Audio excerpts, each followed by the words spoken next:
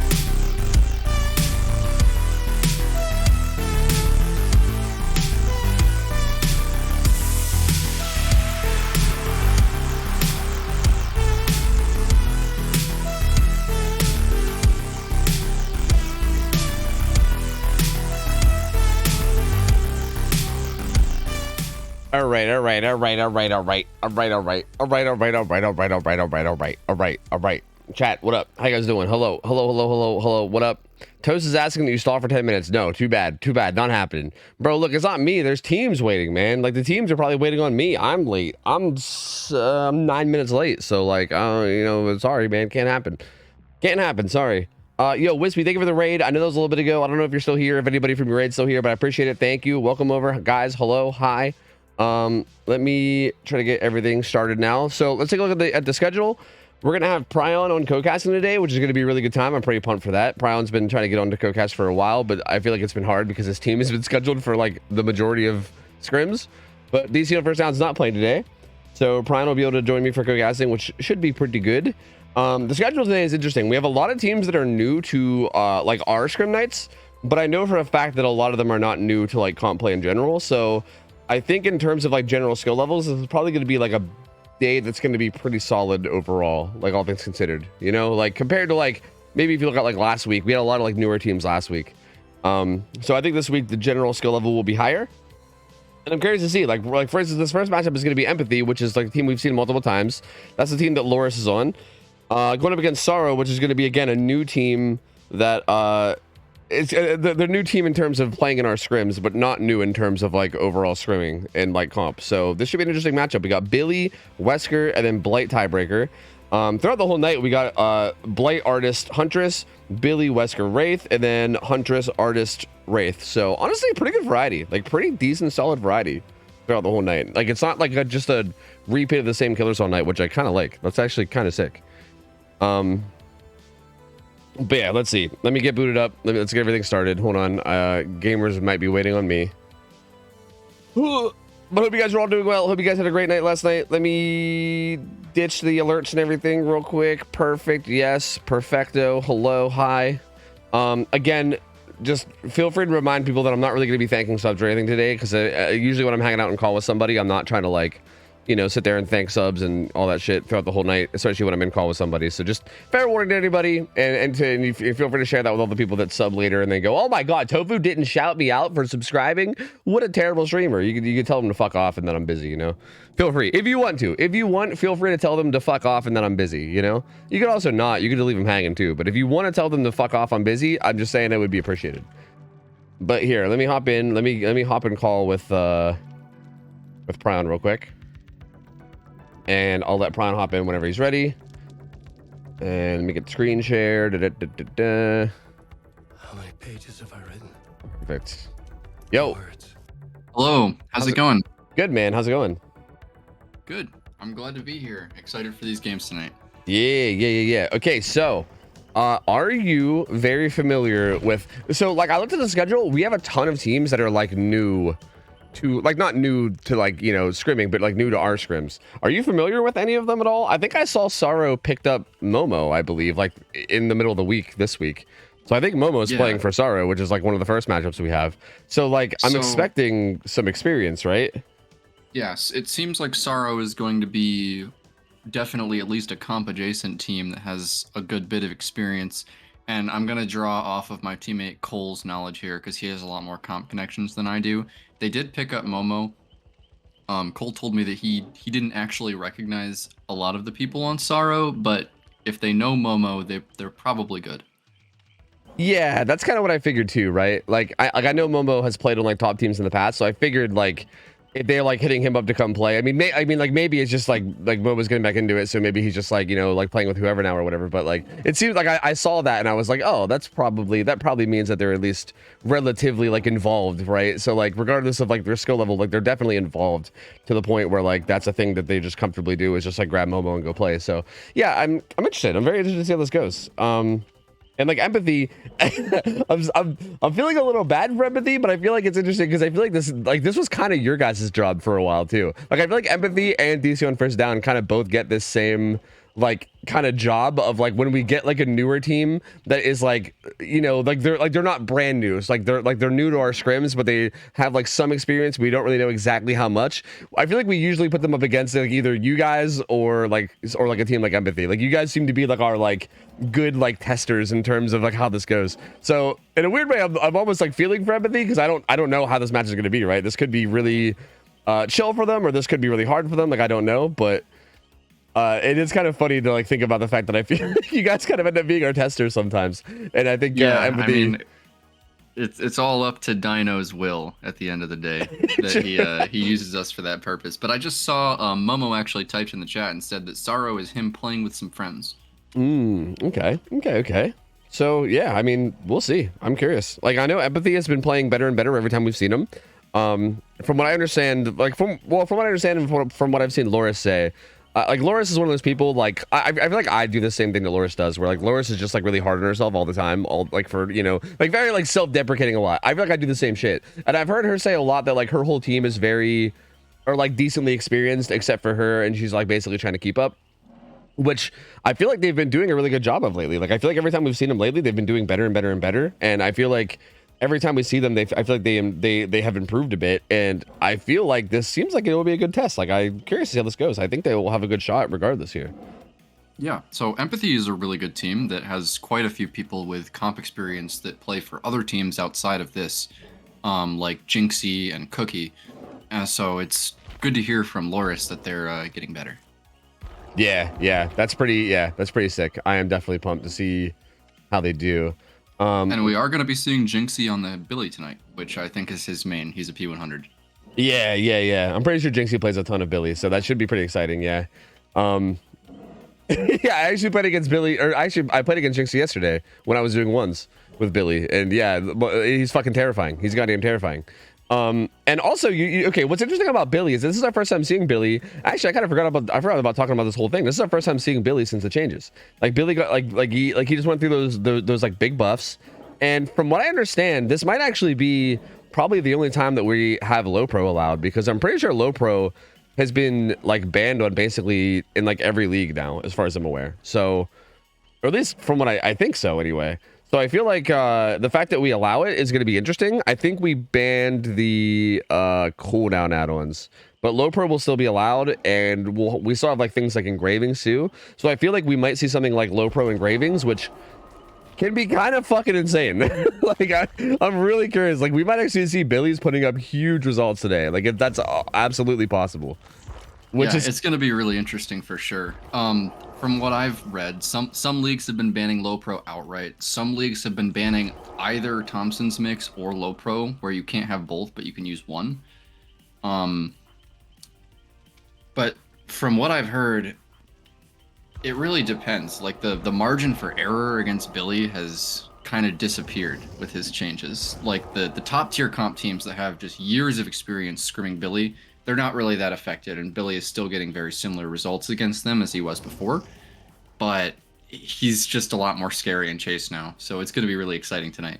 Yeah, like it feels like Billy's kind of always had this thing where like he has potential, right? Where like if the survivors fuck up, he can like kind of pop off, but like not only did the Billy have to be incredibly good, but the survivors also had to like kind of biff up a good bit, right? Whereas I feel like now there's just a little bit more room in that regard. Like I feel like there's more room to fuck up a survivor. It's a little bit harder to play like super safe and perfect like it was before. Like before it felt like if you were just like pretty experienced against Billy, it was like really easy to just not get chainsawed, right? Like you didn't have to do anything that crazy. You just had to like loop decently well, don't get chainsawed, and then you were good. But now I feel like just the act of saying don't get chainsawed is not always easy, right? Like if it's like an engravings Billy in overdrive and he's like flying around a corner, like, you know, the fucking speed of sound, like it's not exactly easy to just say just don't get chainsawed, right? So yeah. I think that's going to make it a lot more interesting, and like, again, I'm very curious to see how both these teams handle this. Yeah, in the past it was like Billy does all this work to get somebody in the open, pulls up his chainsaw, and the survivor can just say, oh, I spin him, that's okay, it's just Billy. Not so much anymore when he has overdrive. Yeah 100%. It just makes him so much more dangerous in like every way. Here, I'm gonna give you guys a Gamba. Chat, of course, losing their fucking minds, dude. Bunch of fucking addicts.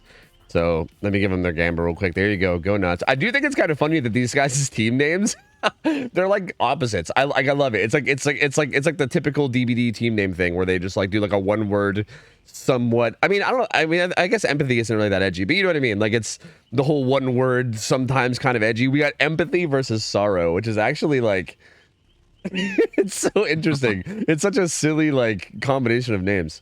I'm gonna be perfectly Empathy, they could just be Claudette mains. You never know. True. That is true. It's a good point. Maybe they just really like empathy. Maybe they just haven't seen the light of Bond yet, which honestly would be a shame because, like, please. I love Bond.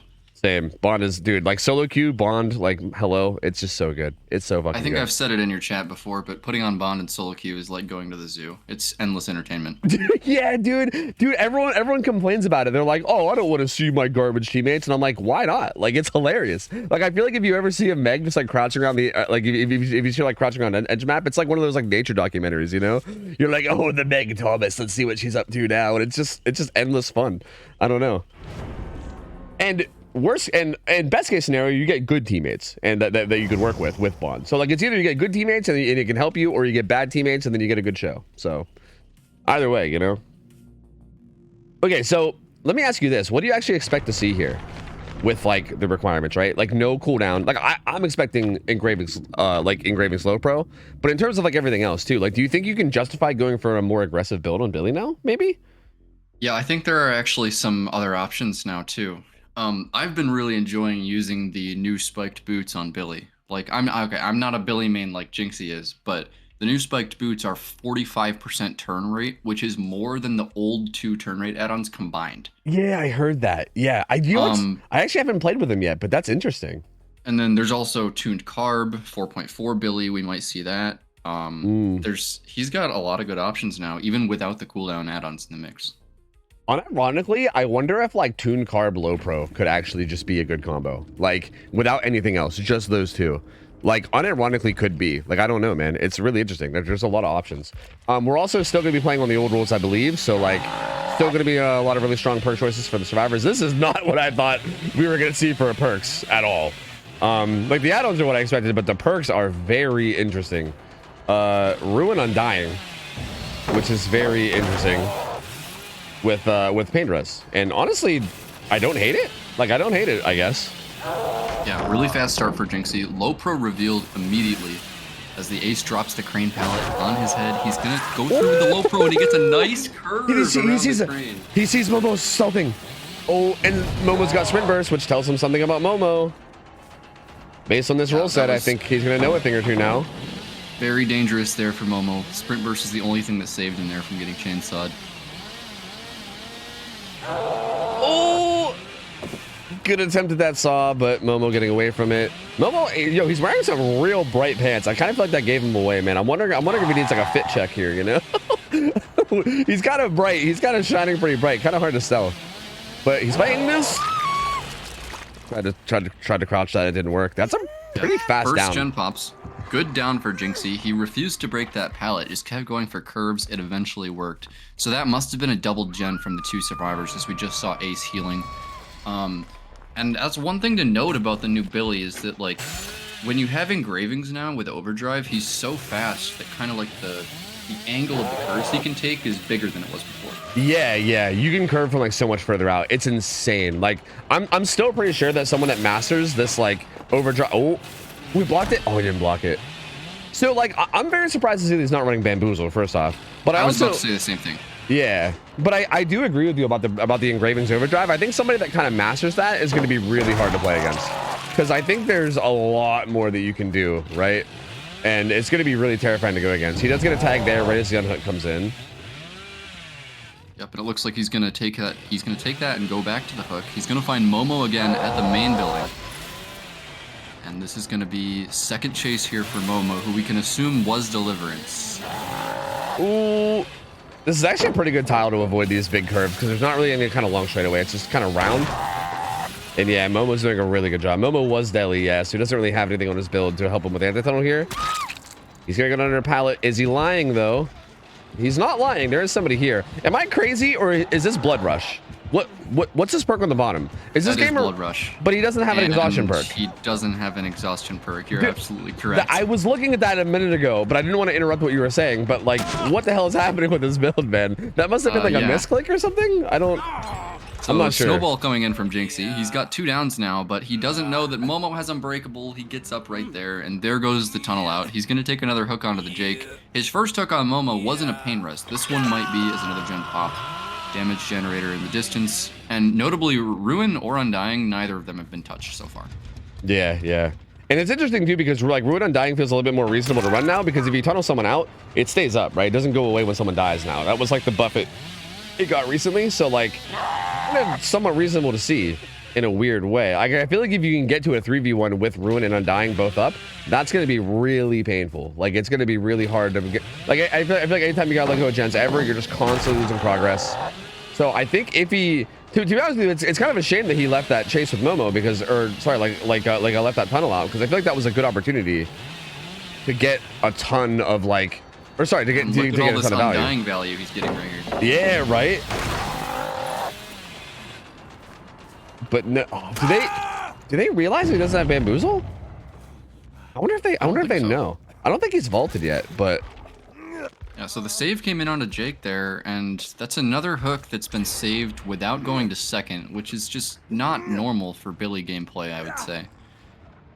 He's really going for fresh hooks here. That's another pain res, and I'm not sure if he's gonna choose to camp this or if he's just trying to flex his Billy chase on these guys. yeah, right. That's what I'm wondering too, right? I'm not sure. It's a little weird. He does find Momo though, who has been hooked, but I feel like it's starting to get to the point where like a tunnel out, like it needs to happen very soon, or else it's gonna end up not being worth it. You know. My guess is that he'll choose to confirm Momo here. Because Momo wasn't a pain res the first time. If this is a pain res, this would be a really good one to confirm. Yeah. There's the pain res. And I think he's either probably going to proxy camp this or just go back and forth with overdrive. Yeah, that makes sense. But I feel like he probably needs he actually has an okay like little row of gens here, considering, right? Like it's all along this like left side. So it's really not that bad in terms of a gen setup, but considering he's Hillbilly. And I feel like especially if he gets Momo dead with Ruin still up, this actually could be okay. And gets a good chainsaw to Nancy. He can go right back to the hook now, and that's a ton of pressure. So wait a minute. Saro's actually in trouble now. The overdrive plus engraving speed all the way across the map again in an instant, and he finds the two survivors. Was that both? I think I saw scratch marks over there. I think it was, but he just ran away and ran to the unhook. But I think it was one of the survivors. I mean, he's not going to get... Well, he actually still might go figure this tunnel out. Yeah, he's just going to go ahead and slug. I mean, I think that's a good play. Because, yeah, I mean, he's already getting pressure from them being slugged. Nobody's working gens right now. He's free to find Momo again. And he barely misses that chainsaw. Still has overdrive here. He's going to catch back up instantly and have a really fast recovery. Momo makes it to main, but he doesn't actually make anything because of that fast recovery. Yeah, he's just trying to buy time with the locker. But this is going to be a really good spot for Jinxie now, man, because, yeah, these downs he got while this was going on just bought him so much pressure. They got, like, no gen progress this whole time. Like, the past, like, minute has been basically no gen progress. And now it's going to be a 3v1 with Ruin and Undying up. With this, like, again, buffed Billy with low pro engravings. This is going to be hard, dude. This is going to be really hard to deal with. And he's still getting a hook out of it, too, to start. Oh, man. Yeah, nobody was able to pick up Jake. And from this gameplay, I can just tell that ever since the Billy rework, Jinxie has been on top of the world with this. Yeah, he is having fun. You can tell he's having a good time. Yeah, for sure. Absolutely.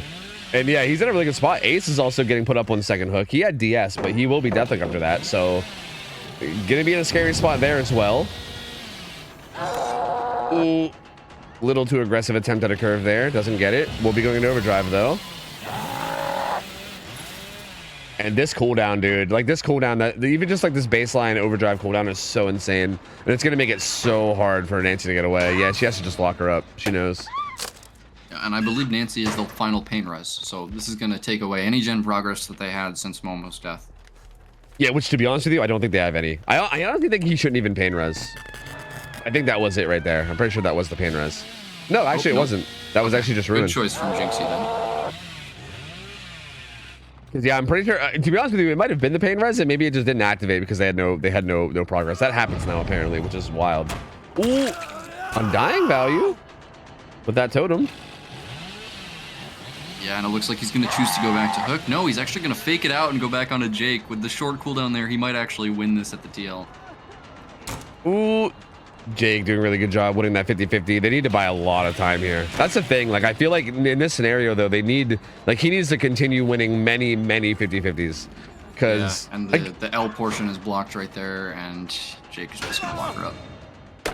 And how do you ever get time to do gens, man? Like, they're currently doubling one, but if they don't get this done by the time he makes it over with Ruin, then he can just kind of patrol it with Ruin.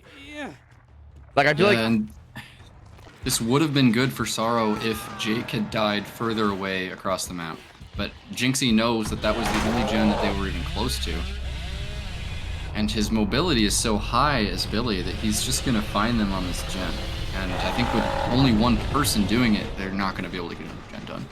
Yeah. I feel like Jake kind of had no choice because he was kind of just zoned into that LT. So I think it was either like try to buy time and for that gen to pop, or just run away and hope that you get away. Like either way, it's not really a good option. Jinxie just in such a strong spot here. You kind of need like a miracle to get one more gen done, which is gonna be crazy because this because that means 4K too for Billy. Like, ooh, good dead hard. Nice dead hard. And something that's been so important here is Jinxie so many times has very nearly hit a cross map chainsaw on somebody, and with old Billy, that person would have made it to a tile, but now they're getting M1'd and getting downed. Yep, dude. I've been saying it since they like announced the changes to Billy, but the cooldown is like the biggest thing out of everything. Like all the other changes are nice, but the additional cooldown is absurd. Like it opens up so many new options, especially with the cooldown or with the add-ons, man. Like absolutely insane. And yeah, Jinxie doing a really good job of showing it here. Like it's so tough for them to get anything done. Yeah, he's gonna find Nancy here at the TL wall once again. And with no bamboozle, he's just going to have to win an M1 mind game here. Not a lot of pressure, though. There's barely any progress on the gens. He knows that only one person can be working them. Nancy doing a really good job. She wins the mind game at the T section. He's actually going to leave and overdrive back to the other gen. Yeah, this gen right here has the most progress, so you know he's worried about this. Like, if he's going to commit to anything, probably something near this, if anything. Ooh, tried to crouch it, but doesn't get it. And yeah, that's going to basically be all she wrote, because now he's in total control. He knows generally where the Nancy is. He's going to be heading back her way. And yeah, even if he finds the scratch marks, that's going to be it. There's no unbreakable in play either because it was on Momo. And that's going to be it, dude. 4K too from Jinxie. So good. Like, I mean, again, it's interesting too because this might not even be like, for all I know, this might not even be enough to win. Like, Billy honestly feels so crazy right now. Like, I feel like you can snowball so quickly with a skiller if the survivors just kind of misposition or do anything wrong. And I honestly feel like his build ended up showing like a lot of value here. Like Ruin Undying looked really, really good here. Yeah, and I think the other important thing to talk about here is, does this mean that Billy no longer needs BAM? I think, see, I feel like it's either BAM or maybe low pro, right? Like I feel like, and also I do think Blood Lodge is maybe one of the maps that you can get away with no BAM the most on, because main building is not really quite as painful as some other maps, right? Like if we had him, yeah, like if we had him on like, I don't know, like Gas Heaven, or I don't know, like maybe like some other map where like the main building is a nightmare, then, you know, I think it justifies it more. But yeah, I mean, in general, like BAM on Billy obviously is kind of like a no-brainer just for playing any, you know, for playing just about any tile. But yeah, I mean, Jinxie did do a really good job of playing without it here, and I feel like the mix of overdrive, low pro, cooldown, everything combined, kind of. Oh my god, that literally scared me mid-sentence. Jesus Christ. Anyway, like the combination of all those buffs just kind of makes Billy, yeah, very, very strong, and Jinxie showing that. Yeah, this is the Jinxie Billy I was promised when people told me about how good he was. Oh, Ace is gonna get adrenaline here, so we're gonna have one more chase. I think he went right towards him. These gates are, oh yeah, these gates are stupid close. Yeah, he has vision of this one.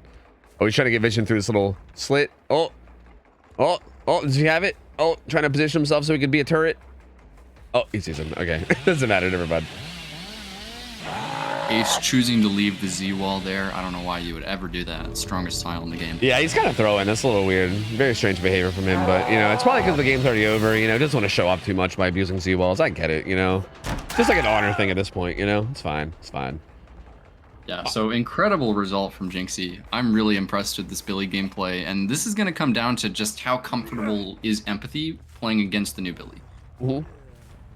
Absolutely. I mean, obviously it's going to depend a lot on the play from Billy too, but I feel like regardless of how good the Billy plays on Sorrow's side, yeah, I think if Empathy is just comfortable against Billy, which I think they are. I mean, from what I understand about that team, pretty much all of them are like Billy enjoyers.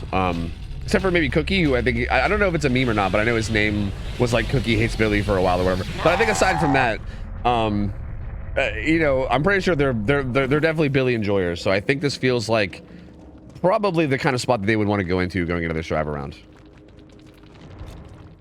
And well, I mean, we'll see, man. But then again, like with all these buffs from Billy, like I really wouldn't put it past like the killer from Sorrow here to put up a result that could either like tie this or, I mean, winning it's gonna be hard. For like 4K3, I don't know. Like you honestly, it is like literally like, it's possible, right? Like Billy is maybe one of the snowballiest killers now. I feel like with his additional ability to like actually land chainsaws. Like if he happens to get like an overdrive engravings down and then followed up with like another one immediately right afterwards or something, that's like you can end a game like instantly almost with Billy right now, right? Like he is in a spot right now where he's very dangerous, but 4K3 is going to be ridiculously hard. Like that's going to be next to impossible, but a tie could happen. Like a tie could happen.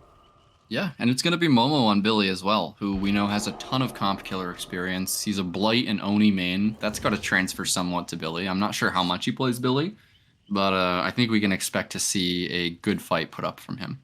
Yeah, we we know in general like Momo is just good at like playing killer regardless, right? Like he's played like against like the best teams in the world for a very, very long time. I mean, I know he's been like kind of away from comp for a bit. I know I've heard him say himself that he's washed a bunch, but like, let's be real, everyone fucking says that shit. So, I mean, we'll see how washed he actually is, but we know that he's very, very capable of being an insanely good player, obviously knows the game well, knows what to do. Like, I feel like the whole like decision making and everything is going to be there, right? Like, there's no way, like, I don't see Momo making like bad calls, right? Based on his experience. I feel like it's just really going to boil down to his actual mechanical Billy skill. It's going to be most of it. Yep, I would agree 100%.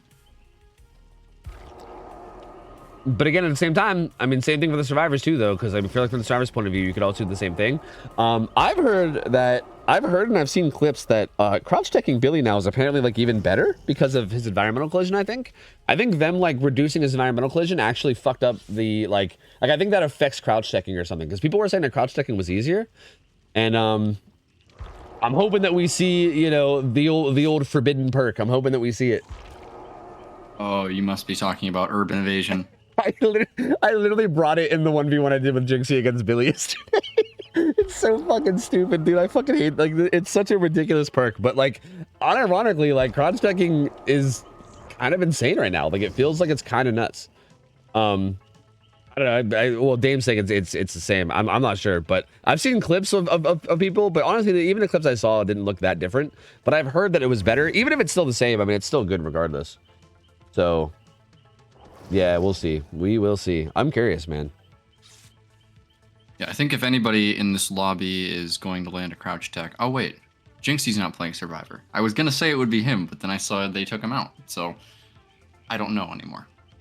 Yeah, I mean, I know Loris is an urban evasion lover. Like, Loris is kind of who turned me onto urban. So I would expect Lauren to... Or, sorry, Lauren. I expect Loris to probably run it.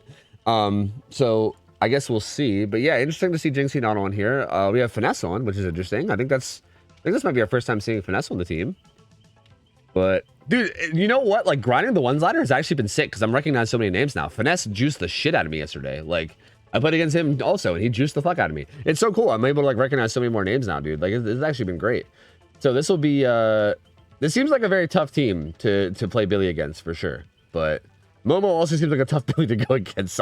I don't know what to expect out of this, man. I feel like this could go either way. I'm not sure. Yeah, and I'm really interested to see if Momo is going to mirror the build of Jinxie as far as add-ons and perks. Yeah, I would expect the add-ons to maybe be the same. Like, I feel like those add-ons to me feel like probably the safest to go to with cooldown being banned. But for perks, I feel like... That felt like a very off-the-wall build for perks, in terms of, like, what we saw Jinxie run. Like, that's not what I expected to see at all. I mean, again, he made it look amazing, so, like, kudos to him. But I definitely wouldn't really expect to see that, I guess. Although it is interesting, right? I mean, they have to deal with 2 totems at some point, otherwise Ruin is just up for the whole game, which can definitely be a big deal. And then I feel like from the Survivor point of view, really, like, the more I think about that, that's an interesting predicament to put the Survivors in, right? Like, if Ruin Undying is up, because they have to see Undying, right? It pops up whenever you get the aura reading on you. So they knew about Ruin Undying, and they knew that was half of his build. What do you do there? Do you just hope that you can, like, play well enough to get the gens done through Ruin and not really, like, worry about dealing with it? Or do you like take the time to try to find the totems and cleanse them? Like it's a weird predicament that I feel like to put the survivors in, you know? Yeah, I think if it was my team facing that, at first we would probably just hope that we were having good enough chases that Ruin wouldn't matter. And then, because I think if you take multiple minutes to go find the totem, then you're kind of losing. Yeah, That makes sense. Yeah.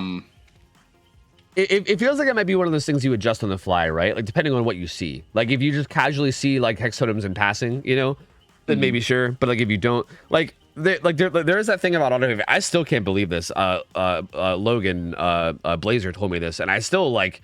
I didn't think it was real, but apparently it is. Apparently on AutoHaven, every single time there's an LT wall, there's a totem there, which is crazy. I didn't know that was a thing. Like I know that totems spawn in LT walls on every map, like, you know, sometimes, but apparently every single time on AutoHaven, which I don't know. Apparently everyone else knew that. Like when he told me that and I was blown away, everybody was like, well, yeah, duh, Tofu, as if like that's like common knowledge or something. If it is, I don't know. I never knew that shit, but I feel like that does make it a little easier on a map like this, right? Yeah, because I know last round, one of Jinxie's totems was in that LT wall, and then the other one was, I think, and in the corner at 1. So yeah, like that rock cleansed either of them. Well, no. That only works on dull totems. So those were actually dulls, is what it was. Like Undying won't show auras on actual lit totems. It's only dulls. Oh yeah, okay. So yeah, like those were both dulls, which again, it's kind of unfortunate because I feel like again, it's a guaranteed like totem spawn of some kind in an LT, but like whether or not it's a hex, right? It's just up in the air. But I feel like it's at least like a couple spawns that you'll know, like right, you don't really have to look. Like you can see an LT and be like, oh, like there's definitely a totem there. Let me go see if it's the hex. So I feel like it makes finding Ruin Undying a little bit easier, probably, right? Which I feel like does make that a little risky. Again, it worked out for Jinxie, so like obviously, like, you know, obviously it doesn't seem too bad, but it does seem like it's one of those kind of like, it could be like kind of high risk, high reward depending on how it goes and depending on what they see as they're wandering around. Yeah, it sounds kind of like the library totem on Midwich or the water tower totem on Dead Dog. That might be why he brought Undying actually, just for the chance that he got the 100% spawn at the TL. Yeah. It does feel like Undying 2 just does make it so much more like to me, I feel like it puts that thought into the server's head of like, okay, if we want to deal with this, we got to find both and destroy them both. Otherwise, like for instance, if you just find one, break it, and then never find the other, that's just wasted time, right? Like you just didn't do it, like you didn't actually progress the objective, and you just wasted time, you know, not actually accomplishing anything. So it does kind of make it like, okay, if you're gonna deal with this, you have to like really deal with it, otherwise not at all, which is kind of interesting, yeah, like. And I feel like, yeah, I mean, with that map being like kind of sketchy on spawns, it kind of makes sense to maybe go for that. Anyway, let's see what Mumbo goes for. Much different build, much more of what we'd expect. He's got the boots. Oh, he does got the boots. Okay, interesting. So no engravings, but we'll see how this turning is. Wow, yeah, I can already kind of tell this turning is. This turning has felt so good for me playing the new Billion pubs. That's interesting. You go a little bit faster by default too, so like.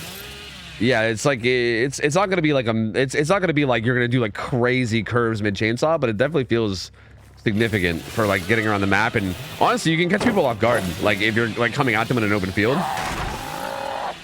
Ooh, just breaks it. Pro revealed here as he takes chase on Cookie at this double window. He does have Bamboozle. That's gonna be revealed here too. Ooh, Cookie doing good so far. This, like, no engravings means that this charge time is going to be a lot better too, especially in overdrive. Like the overdrive charge speed is going to be a bit tough to deal with. That is kind of the one downside of engravings. Even though you go fast as shit, like you lose out on that really fast charge speed that you get in overdrive at default. Cookie doing a good job of forcing an M1 though. Very well played by Cookie there at that tile. Not a good tile, but he's able to avoid the chainsaw and force an M1 hit. And he's zoned here actually. He's going to go down. Yeah, he's gonna go back. And there he goes. How much time does that buy them? Oh, I saw someone ratting. No way. Wait, you could have...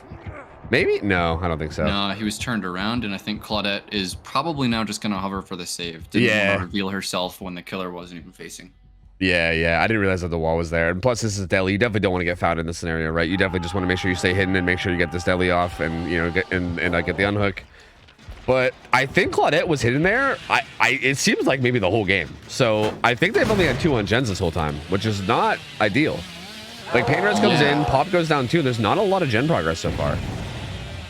Yeah, so quick pull's gonna come on to Cookie there. Chase now gonna start at the crane. Nope, he's actually gonna take the overdrive and go straight back to the hook. Goes past Vin with the turn rate. He almost hits Cookie. He does find him though with low pro too, and this becomes a bit of a risky spot. Goes for a wide curve, maybe, probably on purpose. You could think. It's hard to say because I know New Billy's a little bit funky, but might have went wide on purpose, but didn't quite get it. That was fine on the M1 though. Does Ace have a? Yep, he's got a build for it. Yep. Cookie is gonna hit the DS here. I hope I didn't just curse him. Okay, Cookie's gonna hit the DS, hit the pallet stun, and gonna be looking to use his Lithe now. Actually, parental guidance coming into play. Not actually gonna come into play. Momo knows exactly where he is, and he's back to playing this filler pallet. He has resources here, but he's playing against low pro, so it's a lot more complicated. Oh, that was a good crouch check though. That was Nice so good. Crouch check into And the the Lithe, and Lithe. he now makes the main building window. Yeah, doing really good so far, honestly. Buying a lot of time. And I think they need this because, again, with them only having 2 on gens on that first down, it really didn't feel like they had a whole lot to show for this so far. So if he can continue buying time the way he is now, this is looking really good. This is definitely what they need to be able to get this win, because it was kind of looking like Momo, like if Momo could have got this follow-up hook with him and put him on second stage quickly, he was in a spot where he maybe could have got this win con, or at least like the tie con. Absolutely. So there's the first gen. Momo gets punished a little bit for not bamming that main building window first. Second hook now coming in onto Cookie. And yeah, there's another gen. I was just about to say that there's probably another one popping. Yep, and here's the third one being progressed. Also, the one at main had some progress too. So progress all over the map. Momo probably just gonna go back though. Ooh. Finds Claudette. Oh, doesn't get the follow-up curve. Good juke from Claudette. She does have deli. I think she also had BT as well, so I'm sure she would like to get the unhook for the sake of humping on ace. Oh no, doesn't get that one either. He just let go of that a second too early. Gonna take the M1 onto the Claudette and probably chainsaw back to the hook to try to tunnel out Cookie. Yeah, we're getting really close to dead, but I think they're gonna get there just in time to give him another chance to buy some time. Choosing not to hit Cookie's BT. He's going to wait it out instead. Cookie's already used a slide. He's probably going to try to make Shaq here, but I don't think he makes it. Yeah, looks like he's kind of stuck here at this tile. We'll see. I mean, if he can get a good play on this tile, maybe. But he's got to watch out for this curve. Overdrive curve comes in, but it's a little bit under curved. So Cookie is going to be able to drop the pallet. Possible low pro flick here. No, he goes for the curve mind game instead, and Cookie flares him. What a play from him. The cooldown, though, is still kicking in and getting him the down, though. So he is eventually going to go down. But yeah, Cookie did a good job of buying time there, though. The gen that Loris was on pops. Yep, so that's going to be the tie con for Empathy. Yeah, so they need one more to win now. And they almost have it. Is he coming here? You just stick it, right? You just stick it. Yeah, oh, yeah. He's sticking it. Yeah, you just stick it. Yep, and there we go. Empathy takes it. So yeah, he's going to die for this, but like, who cares? Because you already got the win. And Claudette might even be able to finish this gen. I mean, Pain Res might come in, but yeah, they're in a position where even if Pain Res hits that, they're still in a position where they have a lot of gen progress, and they could still probably get this done and maybe get some outs. It's a really impressive showing, man. I think Cookie did amazing in those chases, and even though I think the start was like a little slow for Empathy, they brought it back and did really, really well. Like, did such a good job in chase and bought a ton of time. Yeah, definitely looking comfortable in the set for sure. I mean, I can see why they picked it. Yeah, Cookie had really good chases. It can be complicated to play those tiles against low pro without eating hits, but he did it really well, used his DS, and was able to generate enough time for his team to meet the win con. Yeah, and actually it's kind of looking like they're going to get maybe 4K1 now. Finesse does have Unbreakable, so no UB on the ground in terms of the people that are hooked or downed. And Claudette is here, he just heard her, so yeah, it looks like it will be a 4K1, so good thing that Jinxie got that 4K2, because it was honestly not that far away from Momo, honestly. Like, he was, I honestly feel like if you would have got that down on Cookie just a little bit sooner and got like a pop down on that gen at main, who knows how this could have gone, right? I mean, they still did have this other gen over here that had progress, but it was definitely like in the realm of possibility. Yeah, so we're going to have the chain of survivors picking each other up now. Blubs is going to be the only one up as he uses main building. UB though. Finesse on the ground does have Unbreakable, so if Nancy's able to stall here, they might be able to pick themselves up and get back over to that gen that had progress. Yeah, Finesse should be being right about now, and then he'll be picking up Loris, and then they can basically go do whatever they want from there. So yeah, there it is. The problem here, though, is that, like, oh, well, actually, Blubs has already been pain res, but still, I think that gen has been losing progress this whole time. There's going to be, like, basically no gen progress on the map. So there's still not, like, they recovered, kind of, but, like, it's going to be still tough to make anything happen from here. Yeah, so second hook onto Blubs. Almost going to take his chainsaw over to Shaq. Find some scratch marks there, but he's not going to want to commit. Looks like he's going to go back to the hook and try to find the other survivor. Yeah, checking up on this shit and then notice that progress, but can't find anything yet. Claudette hanging out near main. Loris doing the gen at shack, which is far away from the hook. Oh, but Claudette gets, that's a huge find. That's big, because now Loris basically has to get off that shack gen and rotate for the save. Or you're just letting him die, which is probably not ideal, right? This puts him in such a tough spot. Yeah, and there's no resources. There's no resources over here. Finesse is just gonna lock her up. He takes the pull. Yep, Loris is off the gen, has to go for the unhook, which means all that gen progress at shack is going to be probably going bye-bye with a pain rush soon. First hook for Finesse. Finesse does have deliverance, though. Yep, there's the deli.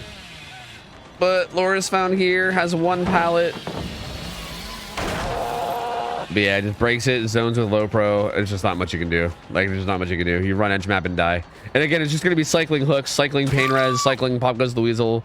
Again, especially with all this mobility too. Like this is giving me like kind of blight vibes almost, where you just like fly around the map with your like crazy speed. You fucking get downs pretty quickly. You cycle through your like pop goes the weasel over and over and over again, and then the survivors just can't get anything done, right? Like, it's got very blight vibes to it in terms of how it's being played right now, which is tough for the survivors, man. This is a position that's really hard to really get anything done in. Yeah, I would absolutely agree. It's definitely the same vibe of the hook comes in, he's going to be here in like 3 seconds across the map, so everybody has to pre-run. But when there's only 3 people up here and everybody's injured and a gen needs to get done, there's just no time. Oh, has blubs at shack, so we'll see what he can do here. Yep, no more unbreakable, so if Blubs isn't able to make him lose this chase, this is going to be the end for Empathy. Yeah, which I don't see happening. Oh, almost gets a good curve there with overdrive activating like mid-curve, but doesn't get it. And yeah, he's got to go pretty far to get pickups too. Like, I'm pretty sure. Oh! He crouched that, but I actually wonder if Momo let go a little early. I'm not sure. Yeah, I think Momo might have been expecting him to path away from that and let go of the chainsaw a bit early, but Blubs is eventually going to go down. 4K1 secured for Momo, but Empathy overall is going to go up 1-0. Yeah, good, very good show from Empathy here. Again, I mean, I think Momo did a really good job of pulling this together. Again, I feel like it's so wild because it really is like if Cookie just died a little bit faster, like it's definitely not like a guarantee that it would have been a 4K2 or anything, because they did have progress in this gen off to the side, but with how much Momo popped off right after he died, like he immediately got like 2 downs right afterwards. And like if that would have happened with the 2 gens still up, he honestly could have got this tie. It was actually pretty close. But Empathy definitely getting the job done. Cookie had a really good chase. Even with that little bit of a rough start in terms of progress, they managed to make it happen. And that's going to take us into set 2, which I believe is Wesker, which should be interesting. I wonder if Momo's going to be playing killer for them for every killer. I'm not sure. Yeah, when I saw the picks and bans for this game, I was dumbfounded that they didn't pick Blight, but instead Wesker, with Momo as their killer. See, but they picked Momo up like halfway through like the week, I think. Like they did it like like 2 or 3 days ago or something. So I'm not sure if they knew Momo would be playing whenever they did picks and bans. I'm not sure, maybe. I mean, it's hard to say. But yeah, I mean, I know like whenever I had Momo on the co-cast a while back, like in between games when we had some fill time, I think, or no, for some reason I thought he was playing Wesker against his team, but that was actually Heck. Yeah, he played Survivor against Hex Wesker. Never mind. I was gonna say that Momo plays Wesker, but that's a lie. I don't know if he does. So yeah, I'm not sure. I'm not really sure who's gonna be playing Wesker, but yeah, I mean, Blight as a tiebreaker. Obviously, Momo is very well known for his Blight. Well, I say obviously. I'm not sure how many people here know Momo, but Momo is very, very well known for his Blight. He's the gamer that has the 1700 win streak that I feel like Twitter loves to get all up in arms about. Twitter always gets real uppity whenever that gets brought up, and it's always a good time. But yeah, Blight, very, very good from Momo. So if we get to the tiebreaker, they'll be feeling good about that, I'm sure. And anybody can correct me in the chat if I'm wrong, but it's not just a 1700 win streak. He actually makes the traditional win condition harder for himself in that win streak by counting it as a loss if the survivors pop 5 gens. That's interesting. Is it just if they pop 5 gens? I actually didn't. I thought it was just if they like pop 5 gens and get out through an extra gator, but I'm not sure. But if so, I mean, maybe it wouldn't put. I honestly wouldn't put it past them, because I feel like a really good Blight that like has like that kind of discipline and experience, honestly, like I could see him being able to do it, honestly, even if the win con was just finishing 5 gens. Because yeah, that's kind of wild, man. That's kind of wild. But let me ask these guys if it's the same lobby real quick, and we'll see what we got going into game 2. I'll give you guys your predictions and everything before you guys freak out. I know that your tofu bucks are more important than everyone's lives. I know, calm down. But let me just see real quick. And Wesker will be surely played on Cool Tower, right? I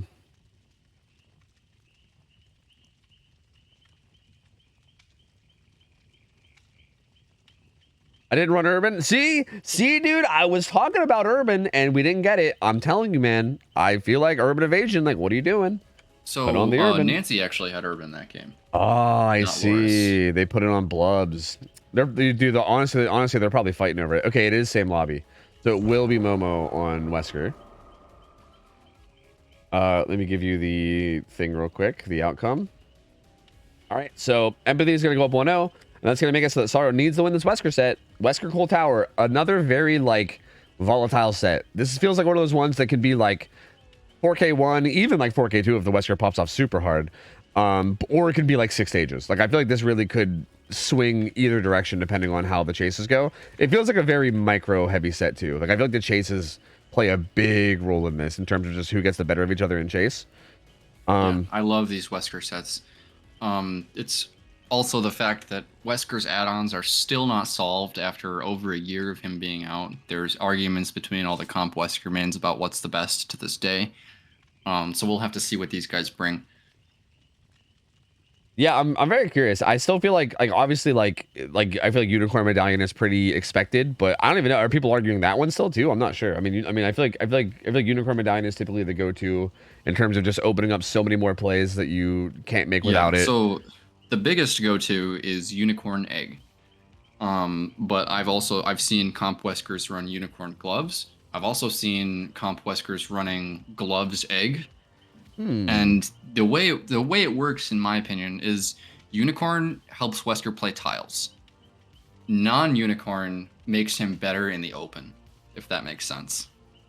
But it kind of hurts his ability to play tiles. No, that makes sense. I definitely think like Unicorn Medallion, like from my experience, like even like jungle gyms are, it almost feels like they're built for Unicorn Medallion. Like if you're like at a corner of a jungle gym, you can like dash and then you'll be like perfectly lined up at the front of the jungle gym to like set up your second dash. Like it's kind of like it literally feels like that add-on is like built for certain tiles like that. Same thing with like the like God Rock on Macmillan, right? Like if you're on the like weak side of the God Rock and you dash to like the to the better side, you're in perfect spot. Like it literally feels like the tiles are like built for like the distance of Uni, which is really wild. Like I feel like it just opens up so many more plays. But that being said, a lot of those plays are risky, right? Like if you're at a God Rock and you go for this double dash at the God Rock, if you miss that, then you end up using your charges. You then have to kick the pallet. The survivor runs wherever they want. The chase keeps going for like another like 20 seconds. Well, not 20, but it goes for a while before your powers even back up. And it kind of like, it's definitely like a risky play to go for. So like maybe you don't go for that, right? Maybe you just use brutal, zone, kick, and then follow up with your power, right? It's like there's a lot that goes into it in terms of like how you handle certain situations, what like little micro plays you go for, what you don't go for. Like there's a lot that goes into it, and it makes it, again, like kind of like you said, really fun and really intense to watch. Like I feel like it's like there's so much skill expression on both sides, and I think it really, to me, seems like it boils down a lot to like, obviously like decision making in macro always matters, but it feels like it boils down a lot to just like who can get the better of each other in micro, like in chase, you know, like who can basically make plays on each other the most. So yeah, absolutely. Like almost every double bound play with Wesker is a big risk. Missing it is so punishing. It's a long cooldown. He's got a long fatigue, and he turns into an M1 killer for 10 to 14 seconds. It feels like so. It's just going to be up to which Wesker is more on point with their bounds, or if any of these survivors are just absolute Wesker juicers and are going to be juking left and right.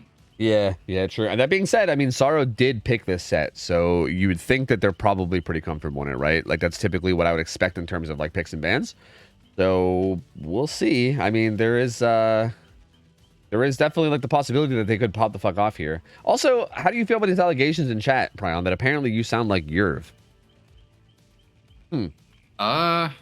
You know, I don't think I've ever heard that before. I do watch some Yerv. and I've never really noticed a similarity. But you know, when you hear your own voice, you don't really hear it the way other people do, right? So maybe they're Yeah. right. Yeah, I don't like I don't know what the fuck I sound like. I've even heard myself in recordings. I'm still like I don't believe it. That's not what I sound like. So I don't I don't know. I know what your sounds like a little, but I feel like I'd really have to like hear you guys side by side to really know for sure. But Yeah, I like Yurv's YouTube videos. He's the agent of chaos that brought us the box camping pig strategy. don't remind me, dude. I don't like look. I like Yurv, but like I didn't like Yurv when that video came out. Okay, I didn't like that. It's kind of like the whole like I think it was Coconut did the fucking pinhead thing too with like Face of Darkness or whatever. There was a couple like videos that gamers made where I'm just like why you got to do this, like why? Okay, that like, one why, was dude? a little bit too far because it would result in like the server shutting down after an hour. Yeah, true, that's true. Yeah, I bet. But the pig thing, just so in character for the pig, so silly.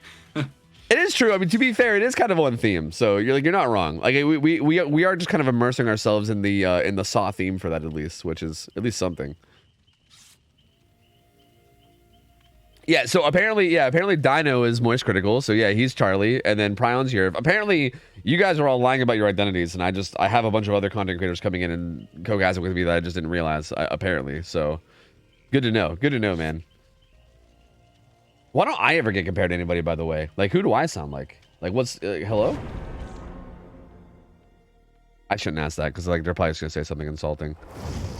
All right. So, what are we expecting to see here in terms of a build? I feel like there's, like, a more aggressive build you can run on Wesker, and then there's probably, like, a more, like, safe one. What do you think? And, like, how do you think Momo's feeling here?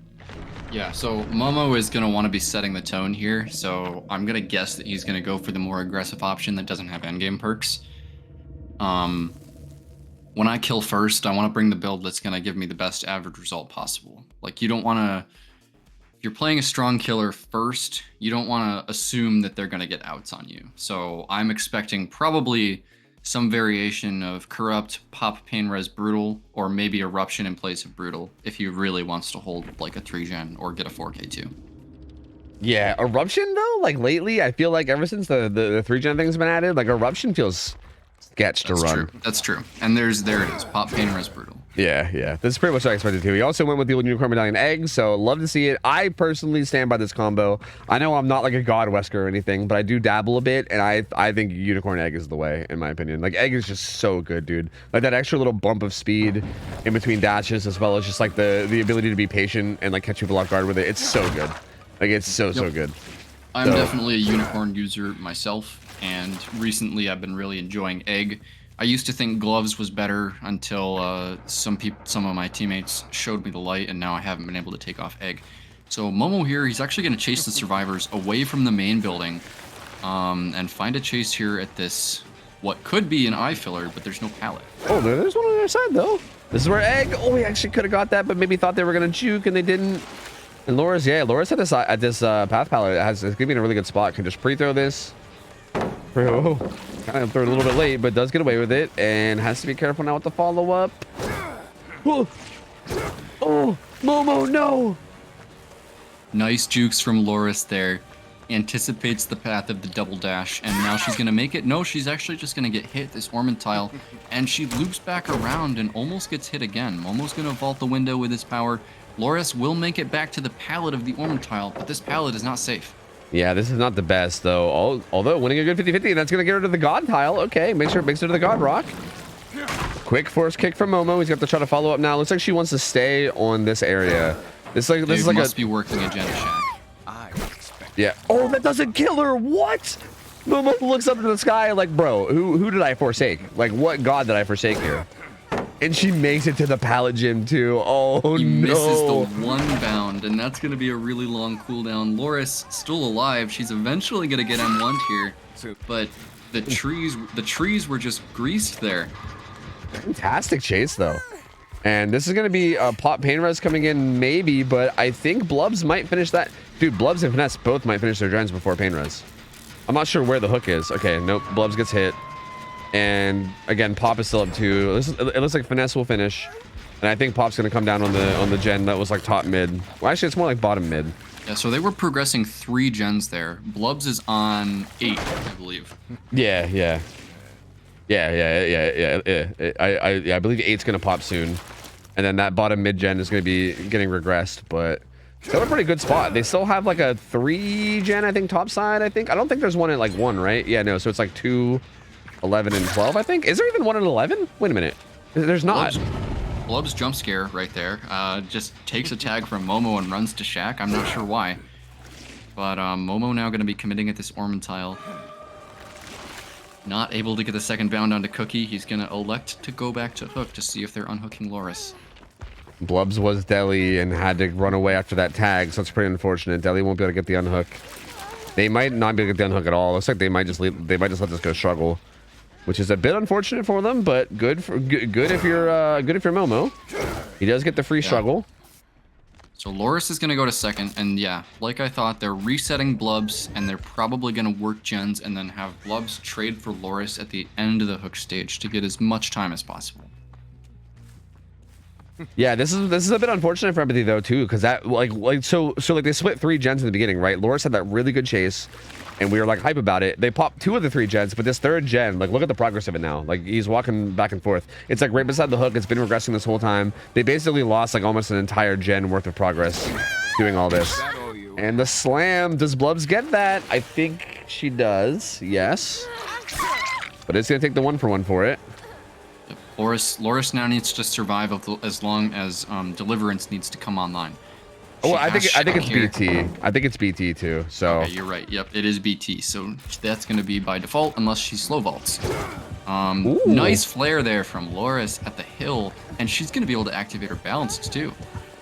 Yeah, Loris doing really good here. Honestly, gets balanced, a little close to the killer, but it's going to try to make it down to this tile. Might get a little bit zoned.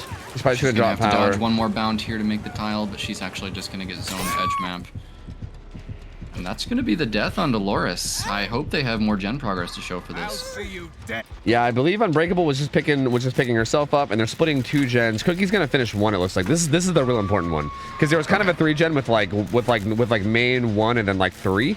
So them popping 1 here is going to be huge because it's going to break up that potential 3 gen. But there is still going to be 2 gens left in this 3v1 with Wesker, which, like, regardless of gen setups, that's still a little rough, right? Because 3v1s can get real volatile now. Like if. Yeah, this next chase is really important. Oh, good play from Cookie again. Cookie doing Forced so well. to break that terrible filler palette. That's not what you want to see. Cookie with an amazing flare.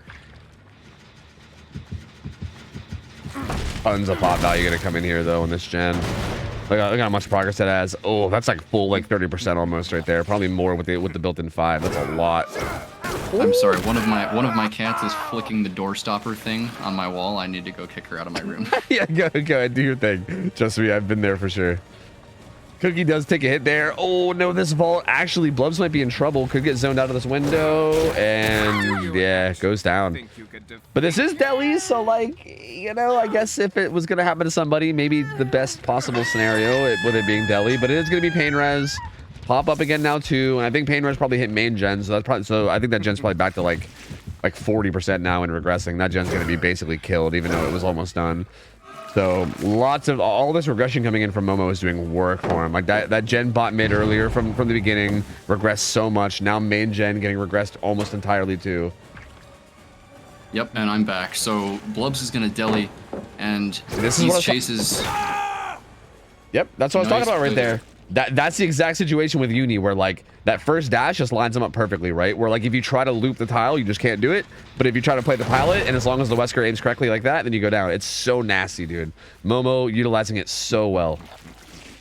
And progress is starting to grind to a halt for Empathy, because all of these injured survivors, they have to spray, and that reveals where they are to Momo, and he's ending these chases quickly with Unicorn Medallion. So dire straits for Empathy. I think this is a really good situation of Momo showing his experience, because you know he wants the 4K2 here if he can get it, right? So he like immediately just slugs him and goes after the gen at main, which he is like a little worried they could be like progressing and getting a lot of progress on.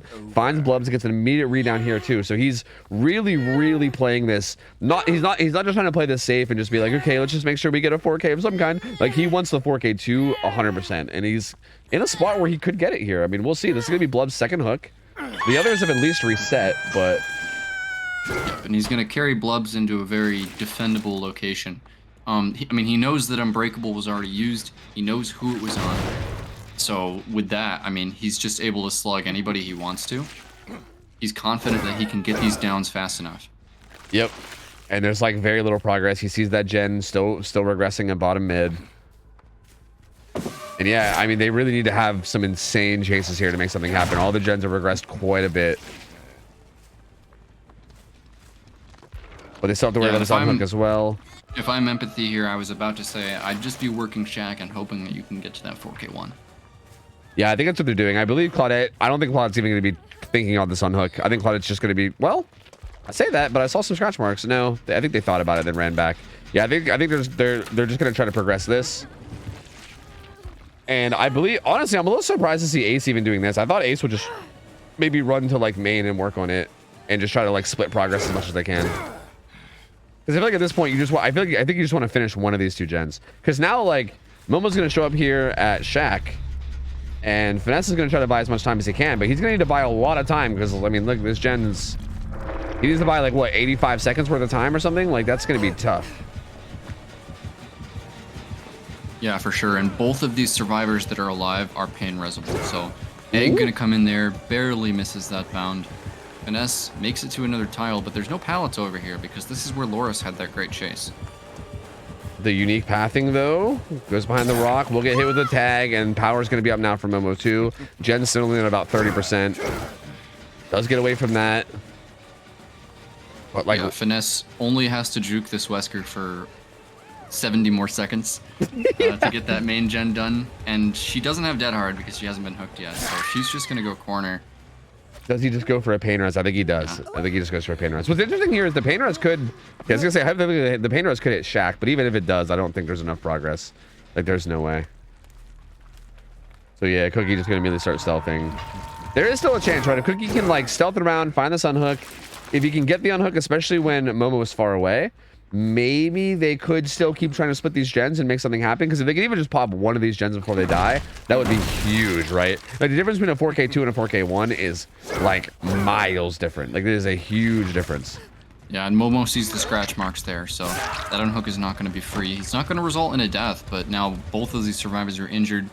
And it looks like Momo is just going to take the second chase here onto Finesse, who does have Dead Hard. Ooh, doesn't use it though. Just goes down at that pallet.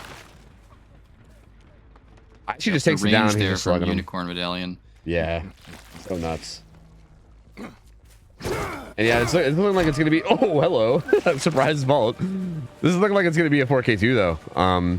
Which again, incredibly good showing. I mean, the first Billy game set started with Jinxie getting a 4K2 and then passing it over to Momo, and now it's gonna be kind of vice versa with Momo getting a 4K2 on Wesker and then kind of passing it over to Empathy and forcing them to have to match this, which is going to be very hard. Yeah, gets the down there onto Cookie. That's going to secure the 4K2 for Momo. And in my opinion, the critical moment here was letting Loris go to second. Even though some of these chases were really good, as soon as they lost Loris for good, there was just no gen progress. Yeah, because also I feel like them letting Loris go second also meant that gen that they, like, third gen that they split. Again, like, the fact that just regressed entirely was huge too. Because if Loris gets off hook, like, before struggle, and then maybe runs to main, right, and then like kind of takes the chase down towards main, and then dies down on that side, you finish that gen that was at like 60 still in regressing. You also just get another chance at a good chase to buy time. Like, yeah, that would have changed so much. I definitely do think that the unhook not coming in earlier. I can't remember exactly how it happened. I think Blubs got found and tagged, and then maybe just ran away from the hook. I didn't see how far away they were, so I can't remember exactly like how it happened. Yeah, it was like Momo was at Water Tower, going kind of back towards the hook, and Blubs just appeared in his screen like a jump scare and got M1'd. I'm not sure where he was going or where she was coming from. Oh, that's just very unfortunate. Yeah, so like Deli just happened to get spotted like on the way to the hook, and yeah, that's very, very unfortunate. Yeah, that ended up being a huge game changer there though, because yeah, I think that unhook comes in and that chase gets taken top, and this maybe ends up being an entirely different game, right? This maybe ends up being like a game where the survivors get outs even, right? But as played though, 4K2 again, big result. Like, it's kind of like I was saying, like these Wesker sets can go either way, and 4K2 I would say is a very, very good result here, especially considering everything that we allow survivors to run. This feels very, very solid for Momo. Yeah, so really tough win con for Empathy's Wesker. This is actually the result of the Billy game flipped on its head in favor of Sorrow. Yeah, like it's like both sets so far. I've just started out with a 4K2. Like I feel bad for the second killers, man. Every second killer has to come in with a 4K2 win con. Like my lord, or a 4K2 tie con even, right? Like that's gotta not feel good to play killer knowing you got a 4K3 to win. You know, that's brutal. So I've been there for sure. yeah. I think we've seen everyone that plays in scrims regularly be in these spots quite a few times, and it definitely is definitely pretty unfortunate. Do you think that Jinxie can maybe do anything risky for this? Is there anything risky that you can even do here? Like, I don't really think, right? Like, if I had an impossible win con with Wesker, I think I'd probably bring Jewel Beetle. Actually though, that could work. It's not good. It's definitely not the best, but if you get lucky with it, it can do that. That is true. Yeah, that is true. That probably feels like the best bet, right? I can't really think of anything else you could run like perk-wise that would really make anything happen here. I mean, we do allow forced hezi, I think, even though like everyone. So like when we were talking about like the new balancing that's coming, forced hezi was something that was like that. I think Dino pushed it really hard to being banned on like killers that are like tier 2 or whatever, like the better killers, and Wesker being one of them. So. Again, I don't know what exactly is about that perk. I feel like every time I see people run Force Hezi, I feel like it usually does like nothing at all. Like I think I've only ever seen it get value one time ever, and it was like on Artist from Brownie one time. The thing about Forced Hezi is that you bring it for one purpose and one purpose only, and that's forcing trades. And most of the people that we're seeing bring it are getting distracted and allowing unhooks to happen without a trade, which means that Forced Hezi never does anything. But in those situations where you can force a trade, that's when it's strong. And I think we're just not seeing people abuse it enough. Yeah. Like it does feel like that's kind of the situation that you can definitely get in with Wesker, where it could be really, really nuts. That being said, I do think the fact that we still allow borrowed time as well kind of circumvents that a bit as well, because we have seen more people do that for the longest time. We've been seeing people running "We'll Make It" as the 4th perk on the deadly builds, which again I've been like so blown away by, because I think borrowed time is fucking stupid OP. That perk is so dumb. And like again, the fact that we even allow it is absurd. Like that perk is fucking dummy OP, I think. I feel like as long, if you don't have the borrowed time survivor on hook, I feel like even with forced hezi, borrowed time is probably just going to circumvent that, right? Like you're just going to get like they'll get unhooked and they'll be slowed down, but you can follow them for 20 seconds, so like they're going to get somewhere, you know? And yeah, it's going to be the slowdown will run out before the endurance does 100% of the time. Yeah, exactly. So it's just.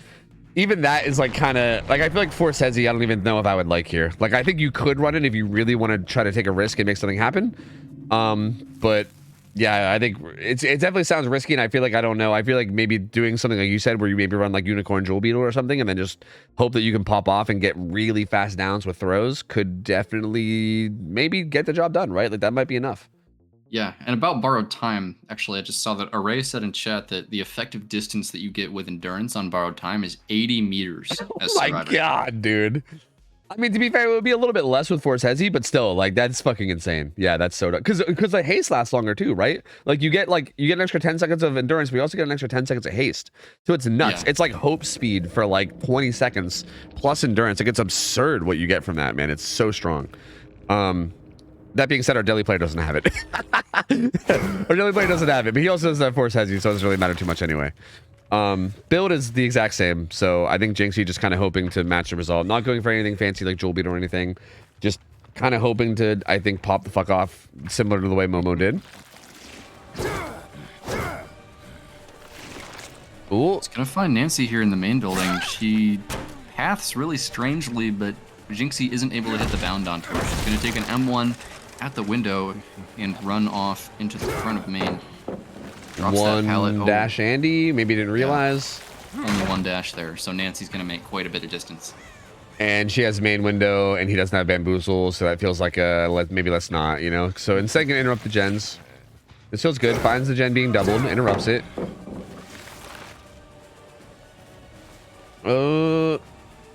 Ace just gonna make it a shack, and he's just gonna go ahead and kick the pallet and probably head back into the gens, I would assume. So not taking any chances so far.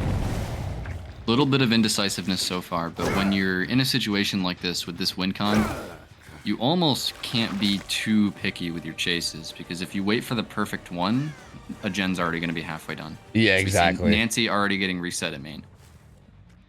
Yeah, it's a little funky because we did see Momo get a big result last game, even after the first chase was pretty good from Empathy. But yeah, I mean, I think a lot of things went his way for that to happen, and you can't really rely on that. Yeah, you kind of need to make something happen early, so you can't be too picky. But to be fair, he has been taking a lot of chases near these gens, so I think progress has probably been a little hesitant. Finds a chase with Momo. That was sprint burst, yeah? Yeah, that was probably sprint burst. I would guess that Momo's the shot caller of this team and is going to be mostly on deli duty, as he is going to take chase towards main.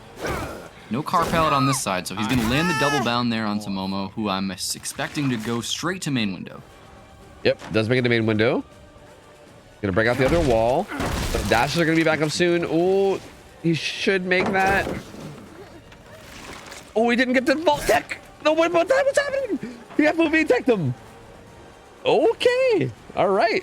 Momo kind of styling a little bit here.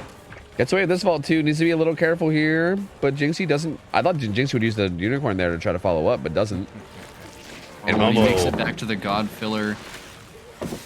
And that time he's going to get the vault through. Momo with a really good chase here, as Jinxie now has to go back to this short wall jungle gym with the pallet drop. Now he's forced to break this, and first gen is going to pop as Momo continues to take chase. And even this, he must have had the window check spot held there because knew exactly what Jinxie was going for. Gets distance on it, doesn't go down to it either. 2 gens pop. Momo is just juicing this early chase. Does go down eventually, but 3 gens pop. So that's already Tycon. At this point, if 1 more gen pops, then Sorrow wins. So yeah, looking like we're probably going to go to the tiebreaker matchup here, unless something insane happens from here. But this is a really good start. They're already doubled on another gen 2 with Proof. Yep, just great chases overall from Sorrow. Some really costly missed bounds from Jinxie in that chase that I think probably at least doubled the length of it. Yeah, that's interesting. Also, you know, like, this is not really related to our game right now, but you mentioned something about like Momo being the shot caller and therefore running deli. Is that kind of common? Is that like a thing that you see often? I think it is for a lot of new teams because the deliverance person is like the designated unhooker, so they're typically the one that's the best playing around those quick decisions where you have to think like, do I unhook, do I not unhook? Yeah. That would definitely make sense. The other person that usually shot calls is the person that's running Deja Vu. Yeah, that would make sense. 4 gen pops, so yeah, that's gonna be the win con being met for Sorrow.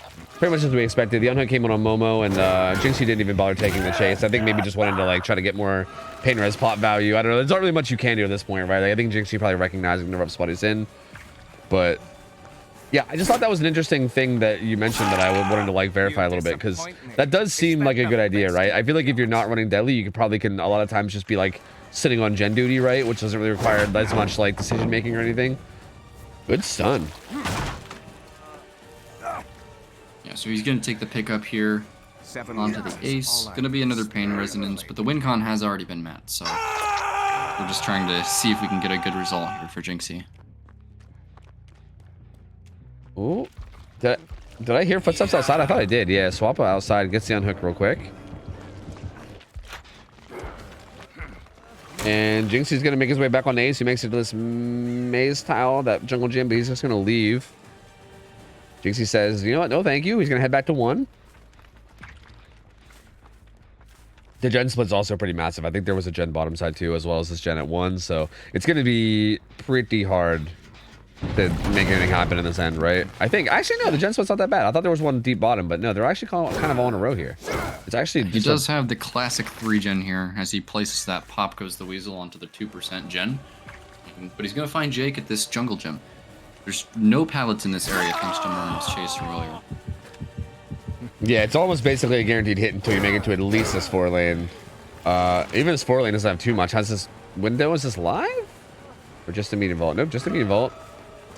But Ace here. Oh, he doesn't actually get in the way correctly. Oh, well. Jinxie barely snuck past there, but they're doubling 1. Yeah, but this will actually, yeah, this will likely get hit by a pain res. So I think had that hit come through, they could have maybe doubled this and finished it. But Jinxie being on a sneak and get that unhook means he's able to interrupt it for a little bit longer, and now we're able to show up with pop as well. And this is really the only progress they have so far. So yeah, it's gonna get pain res and popped. So yeah, now they're basically sitting at just that. Again, I don't think this gen over at like 10 was really progressed much at all. Yep, but I think most importantly, there's still 4 survivors alive. So as long as they're taking their chases to bottom side, they should be fine. Yeah, there's still, yeah. Realistically, there's still no way that Jinxie can really make anything big happen here. Like I think that was good that he got that down in that hook stage with like pain res and pop. And I think if he can make that happen on a couple other survivors too, that haven't been pain res. I'm not sure if Momo or Randy got pain res. I'm not sure which one actually got hit by it, but whichever, like if you can get either Nancy or whoever the other pain res is, and like maybe get a couple more stages before the final gen pops, he can maybe still stall it out a bit. But yeah, there's no way you 4K here for this position. It would require the survivors to mess up pretty badly. Yeah, Momo taking this chase all the way down to 5. Jinxie cuts him off with a second bound. Nice zoning there. Momo is going to go down, but we're not sure if there is a pain res on him or not. They're actually split on both gens anyway, so like even if pain res does come in on these guys that are doubling, that other gen, actually Nancy left it. Let's see if it comes through. Because, yeah, Nancy was on the other gen, but she left it. Even if pain res comes in, with them having proved, they might even be able to just power through the regression anyway. Actually, hook was kind of late. Nancy might have just been going to a door or preemptively stealthing for that save. Double dash not landing, but he has him hooked dead center of the map. The unhook does come in, though, and yeah, now you're just kind of scrambling. Maybe you find Nancy and try to get those final 3 stages to make it a 7-stage game, but at the end of the day, it doesn't really matter too much. I think you try to get the best result just, you know, just for the sake of practice and just for the sake of putting up what you can. But at the end of the day, yeah, Sorrow already does take this win. And honestly, that makes me really excited for game 3, though. Like, we're going into a Blight set for game 3. Yeah, Momo's Blight, and, you know, like, it's going to be interesting. It's going to be very interesting. Yep, so Sorrow trying to get everybody out here. I don't think they're going to be able to get this body block onto Ace, though. So he's going to go down. And I did see 4 of the people on somebody earlier, but I guess it's not going to come in. Yeah, I don't think so. Yeah, no. I think it was on... They're running back into the map. It was on Nancy. Yeah, I'm not really sure what's going on here. Okay, he's going to pick Ace. And I think this will be just an extra 2 stages, so I think it'll end up being 6. With 3 fresh. I don't think Nancy ever got hooked a single time, so it'll be 6-3 fresh. Which again, from Sorrow, really good showing here. Like very good showing. I mean, they looked really comfortable in these chases. Jinxie was really struggling to get anything going early game, and yeah, there's like 3 gens popping before the first down came in. It's just rough, man. It's so hard to come back from that bad of a start. So yeah, Jinxie did what he could, but you know, those are the situations where you wish you had no-ed. Yep. Because you can shift your game plan from I need to tunnel somebody out to I gotta get fresh hooks and then find somebody with no-ed. Yeah, and it's very tough, especially with all the perks that we allow on the survivors too, right? Like still having to potentially deal with like Deli and everything. I mean, Deli was the first person that he chased, so he didn't end up having to deal with it, but like just knowing that all those perks are in play too, as well as that bad of a start, it's so tough. So Jinxie did what he could here. I don't know if Jinxie will be playing Blight for Empathy, but if he does, then hopefully, you know, this is one of those, like, I think mental things, right? Like, you know, actually, because I feel like you probably have been in this situation, right? How much does that affect you? Is that like a thing? This whole, like, mental game of, like, having a rough match and then going into another game where you have to play killer again? It kind of depends. Like, there's a few relevant factors. And those would be, like, what killer am I playing? Like, having a bad game on Freddy would... I can brush that off instantly. Yeah. Versus having a bad game on Singularity. Yeah. That would hurt. Yeah, true. And then there's also the win con. Like, if I have a 4K3 win con and I have to bring, like, Infectious Devour Hope or something like that, then I'm not going to really sweat it when I lose. But if it's something that I knew I could have gotten, then that's a different story. Okay, so when you mentioned Singularity a minute ago, just to clarify for like people watching too, I'm assuming you mean because you are confident in your Singularity, right? Not really because of the power of the killer. Like I know Freddy is just like a weak killer, but I would almost argue like Wesker is also kind of like that, right? Like if you're like a Wesker main and then you have a rough Wesker game, I feel like you might get frustrated. But like Jinxie, I don't really know what his experience is with killers. Maybe he just doesn't play that much Wesker, and I feel like if that's the case, like yeah, I feel like you can probably just brush that off, right? Like if you're not like a very hardcore Wesker player, you might just be like, you know, Wesker's not a killer I really play. I probably play wasn't going to pop off anyway, so whatever. Whereas, like, if you are confident in that matchup and then you get a bad result, you're like, fuck, like, I know I'm capable of more, you know? Like, it's one of those kind of scenarios where you can definitely, like, tilt yourself a bit. Yeah, so one of my teammates, Cole, is on a different team with Jinxie, and from what I know about him, Billy is really the only killer that he mains, and he's more of a survivor player outside of Billy. Okay, that's interesting. Yeah, I thought he played some more killers too, like Huntress and stuff, but I'm not 100% on it. So, but then again, I don't know if that's even in comp or just like in general. I'm not really 100%. So I guess we'll have to see. But yeah, he's got to be playing Blight here, and this is definitely not a Blight player that I would want to have to match up against. With Momo being on Sorrow. Momo again, very well known Blight. We were talking about it even earlier, but. I mean, hell, like we talked before about Momo had a game, I think the end of Karn's tourney that she hosted, where Momo 4K 3'd fucking Eternal as Blight. So like, he's a very capable Blight. I mean, again, I've heard him say multiple times that he's washed now or whatever because he took like a 6-month break or something, like a very long break from comp. So like, he might not be playing at his very peak or anything. Don't get me wrong. Like he might not be like peak Momo, but. Absolutely insanely capable Blight. Like anyone that can 4K 3 Eternal is fucking scary. Like that's a scary accomplishment to be able to get, right? So yeah, I mean Jinxie's probably feeling the pressure. I'm assuming he's gonna feel like he's got to put up a pretty good result here in order for his team to be in a good spot. Yep, and I mean Blight sets are just so much pressure on the survivors. You really just feel tired after playing a lot of them because of how oppressive it is. Yeah, absolutely. And we'll see too. Blight did recently get nerfed. I mean, it's a little bit, right? He got that minor nerf with like the speed items getting changed, and everything. So like it is going to be a little different in that regard. But for the most part, Blight is still Blight. It's going to be on Blood Lodge as well. So like pretty decent map, all things considered, for like survivors. This is one of those ones where I feel like survivors at least have a chance of pulling off some like decent micro and making something happen. But at the same time, if the Blight gets going, it's also a pretty easy map to control, I think. So I think this map can be really swingy depending on how the micro goes. But again, we'll see how these survivors can do micro wise. Don't really know Jinxie's experience, and we'll see what he can do here because he's got to make something happen for sure. Yeah, and he's going to have double speed, which I haven't personally tested yet after the nerf because Blight is my worst killer and I almost never play him. But he's going to be looking for his first survivor here, going into the Corrupt, and he's actually going to get a flick onto Ace immediately. That's a really good first hit. Yeah, that's really, really good. Your first 5 rushes immediately going to get hit. Yeah, the double speed honestly still feels pretty nice. Like it's not, it didn't get nerfed so hard that it's like bad now, but like it just feels like the survivors, like if a survivor is like a really hard juicer, okay, this is a really fast down. Are they gonna? Yeah. It looks like he's a little worried about the pallet save. Oh, can we go another very fast tag? I think we can safely say that Jinxie is a really good Blight. That was like a frame 1 flick there around that pile of tires.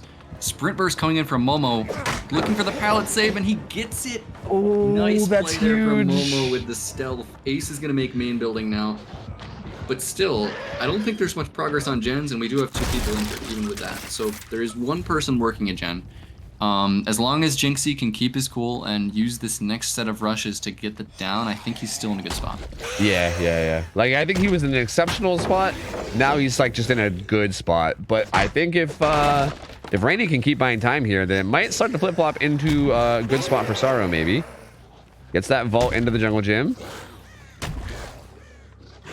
Ooh. 4th rush here around the jungle gym. It's not gonna land. Rush and 5 rushes with nothing. Oh no.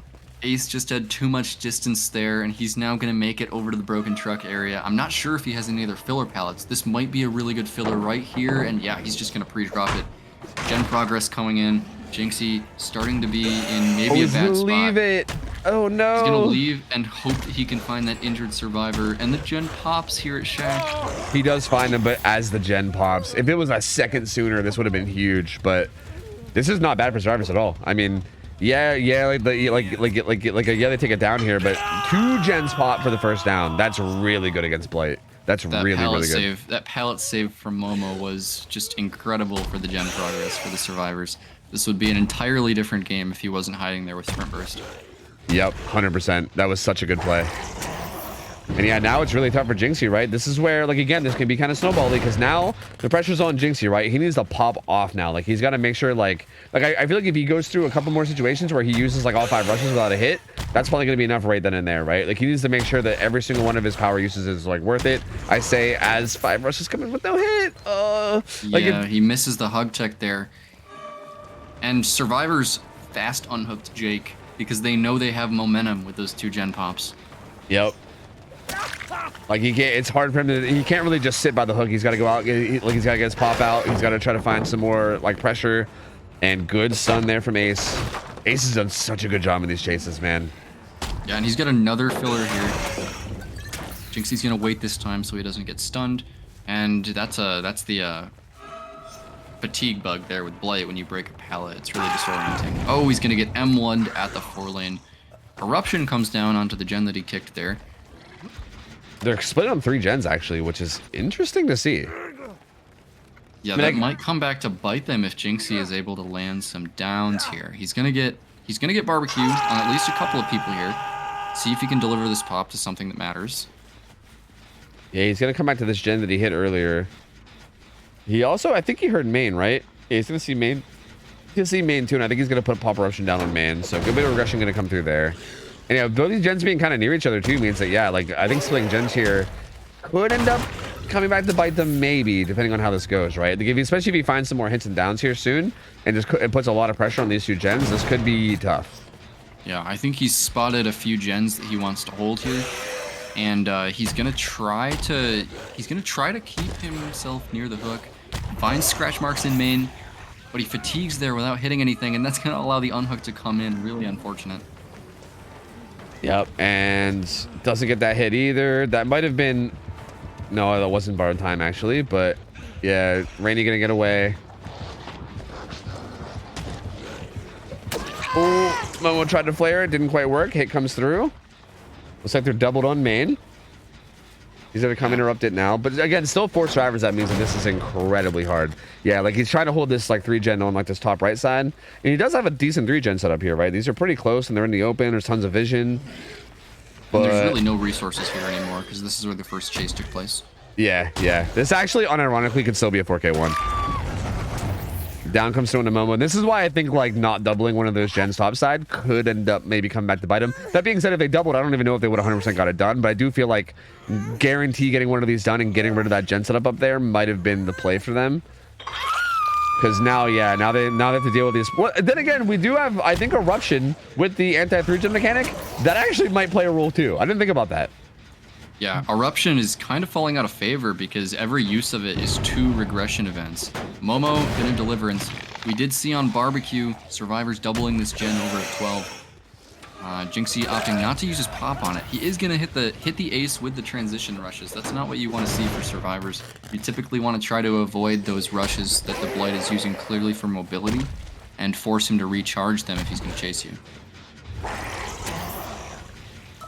Yeah, still in a pretty good spot though. Momo gets off hook with Deli, I believe, and they're still trying to pressure the gens a bit. Oh, finds full health Jake, but opts not to go for him. He's still sitting at 3 hooks, so again, there's one of the scenarios where I feel like pre anti-3 gens like thing. I feel like this is like still possibly a 4K1, honestly, just because how good this gen setup is and because it's Blight. But honestly, I feel like with the anti-3 gen now, I feel like as long as the survivors don't throw super hard, I think even if Jinxie pops off, I still think they might be able to get this done just because of the anti-3 gen. Like again, if this down comes in, that's going to be another regression event on main. Main's got to have like 5 or 6 now, right? After this eruption comes through. Both main and 3 have at least 4 regression events, maybe more already with eruption. So if survivors are able to take their chases away from this gen setup, force him to keep setting eruptions. And that's another one, that's another one right there. And if he gets it down, then there's probably only going to be 2 regression events left on that. Nice firecracker from Nancy. Oh, that was so good from Nancy. She's stuck at this broken truck here, which means she's probably eventually going to take a hit. She already threw that filler that's closer into the map. She's taking this chase back into the gens. Yeah, but he's not going to go for it. Interestingly enough. That was odd because I feel like he got that tag with all 5 stacks up, and yeah, she was running like right into the gen setup. Kind of goes after it now, but yeah, I mean, she's still staying in the gens. Yeah, which is very odd. I mean, I guess I mean, I think she maybe just knows she can't really get anywhere against like a 5 rush Blight. So maybe just kind of maybe running towards wherever she thinks she can buy the most time. But this is a really good down though. I mean, they're currently doubling main, but they're not going to get it done. Again, though, the anti-3 gen's got to be hitting this soon, right? I think he's going to be able to get this pop off, but this pop, if this pop isn't the final one, then it's getting close. Yeah, we'll have to see what the progress of the spikes is when he kicks that gen. And for everybody in chat that doesn't necessarily know about when the gen is truly blocked, okay, I think this is actually, that might have been the last one. The spikes were really tall on the gen there. Yeah. And the next time he goes back to it, if the spikes appear without him kicking it, then it's blocked. Yeah, it might be blocked. And dude, I think this might be my first time actually seeing this, because I feel like, yeah, I think I saw the spikes on it as you walked by. So yeah, he can't regress that gen at all anymore. Any progress I get on that gen just stays. There's no way to make it go backwards, which is massive. Like, that's huge. Like, basically anytime you take a step away from the gen, like right here, he uses 5 rushes, doesn't get any hits. Whatever little bit of progress they get right here stays. You can't make it go down anymore. Well, never mind. He still has at least one more. That's got to be the last one, right? That animation was intense. That has to be the last one. So now the thing I said is true. Was that a dead hard? That was really good. That had to be a dead hard since off the record is banned, right? Yeah. Good dead hard from Nancy. Ooh, doesn't get the down to Jake though. Yeah, no eruption popping though. Just the down coming through on Jake. And everyone's fresh hook too, which is kind of wild, right? No one close to death. All this progress staying. Ace is staying here because he can just force the fast on hook. And even if he stays, right? Like if he stays, they just finish the gen, and he knows that, so he just leaves. But the problem is that chasing him off the gen doesn't really help you either, because you can't regress it. Like you're just kind of boned here. Like I don't. Yeah, and there you go, chat. That is what a gen looks like when it's truly blocked. 8 regression events. Chase now going to be on Momo with this filler, and I think Momo is running into the area of the map that still has all of its resources. So Jinxie going to opt to leave, but there's not much he can do here because the outermost gen in his 3 gen is blocked.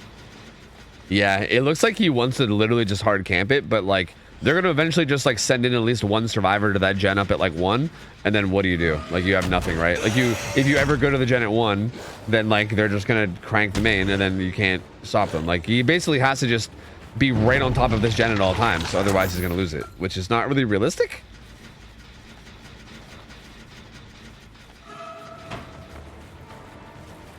Ace now taking chase at the main building once again. Reset comes in onto Momo. Ace going to be abusing this main building as long as he can. Misses the swing there. Window is blocked, but I mean, these survivors, they have so many options here for how they want to finish these gens. Dude, they're all at main. No one's even going for another gen. This feels like one of those like, I mean this in the least insulting way. Like we know Jinxie's a beast, so I'm not trying to like be insulting here, but like this feels like one of those like weird situations you get in a pub game where you just like have this back and forth on one gen, and both sides are so stubborn that neither side wants to give up and like actually give up the gen because they're not going to 1. They're just not. Okay, now they did. Now they're going to 1, but they just weren't. Like it feels like they should have been doing that forever ago, and it might actually cost them. I would agree. In pubs, I feel like that happens the most with the RPG lobby gen. Yeah, where both sides just don't want to give it up. Yeah.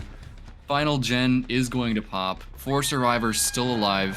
Nancy's gonna get hooked over by Shaq. She's kind of far away from the door, but Jinxie here, he's gonna find the tag onto Ace, and it's just gonna be about collecting as many stages as he can now. Is he able to force people off of doors? Maybe get 1 or 2 more downs before survivors escape the gates. Yeah, I believe Ace and Nia are the 2 that are have only been hooked once, so I think he's probably just going to be content with taking either one of those. I mean, I think he would probably want more, but like Ace forcing the locker pull, trying to prevent him from snowballing, which is definitely the play, because if he dies, that'll be just 2 more stages, which is like an 8-stage result, I believe, which is not bad. Like, obviously, I think getting all gens done in general against Blight here is really good, but yeah, being able to get out with 8 stages, very, very good for Sorrow. And yeah, for sure. And the mindset of the survivors here is just, it's Blight. He's going to get somebody. So let's make sure he only gets 1 person, because getting anybody out the doors against Blight is a big win. Yeah, this was crazy, man. This was such a big turnaround, because I feel like the first like 15 seconds of this game, I was like, holy shit, this is like a 4K3. And then that pallet save, and then after that pallet save, that really good chase that Ace had over that jungle gym at 1. And then instead of it being a 4K3, I was like, uh-oh, this might be outs. Like, it literally flipped from like 4K3 to like outs in like 30 seconds. Just from that pallet save and then that really good chase from Ace. So yeah, what a crazy turnaround from Sorrow, man. Like that early game was wild. It was so flip-floppy. It went from like having a down and then a tag to like not having anything for like 2 gens, which is just so absurd. Yeah, and I think this result just shows the value of having your sprint burst player hovering the first chase, just in case there's an amazing play like that to make. Yeah, which honestly can be risky, right? Because like, if it doesn't work out, that's one less person on gens, and that could like, it's definitely one of those like kind of risky plays. But yeah, like when it pays off, it can play off. It can pay off huge.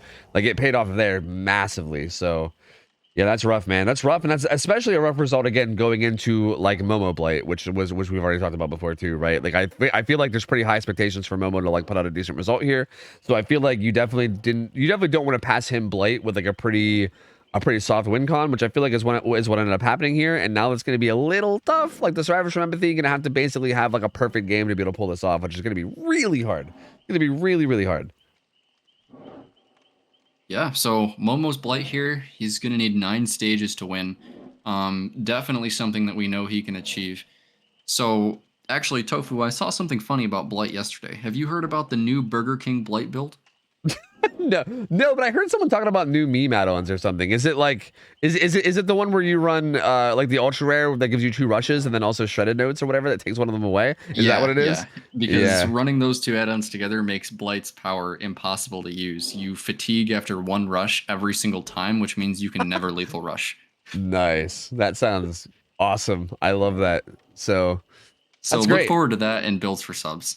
Yeah, I can't wait for that. That's gonna be great. Oh yeah, true. Fuck, I didn't think about that. Oh no, fuck. You should have. Oh, I mean, I can think even if you didn't say it, people would have probably figured it out. God damn it. Well, that's gonna. I think next Monday is gonna be nothing but that. I'm gonna just be playing that like all night. It's gonna be fucking 1 rush Blight for the entire night. Oh my lord. Well, not looking forward to that. I'm looking forward to seeing how this matchup goes. I'm waiting for the invite. There we go. But yeah, that's actually like super interesting. I think that ultra add-on in general, have you seen much of it outside of like the memes? Because it seems like it's just bad, right? Like I don't think there's ever a situation where only having 2 rushes is ever good. It's the new Compound 33, right? Yeah. It's one of those. Yeah, I haven't really been seeing most Blights use the ultra rares ever since the rework. The Eerie tag is the one that I think is probably better necessarily, but I think it's just not worth using because it's always going to be banned, and then there's just better stuff if you're a good Blight. Because if you're running the Eerie tag and you have like the infinite rushes until you get a hit, then if you miss that 1 hit, you eat a 20-second cooldown. Yeah, plus I feel like if you're a really good Blight, you're probably confident that you could just get the hit in 5 rushes anyway, right? Like if we're talking like the top tier Blights, like I feel like you want to aspire to be a Blight that isn't going to take 30 rushes to get a hit. You know what I mean? Like I don't think anyone wants to just settle with like a 30 rush hit. You probably want to figure out how to get a 5 rush hit or a 4 rush hit. So yeah, it feels like that's just not really. I think it's more for like the pub experience, right? Like I think any random person that isn't that good at Blight can hop on Blight with the Eerie Blight tag and just slam their head against the wall 300 times in a row until they get a hit. You know what I mean? Yeah, and I think that's a good spot for the Eerie add-ons of a killer as strong as Blight to be in. Yeah, I agree. Like one of them's like a weird niche one that's not very good, and then the other one's like a new player-friendly version. So yeah, that seems fine with me too. I kind of like what they did with them. It just feels like to me like Compound 33 almost feels like it's never good. Which to be fair, with that add-on being the most broken add-on in the game for the last like 3 years, I'm kind of cool with it being completely dead. Like I am okay with that. If I never see that add-on again, I'm totally fine with that. Yeah, me too. That's kind of what I was thinking before the Billy rework too, because I know some people that don't really like to play against Billy, or they think he's boring for comp, and they're like, oh, Billy's going to be even more insufferable and boring to watch now. And I'm just thinking like, that's okay. It's his turn. Yeah. He's been waiting long enough. Exactly, dude. Like poor Billy's just been like the easiest to loop killer and just been getting shit on for so long. Yeah, like it's about time he gets at least a small moment of being able to pop off. So yeah, I kind of agree. All right, let's see what the survivors can do here. We have the same line. Actually, not the same lineup. We have Jinxie in instead of Cookie. So Jinx will be stepping in. And we'll see what they can do. They're going to have to, like, again, this has got to be, like, a basically perfect performance. And they're going to have to hope that Momo messes up a bit. I mean, again, I've heard Momo say he's washed. I don't really, like, necessarily. I see, in my opinion, though, like, I think a washed Momo is probably still better than, like, a lot of people. Like, I feel like that's rough. Like, I don't know. I don't want to gas Momo up too much, but like if you're trying to like if you step into a boxing ring with Wash and Mike Tyson, you're probably still gonna get your ass beat, right? Like it's, I don't know, like I feel like, yeah, he might not be in his prime in terms of like playing his absolute peak, but he's still a monster, and it's gonna be definitely gonna be tough for these survivors. So they're gonna have to hope that they can get him to mess up a bit, because this win con is gonna be hard to reach. I would definitely agree. I think that Momo's definition of washed is probably that he would 4K1 Eternal instead of 4K3. Yeah, exactly. So this is going to be extremely tough for Empathy. Yeah, absolutely. We'll see what they can do. Also, this is the tiebreaker, so no one chose the set. So, like, I don't think anyone's feeling, like, particularly confident in either, which is, you know, also, like, I feel like maybe if it was, like, a pick where, like, you know, they're feeling, like, super confident in it, but, I mean, like, then again, like, what, I don't know. Like, is there a survivor team? Is that a thing? Are there survivor teams that are, like, confident in their play against Blight? I'm not sure. Like, maybe? Like, there probably is, I would assume, but it feels like Blight's one of those killers where, like, I feel like if you're up against a good Blight, you're always just like, it feels like you're almost always just like grasping, you know, and trying to make something happen. Like, yeah, I think the vehicle for picking Blight in most comp leagues, like especially in Dead by Daylight League, is more like you have a good Blight versus not so much your survivors wanting to play against Blight. Yeah, that makes sense. Yeah, like if you have like a god tier Blight player, you're just like, hey, go in there and run wild, and then we'll just try to get like 4K1 or something, and then you just pop off, basically. Yeah. Which is pretty fair. We'll see what Momo can do. So far, hasn't found anyone yet. Oh, okay. Spoke too soon. Jinxie getting spotted. Good pallet drop there from Jinxie. He's going to take this first chase, going towards main. He's going to have another filler here, but if he breaks this one, I think he might be zoned. Jinxie trying to make it back towards Shaq, but I think Momo should be able to make this if he has the correct bump logic, and he does. Yeah, Momo also, like, from watching his streams a bit and just hearing him talk about stuff, I know that he's also a big fan of just putting together good, clean bump logic and not really going for anything too risky in terms of flicks and stuff. Like, he's like, we're probably not going to see too many risky plays from him, and just more like very safe bump logic that can almost like guarantee hits. So yeah, like it's going to be, again, like that kind of play makes it that much harder to like get him to mess up too, right? Like he has the kind of play style of like someone that isn't going to mess up a whole lot. And there's the pretty... I mean, he plays those pallets really cleanly. Gets the first down on the Jinxie in short order. I don't think any gens are going to be popping. If they're doubled, they're split on 3. I was going to say, if they doubled, I think it would have been popping in a second, or maybe already. But yeah, they're actually split on 3 gens. Which, to be fair, kind of makes sense considering the win con they need, right? Like, I think normally you would double one, but with the win con that they need, it maybe makes sense to split 3. They do pop one. So Finesse's gen is going to pop. And I think, I mean, baiting Momo into popping main gen is actually kind of a good play for these survivors. Nancy's going to take a hit, but I think the other gen they were on at Crane is probably going to pop soon. Yeah, honestly, Jinxie did a really good job in that first chase. He did buy a lot of time, honestly, all things considered. They did get a good bit of gen progress. He's going to get tagged immediately off hook, and then, oh, does he make that? He does. And Momo doesn't even find the collision. Doesn't find a bump. He's going to have to break Shaq Pellet. Jinxie, he can't go to 9 because he already threw the resources there. He's just going to run back into the Blight and go down. Does he have DS? He does not. So yeah, I think he just wanted to die Shaq side, I guess, to stay away from the top side gens that are most likely being worked, I would assume. Main's being worked again, but I think Momo's going to make his way back. Really low, this is going to be another pop onto Shaq. Yeah. Or main, but yeah. Honestly, not a terrible spot for the survivors, really. Like, it's not looking great, but like I feel like you really need to get the unhook and then have Jinxie buy a decent chunk of time somehow. Like, they need an unhook that's gonna force Momo to mess up here and lose the tunnel out, or maybe a for the people. Yeah, something along those lines. And I honestly feel like maybe I'm wrong about this, but it feels like they keep trying to like take the chases down to this bottom side to like get the gens top, because there's definitely like a little bit of a better gen set up top. But it feels like you almost maybe just need to let Jinxie have the whole map, because I think he just needs to buy time. Like I think no matter what, like I think going edge map to die in a spot here just doesn't get you enough based on what you need. Like you need to make something happen. And unfortunately, this is going to be a 1-for-1 for this unhook. That's going to put more pressure on with the down. Looks like Jinxie is going to have more resources here. So we'll have to see how long this chase will be. It is Blight though, so he could go down at any second. Yeah, and this 4 lane is not the strongest, so he tries to block that rush, doesn't work. He's gonna go down. Oh, he was deadly the whole time too. I didn't even realize. He actually did dead hard, but we didn't see it come in on either one of these unhooks, which is interesting, right? We didn't. Well, the first one he was in deep wind right away, but so I guess that one makes sense. But yeah, didn't actually get his dead hard off there. And that also means that Unbreakable's not in play for Loris, and the pickup gets found. And yeah, this is the spot where you put Momo in and you're not making anything happen, I don't think. Like, this is like, you're done. He knows where both people are now. He has it down. Pop's gonna come down here again. This survivor's injured. Yep. Just really good bump logic there from Momo. Into a nice flick on the Nancy.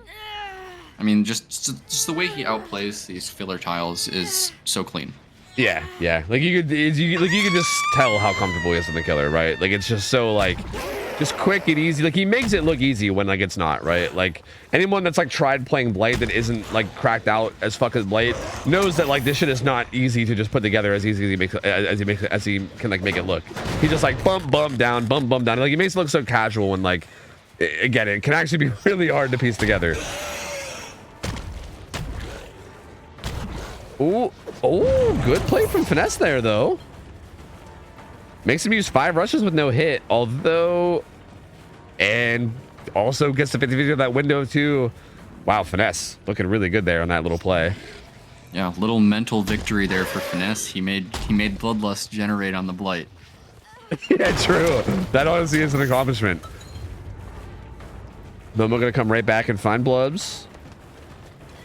And not really much to work with here. I think this is just a pallet pile they're not going to make it to. Yep, down she goes. And I believe that's a clean V1 tech there from Momo on that piece of filler on the edge map. So next hook going to be coming in on the Blubs. That is her second. And Momo doesn't have barbecue, but still has a great idea of where they survive are. So you go right back to main. Yeah, just through game sense, you have a pretty good idea, right? Like he knows main was being progressed and has the most progress. He's waiting for eruption right now. But the anti-3 gen again coming in. This dude, pop eruption just does crazy things for that anti-3 gen mechanic, man. It just gives it so many stacks. He's zoning out Shaq by swinging forward there. Yeah, no time to heal Blubs, and she's going to take chase at this filler pallet. Ooh, good. Ooh, Momo misses the flick there. That was a little bit ambitious. I feel like he was going for a clip there. Yeah, yeah. It's funny because I literally said earlier that Momo doesn't do this kind of stuff, and then he immediately did this. And then he started doing this kind of stuff. But to be fair, I think at this point in the game, I think he knows he's in such a strong position that like he can kind of go for some plays and fuck around and not really, you know, like if he doesn't get this down immediately, it's not gonna be the end of the world. DS comes in though. Ooh. Live from Blubs too. But unfortunately, it's not gonna get anywhere. And that's gonna be the death onto Blubs. Yep, kill onto Nancy means that basically be game ending. Although Loris is gonna finish this gen, and main is being progressed quite a bit. But yeah, like it feels like at this rate they can maybe get it down to a 4K1 if they can have a good chase while maybe progressing main. But 4K1 feels like maybe even just best case scenario here. Finesse getting away from that one again though. Definitely making it really hard on Momo every time he chases Finesse here. He's been doing a really good job of getting the better of him in these little 50-50 predictions. Yeah, and it looks like main gen might actually be blocked there. Yeah, it was hard to tell. Like the things were kind of low, so I couldn't tell. I think it maybe still had some kicks left, but I'm not 100% sure. Momo's gonna get the tag and then go back. I think it might be at 7 kicks right now. If the spikes are there when he's not kicking it, but they're not tall yet. And he's gonna leave and try to find Loris. And he does find. Still one more rush. Ooh, does find it. Yeah, these 4 lanes are just not very safe against Blight. He's gonna slug Loris and try to secure the 4K2 onto Finesse. So it's only a matter of time now. He knows about where Finesse was. He's injured, so gonna be able to find the blood. Finesse doing a really good job so far, though, of hiding it out. He's he's heading down towards like this bottom left side. And it looks like he might actually be looping around to where Loris is slugged for a sneaky pickup. Ooh, does he make it though? We'll see. He's hiding. He do be hiding. Yeah, I'm not sure. He's got to make his way down really slowly. I wonder if at some point if Momo just takes his hook. If you can find Loris again, I wonder if he just maybe takes the hook and just... It looks like he's going to be rushing back towards where Loris is. And Finesse's Claudette blends right in with these piles of tires and boxes on this map. Yeah. So if he's not running, it's going to be extremely hard to find him. Actually, Autohaven maps are why I started running filters myself. Yeah, that's interesting. I was scrimming OhTofu's waifus on Deathslinger, and I had a black coat Adam in the main building on Blood Lodge, and I could not see him.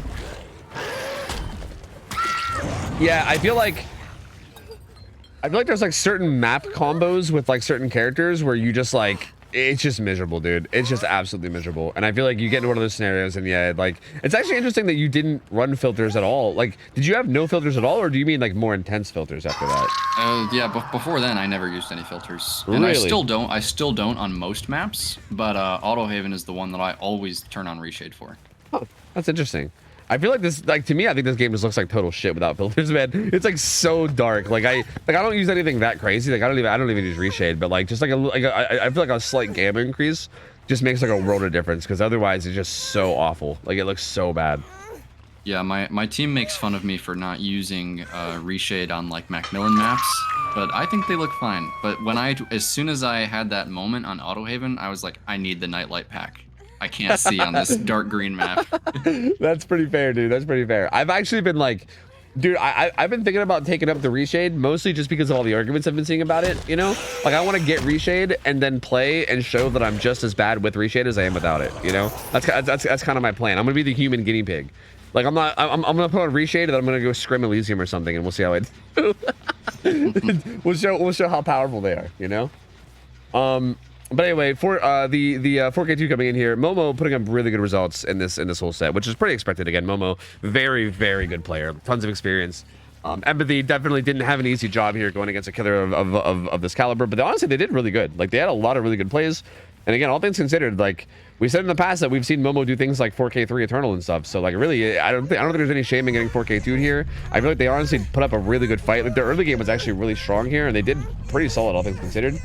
But yeah, Sorrow, Momo and the rest of Sorrow coming through and getting a 2-1 out of this best of 3. And yeah, well played to them, man. Very well played. Good showing for them for their first time in scrims. I don't really like, I didn't recognize any of the players outside of Momo, but very good players, man. Like, we saw some really good micro plays from them in chase, as well as just overall like good game knowledge. So very solid team, man. Good. Like I definitely got to keep an eye on them in the future. Yeah, it was a great set overall, especially I think the Billy set, which was so close. And something that I wanted to mention earlier is that we saw two Billies with completely different builds get amazing results. So I think that bodes well for any other Billy sets we might see tonight. True. I do think we have another Billy line. Yeah, we have a guaranteed Billy lined up with Chair Sniffers versus Sippas. So we will see one later, not quite in the next best of 3, but at some point later tonight, maybe in about like a couple hours, we'll be seeing that. So yeah, I'm very curious, because yeah, both those Billy results were massive, and it felt like Billy just in general felt really strong. So curious to see if that keeps up, right? I'm curious if that's like kind of how these Billy games are just going to keep going until we restrict them more, or if like that was just like maybe like a, you know, like a one-time thing. But we'll see. Up next up, we got Nerf Self-Care versus Rats. This should be a pretty good matchup. I'm excited for this one. It's gonna be Blight, Artist, and Huntress. So Blight and Artist, I think, are both really fun killers, at least spectator wise, right? I mean, I know that some people maybe don't like going against Artist that much. I hear like it's kind of hit or miss. I think some people like it, and then some people are like, oh my god, keep that fucking killer away from me. So it could be a bit hit or miss, but I think both those killers from a spectator point of view are amazing to watch. Huntress is the third one. That one can be a little bit hit or miss depending on how the games go, but you know, obviously there's tons of discussion to be had about Huntress comp sets that we can get to. I'll save that for if we make it there. Let's like wait to see if we make it there first. Of course, yeah. I think your experience with Artist entirely depends on whether you're zoned edge map or have connecting tiles. Yeah, exactly. So I think we probably still have our own ARP though, right? And I feel like ARP is a map where I mean, you definitely can get caught edge map on one of the sides, but I feel like if you're anywhere towards like mid map, you usually have some connectors. And honestly, with Azerov's having those edge map tiles too, that helps a lot with finding connectors. Like there's a lot of times where you'll be playing a tile and then it'll just be like an edge map palette out there that you could run to that helps you kind of keep the chase alive. So yeah, I think a lot of it's going to depend on that kind of stuff, and we'll see how it goes. Okay, I need to figure out real quick, nerf self-care. Now, I keep confusing myself because we have like 3 teams that are nerf and then a perk, right? There's like nerf dead hard, nerf DS, and then nerf self-care. If I'm not mistaken, nerf self-care is the one that has nothing to do with the other ones, I think. Like I think nerf dead hard, or no, nerf DS I think was like the main team, and then they had like an academy team I think that was nerf dead hard, and then I think nerf self-care is a whole different team that has nothing to do with it. I think nerf self-care existed before the other 2. Oh, did it? That's it. Well, because I don't think they existed in our scrims anyway. Either that or maybe they just didn't play. Because I remember we saw nerf DS a bunch, and then we kind of stopped seeing them as much, and we started seeing nerf dead hard a bit, and now we're seeing nerf dead. I don't know. It's very, dude. It's very confusing. My old man brain, like I'm too old for this shit. I can't keep up, man. I got too much. I got taxes to pay and stuff. I can't keep up with all these team names, you know? I've just seen in chat, nerf self-care is the main team for nerf dead hard, which is the academy team. Oh, so I guess so nerf DS is not related and has only showed up once so far. Oh, so this is the team. Okay, so this is the team I was thinking of then. This is gonna be like a Jive Turkey and Get Smoked and like those gamers, I think. Okay. All right, cool. Okay, so yeah, we haven't actually seen this team in a while. These guys are pretty fucking solid. I think I've seen these guys play in different leagues under like a different name tag, but maybe it's like a slightly different roster too. I'm not sure.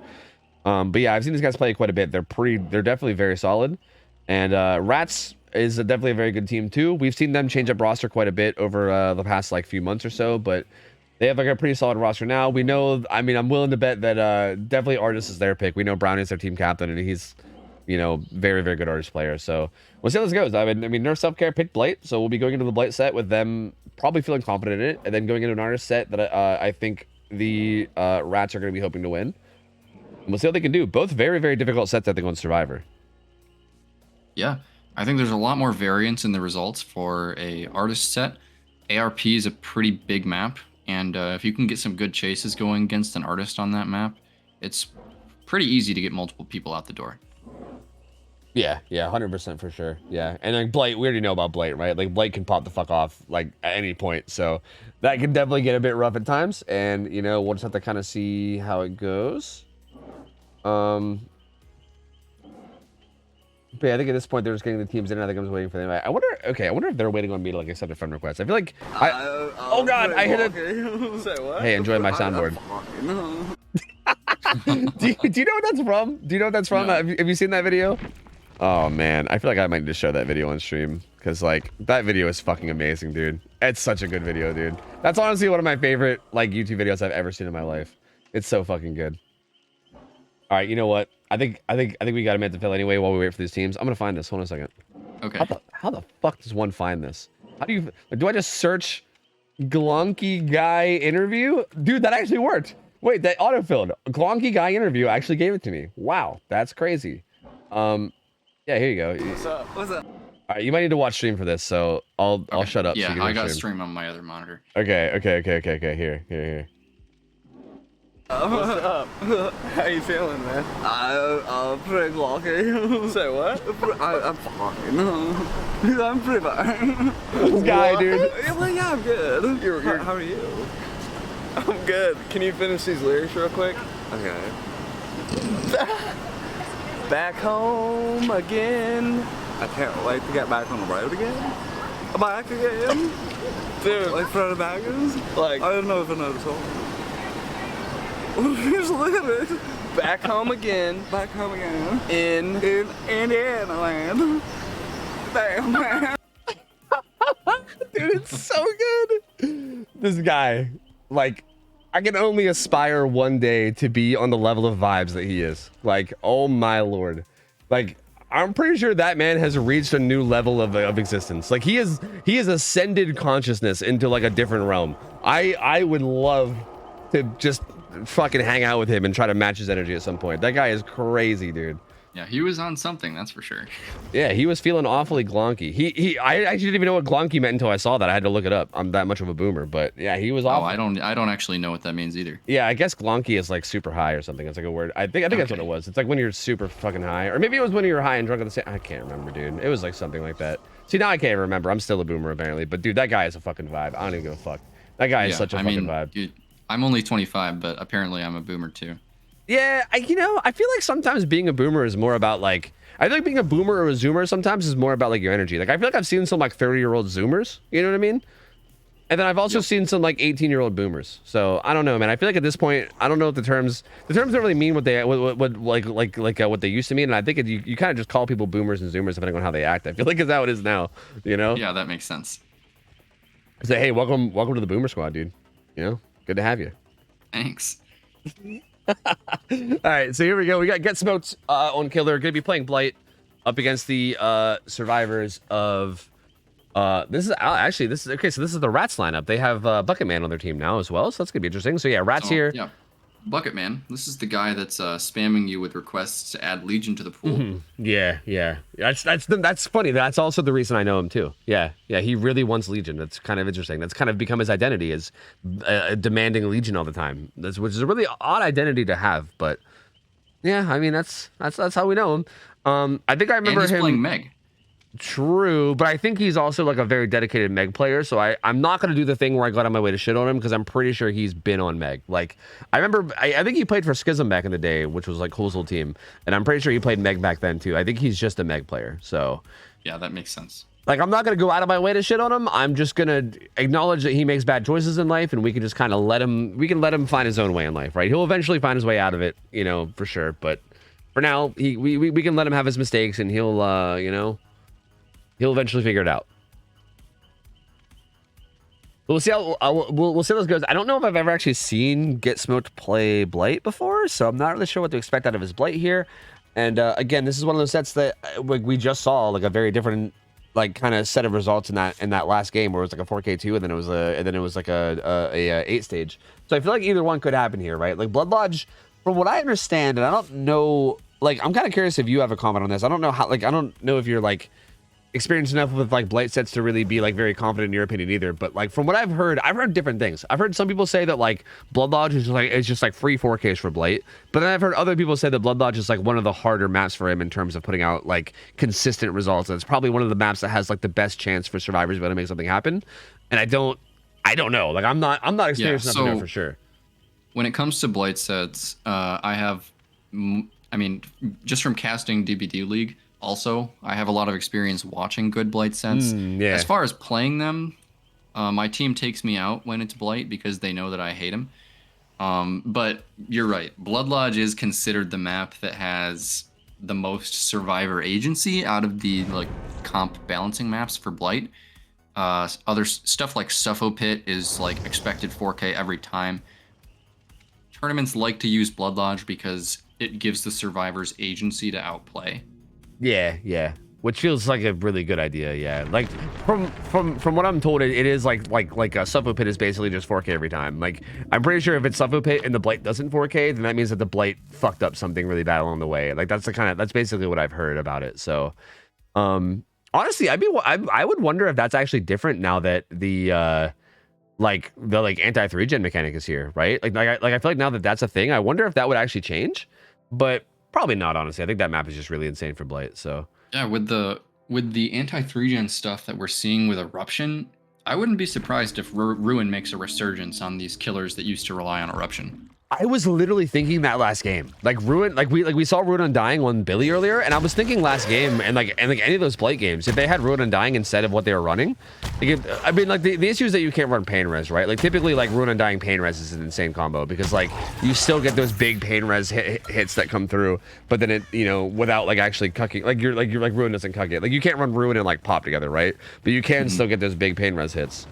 Ooh, Vast Find onto Contra. But yeah, I'm a little interested too, because I'm wondering if we see that pop up at any point. Yeah, Contra's going to be making Shack Ballot here. Drops it immediately. Good stun. No Brutal here, so these breaks are going to be normal speed.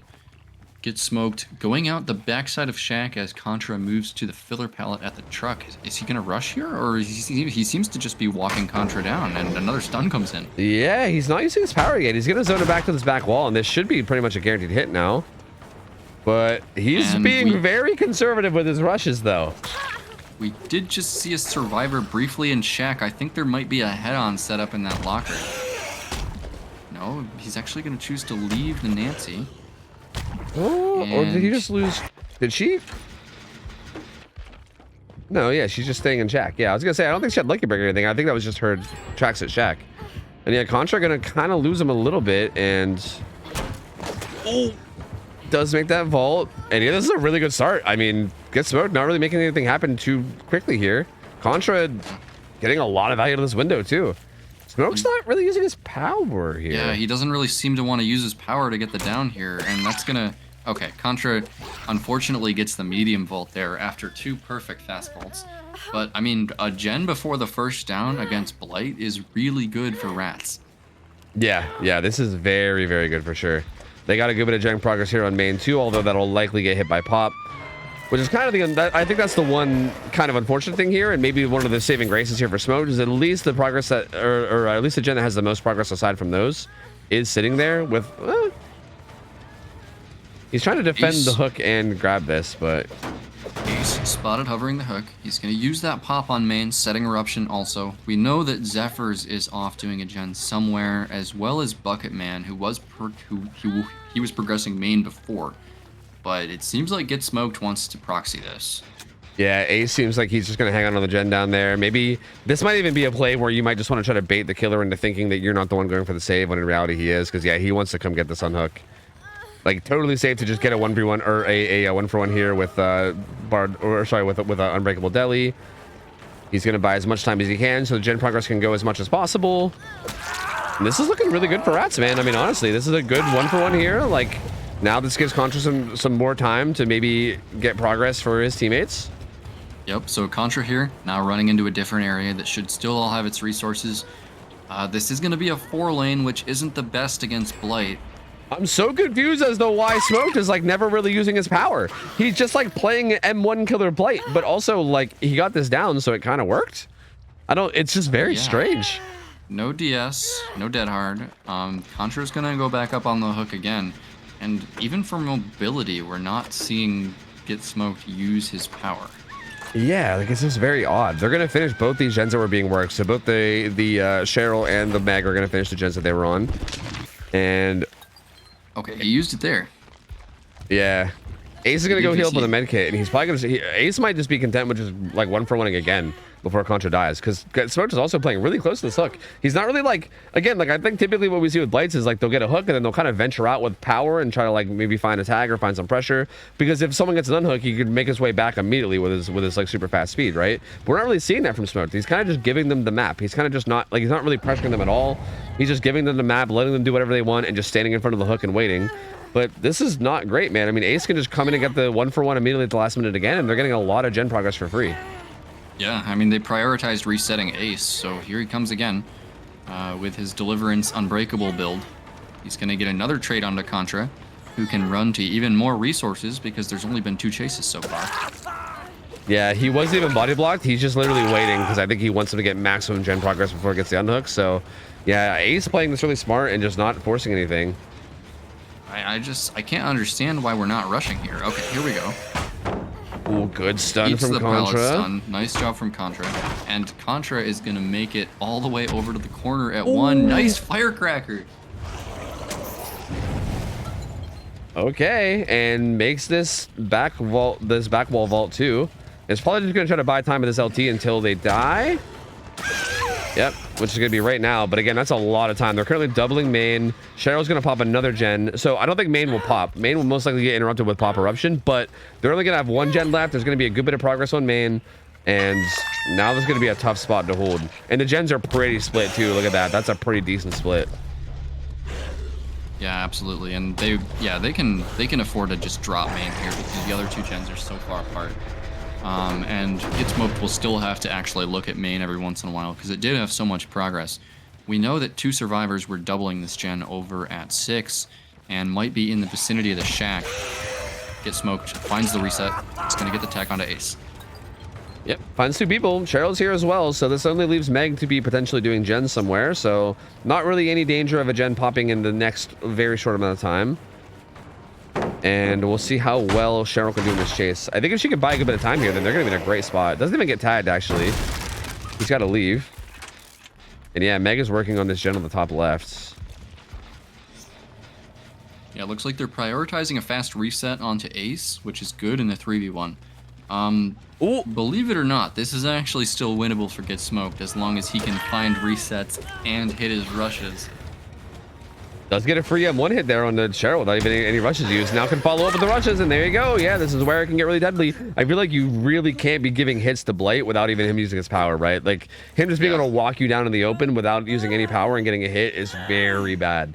And we can see why right there. He immediately follows up with rushes, gets the down. That's going to be another hook, another pop goes the Weasel. So a lot of this progress that Meg got's going to go away. She might also get tagged too.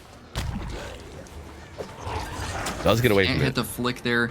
Bucketman makes some distance, but now, I mean, Bucketman's the only healthy survivor, so unhooks here are not going to be safe, as Ace across the map is going to unhook Cheryl. They need to reset, and this chase onto Bucketman needs to last a good amount of time. And Bucketman doing really good though so far. Like, still has not gotten hit. Bloodlust coming in on Blade. I think he lost him.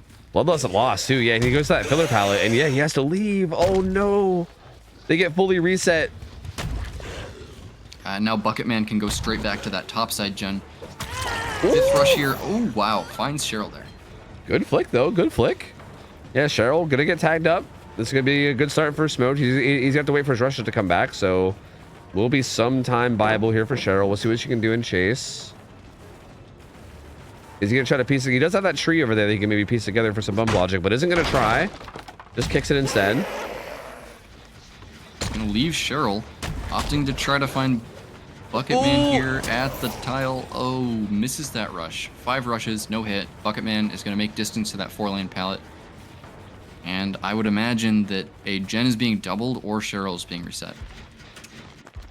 Looks like neither, actually, interestingly enough. Cheryl is just kind of hiding out on her own, and Ace was doing Shack. It looks like Ace and Meg might just be like kind of content with splitting these 2 gens until maybe one of them get tagged, because yeah, Ace is kind of just freely working this gen. Meg most likely still, yeah, just working this gen at like 10, and I think Cheryl just playing safe in between for now. I think they're maybe waiting for like another tag to come through, which I don't know how I feel about it. I think you can safely maybe just take a reset and then maybe continue the same process. But with how good they've been at avoiding damage, like Bucketman has been insane so far at just avoiding damage from Smoked. So I mean, as long as he can keep that, if he can keep up that energy, it almost doesn't matter what they do. They can go with like whatever shot they want, right? Like if Bucketman just keeps juicing the way he is, then it's. He hits that fast vault there. Gonna drop the 4-lane pallet. Oh, but he vaults into the killer. Oh, the inner Meg came out of him. Yeah, you know, you can only stay for so long before the Meg comes out of him. You know what I mean? So unfortunate, but down it goes. Eruption's gonna pop on main as well. They're not main Shack, but they're doubling it. Oh, and he has to slug this. They're gonna be able to finish that. Yeah, he actually does it, which is bizarre because Eruption should have showed him both auras, right? Like, he knows they were doubling it. I'm a little surprised. Maybe he thought he could make it back with Pop, but yeah, he's not gonna make it back with Pop. They're gonna be able to get rid of that. Is gonna pop, and now we have an interesting situation here. Ace, the healthy survivor, is gonna get found, and we're gonna have to balance saving Bucketman with doing doors and taking chase here for the survivors. Does he hear something in basement? Possibly. Ooh, yeah. He does. Forces grab though. Cheryl has already been hooked once too.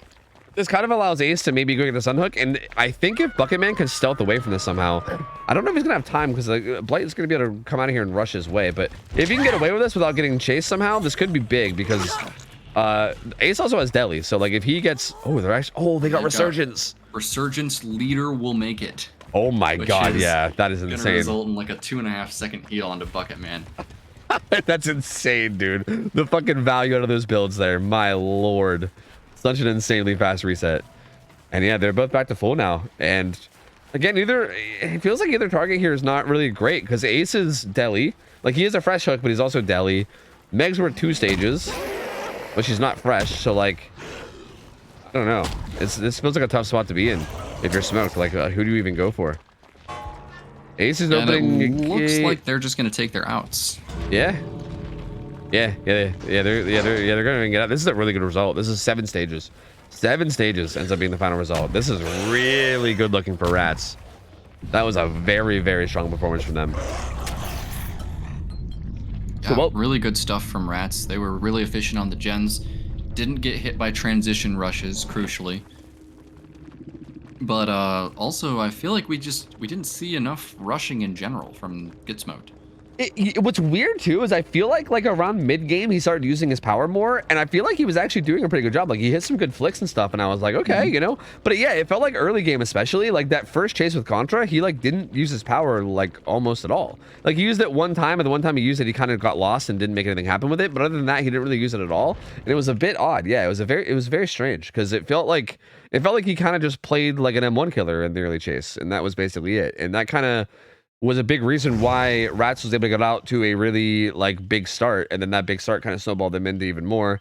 And yeah, it was definitely a little unfortunate. I also think the way he played around hooks was a little unfortunate too. Like he kind of didn't, again, like I think with Blight, you can kind of justify like getting around the map, right? Like you get a hook, you kind of like go pressure gens, maybe like get your pop out, maybe find a tag or two, and then come back to the hook, right? But he kind of just got a hook, wandered around like a very close, like 20-meter proximity, and then just stood in front of it and tried to secure the next stage, which is not really like I don't think that's utilizing Blight's power as well as you could, right? Yeah, I think it's similar to how you want to play Billy, just because you have so much map mobility, you can get there and back to the hook within like 10 seconds. Yeah. All right, we'll be getting these gamers in. We'll see how they can do. But yeah, I mean, I definitely think that was a little bit odd. I'm not sure, like, I'm not exactly sure what the experiences of Get Smoked on Blight, but they also picked Blight, which is interesting because yeah, it almost seemed like he wasn't comfortable with Blight's power, which is a bit odd. Like I thought that they would. I was kind of thinking the opposite since Blight seemed to be their pick, but yeah, I'm not really sure what's going on there. But yeah, definitely a little bit odd decision making wise. We'll see what the killer can do from Rats. Let me get these survivors in, and oh god, this list is way too big. Nope, hold on. Okay, so I've just seen in chat from Nerf Self-Care that their other killer is retiring from comp, so Get Smoked is stepping up to fill a lot of the killer pool. Oh, I see. Interesting. Okay.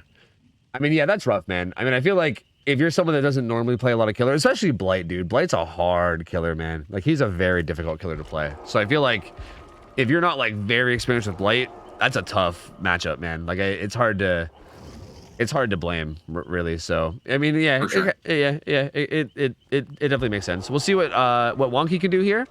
Wonky will be playing killer up against these survivors of Nerf Self-Care, and I mean these survivors are good, man. We've seen these survivors play quite a bit. They're definitely very, very good. So even though this win con is definitely not that bad, I mean you never know, right? Things can still happen. These survivors are very, very solid, and Wonky's got to definitely make sure that they play a really good Blade game too, because this still could swing. Although I do think it's looking very, very good for Rats' win con right now, but definitely not over by any means. Yeah, so the win con for Rats is going to be 8 stages or 7 for fresh. Yeah, absolutely, yeah. Which is not too bad considering what Blight can do. I feel like especially if you get off to a good start, like I feel like the survivors are basically going to be required to have like a really, really strong start. Otherwise, they're going to be in trouble.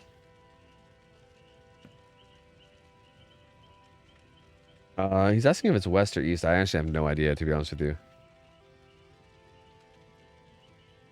I think only the killer can answer that question.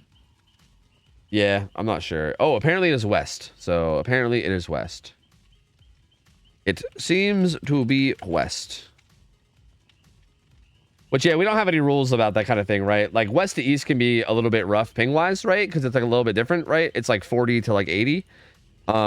But it's not like a huge difference, so like we still do allow it. I know that a lot of leagues have like made rules about like west. Actually, I don't even know what they are anymore. Like I know for a while they like banned all west killers like in general from like DVD League, but then they like ended up getting rid of it. I know there's like some weird routing and stuff that happens with west servers, especially from like EU. But I think with the advent of exit lag, they freed Ultra in DVD League. yeah, Ultra and like Osaka, and yeah, I mean like basically the entire Cynic killer roster almost, it feels like, got freed. Yeah, so thank God for that. Yeah, because that was pretty unfortunate, man. Like, it kind of sucks to have any West Coast player just not even able to play. Like, fuck that. So Yeah, we'll see. Wonky might have a little bit of ping advantage in that regard, but again, it's not going to matter too much. It's just like a little bit of a minor thing. Like it's just like a little thing you got to play around a bit. But I mean, blight is blight. At the end of the day, like you're still gonna have to just try to like find a way to like get away from his bump logic and make plays happen. And it might be hard regardless. A lot of it's just going to boil down to how well Wonky plays this. Because I feel like at this point, I think the ball is in the killer's court, right? Like I think if a blight plays this the way that you would expect a very solid blight to play it, like, no matter how good the survivors play, this win con should be reachable. So, they're basically going to need Wonky to maybe mess up a bit, and then they're also going to have to do a good job of taking advantage of those mess ups. And that's going to be basically their ticket to the win con if they can make that happen, which is going to be tough. Like, it's not impossible, but it's going to be tough. Yeah, and just like you said, I think Blight is one of those sets where ping is almost never going to be the deciding factor. Like, if you didn't dodge a rush, you didn't dodge a rush. I think ping is almost never going to like decide a down against Blight because you're not often forcing him into M1 confrontations. And as opposed to a set like Oni where ping could decide him getting an early first hit, Blight survivors really have to position well outside of situations where ping would even matter.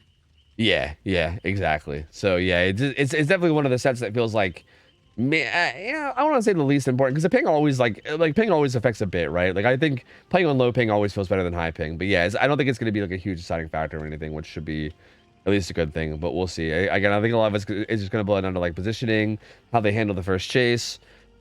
Again, also like killer, I think it's interesting because I feel like Blight is one of those sets where like I think there's a lot of killers in this game where like the chases are almost like, okay, how well does the survivor play, right? And like it's almost like that's what decides it as opposed to anything else.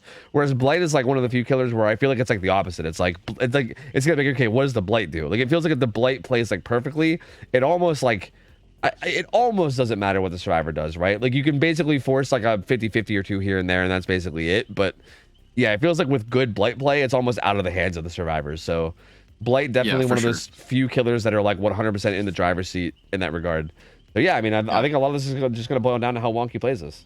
Yeah, I think across the whole roster of killers, it's kind of like a scale. You've got all of the basic M1 killers and the weaker ones down there where they're just like at the mercy of the survivors. And then you've got like the A tier killers like Wesker, Pyramid Head, where it feels like a true fight between the two sides. And then if you go too high, like Nurse Blight Spirit, it's entirely in the killer, in the killer's hands. Yep.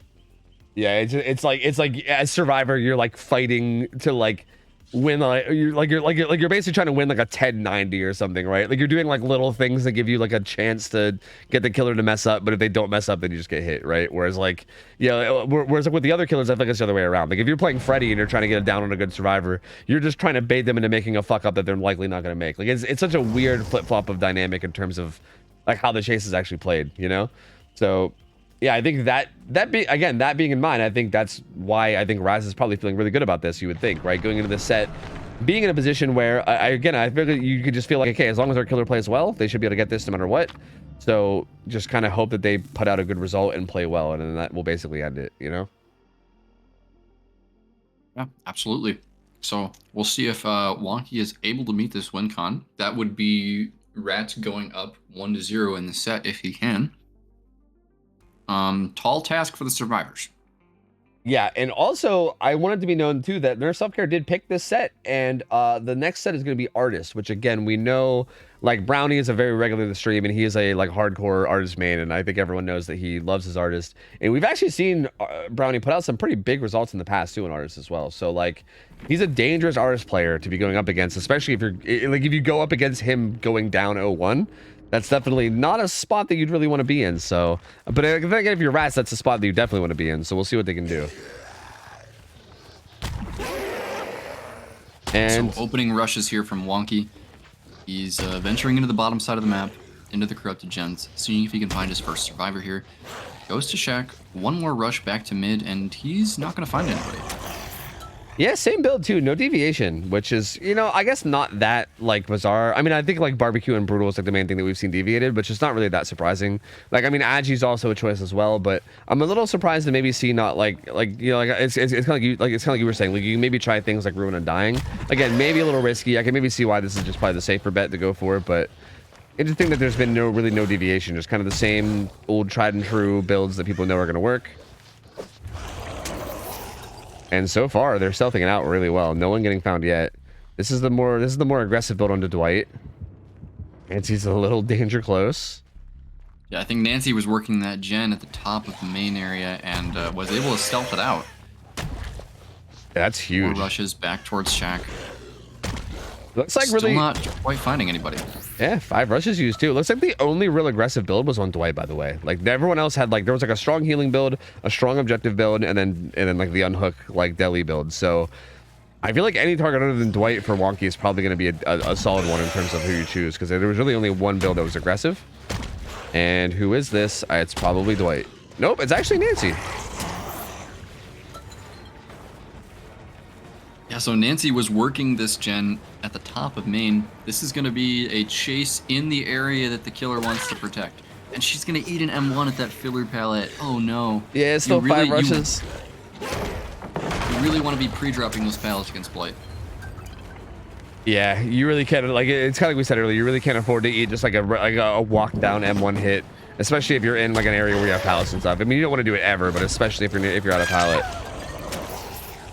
And yeah, there you go. Wonky putting together some okay bump logic and then just getting a quick down. I'm gonna say bump logic, but he kind of just followed her and then got it down. But yeah, down she goes. They're doubling main. They're gonna be able to finish main though for the hook, which is a good start, all things considered, right? Like, I think if they, I think them finishing main there is the product of him not being able to find anybody early. yeah, they were able to like slowly get in position. Yeah, because that chase did not feel short. Or it did not feel long enough for them to be able to finish main gen. Yeah, like it was a pretty fast chase, but it seemed like they were already in perfect position for it. So yeah, it pays off a lot. He does find a tag as the unhook comes in, and this is borrowed time unhook too. So again, lots of extra endurance, lots of extra haste, gonna kind of let Nancy go wherever she wants in terms of like a spot to take chase. And Wonky, I think maybe either lost track of it or was maybe just looking for someone else. He's going to rush back towards the bottom of the map here. One more rush to go. Is he going to be able to find the survivor? No. He fatigues on the wall. Knows somebody is here. It is Nancy. So she is going to pre-drop that pallet and run back towards another filler pallet in the middle of the map. Oh, she does make it thanks to all 5 rushes being used. Yeah, but rushes are back up now. Has God pallet though. Good job from Nancy. She's honestly doing a really good job of buying time down here on this bottom side. If they can get some good gen progress on top side, they could still have a chance here. Live coming through too. Oh, if he doesn't get these, he doesn't get it. Oh, he does get it. Nice flick. That was disgusting. That was such a good flick. He needed that. Very good save there from Milwaukee. Yeah, he absolutely needed that. If he didn't get that, he was honestly in trouble. Because that would have been all 5 rushes used. He would have had Shack to run around. And then that would have been definitely some gens popping for sure. But as played, he gets it down. Eruption pops on one of these gens. He's actually going to make it back to this gen with pop. And yeah, they get 1 gen done, but I think that'll be it. The other gen's going to get interrupted with pop and maybe eruption. No, not quite. Yeah, and that's going to be regression event number 3 onto that gen. 4 if he gets it down with eruption. So those are going to add up really quickly. I think he actually didn't get the eruption down in time, but yeah, it's still getting there. Like it's still on its way for sure. And the unhook comes in. Ooh, oh no. Oh, wow. That was some crazy bump logic there around the Shack. I recognized that Nancy was not staying on Shack, holding W instead, and that's a death at 3 gens. Yeah, that was such a good find on that Nancy. Like being able to find that on that very last rush and get that hit, like literally could not have gone any better for Wonky than it did there. And yeah, with that being a death at 3 gens left, this is feeling like the win con is going to be pretty impossible at this point. Like, if we're just going to be real. Like, Pop Rope's going to come down on the gen. It's going to lose a bunch of progress. And yeah, they're going to have to... They're basically going to need to have, like, insane chases. Like, they're going to need Wonky to fuck up a lot. They're going to have to just dominate chases now. But there's already a 2 rush hit. So... And Bo Chrono is going to opt to stay at this double window. There must be a gen somewhere that he doesn't want to be touched. But double window, not really the strongest tile in the world, especially against an S tier killer. So he's going to go down quickly. And yeah, he wanted to protect this gen that Ace was on.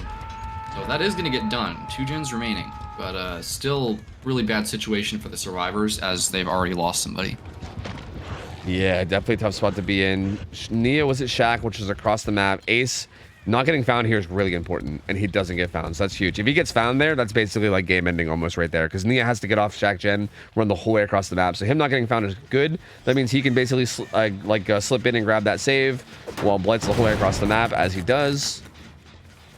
And yeah, this gives them a chance to make something happen here now. And also, Nia not getting found here is also pretty massive. Yeah, so Nia should be able to get right back on Shack as long as he doesn't double back. Are they resetting Dwight, though? Does not look like it. Lots of scratch marks. Looks like he just pieced out. I think maybe Ace just stuck on this gen while Dwight got out of there. And yeah, Ace will be taking this chase. Yeah, and Ace is the deliverance player, and he does have it up. So, oh, eats an M1 there. That's not what you want to see. Pre-drops the pallet, but 5 rushes coming up right after this break with Brutal Strength. Ooh, couldn't find a collision, though. Oh, no, not the Blood Lodge collision. Oh, it's only going to buy him a little bit, though. He's not really going to get anywhere from that. And down he goes. Yeah, an eruption popping on Shack Gen. Although, good bit of progress, though, honestly, all things considered. The problem is that Pop Goes the Weasel's going to come in here. So, the more progress you add, the more damage Pop does. So, you know, it's definitely going to get hit pretty hard. Yeah, and Bo Chrono is between the hook and the Shack Gen, so maybe if he can distract a little bit, the Shack Gen could get done, but no, he's not going to opt for that. Going to want to go for the safe unhook on Ace as the Blight gets hit with the transition rushes. That's not what you want to see. Another Papa Russian coming down on the Shack. Yeah, you can shit on the cameraman there, which is me, because I didn't see exactly how that happened, but I just kind of assumed that Nia wouldn't get hit and that she would stealth away, but yeah, no, somehow Wonky managed to find a hit on that last rush, and that's so big. Oh, that too, that down is rough. Yeah, really nice mind game there from Wonky on the pallet gym.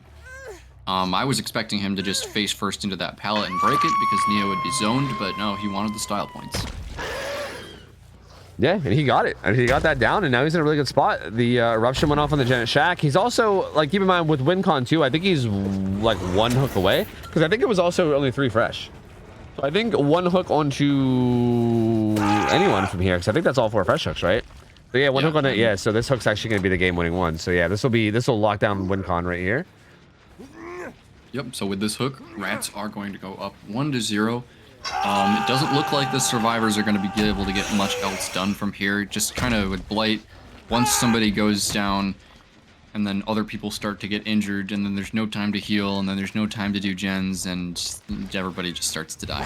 Yeah, it's so difficult, and like you get that tunnel out. If you get a tunnel out with something like 3 gens left, man, it's just so difficult. Like, yeah, because he's just constantly rushing around the map. He's super mobile. He finds tags pretty easily. You're constantly having to like balance between resetting and stealthing and trying to find some kind of time to get gen progress. It's just so difficult.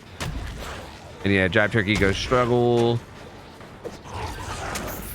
Curious if they can maybe pull this out until maybe like a 4K1 from this spot, because I feel like it is possible. They do have some progress on this gen at like 1, and then also Shack.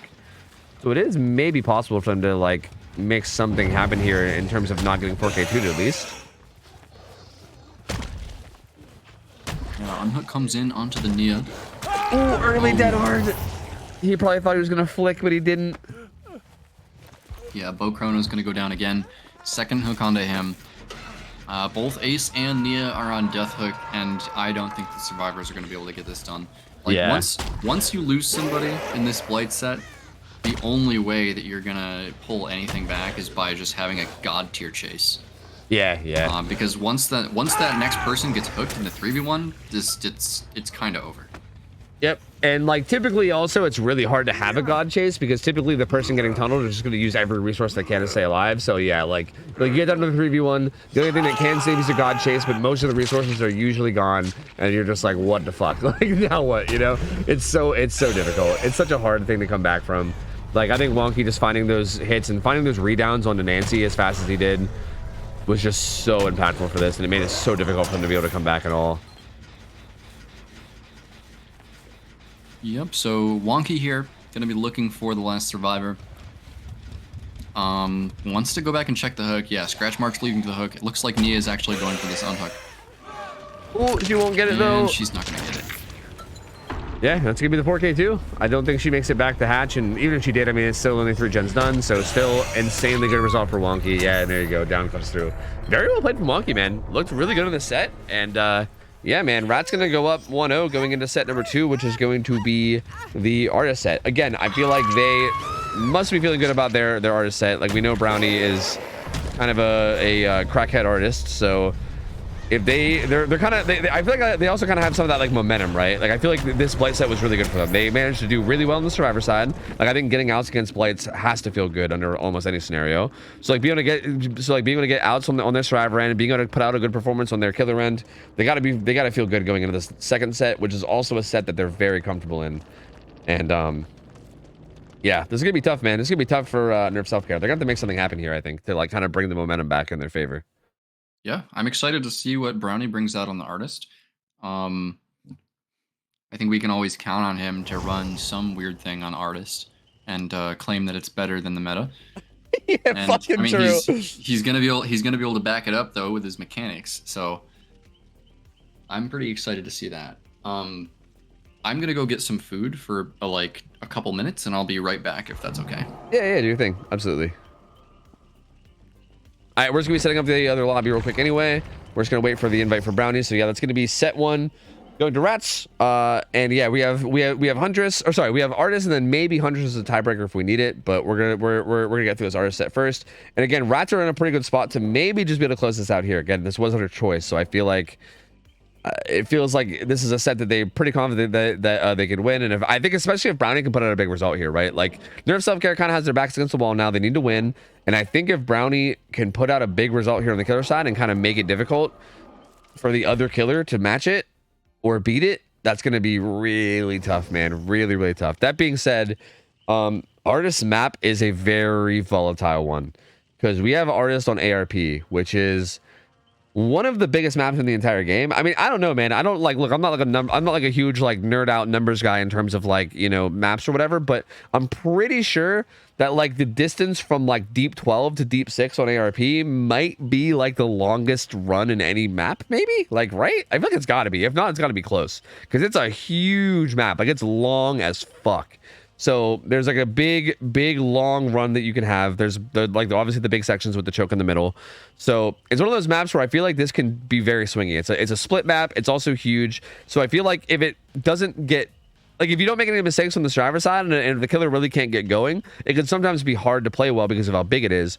But also because it's split, if you make like a bad positioning mistake, I think the killer can very easily kind of snowball into a big result themselves too. So like both of them, I think both sides here kind of have potential to make it really, really difficult on the other. It's just a matter of like which side actually gets out ahead early, right? And kind of like gets that first foot forward. Well, I say early, but also like on the survivor side, I think at any point throughout the match, if they make like a positional mistake, I think it could also swing too. So it's like early, but also as survivors, they got to keep up a good positional game the whole way through and through. Otherwise, they're in trouble. Okay, I'm back, and I do have a Bluetooth headset, so I've been hearing the discussion that you've been having about the eye-shaped maps. So yeah, these eye-shaped maps are really strategy heavy on the survivors, but also the killer. There's a lot of really interesting things you can do with Artist, like having an idea of how many survivors are on each side at any given time can really change the way the killer is going to play. So for example, if Brownie downs somebody on top side and he sees a gen pop on bottom side and then also a survivor run into the mid map, he can be pretty sure that the person hooked is the only one on top side. And that makes it really difficult for the survivors to come in for the save against a killer with the range that Artist has. Yeah, absolutely. I think that's going to be like, and I think if you find yourself in one of those power positions as killer, like Brownie is definitely the type of killer that's going to know like how to handle that as well. So I feel like you really can't let him get into a position like that, right? Like you got to be really careful with your positioning survivor wise, otherwise you're going to be suffering. You're going to be suffering for sure. Yeah, and I wonder if we're gonna see a certain funny perk from Brownie that some comp artist mains have been getting banned, which would be Monstrous Shrine. Oh yeah, I've heard about that. I actually have heard about that. That's interesting. I don't think Brownie has been known to run that on his artist, but I definitely would try it on ARP. That's really interesting. Yeah, ARP feels like the kind of map for it too, right? Because of how big it is and like how deep you can put the hooks and everything. That's so like what? So hypothetically, if you were to try that, what do you think it would be? Like corrupt, agi, pain res monstrous or something like that? Yeah, that's exactly what I would bring. Huh. That's really interesting. Because I feel like, I mean, what are your other options? I feel like you could run like pain res pop or something, but I don't know. Like you can't run dead man switch because that's banned. So like, I mean, like, what do you run instead? Like I feel like that honestly could be an okay option, just because the other options are Pop is pretty useless on Artist in this set, because she can pressure the gens from so far away that if she's going all the way across the map to pop a gen, she's losing the ranged protection that she has on her hooks. Yeah, yeah. Yeah, it feels like pop doesn't make a ton of sense. Some variation of maybe even Noed, I think, would be really good on Artist here because survivors can easily get outs on this map. Thrilling Tremors. Yeah. Okay. You know, I don't hate that because it's going to tell him exactly which gens he needs to bird when he picks up. Yeah, yeah. I'm not gonna leave it to guessing games at all. Immediately gonna find birds onto the Nancy over here at 11. Yeah, that's big. He just kind of sent down some birds on the other side of the map, immediately finds a tag, gets some tracking, and yeah, finds a hit early too as well. Very, very fast. And this could be bad if it ends quickly. Very strong healing build here from Nancy. She's gonna get swarmed, and she should be pretty much dead here. I think it should be tough. Well, we'll see. Actually, kind of sets that bird up a little bit late. I thought he would zone that pallet sooner, because I think if he zones that pallet sooner, she just dies. But she does survive a little bit longer. But how much longer? I don't think it's going to be too much. Maybe. I don't know. She doesn't make that filler. She is going to go down on a pallet. I don't think any survivors are nearby. So first down for Brownie. He is going to be looking to carry her towards the side of the map that has the most gens and look for a pain res hook here. Yeah, that would be devastating if this is a pain res. It's not. Still honestly very devastating. He can still just regress this gen. And now he's sitting right in the middle of what looks to be maybe a 4 gen here, where he knows like the majority of the survivors are. He can kind of just harass them, hold down these gens. Yeah, there's a full 4 gen down here on the side. Yeah, so I mean, Brownie didn't even need a pain res there. He's got regression by default just by hooking Nancy next to this middle gen. This is a really important gen that survivors were definitely going to be looking to double. Oh, sneaky unhook from Ace there. That's probably huge. Not according to Brownie's plan. That's so big, honestly. I think they really needed that. That gets him in a much better spot where now Nancy can just pull down to the other side of the map. And if Brownie wants to commit to this, he's definitely going to be losing that 4 gen. Yeah, and I mean, now that they saw Brownie carry Nancy all the way up to bottom with agitation, they know that that's where the gen setup is. Nancy now sprinting all the way to top side. Yep, there is still to be fair, there is still a 3 gen here. So like, hypothetically, like if they take a death with all 3 of these gens up, for instance, that's a really fast renown, right? Like if they take a death with these 3 still up here, this could, because again, like now he might just commit to the other side. He might just hook deep in here, and if this is the pain res now, it's gonna stall out even more. And it is. So yeah, like now it's, you know, like, yeah, you're gonna give up the 4 gen, but you still have a pretty decent 3 gen down here. And if you get a kill with this 3 gen up, that's still gonna be a bit difficult. As long as Brownie's chases are fast, the survivor's macro is not going to matter as much. Even if they do make the right plays. Because we are still at 5 gens, and Nancy is going to be dead on her next down. He played that pallet so well, though. With Swarm, he gets the birds off and gets the stun afterwards, too. And that's big, because I think if he were to go down quick here, they'd be fucked. I think Brownie has a pretty good idea that this was the only survivor that was on the side. So if he could have quickly downed her and slugged, that would have been like almost game ending. So Jive Turkey, lucky break there from Jive Turkey. Yeah, that also helps him a lot as well. He's gonna go ahead and just get out of there.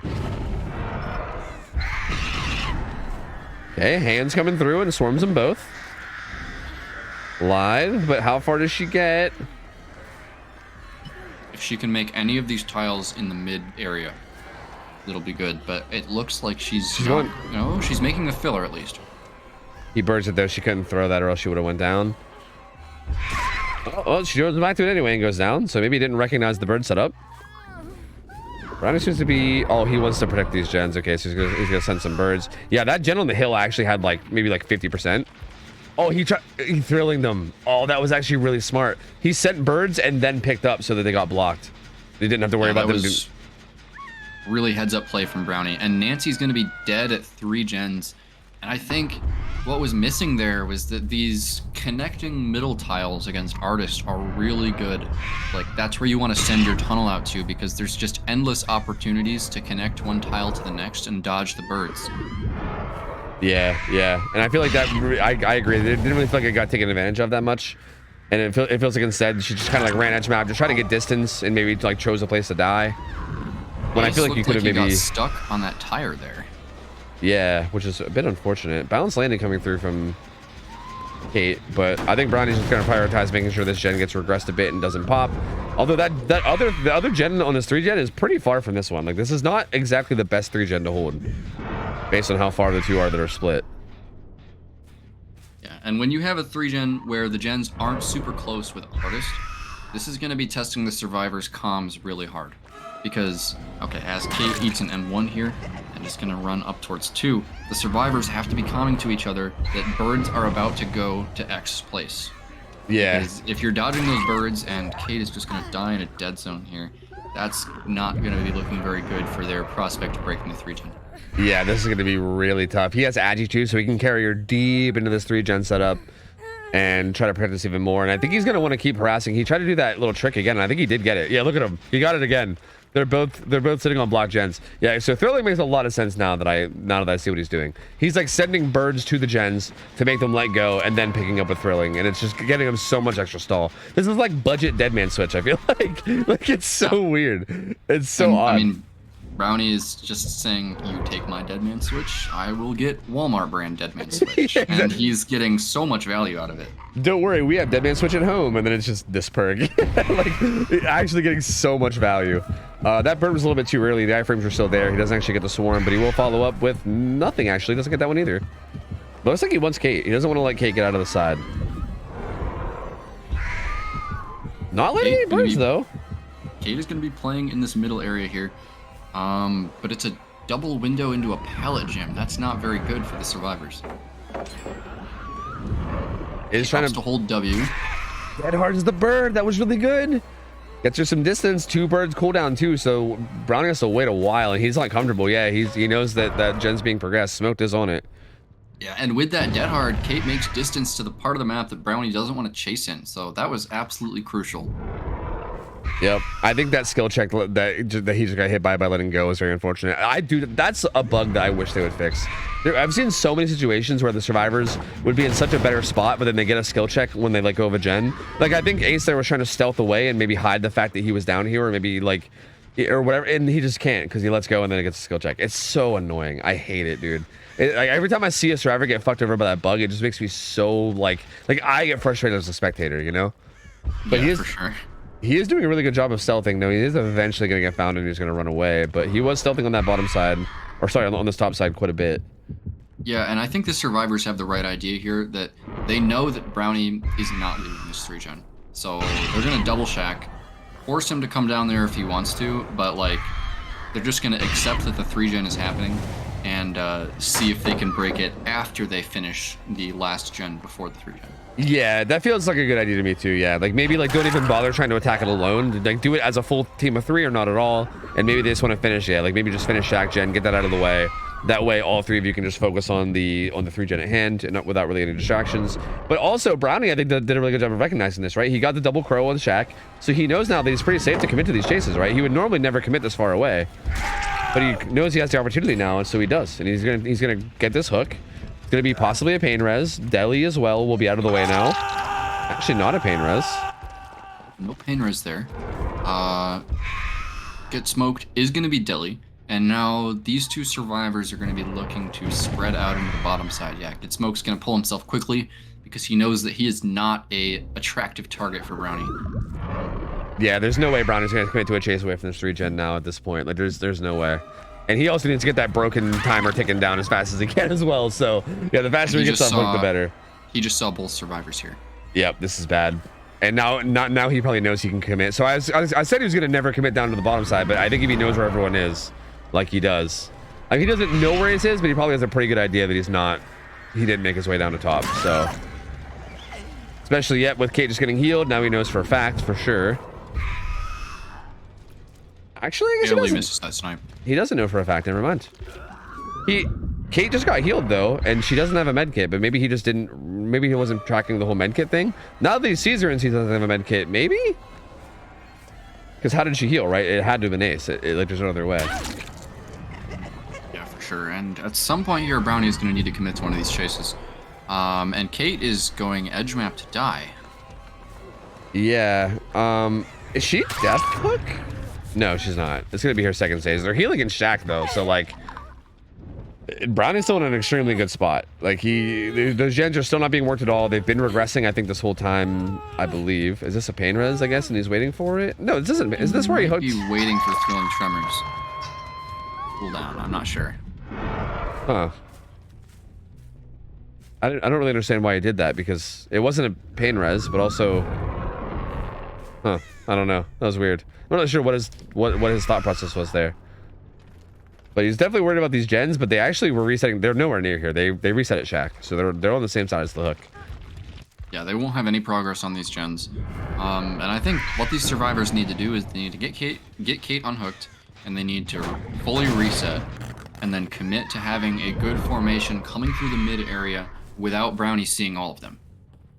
Yeah, they gotta try to like sneak some people in and get like, again, there's like kind of this thin choke point in the middle right here, right? But if they can like maybe sneak a survivor or two past and get them kind of deeper into that side where the gens are without being seen, then they kind of will be in a good position to start attacking these, because like they can kind of openly attack this outer gen that's towards the middle, and if Brownie commits to that chase, if they have someone kind of tucked back in to immediately start the hill gen, then they'll get a lot of progress out of it, right?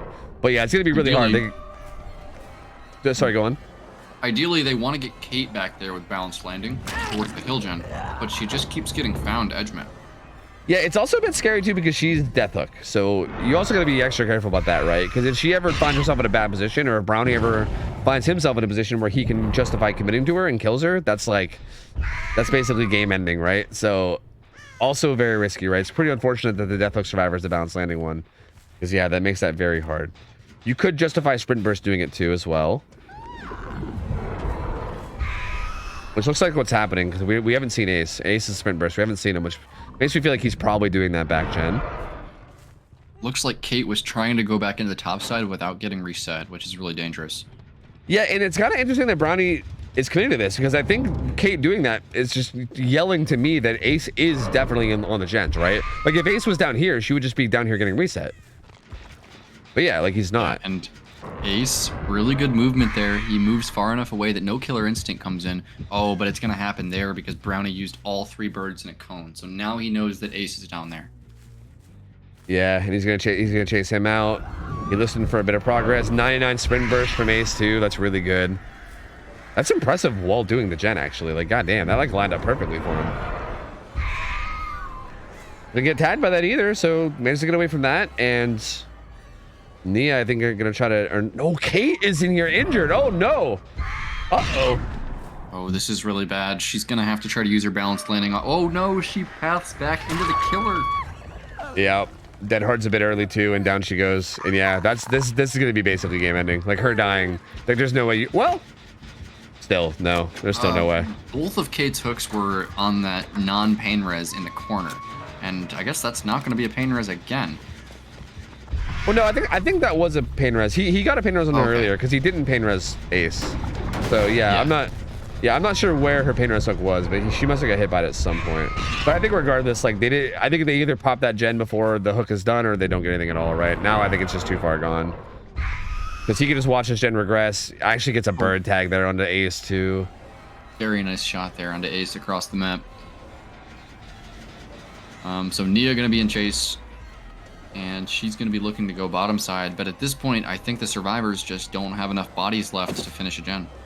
Yep, I think he saw the scratch marks from Ace over there too, so he knows that Ace is trying to sneak his way back in. Well, now he definitely knows. So yeah, now he's kind of comfortable doing whatever, right? He's kind of in the driver's seat. He can just commit to whoever he wants to. Probably gonna take whatever chase stays further down. And yeah, this is essentially it. He's already delied, so it probably makes more sense to hook him than to not hook him. Although the gates, you might want to pay attention to the gates. This is actually a little risky, because I don't know if he saw the gates or not. But if the gates are split, this could get a little hairy.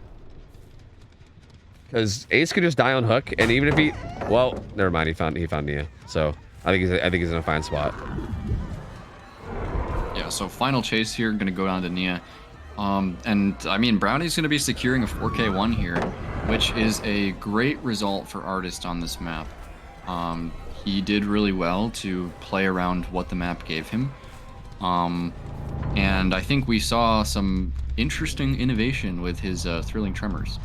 Yeah, the way he used thrilling was actually super sick. I love the like sending birds to gens, getting them to let go, and then picking up. That was so cool. Like he got really good value out of it multiple times. And it's a little surprising, like again, I was a little surprised to see him get so much. I feel like it might be one of those like kind of natural instincts on the survivor's end. It's probably one of those like reflexes that's hard to break, right? Like you have birds get sent your way, so you just let go, right? But I was a little surprised to see him get value out of it multiple times. So you think after it happened once, they would just like let themselves get swarmed, wait for him to pick up, and then let go, right? But yeah, it does feel like, I feel like even situations like that, it can be really hard. Like if you've played the game for thousands of hours and you know you always just have this instinct to let go when you get swarmed, it can be sometimes really hard to break that. So I think Brownie may be getting some value out of that, out of their like kind of muscle memory instinct that they have.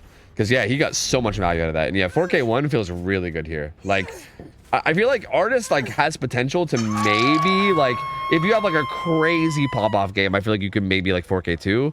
But I feel like 4K1 is even insane, and I think like I think the expected results if the survivors don't fuck up at all is probably like getting some outs, right? I think getting all 5 gens on here feels pretty realistic if the survivors don't mess up.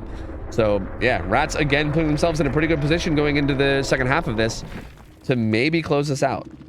Yeah, I think with this level of play, with this rule set, I would say that the expected result here is 7 to 9 stages.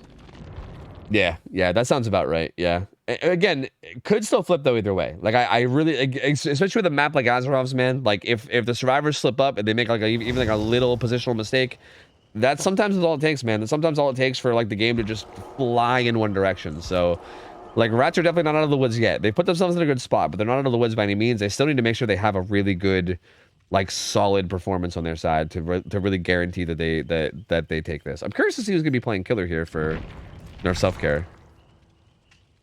And Nerf Self-Care has to secure this win, or else Rats is going to win this set 2-0. Yeah, that's also a big thing as well too. Yeah, they absolutely need this. Let me hop in. You know what? I actually don't know if the new rule set starts next week. I don't know. I don't think Brownie's confirmed. Sorry, Brownie? Did I say Brownie? I think I was just talking about Brownie. I saw people talking about Brownie in chat. My bad. Dino. I don't think Dino's confirmed. Yeah, actually, we're actually waiting on Brownie to confirm. Yeah, he actually gets the final say in this. But no, yeah, I don't know. I'm not 100%. I think he was still like doing all the formatting and stuff, but it might not be ready for next week. I'm not 100% because I know he already put out the rosters for next week, but the balancing stuff isn't done yet, so it might be the week after. I'm not sure. We'll have to wait and see.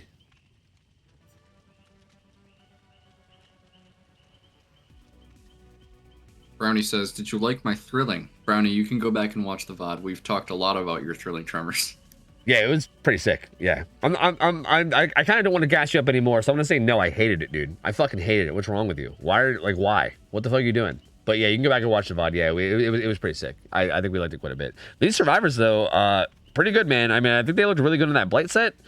So again, they've got to be feeling pretty good about their chances here. I feel like they already looked pretty solid, and I think if they again, I think as long as they don't make any like big positional mistakes here, I think they're in a pretty good spot to possibly take this.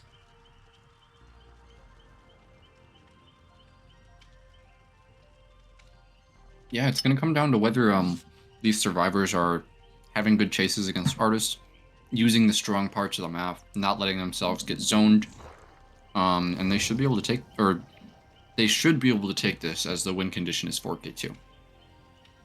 Yeah, absolutely. Yeah, like I feel like 4K2 win con. I feel like best case scenario here for Nerf Self-Care is probably a tie. Like I feel like pulling out a win con here, like again, it's possible. Don't get me wrong, it is possible. Like ARP and Artist, both of those are like kind of like can be very snowbally, right? So like together, there's definitely potential for there to be a crazy snowball. Like it's not like I think we've even seen like 4K3s happen in the past, right? But like typically that happens when there's major mistakes on the survivor's end. So like it's not. It gets possible, but it's not like a high chance, right? Like it could happen, but I feel like a 4K1 feels like a more like reasonable thing to have happen, and like that definitely could, right? Like I think you get a fast tunnel out with a 3-gen maintaining up, and then you kind of play that effectively, like basically just do the same thing Brownie did. Like it's possible to match that result. Again, I feel like it's not expected. Like I feel like they're gonna have to have a very strong game on the killer end and hope the survivors mess up, but it's possible. And if they can at least just tie it up, then they can take it into the tiebreaker matchup and maybe try to make the cool best of 3 a tie. So. Still a chance to maybe make something happen here. Yeah, absolutely. I'm going to be interested to see what tiles we get in the middle of the map this time.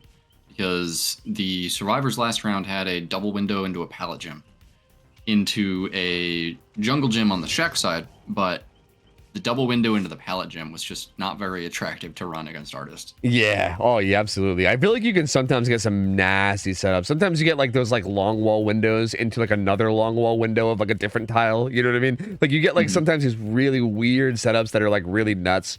Yeah, it didn't really feel like there was a whole lot of that. And kind of like you said, I feel like even the setups that they had, there was a multiple opportunities for them to like kind of run them that I feel like they didn't really maybe utilize as much as they could have.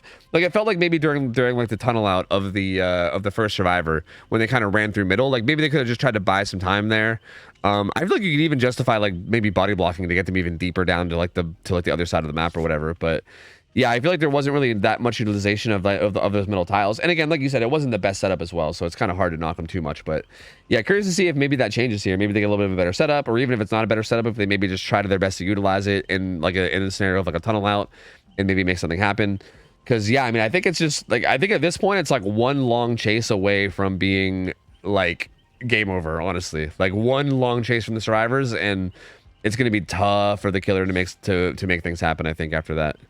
Yeah, and altruistic play is pretty huge against artists because a altruistic survivor can take birds away from artists as they're trying to set them up on the tunnel out, and those birds are such a long cooldown, and she slows herself while placing them.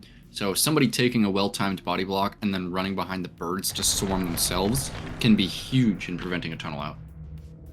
Yeah, absolutely. Yeah, I do think there's a lot of opportunity there, and especially because of how big this map is, right?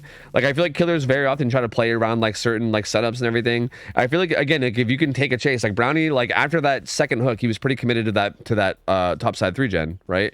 And I feel like if you can just really get the person tunneled way out of there, right? Like get them way deep, like basically touching the bottom side wall level away.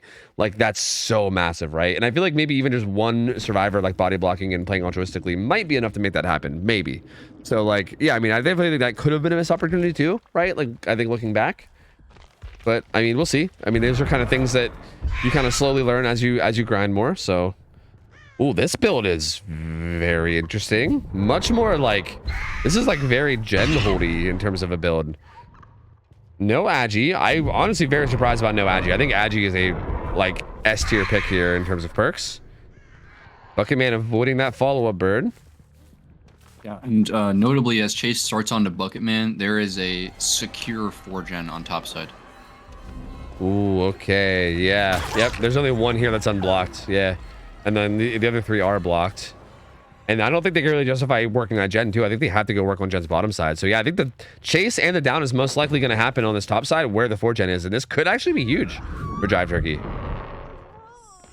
Bucket Man trying to bait that, but doesn't work. He's going to go down. And yeah, this is interesting. This is a good start, I think. Like, I think his Gen spawns and his corrupt spawn and how everything kind of played out in this early game looks kind of good for Jive Turkey. I think this could be big. They're doubling... Wait, is that the Gen? That is the Gen top side, but they're not going to get it done. It's going to get hit by... This is actually even bigger. Because I think it's going to get hit by... It didn't get pain res. Pain res there. But he could... He should be able to pop this. Yeah, he'll be able to pop and eruption it. And I think he could even play kind of close to this, too. Like, the thing is, too, with the new regression, it's going to be hard to stop this. Yeah, and also, the fact that Bucket Man wasn't a pain res, and he just... And he... Okay, he's just found Deli, and he popped the only gen that they had progress on. He can easily proxy Bucket Man's hook now and put him on a pain res for the next one. Yeah, but him putting pressure on Deli here, I think is huge too. I think if he can find a tag on the Deli like very soon. Actually, CEO's doing a really good job here, and if he can just keep buying time, then maybe just run to the hook. Does he run to the hook now? I think he does, but does he even make this? Yeah, I think he does. He'll He'll be able to get it. But it's gonna pop eruption. And yeah, he's just going to cycle this hook. This is where I think a big part of this now is going to be, does CEO get out of the side of the map after his Deli? Like, I think they need to like send the boys and, you know, get him out of here. Because I think if Jive Turkey can re-down CEO on this side of the map and just kind of keep cycling hooks down here, especially on a survivor that you know doesn't have anti-tunnel, this might get a little devastating. Yeah, so Bucketman makes it to the other side of the map, and Jive Turkey is just going to be holding CO's hook here, which I don't know if that's a good idea because he is Deliverance. Only 2 gens on the bottom side of the map. He's really going to commit to holding this 4-gen. I actually do like it because I think, again, I think as long as you read out, he has 10 seconds, right? I think as long as you read down him before he gets away, then I think it's fine. It kind of looks like Contra's hovering here to maybe try to body block for CEO, I would assume, because I think at this point, this to me just completely boils down to does CEO get out of this top side? Because I think if CEO delis and then you like can either like immediately put him into deep wounds and then follow up, or maybe just wait out the 10 seconds and then follow up. Like if he doesn't get out of here, so again, this happening right here is going to be huge. Nancy is here, so yeah, Contra was in position for this, and this is really good from Rats. I think he's gonna get. Oh, that's a very efficient hit though. Barely even broke Stride, but it was enough. Like that was enough to get him to that vault. Yeah, so he's not going to get the tunnel onto the ace there, but Contra now is running back into the 4-gen injured. Oh, unfortunate. So, while it is not efficient for Jive Turkey to be going for fresh hooks, all of his fresh hooks are coming in the 4-gen. Yeah, and also all pain rests are still up too. So like they haven't even really started to try to attack the 4-gen much, other than like a little bit of progress they had there earlier. Your Jive Turkey can follow up like a 3-bird follow up here if they want, and they aren't going to. And yeah, you're not getting away from that one. So yeah, I mean, there's still 4 pain rests available, and I don't think they've even really tried to. That one was other side, right? I'm pretty sure. That was also bottom side. So yeah, now the only gens are on top side. Yeah, but you still have all 4 pain rests. One of them is going to get used now. But you still just have this 4-gen, and yeah, no one's really that close to death. This is weird because this could swing either way. I don't know. Like all 4 survivors alive mean that this is still pretty reasonable for Rats. Also, good to know. Jive Turkey is a female. Okay, good to know. So. Oh, okay. Yeah, definitely good to know. We'll see what can happen here though. I'm not 100% because I think this could still swing either way, right? Like we still have a lot of regression here, like pain res, pop, eruption. Also though, I'm a little worried because I feel like these kind of setups, especially with all 4 survivors alive, with the anti 3-gen now becomes so much harder because it feels like the way that you win this is just cycling regression on the gens over and over again, right? While they like kind of cycle hooks, but I feel like you can only do that for so long now before they get fully blocked, and then you're just kind of right, especially with eruption like adding even more stacks. Like I'm a little. Yeah, especially with that gen at the TL, it's already been pop eruption at least twice. Yeah. Or at least once, and also been hit with pain res. So I think it's gonna be probably like the 5th regression event the next time it gets kicked.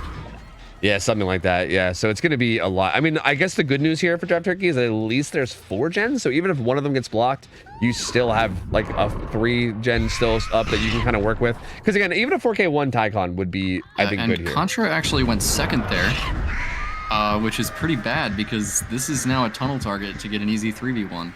Ooh, yeah, this is looking a little hairy. Actually runs around the building too. Dead Hards early and goes down. Uh-oh. On a pallet though, and we know there's a lot of survivors around here. Oh, I heard footsteps to the left too. They're all over this. Yeah, Ace is over there as well. Jive Turkey is gonna be afraid to pick this up. She's gonna pick up. Oh yeah, save comes through. Nice pallet save there from Dwight. And how far is Contra gonna make it?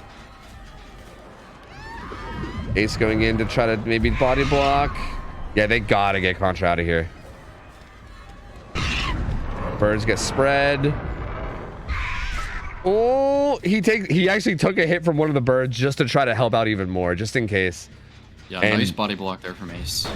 Yeah. Oh, I don't know if dry kicking this is the move with the regression events. The spikes are already creeping up the gen. There can't be that many left. Yeah, this is an interesting part of the game that I feel like no one's really had to think about until this patch. And it is interesting, right? Because yeah, you're not wrong. Like this is maybe a position like pre-patch, you just always kick that, right? You'll always kick it and put eruption down because why wouldn't you? But yeah, you're right. Like now you're in a scenario where like maybe kicking that and putting eruption down is actually really bad. Because like not only does that kick not do a whole lot, but even the eruption that gets hit on it probably doesn't do a whole lot either. And you're just using up 2 regression events for basically like, I don't know, 5-10% regression, you know? Yeah, and we've just seen a crow at this hill gen. Somebody's been working it. It actually has a good bit of progress. Yeah, that's going to be Bucketman. He's been quietly progressing that gen the whole time that this tunnel fiasco is going on. Does get the hit, though. Bucketman eats a snipe. Nice shot there from Jive Turkey, but Bucketman is going to make it all the way to bottom side where the survivors are going to reset. It's going to be another dry kick, setting eruption on the hill gen. The hill gen hasn't been touched at all yet. CEO hops back on that LT gen, and Mr. Memphi actually making a play for the deeper gen on that side as well. So they're pressuring both of these gens on the side right now. And does Drive Turkey check on this gen? I think she does. Yeah, okay, so Drive Turkey will find Dwight on this gen and chase him away. Last mine coming in there from the Raz survivors. Very Yep. nice play. Yep. That's going to be another dry kick. Lots of eruptions set up now. Jive Turkey can't seem to find the survivor that was working this gen. They've already gotten out.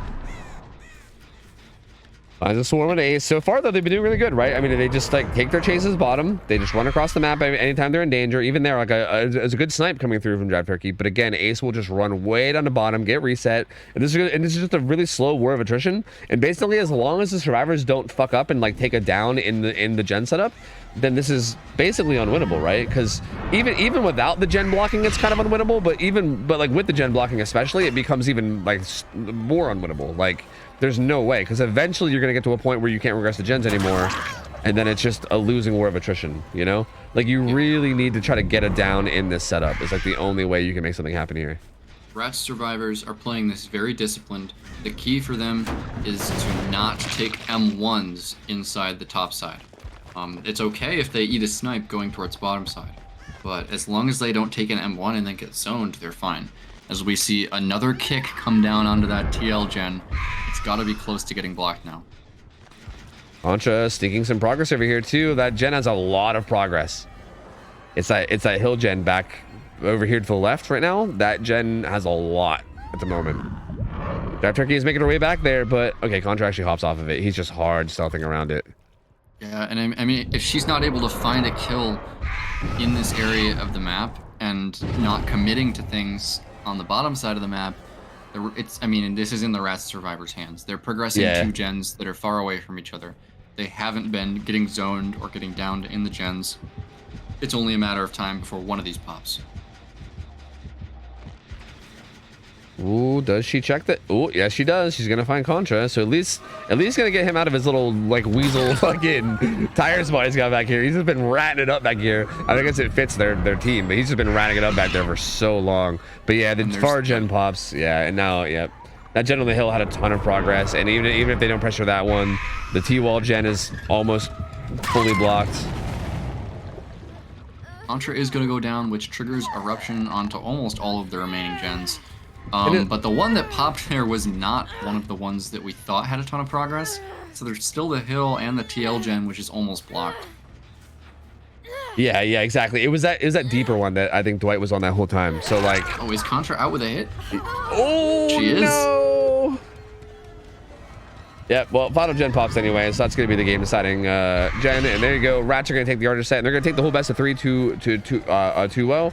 Yeah, it feels like to me the biggest deciding factor here was CEO getting out of that deli. Like, I think that was the big thing, right? Like, I think like had CEO gone down and not gotten out of that side, and like if Drive was able to get basically a rehook on that side on CEO, this is maybe gonna tip in their favor, because they could have just got that tunnel out, had that 4 gen up, and that was like maybe even like win con reachable, right? Like maybe in a 4K too.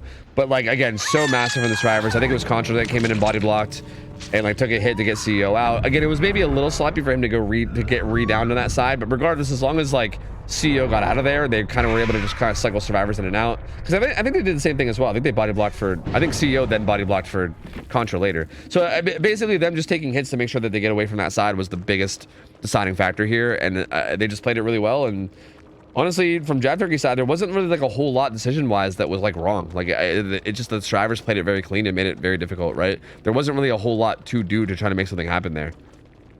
Yeah, I mean, Jive Turkey, her best play would have been to find somebody zoned behind main and then get it down in her gens, but every single time the Rats survivors were taking it towards bottom side, not getting zoned, coming in for body blocks, and making it back out of the gens.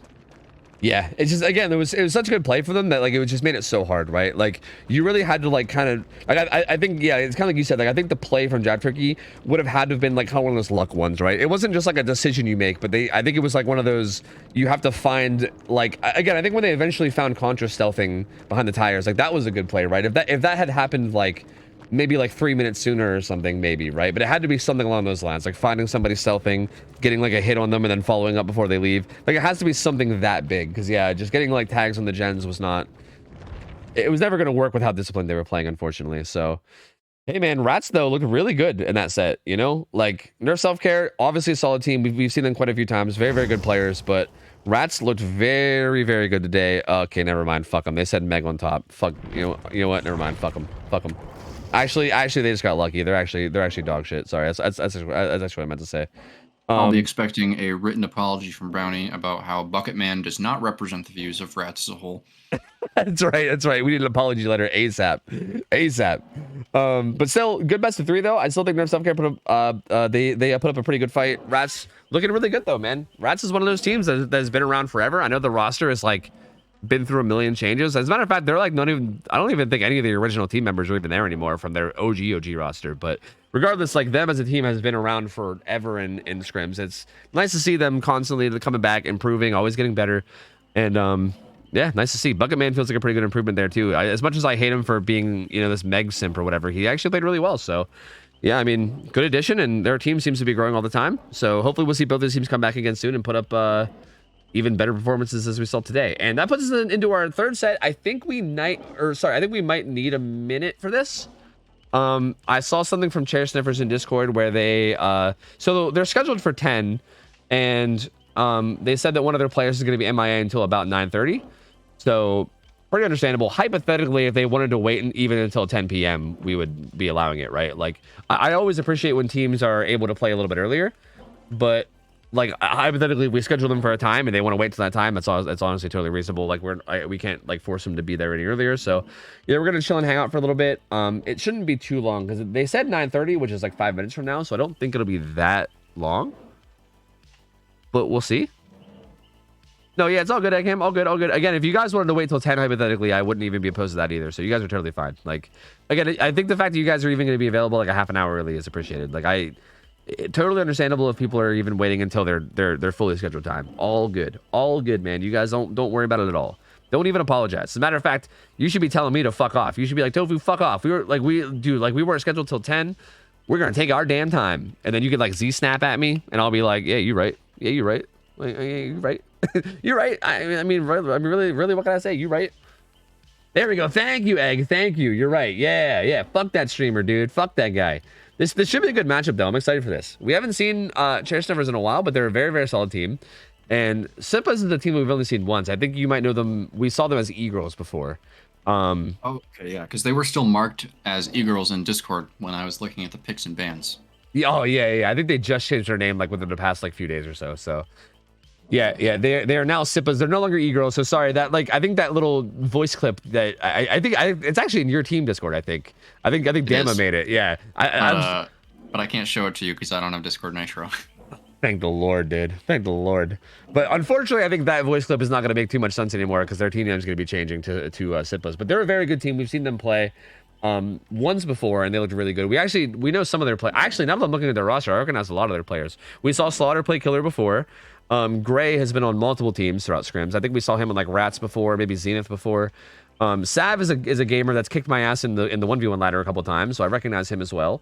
And Kazoo is also a player. So yeah, I recognize almost their whole roster. That's a very, very strong looking roster. But again, Chair Sniffer is also a very good set of gamers. I think last time we saw them, they played really well too. So this should be a really good matchup, man. Billy, Wesker, Wraith, really good high skill matchups. I think. Like I'm pumped for this, man. Real pumped.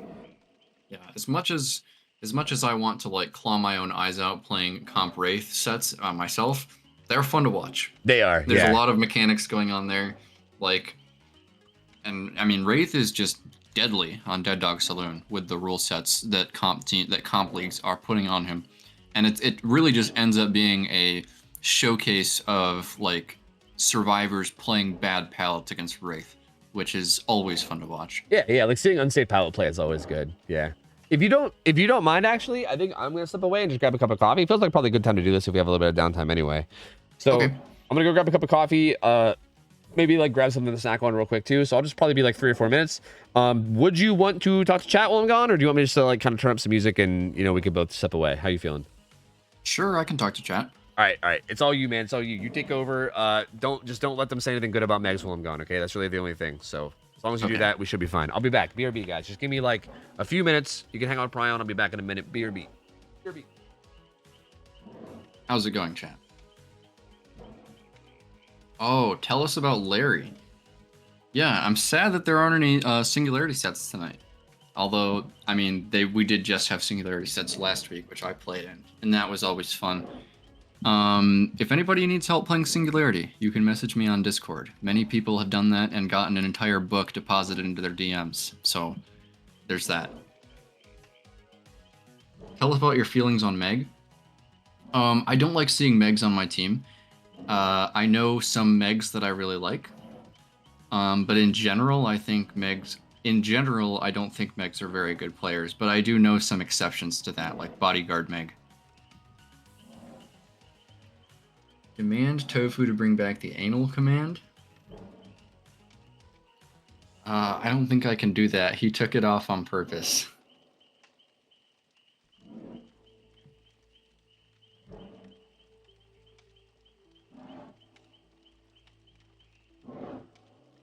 Yeah, Fireheart, like I said, if you're in the comp Discord, you can just DM me.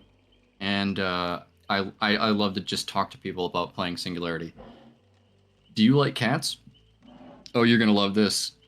I actually have 4 cats. I'm married, and my wife and I have 4 cats and a dog. Yeah, so like, cats everywhere. What did I eat for dinner? I had beef fried rice that my wife made for me, and it was pretty good.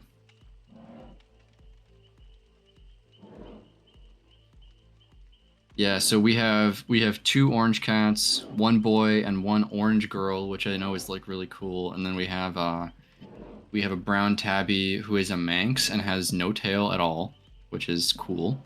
And then our last cat's name is Cheese, and she is a ragdoll, very fluffy. I love Cheese. She's actually on top of my PC right now. She goes up there because the top of the PC is warm. Pineapple on pizza, yes or no? Yes. Yes, I'm a pineapple on pizza eater. How old are your cats? 3 of them are 3, and then 1 of them is 6 because my wife had her before we met. Any good tips for nurse?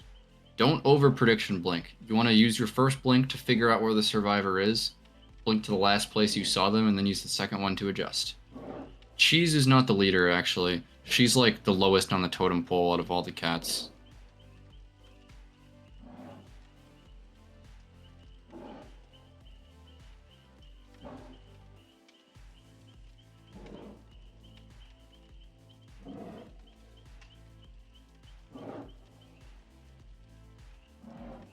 No, unfortunately, Cheese only weighs like 7 pounds.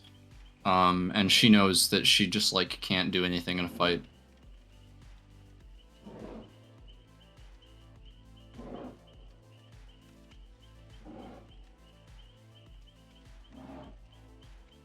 Yeah, I love cats so much, and my dog too.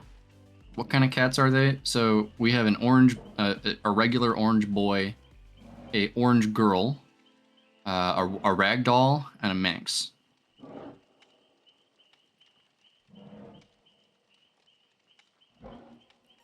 But yeah, if you guys want to see pictures of my cats, go to the team Discord section of the OhTofu SCRIMS Discord and join the DC on First Down Discord, and I can post all of the cats for you.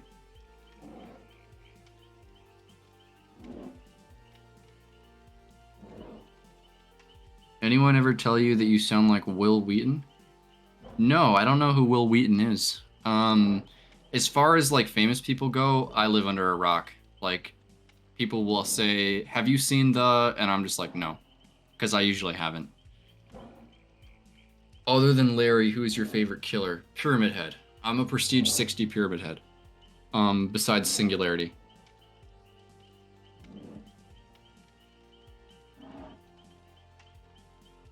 Do I play Tekken? No, I'm actually pretty terrible at fighting games.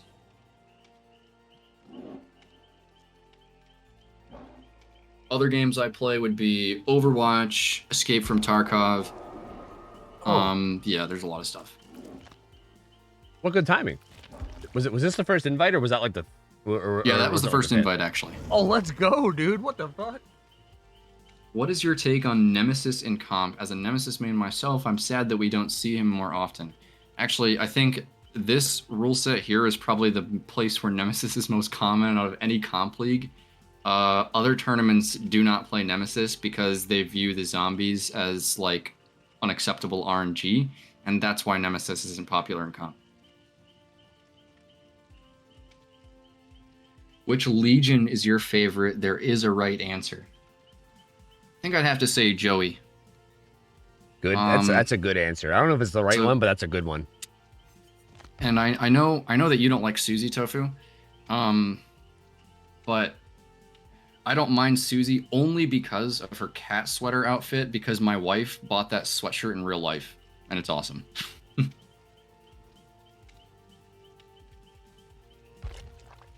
But Joey is number one. I'm trying to look. I actually don't even know if the other team is here and ready. Because I don't think I've seen anything from them. So, actually, we might be chilling for a minute. We might be chilling for a minute because I don't know if they're around.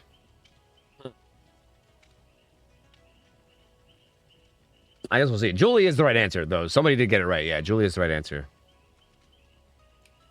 You know what? There's not really a Legion that I hate. I think. Really? I think Susie is probably. It's between Susie and Frank if I had to say like who's the worst. But then again, I can't hate Susie too much because of her like orange cat sweater. Because like I have an orange cat. Orange cats are kind of cool. I do like me some orange cats. But I don't know. Susie is she's just way too weeby. I can't do it. I hate her. I can't do it. Yeah, I can't fault you for that.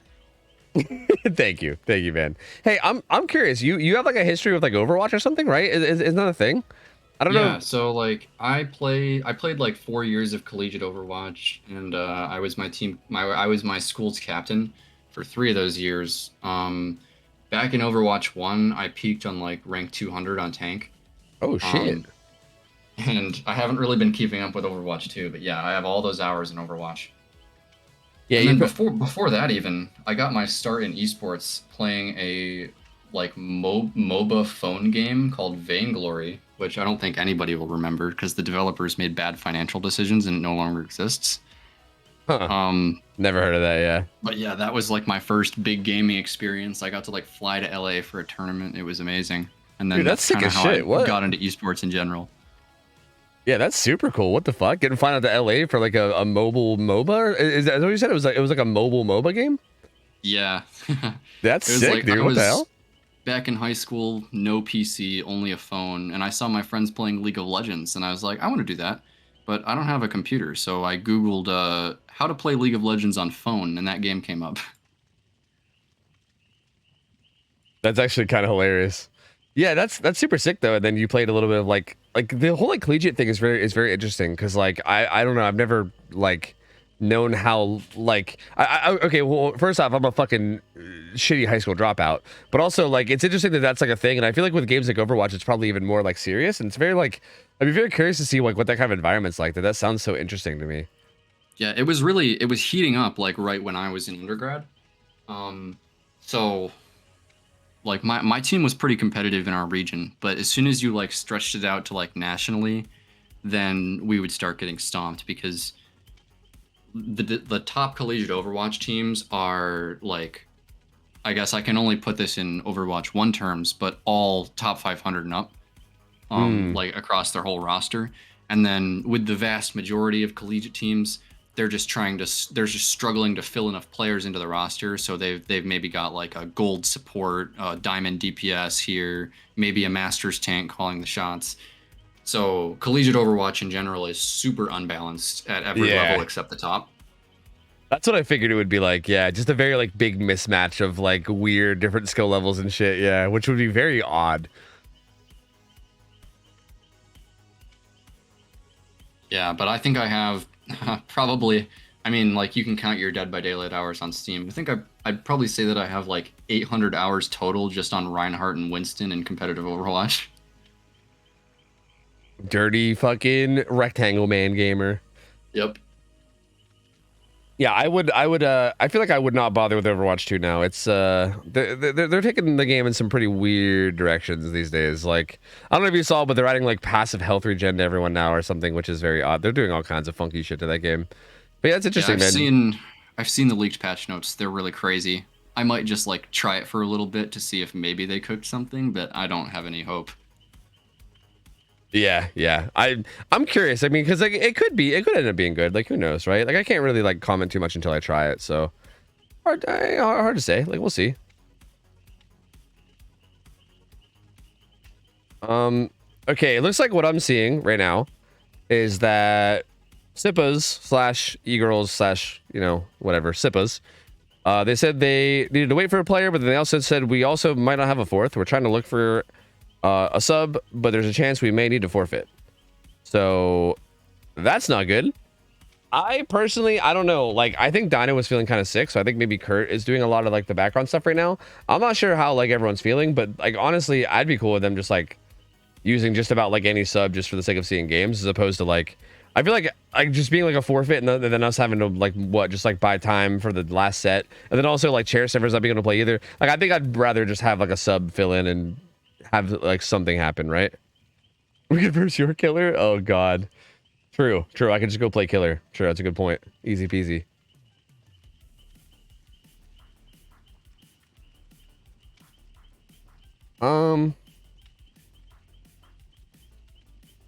Yeah, let me go. Yeah, I'm gonna go chime in. Hold on.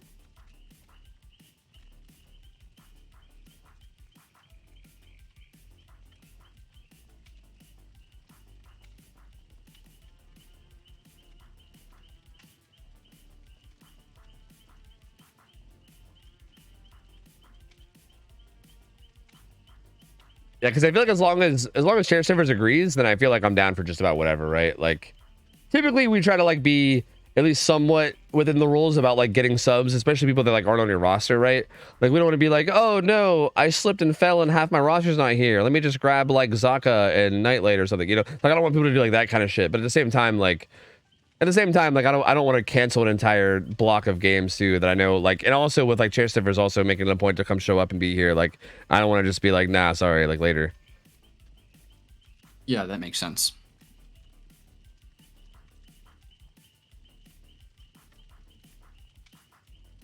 So yeah, we'll see. I mean, they're still not scheduled for another like 20 minutes, hypothetically, technically. So we'll see. Well,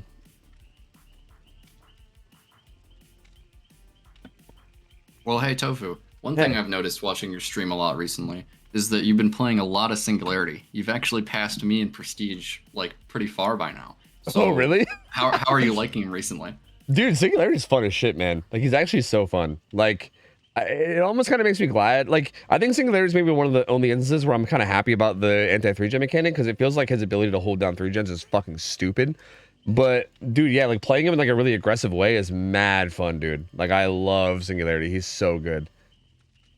Like, he's so interesting. I feel like there's so much room just for, like, doing interesting things with, like, setups of cameras, and even, like, the little mind games you can do with, like baiting people into vaulting, or even, like, the little, like, EMP fucking cam tech shit. Like, there's so much stuff. Oh yeah, like, I've had no problem taking Eruption out of my build with him because of the anti-3-gen stuff, because, like, he's got so many options that there's still ways for you to outplay and end your chases quickly, even if you're not just trying to hold a 3-gen. Yeah. Like, I saw some people saying there were a lot of Dead by Daylight League Singularity sets last weekend, and I saw some people saying, like, anti-3-gen changes, Singularity's going to get 4 outed. Nope. They just switched from Eruption to Pop, and he was still getting 4K1s on Groaning Storehouse. Yeah. So, and like, I feel like you just, like, play a bit more aggressively, too, right? Like, I feel like before you maybe had this, like, option of maybe playing safer and just falling back into, like, you know, like, securing gens and, you know, making sure your eruptions are down, and, like, you know, like, I feel like you kind of had the option to play safer around gens or play aggressively, and you can kind of just play safer. Now I think you just have to play a little bit more aggressively. But yeah, I mean, you run Pop Pain Res and you still have plenty, you still have like 8 chances for like 25-30% regressions to come through, right? Like, that's plenty. That's still plenty. So yeah, I don't know. That seems it seems totally fine with me too. Yeah. Also, to catch Dino up, apparently Dino just woke up. Yeah, hi Dino. Hey, so 2 teams are scheduled. Sippa's e-girls apparently they might not have a fourth or something. They were saying they might have to forfeit or like find a sub or something. I told them they could just find basically any sub they want as long as Chair Sniffers agrees. So we're kind of just waiting to hear from them now, because yeah, like, it don't really matter to me. Like, I'm down for them to basically just grab whoever, as long as it's like, again, as long as Chair Sniffers agrees, I'm down. I just kind of want to, you know, have the games. Oh, they're asking if they can play Killer first. Would we flip-flop Killers? I'm also okay with this. You know, look, if Dino or Kurt is here, feel free to let me know. But for the sake of the actual game progressing, we can maybe do Wesker first with like them playing Killer first, and then do Billy second. As long as everyone's down with it, and everyone being both Chair Sniffers as well as Dino and Kurt, then I'm down with that, because I feel like that sounds fine to me. I think that sounds fine with me. I think they're gonna play Killer while they kind of like figure out their situation for Survivor, and then, you know, we'd be good.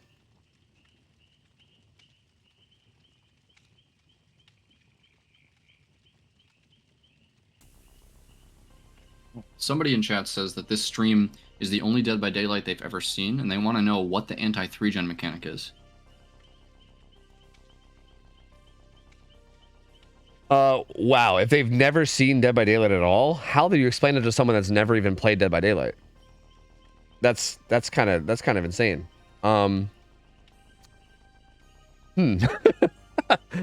Basically, there's objectives that the survivors have to do, but also you can make them go backwards, and then now there's a limit on how many times you can make them go backwards. There we go. That's probably the easiest way to do it. I would say it as like survivors have to complete the generators, killers can make the progress go backwards. So the anti-3genning mechanic is a thing that means that if a killer kicks a generator too many times, it'll stop going backwards permanently.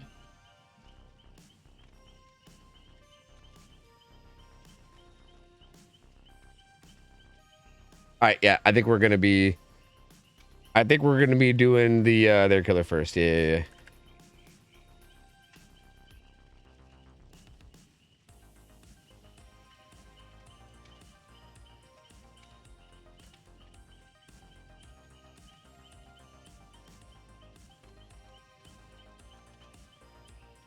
All right. We're kind of having to make shit work in a weird way, but we're doing it. We're making it work. It's fine. We're getting there. Okay, so I think it's going to be a little bit of a different lineup than the schedule says, so just bear with us, okay? Instead of it being Billy, Wesker, Wraith, it's going to be Wesker, Billy, Wraith. So it's going to be Sippa's Killer first, playing Killer into Chair Sniffers, and then we're going to flip-flop, and then if we have to go to Tiebreaker, it'll still be Wraith, but it's just going to be the first two killers flip-flopped. And yeah, they might be using a sub. I'm not 100% sure, but we'll see. I think either way, I think it seems like the teams just want to play, and also we kind of just want to get games. So yeah. Oh, is there already a game out? Oh, yeah, we can like maybe. Oh wait, is there? Wait, no, there's not even a Gamba. I got you, man.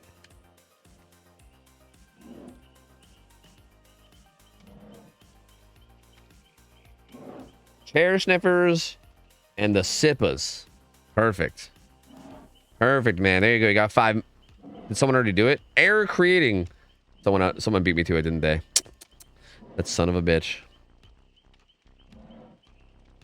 So, Tofu, what do you think about all of these teams banning Sadako? Did every single person... Wait, did you get banned like in the first part of every single one? I'm not sure if it was in the first round of everyone. It was definitely in the first round of most of them, and she's not a single time in the actual games. Yeah, not that surprising. Let me go see. Yeah, okay. So first set, Empathy versus Sorrow. It looks like Sorrow banned. Yep, it was the second ban. So it was like it was like in the first bans.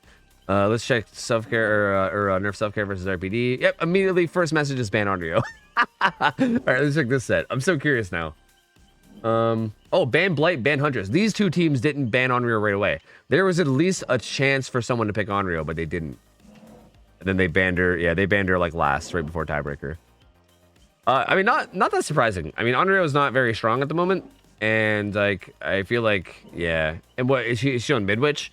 Oh yeah, she's also on Midwich too, which is kind of like it kind of feels like you know how you were saying that like Wraith, like playing in Wraith sets feels like kind of like exhausting and shit or whatever. I feel like that's got to be the feeling of Onryo Midwich. Like that's got to be just an exhausting, like annoying set, right? Like from like a spectator point of view, it might be okay, but like from a player point of view, that's probably just really exhausting. Like having to deal with all the like, condemn as well as playing all those bad palettes and all like the free mobility she gets. Like, that feels like it's probably. It doesn't surprise me, I guess is what I'll say. It doesn't surprise me that there was nobody wanting to play that. I feel like maybe if one of the teams had like an Onryo main or something, maybe. But like other than that, I feel like there's probably not a lot of teams that are like dying to play Onryo on Midwich, you know? Yeah, and she was actually very recently hotfix buffed too. Yeah, true. So that's a good point. Also, yeah, with their hotfix buff now too. I'm actually like, I haven't played much since her hotfix buff, but it feels like if you just start spamming the fuck out of teleports the second that like the TVs turn on, especially on a map like Midwich, dude, you probably give everyone like 2 or 3 stacks like right off spawn, which is like at least something, right? That like makes them have to like at least think about dealing with it, which is interesting, right? It would be interesting to see how it plays, but again, I feel like especially with so many fun killers in like in the lineup, right? Like you can pick Onryo or you can pick like Wesker and Blight and Billy and like, you know, I don't know, like I feel like people are maybe on the fence about like Huntress, Artist, Wraith, but like still like it feels like with the people available, it doesn't really surprise me. As a matter of fact, if anything, I'm a little surprised that we saw some of the killers that we did see, right? Like it wouldn't surprise me if we just saw like Billy, Wesker, insert third like every single time. Like the fact that we saw like Huntress there as a tiebreaker, we actually have somebody picking Huntress. Wraith showing up as a tiebreaker a couple times. Like, I don't know, like Artist being picked, I guess from Brownie, it's not that surprising, but still, like, I guess seeing some of the killers get picked that we did see, I think is maybe more surprising than anything else.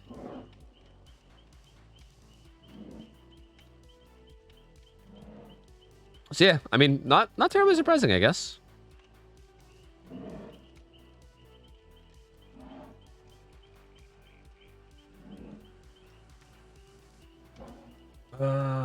All right, I think we're still waiting on these gamers. Did I hit my soundboard again? No, I didn't hit it. No. Bro, I have a hot. What's this hotkey? Let me hold on. I'm gonna see if I can figure it out. I can't wait It's to the get same. back on the road again. It's the same hotkey that I. Okay, I look. I'm sandbagging myself because the hotkey that I normally use for my like Steam thing on my main account is the hotkey apparently for sound. I didn't even know there was a hotkey for a soundboard. That's crazy. I didn't even know that's a thing, but apparently there is. And it's the same keybind that I use to pull up the Steam overlay on my main account. So yeah, it's set myself up for failure here. Yeah.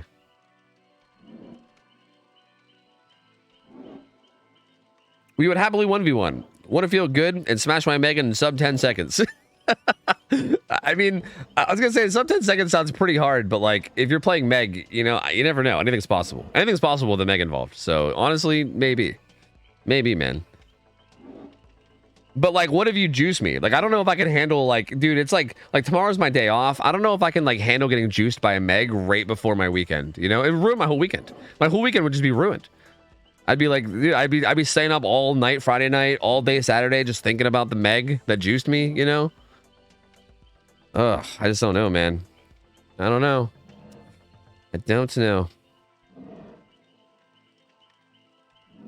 The Meg, you won't be juiced. Fucking true, dude. That's true. That's true.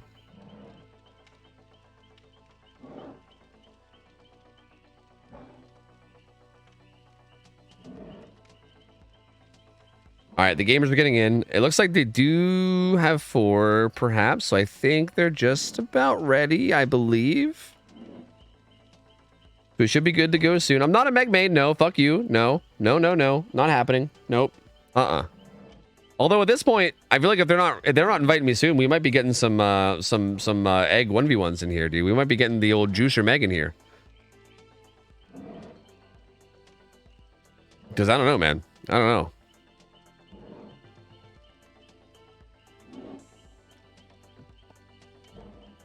Bro, yeah. You can come after me for Meg, but don't come after me for spaghetti, dude. Spaghetti sucks, dude. Get out of here with that shit. Get that spaghetti take the hell out of here. No, sir. Okay, there we go. We're good. We're good. Can you hop in? Was that just pasta in general or just spaghetti? No, specifically spaghetti. Like, okay. I think if you're gonna eat pasta, like if you're gonna eat pasta with spaghetti sauce, I think having actual spaghetti is like the worst form. Like, I think you go with anything other than spaghetti. Like, you go with like rigatoni or something. Like, it's just bad pasta. Like, it's just bad pasta. Also, please do egg. Yeah, please do. Please do. I would love to see it. Spaghetti goes crazy. Okay, how do you feel about this? Like, listen, here's my thought process, okay? Spaghetti, it's like hard to eat, right? It's super messy.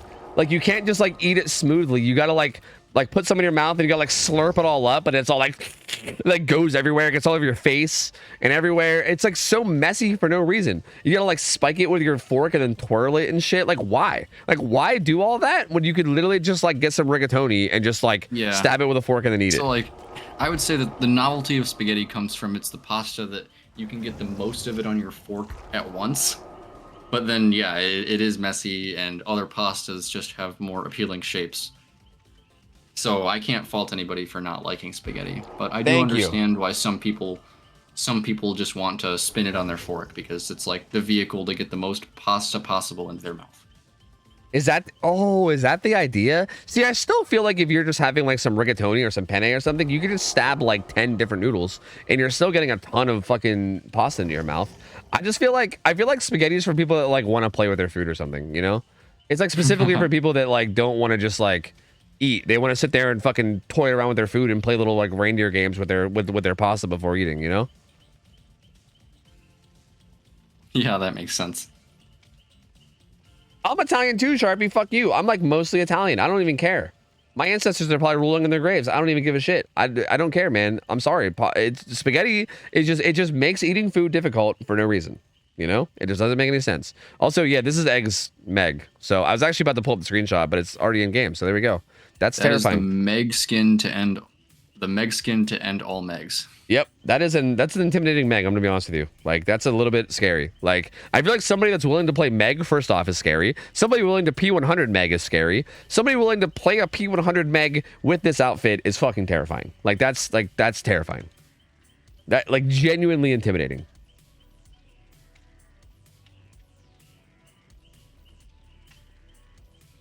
I feel like if I had children here, I would like scoot them behind me and be like, don't make eye contact, kids. Just stay away.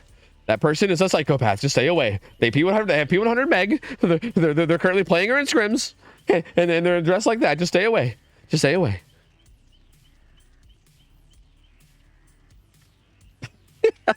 I love just like shitting on Megs when they're having all the Megs come out and get all mad. It's so good, dude. God, being a streamer sometimes is just the best. Like I gotta be honest, it's so good. It's so good. I love my job. All right, Egg has now switched to the Rift Pass Meg skin, which actually isn't bad looking. Yeah, actually, for a Meg skin, yeah, it's honestly not the worst. Yeah, like it's honestly not horrible. So I think we're going right into this Wesker getup, and we have seen Wesker games before, right? Earlier in the very first set, so this should be interesting. Wesker, like we said before, very skill-based set. I feel like this is going to be very heavily like. I mean, I feel like obviously like every single set is going to have a ton of like macro involved, but I think micro is going to matter a lot here, right? Like who gets the better of each other in chase and everything is going to play a big role here, right? So like how comfortable both teams are with Wesker in terms of like playing as him as well as like, you know, juking him and trying not to go down by him is going to be a big role in terms of like what goes on here. So I'm curious to see how these guys play. I mean, Wesker's a pretty popular killer. You'd think most people are pretty experienced against them, but we'll see. Yep. Missing bounds or bumping on obstacles is going to be absolutely devastating for the killer side in these Wesker sets.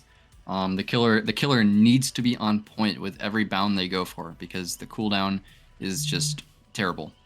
Yeah, it's really rough. Like if you use both of your bumps and then you like don't actually manage to go anywhere, then yeah, it can be very tough for sure. Like yeah, like you basically become an M1 killer for a good chunk of time, and then also like it gives the survivor a chance to make it to like a good area too, and if they make it to a good enough area, then your power kind of becomes even less useful. So yeah, you can definitely find yourself in a position where if you fuck up like maybe multiple double dashes in a row, you find yourself in a position where your chase is just going forever, and then like the gens are like flying, and then the game's over, right? Which I think we saw that actually in the first set. Like I think one of the Weskers ended up.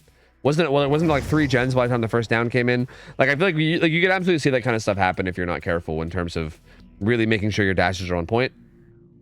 But again, I mean, same thing. I mean, survivor point of view, it goes both ways, right? If the survivors are really playing tight and making it hard, like we'll have to see. Both sides are going to be, I think, going to be really responsible for how this goes. I think it's going to be how good they can juice versus how good this Wesker can really pull off some good plays. And I don't know. That's why I love the set, man. I feel like it's just so exciting. Like it's always just like it feels like one of the most genuine, like pure, like trying to outplay each other. And it feels like both sides have a pretty solid chance of outplaying each other too. You know? How I would describe it is that it's just nonstop action. It's like a Wesker set is like an Oni set where you don't have to wait for the Oni to get power, and the power doesn't run out. That's interesting. That feels way more intense though. Like you're basically saying an Oni that's always in his power, because that's like, that's very intense. It's just like Wesker has the power all the time. Yeah, he basically there's no like M1 phase, I guess, is what I'm trying to say. Yeah, that makes sense. It's like a toned down version of Oni, I guess. Like an Oni but weaker, basically. Yeah, because like it feels like almost in any tile, Wesker has some kind of a play he can make, right? Like obviously some tiles are better than others, and sometimes the plays that he can make are maybe a little bit hard to get. But there's almost always something he can do. So like you're pretty much you're almost never perfectly safe, like almost ever. Like there's almost always like a, oh god, he might do this or that. So yeah, it just means that there's constant like agency from both sides, which I love. I love that. So Ray here is going to find his first chase at the water tower. No brutal on him. He's actually running agitation instead. As he gets lost on that rock in the middle of the bot mid area. Gonna go for the bound onto Nancy here. Oh, actually he misses on the window. That's really unfortunate. That felt like pretty much a free hit if he just didn't hesitate as much as he did. But yeah, Core gets away from it. Fakes this, but is gonna not take any damage. Oh, that's big. Really unfortunate. You would have thought that she would have taken damage on that rock there, but she just slides right off of it. And there's no pallet at that eye tile, and she's gonna get thrown edge map. That's going to be a down. Being thrown edge map is very devastating. You almost make it nowhere after that. And yeah, there you go. Down comes in. So yeah, pretty unfortunate first throw, but then gets a follow-up throw edge map, which gets the down pretty quickly. And there you go. I mean, solid first start. Like followed, like a solid first chase. I know that Dwight had a little bit of progress there, but other than that, it didn't seem like there was a crazy amount. Also, that's going to be a hook right in the middle of the map. And I'm assuming that was a pain res hook as well that took away what gen progress they had. Yep, pain res and pop coming in. He finds Deli. Unfortunate, Meg gets found. Hanging a little close to that hook. Like I felt like either like a fast on hook, or you need to like not be that close, right? Oh no, gets a quick down there too. That's huge. And this is what we were talking about. Finding this Meg here, he knows that he can afford to just leave the hook because he's just taken Deli out of the game. He saw that sprint burst. Gets the clean double dash on that like tractor pallet, and now he's able to just go back and try to find Nancy. Yeah, Nancy probably gonna be taking the chase down towards bottom side. That's very tragic. That Deli player also had borrowed time, which again I still will die on the hill that perk is like one of the most busted perks in the game, and it always blows my mind when we don't see people running it, considering that we allow it. And yeah, the fact that is not the fact that star is now on hook and not actually there on hooking these players is also pretty big, I think. Nancy did get healed, but her infection's building up, so he was able to find Nancy once again at the shack here. And it's only a matter of time before she gets fully infected. Nice double dash around the corner of the shack, and Nancy is now full infection. Yep, that was a very clean double dash, yeah. And I mean, I guess the silver lining here is that it came in right before full infection, so you kind of almost bought yourself a free health stage, maybe, but. Ooh, tries to get an angle with egg, but doesn't get it. Core will be able to stay alive a little longer, but they're still at 5 gens too, so this is looking like an incredibly powerful spot here for Ray. Good play from Core, though, playing these tiles really well. Yeah, but this Orman pallet, not safe at all, especially when you're hindered. And yeah. I think against Wesker, you have to drop these like safe pallets like Shack. You don't want to give him the opportunity to play those corners with his double dash. Yeah, definitely a bit risky to do for sure. Yeah, like again, it might have been one of those scenarios where maybe like you're so close to infection that you just maybe go for it. Like if it was a calculated thing, then maybe. But yeah, typically speaking, yeah, you want to just like play as safe as you can. But second hook comes in, still at 5 gens. Although they're about to pop one now. Yep. So Dwight is able to pop that gen that was over by 2. Nancy now hooked again in the middle of the map, and I don't think Ray has any reason to do anything else here besides staying by the hook. Yeah, he's got a pop down on this gen too, so this gen that has all that progress on that gen is basically like not meaningless but close to it, right? They're not able to actively work on it right now. He regresses it a bunch. He gets some more regression here too, and it feels like it's an interesting spot because I don't like they're not. Okay, yeah, because it was just Dwight looked like he was like pressuring that gen a little bit. Maybe he just was setting up for the unhook. I'm not sure. Actually, But no. there's no way they can go for an unhook here. She's right in the middle of the map. This is going to be a pain res broken, but like a death at 4 gens is devastating to the survivors. Yeah, that's rough. That is very, very rough. So yeah, 4 gens up. They have a little bit of progress here on main. They don't even have that much progress either, though. Right? They have a little bit here at main, probably about 40 or 50. That gen at like 5 was regressing a bit, but it still should have a little bit. And that looked like about all they really had going for him. So it's gonna be tough here, man. It's gonna be very, very difficult. This is definitely gonna end up being a big result for Ray. Like he's in a position to maybe get like a 4K2, maybe even like a 4K3 if he really pops off. But this is definitely a very good spot to be in for sure. Yeah, absolutely. He's gonna go back to check this 5 gen, sees that it hasn't been touched yet, so he has some idea that these survivors might be on bottom side trying to break this loose 3 gen. But he finds some progress onto 6, but he's not able to spot out a survivor yet. There we go. Sees scratch marks by Shaq. What the bouncy fuck was that, dude? He like pinballed the edge map. Holy shit. Yeah, he goes for the Sky Wesker tech there, although the part of the hill that would have allowed him to get that like aerial bounce was angled toward the edge map, so it wasn't really going to work out. Finds Dwight though. Not sure if he's trying to line up a hug or if he was, I couldn't tell if he was lining up a hug or if he was trying to bait out that. But they do pop 2 gens in that short time too, which is actually pretty massive for them. Down to 2 gens left. That time where he couldn't find anybody there on top side actually comes back to bite him, as it looks like Dwight has lucky break and he might be lost. Oh no, he sees him there through the holes in the window. Double dash coming in, and he's gonna get that. Yeah, Dwight not flaring out. Maybe thought he could make it into that doorway in time, but couldn't quite make it. And Ray will be able to get this hook. Maybe on this hill, this might be a pain res. Yep, it is. And there is still, I think there might still be this kind of like loose 3 gen bottom side that you were talking about. And if so, I feel like maybe you just get the whatever gen the furthest away from it done. And like, because I feel like a 4K1 for this position is honestly not bad considering the spot that they were in.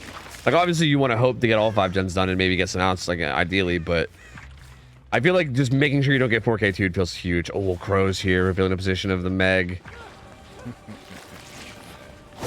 Oh no, she loops back around. Egg value coming through though. Does get the slam. She's not gonna save. Yeah, interesting that she doesn't get the unhook. Like, it was definitely a position where you could have, but it would just be a 1-for-1, and maybe they feel like that's not a spot that they want to be in. It's just 1-for-1ing. And, Meg gets mind game there, but Ray is gonna miss the bound. Oh no, but she goes back into the killer before the egg runs out. Yeah, I think, again, egg, I think can really just mess with people, man. I think a lot of people are not used to it, and like when you see Wesker, then you're like, okay, he can't dash anymore, and then he just does it, and you're like, oh. Yeah, so Kate gets the unhook onto Dwight, and we saw earlier that he had second wind, so that's what's going to be activating on him with the broken status effect. Yep, there's the heal. This is also the progress on the furthest away gen from bot side, although it's not actually that far. Like, it looks like all the gens that were done were mostly top. Like, there's still like this 3 gen bottom, and that one's like top mid. It's really not that far away. So the gen setup's actually interestingly kind of solid for Ray, really, all things considered. So scratch marks leading up onto this hill. He's going to go for the jump tech again. He gets that it. Was nasty, dude. Between the tree and the shack. Nasty. If you didn't know, you can launch yourself off of those elevated portions of the hills with Wesker. Ray showing it to perfection there, and it's really stylish when you get it. That was so gross, my lord.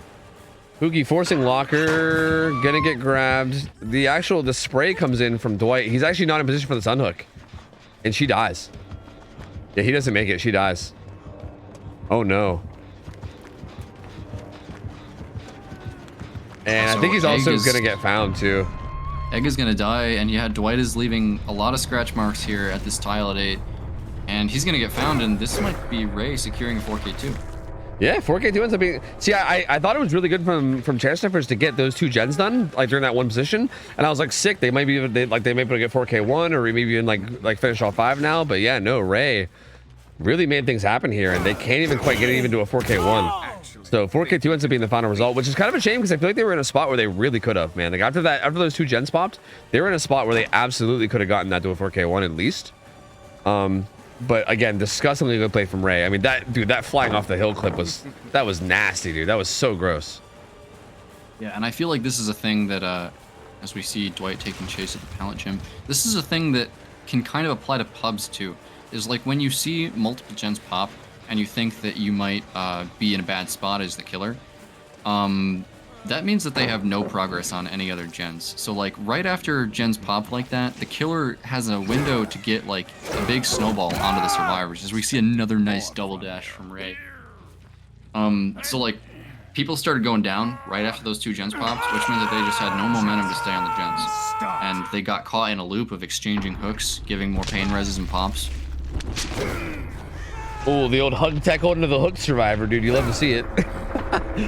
But yeah, okay, also this is gray. That makes a lot of sense.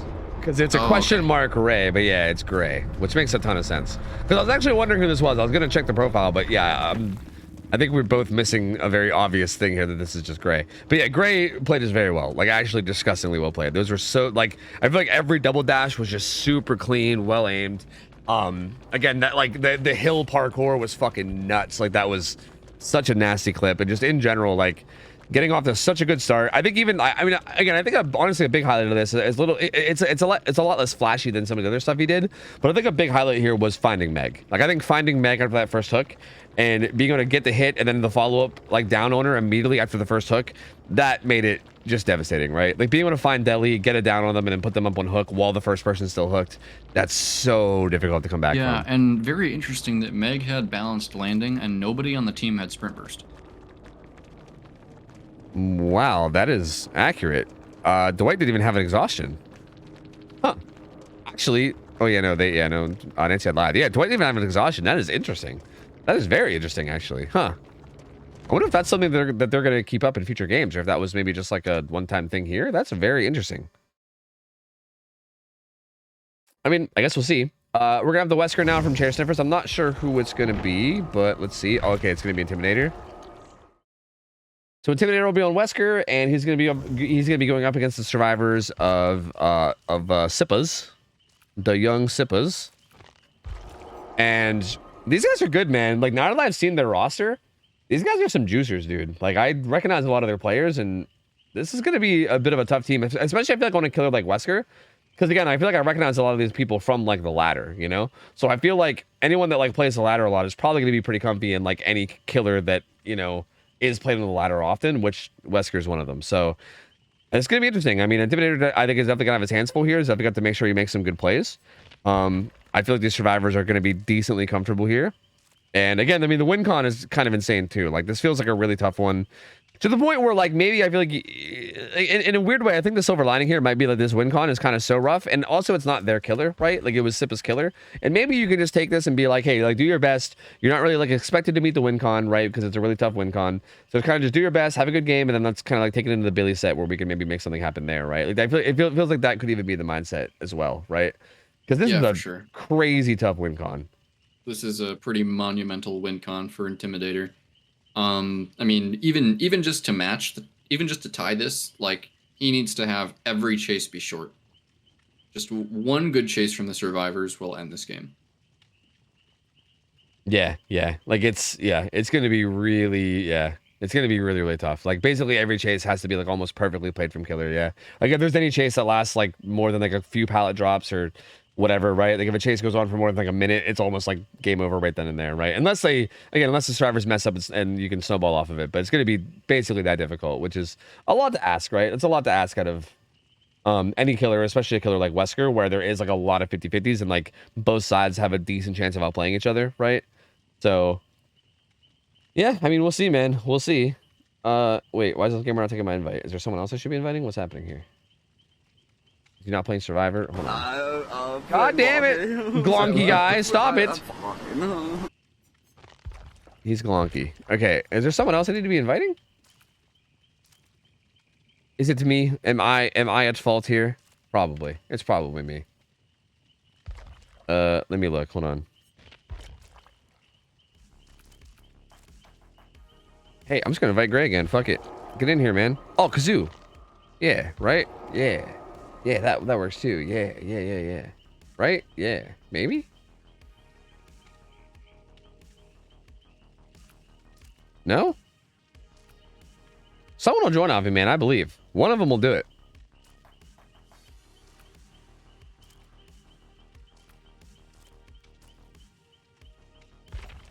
think that's all I got, dude. I think that's all I got. I think one of them is gonna have to join. I don't know. I'm just waiting. All right, Prawn. How do you feel about the name of the team, Chair Sniffers? How do you feel? How you feeling about that? I like those names more than the edgy ones. I Same. mean, as you can tell from, I mean, I'm the one that named my team. See, I like your name. I like your team's name. I think it's a nice mix of like, it's like silly, but it's not like so silly that it's like just like completely memey, right? Like it's like a good just like cheeky joke, which I think is good. You know? Yeah, I mean, when we were deciding our name, I think we settled on this one because we knew that it was something that everybody could relate to. Yeah, I mean, fucking whether true. I mean, because, or not so much because they're the ones doing it, but because everybody's had that solo queue game. Yeah, or the killer game, or either one, basically. I mean, I feel like it probably happens more than it doesn't fucking happen these days. I feel like my lord, that shit is frustrating. So yeah, I thought it was a pretty fun one, but I agree. I also enjoy the like meme shit. I feel like more than like the edgy. I mean, don't get me wrong. I don't blame people for having like edgy names for their teams too, right? Like I get it. Like it's hard, dude. If I had to name a team right now, I don't know what the fuck I'd name them. Like it's so difficult to name shit. I can't even like name my pets. You know what I mean? Yeah. So it's hard to blame people for just being like, yeah, dude, like, I don't know, the name like fucking Slaughter or whatever, like whatever the fuck, like basically whatever. Like I feel like it's hard to blame, but at the same time, I do like seeing the like silly names every once in a while. You know what I mean? Like, sign me up, dude. I think we need more shit like Chair Sniffers. Although Chair Sniffers is a little, although we are leaning, we're leaning a little hard into the weird section. You know, like. Yeah, like, you know, one thing I think that's kind of untapped for Dead by Daylight team names is going into the like traditional sports name genres, like just random animals and stuff like that. Oh, you mean like the fighting mongooses or something? Yeah, stuff like just the Eagles. Yeah, true. That's a good point. Yeah. Imagine. Yeah, people just name themselves like, yeah, like we're just like the Chiefs and the Eagles and yeah, the Giants. That's us. Yep. That'd be so fucking, honestly, I'd respect it. Like, why not? Like, honestly, at this point, why not? I'd be down. Fuck it.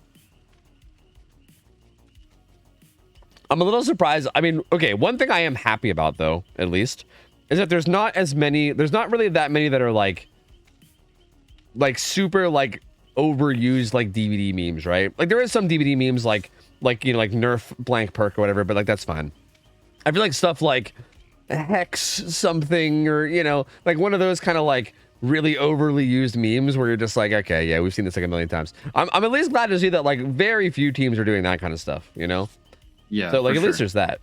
One of the names that was like on the ballot when we were choosing to name our team, which I'm only bringing it up because it's aged like milk, was Nerf Buckle Up. Oh, that was back when it was weak, I'm assuming, right? Old Buckle Up, yeah. Yeah. True, that's a good point. Imagine if you went with that and then Buckle Up got the fucking the Buffett guy, and then suddenly your name actually makes sense, you know? It doesn't even look like you guys are memeing. It looks like you're actually just pissed off about Buckle Up, you know? Yep. Yeah, for sure. Yeah, probably a good thing you didn't go with that. Yeah. That probably sounds like a good one.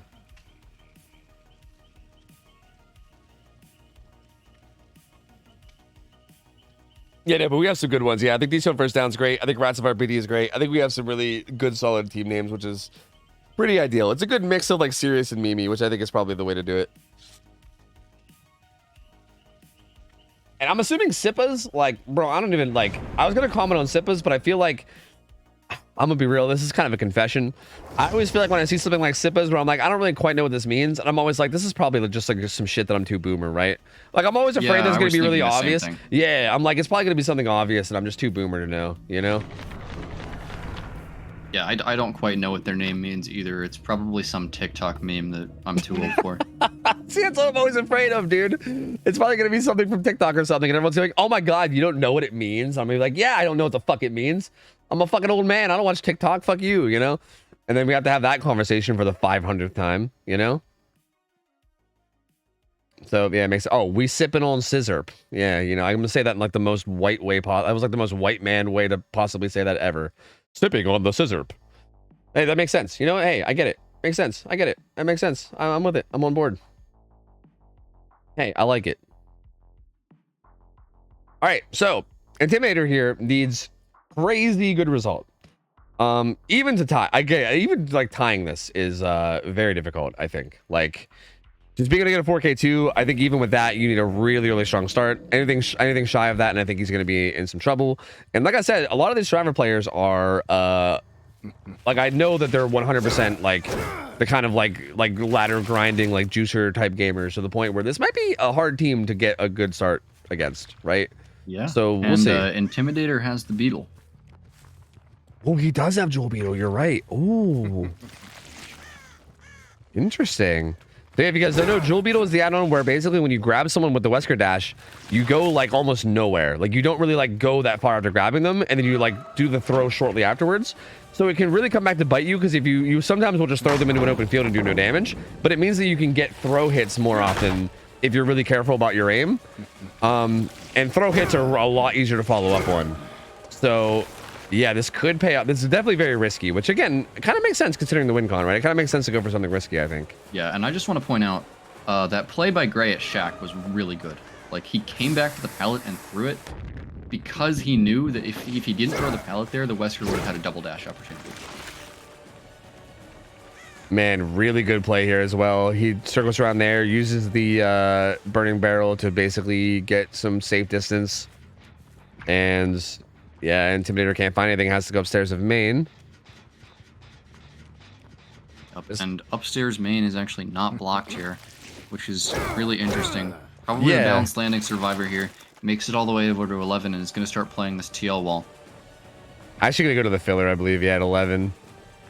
Even better, even though there's not always a filler there. But these fillers are unplayable for Wesker. He is an M1 killer with these loops. Oh, might find something here. Oh, gets baited into the vault, though, unfortunate. Just a 50-50. Sometimes you don't get them, and yeah, Sat definitely getting the better out of Intimidator there. Yeah, has to wait for his power situations where you just can't blame a Wesker for doing the vault thing because he's got no opportunity to react. Yep, like if he does vault and you don't do it right away, then you end up just like he just vaults in your face and then you feel like an idiot. Like either way you feel like an idiot, right? He either vaults in your face with you not reacting and then you're like, wait, why did I not dash? Or you dash and then he gets out of the way, right? Like it's tough, man. Like there's no like correct play. You're basically just like going for a prediction and hoping for the best. Yeah, and as Gray takes another chase at main building, survivors now know that Egg is not in play because of Sav abusing this Wesker on the box inside main. So they're gonna chase with that in mind now that there's no Egg in play as 2 gens pop in the distance. Oh, yep. And finds a hit on Cheryl, but yeah, at this point with the win con, like it's feeling like pretty unreachable now, to be honest with you. This has been a really good start from the survivors. Like it feels like you need a down like so early to have a chance of this win con. So yeah, not looking great in terms of the win con here. But again, we kind of knew there was a pretty low chance of it to begin with because this was a very, very high result from the last Wesker. And again, with that being the pick of Sippa's, not terribly unsurprising that they would have a good performance there. And this is where Jewel Beetle can be, yep. Jewel Beetle is going to come back to bite him there. No damage, and now Sav makes the window. Is just going to go corner with that, but that's so many seconds lost just because of Jewel Beetle. Yeah, and a better hook positioning too, right? Like you don't have the down mid map. It's like a little bit more tucked in the corner too, so less options in terms of where to hook as well, which is also kind of an important factor. And yeah, main is at about 90, and it looks like this gen is at 11, and it's being worked too. It looks like Slaughter maybe nope going into chase there, not taking a hit. Ooh. And is gonna get slammed. Nice double dash there, and Slaughter is actually just gonna go trade this hook. Yeah, I think they recognize that they're so far ahead that they can maybe just take this trade without really worrying. I don't hate this play at all. Wesker is gonna have to trade for the pain res. That's gonna be a free deliverance for the survivors. Yeah, like if this happened at like 5 or 4 gens, then that would have been a terrible, like that would have been rough, right? Because you can't really just fast on hook, because then you're just setting them up to get tunneled out quicker. But I think at this stage of the game, with how much progress they have on gens, I think it's kind of hard to justify just sticking to that tunnel out, because I think it would probably cost you way too much. So yeah, survivors recognizing that are totally okay with just taking that 1-for-1 and being like, yeah, go ahead. And that leaves Intimidator in a tough spot, right? Like, how do you handle this? Can't really protect the hook because it's deli. And that's going to be the 3rd gen popping, and we know that there's significant progress on main, so it's only a matter of time before the survivors are able to finish the win condition. Ooh. Oh, Gray just Oh, he's okay. He's at main. The standing man emoji over at main. I didn't even see him go over there either. It must have had some very bizarre pathing to get there, but. And that's just a great example of how a Wesker player plays against Wesker. Like, yeah. As the Wesker player, you know that the other Wesker is going to try to mind game that TL, and he just holds W when out of line of sight. Yep.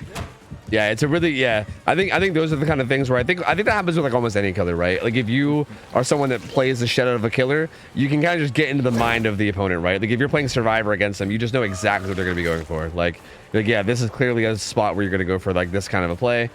And yeah, I think Gray really showing that in a way there by having just like really good pathing and getting away from that potential mind game. Jewel Beetle got some value on Sav here, and you got to throw into main, but he still made the window and still getting a good chase out of it anyway, though.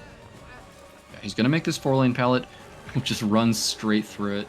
Balls of steel here from Renato. He makes it back, and playing this unsafe pallet here. Oh, he holds W again to the backside of the 4-lane. Eventually gonna go down here. Yeah, but still very good play on that pallet. Buys a good bit of time. Another gen pops. I think that was main, or was that 11? No, that was main.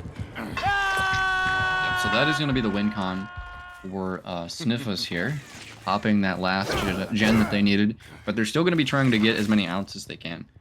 Yeah, at this point, they're definitely in a position where they can get a pretty good result. And this is kind of what we were saying earlier about Wesker sets, where they could be very swingy, right? Like it feels like this isn't honestly, this is really not an unreasonable result, regardless of like who's playing who. Like sometimes Weskers like just won't find like the right predictions on 50-50s and stuff. Like sometimes if you just can't really find like the mind games and the micro plays in your favor, you'll just get put in spots like this where you're kind of fighting for like I don't know like a 7-8 stage result maybe maximum, you know. And I think that kind of stuff can just happen. Like that's kind of just how Wesker sets are. You know, a lot of it boils down to like these micro positions and who can get one up on each other. And I think the Survivors just did a really good job here. Like the early game was so much in their favor. Yeah, and I think that's kind of where Wesker sets on Cold Tower are pretty similar to Oni. Because I've seen Onis get literally 0 staged in DBD League, and then I've also seen them 4K fall. I've never seen a 0 stage. That's wild, but yeah, I mean, it was Pedro HZ got 0 staged by Eternal before they disbanded. Oh no, dude, that's rough. It was in the All Hallows League. That's rough. Yeah, and then also like you said, likewise, you can see stuff like 4K4. Yeah, and yeah, again, I feel like to me, Wesker feels like again like kind of like a diet version of that, like. Instead of having like such highs and lows, he's basically just like a middle ground at all times, right? To the point where like the Survivors pretty much always have a chance and he always has a chance, so it could really just go either way. Like if they're getting the better out of you a lot, then they get big results. If you're getting the better out of them a lot, then you get things like the 4K2 we saw last game. So just kind of happens, man. He's not quite able to this read down on his Sat. Sat doing a really good job here. Great pathing there from Sav. Dodges out on that second bound. Gonna continue to play this long wall, I think with no pallet. Nope, the pallet is actually still down. So Sav gonna make that pallet again, all the way probably back towards Shack now. And another bound missed. That means Sav is gonna make the window once again. Survivors are gonna be cranking this last gen. Medium vault there, doesn't even matter. Last gen is complete. Oh, the slow vault too. Sat is looking so good in these chases, man. Even there, like the confidence to full send that, right? And then the Wesker ends up doing what you think and he doubles back and dashes. Like that's so good right there, right? Like you just get so much more distance because you're just full sending. You're like, yeah, he's gonna double back and then dash here. And just get so much value. Throw one to Slaughter. The last full Survivor is here though, but oh, tries to get around him. Kind of cuts off Rebecca, but I think Sav can still. Oh, nice window tech. I mean, who cares whether you win or lose the set, right? I mean, I think you win after that. Like, I think you can come out of the set being like, okay, who really won this set? You know what I mean? Yeah, that was a huge mental victory for Intimidate. Exactly. I wouldn't even be mad about losing. I'd be like, yeah, I got that window swing. I don't give a fuck. And Down's gonna come in on the Slaughter, who I think is, yeah, he's not a fresh, but he's worth 2 stages. That's gonna end up being 6 if they let him die, which I'm assuming they probably will, unless they want to go for a hero. Actually. Maybe they're not. They're healing up. So maybe they want to try to make a save here and save one more stage.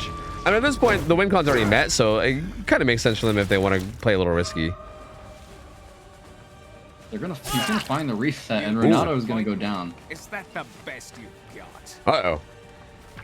Is Renato he's No, he's not fresh hook either. It's Gray that's fresh hook. Bernardo's worth 2 stages now too, so like kind of just punting away more stages now. Again, it doesn't really matter too much because we already know the result, but it does seem like Intimidator's maybe going to be like a slightly better result from them greeting this. Only full health survivors right here too, so I feel like anyone else that goes for the save is going to be a little Monka since they're injured.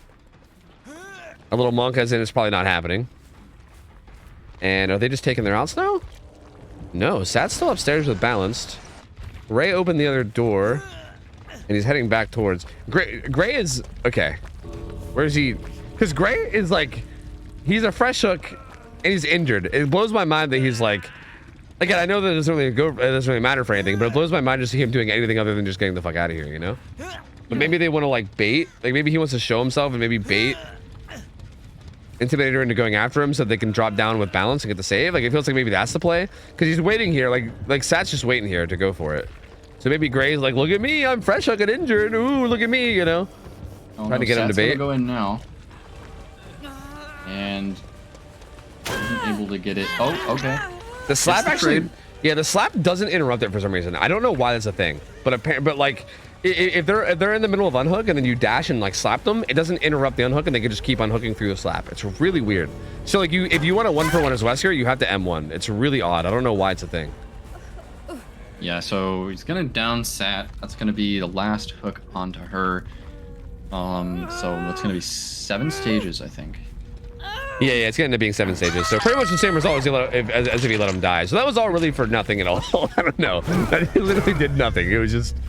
And we were just fucking around on hooks, basically. But there you go. That's going to be Sippa's taking the 1-0 lead over Chair Sniffers in this first Wesker set.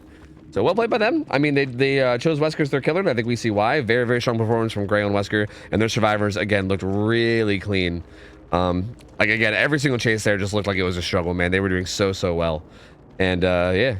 GG's. Solid performance from them. That's going to take us into the Billy set, where I believe Chair Sniffers will be playing Billy first up against these survivors. So let's get that lobby going. Yeah, and I'm excited to see more Billy gameplay. Yeah, Billy should be interesting. Yeah, Billy, again, after these buffs, man, like he's in a weird spot where he like actually genuinely feels really fucking strong. Like it's kind of wild. Like I never thought I would say like I never thought I'd see the day where I'm like talking about how Billy is like super strong and like this killer that like might 4K even like really solid teams and shit. Like it just doesn't seem like that was ever gonna be a thing, but now we're kind of there, right? I'm also shocked that I'm anticipating seeing comp Billy sets because no longer are they just Billy revving in front of a hook while everybody does gens. Yeah, right, which is also sick. Yeah, because like, dude, that's like one of the things I always hated is that Billy sets were always like they weren't. I feel like they weren't as bad as Hunter sets because at least Billy's would like leave hook and try to pressure things across the map every once in a while. You know what I mean? Yeah, that's. But true. like for the most part, yeah, a lot of it was just them sitting in front of the hook. And like just securing stages, and you're like, woo, yeah, like ooh, so exciting. But like, yeah, I mean, it's what they had to do, right? Like it made sense why they did it because they had to. But yeah, I mean, now with Billy having like this extra little power buff that he has, I mean, yeah, you don't quite have to be that afraid anymore. Especially in our rule set where we allow low pro too. Like I feel like even low pro being allowed is kind of nuts. Like low pro with all these buffs is really intense and can honestly make the games really hard. So yeah, I wouldn't be surprised if we see low pro engravings again from core. But, I mean, as we saw earlier, Momo made it work without engravings at all, just opting for the spiked boots. True. Wait. No, he had low... Wait, what? No, what was he running? He had low pro spiked boots, I think, right? He just didn't have engravings. Yeah. I honestly don't think engravings is, like, that necessary. Because, again, as a matter of fact, if you run engravings, you kind of miss out on... Like, when you go into overdrive, you get, like, a buff to your... to your charge speed, yeah, and you miss out on that. And I think that extra charge speed is nuts. Like being able to get like a really fast chainsaw charge, and on top of that, you already have like basically like baseline engraving level speed too. So it's like basically crack Billy. Like you just get old crack Billy essentially. But if you have engravings, you kind of like you go dummy fast, but you have to like charge so much longer. Like I feel like if you're running engravings, you almost have to make like a crazy play happen by doing some absurd ass curve. Whereas I feel like without engravings, you can go for like more safe stuff and still be a major threat just through your charge speed and like travel speed, right? It just feels like the better, safer route is no engravings, but. I don't know. It's just like, I mean, you're going to keep low proing pallets and then you're eventually going to get overdrive. And one of these times, overdrive is going to get you down. Yep, exactly. And even if it doesn't get you down, like again, it's so much pressure because you have so much more cooldown. You know, like your charge speed's fast, like everything about it. Like even if you're not getting it down from it, they're gonna have to just be basically throwing pals left and right, and you're gonna be putting so much pressure on them anyway. Like it's just it's put you in such a strong position. So.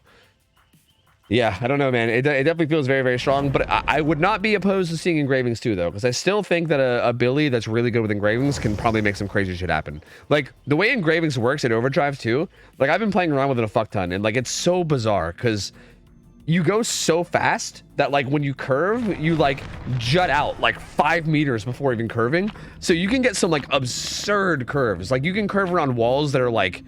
that you look like you have no business curving around because they're like so far in front of you just because of how fast you're going. And yeah, I feel it kind of reduces your ability to curve on small loops, but yeah, it increases the angle so that you can now curve buildings that you couldn't before. Yeah, and I think you can do some like really off the wall shit that like I don't know, man. Like I don't think New Billy's been out long enough that I don't really know how many people would be comfortable around. Like again, a Billy that like really knows what he's doing with that add-on might be like, I don't know if there's any survivor that's going to be comfortable against that. Like you could do absurd shit. So we'll see. Although Core did say earlier, I don't know whether Core was memeing or not. I can never tell, right? Because like sometimes you get people that meme around, but they said that they don't play a lot of comp killers. So something about if they look like they're going to get 4-outed, I'm supposed to cut the screen to a black screen or something, I believe. so we'll see. They are rocking the classic build in terms of perks. And that's not engravings. That's the kickback add-on. Is that bump? Is that what that is? Yeah, it is. That's interesting. Honestly, bump like is not too crazy if you're like going for crazy curves in overdrive, because I feel like you will be bumping sometimes, right? So like not an absurd add-on to run, I don't think. Not what I'd expect, but definitely not the craziest add-on, I think. Again, could try to make something overdrive happen. Coming in here. Yeah, Not gonna curve on this pallet just yet, as Cheryl here is gonna be holding W. Pulls the pallet up with the chainsaw. Gonna go for a curve here. Oh, it got crouched. No. That was so close. That was actually a really clean curve, but the crouch from Sat coming in just denies it. Yeah, that's so unlucky. Feels really bad as killer to hit a great curve and then have it taken away by a crouch. Yeah, the fucking crouch key, dude. Every Billy's worst nightmare. Goddamn that key. But very well played from Sat, though. Did a really good job, because had that chainsaw landed, that would have been a very devastating start for sure. And overdrive up. I go for a low pro. I think was going for a low pro like S curve, but accidentally hits the wall instead. And that's where the bump out. Hey, the bump out on getting some value. Yeah, so low pro revealed now. Survivors might stop pre-dropping pallets. I say that, and then Ace pre-drops the pallet. But yeah, he makes it to the window at this 4-lane. And still no hits coming in for Core. doesn't go for that M1. Wants to go for a chainsaw. Has bamboozle, but oh, just barely doesn't get it. I actually don't even understand what happened there. That was weird looking. It kind of looks like it was gonna land, but then it just didn't. Like Ace's shirt is like the same color as the wall, so I didn't really see. It kind of just looked like he became a wall for a minute. Tries to crouch it, but the curve doesn't quite come through anyway. Has the Z wall. Oh, and he crouches that too. This control key. Ace with the FOV check. Now he's playing the Z wall edge map. Surely he dies now, right? Yeah. Yeah, okay. Down he goes now. But 2 gens pop. The third one is being progressed a good bit by Slaughter. Might get hit by Pain Res, but still a really good start for Sebas here, though. Very, very strong start. And this Pain Res will likely interrupt this if it's a Pain Res. Oh, it's not a Pain Res. That's so unfortunate. Maybe got some rough spawns. The old saw face camp immediately. You love to see it. Let's go. I feel like this is a power move. This has got to be a power move, dude. This is the most power move thing I think I've ever seen in my life. Core said, yeah, you know what, Gray? You press crouch against me, I hold M2 against you, buddy. Yeah, and then look at that self-unhook meter. Gray's like, well, fuck. So Core, scaring stages here. Let's see what these guys are up to. They're both just doing gens. Deli's actually hovering for this. Yeah, I almost don't mind this play because that first chase took so long that to get this ace to second and then go for kills with no ed, I think that might actually be a good strategy for Core. Yeah, like actually unironically, like at first I thought this was like solely memeing, and I think it might be like somewhat memeing, but I still like actually though you're not wrong. Like this unironically actually becomes an okay play. Yeah, because he's for a struggle, and now you can go try to make something else happen, and maybe you can still find like a down or two with like pain res, and then still make something happen in a late game with Noed. Yeah. Yeah. So Chase is gonna be onto Sat again. Same filler palette that we started at. Gonna low pro that, bumps into the wall, add-on coming in clutch, but Sat is gonna make it to the bus. Yeah, actually he's gonna keep going and make it to this filler. Pretty solid filler, although that car is very very slippy slidey, but it's gonna be playing the truck instead, obviously, to try to avoid it. Gets the stun. Yeah, and you have to drop these pallets against Billy. You don't want to give him the opportunity to clip you. Yeah, Because, I mean, those cars in particular are great for curving. Oh yeah, that car is so slidey. You got to be so careful. Gray is death hook, and he's hanging out nearby. Yeah, he runs into the injured death hook ace, but in the distance, the last gen is gonna pop, and now Core is hunting for Noed kills.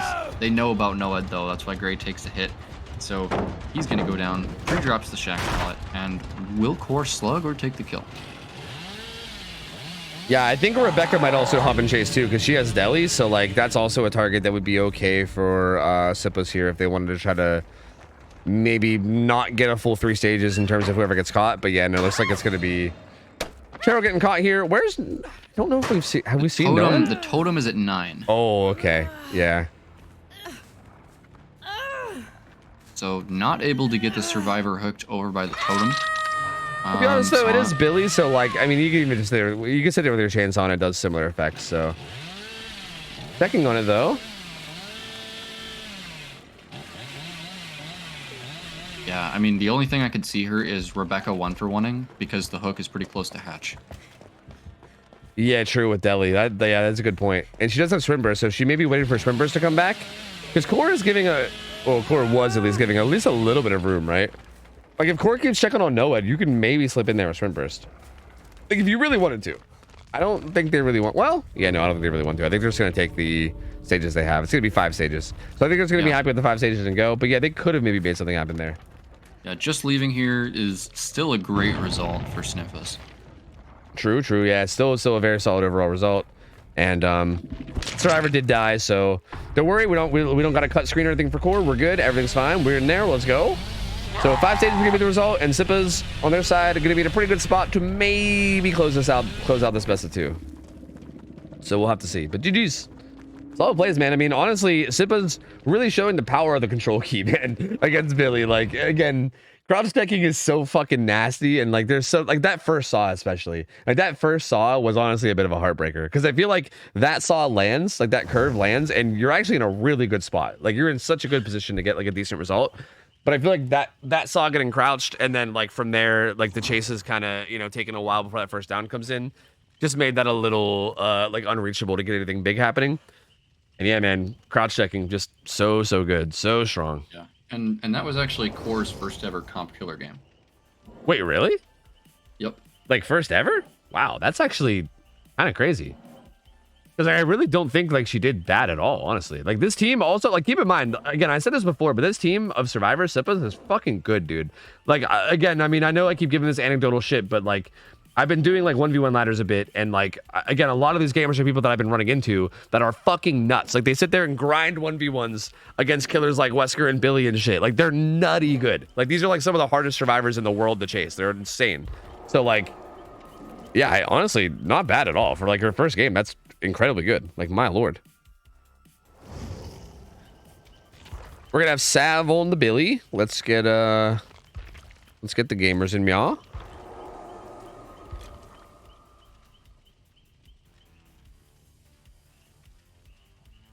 I think this is one of the few matchmaking mistakes. Yeah, this might be. I didn't really realize like how stacked Sippa's Sippa's roster is, and I don't know if maybe Dino didn't either.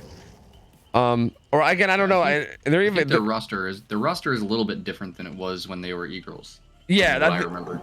Yeah, I think that's a thing too. I think their roster has changed a bit since then as well, which is a big thing. Because we did see these guys once before, and yeah, I think it's a little different. Like, it seems like it's a bit different in terms of like who they have on it. So yeah, I think they might have like a bit of a stronger lineup than they did before. So that also might play a role in it too. Yeah.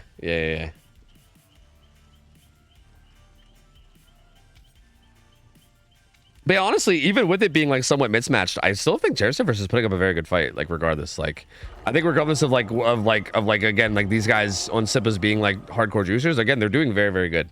Like we've seen a lot of good plays, and yeah, man, it's gonna be. I'm really curious to see how these survivors are gonna do against Sav's Billy. Like this should be a really interesting matchup. Like because Billy is one of those sets where like I feel like it could be very feast or famine, right? Like if you can't really get anything going early, you kind of struggle in chases early, you might end up having so many gens pop that's hard to come back from. But likewise, if you can get it down early, especially with how strong Billy is now, and you can kind of like snowball that into like a kill with like gens left, it gets into like that like blight level situation that we were talking about earlier, where you kind of get into a position where you're like, fuck, like Billy's just flying around the map with his fast cooldown, you know? Like you could definitely find yourself in either spot depending on how the early games go. So yeah, I don't know, man. It'll be interesting. It'll be interesting to see. I'm curious to see how these survivors do. Yeah, early game is going to be really important for Chair Sniffers here. The first chase is always important in any set, but I feel like it's even more so against Billy because you have the opportunity to just get downed instantly, even off of like the first chainsaw of the game. Yeah, right? Like you can like cross map hit somebody hypothetically, yeah. But again, even like I keep talking about the hypothetical of like had that first chainsaw knockout crouch in that last game, but even that, right? Like I think that was like maybe one of the first or second pallets that were played even of the whole match, and like I had that down come in, that would have been a whole different pace being made for that game, you know? And again, that kind of stuff is possible. Like you just have a bad position or like a bad chase, or the Billy hits like a nasty curve early, and then the whole game can just change immediately right then and there. So yeah, a very volatile set, can be very scary. Like I feel like it's one of those ones that could swing either way very, very quickly. So we'll see. Oh, speaking of matchmaking, apparently Primordial has past comic experience, which I didn't know when matchmaking them. So the last matchup might also end a bit rough. Wait, who are they up against? Oh, Nerf Dead Hard. Oh yeah, okay. See, I got confused on Nerf Self Care and Nerf Dead Hard because I couldn't remember which team was which. Because yeah, Nerf Dead Hard is like the newer team, right? So yeah.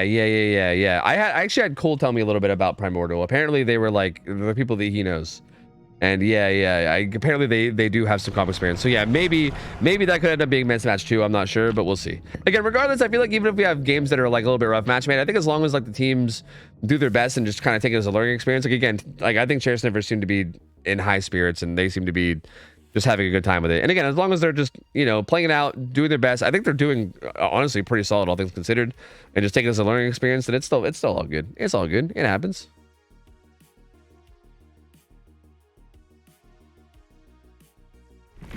Tofu leaking his informant. Oh yeah, I was supposed to use his code name Girlcock. I forgot. Fuck. I meant my secret agent Girlcock told me all the insider info about that team, but I can't. You know, it's fine. I can't speak anymore about it. I'm sorry. Anyway, here we go. He's got the boots. He went with boots as well. Spiked boots here from Sav. I love to see it. I think that add-on is really good. I actually like this add-on a lot too. Bamboozle is going to be in play. Pop and Pain Res. So basically the same build, but rather than Noed putting Pop on, probably feeling pretty confident in their abilities here to maybe snowball and make something happen. And just look how much control he has, even with Overdrive. Yeah, that honestly is wild, man. I feel like after watching these, I feel like I need to go play on this add-on some. It's weird. I haven't used it a single time since they changed it, so I feel like I'm missing out. This seems interesting. Finds an M1 onto Meg, and it's gonna be rough, especially with low pro in play now, right? Because low pro can cause some single damage hits pretty quickly if you're not careful. Like even like this charge speed, that charge speed right there, insane. But the cooldown too. Oh, and there's a Survivor Edge map. Oh, yeah. What's going on? I'm not sure, but they're in a bit of a rough spot here. They need to be careful. Good pathing. Very good pathing for that Survivor. But yeah, hypothetically, that chainsaw comes in, and that's devastating. But this is still a really good start. Meg going down. They do have a little bit of progress on 2 different gens, but only 2 gens, though. I don't think that Kate found her way to a gen before this down came in. That must not have been a pain res. Yeah, it wasn't. Yeah, it was not. Papa's up 2 though. Sav should be pretty free to go and do whatever they want here because of the 5-stage win con. Yeah. And again, even leaving the hook isn't that big of a deal for Billy. He comes right back. Again, built-in speed now, extra charge speed, all of this, extra cooldown. Again, all these number buffs you're seeing kick in, right? Gets across the map fast, charges his chainsaw quick, travels quickly, recovers quickly. Like, it's just so nuts. Overdrive Billy, on top of all the baseline buffs, have been is so wild, man. So he's right back in the chase with Meg. And Meg is actually taking chase near the generator that had the most progress before the hook. Not going to make that filler pallet, so that's going to be the second hook onto Egg. Yep, kind of going down mid-map too. So like, yeah, hook can kind of go anywhere, and it's going to be taken right here in the center. It's going to be a pain res, and right next to the gen at main that has some progress. So yeah, definitely not an ideal place to go down, but I think just trying to make good value out of that exhaustion perk. But unfortunately, doesn't really get anywhere edge map. And this gen gonna get regressed a good bit. Dwight and Kate both have a good bit of progress on separate gens.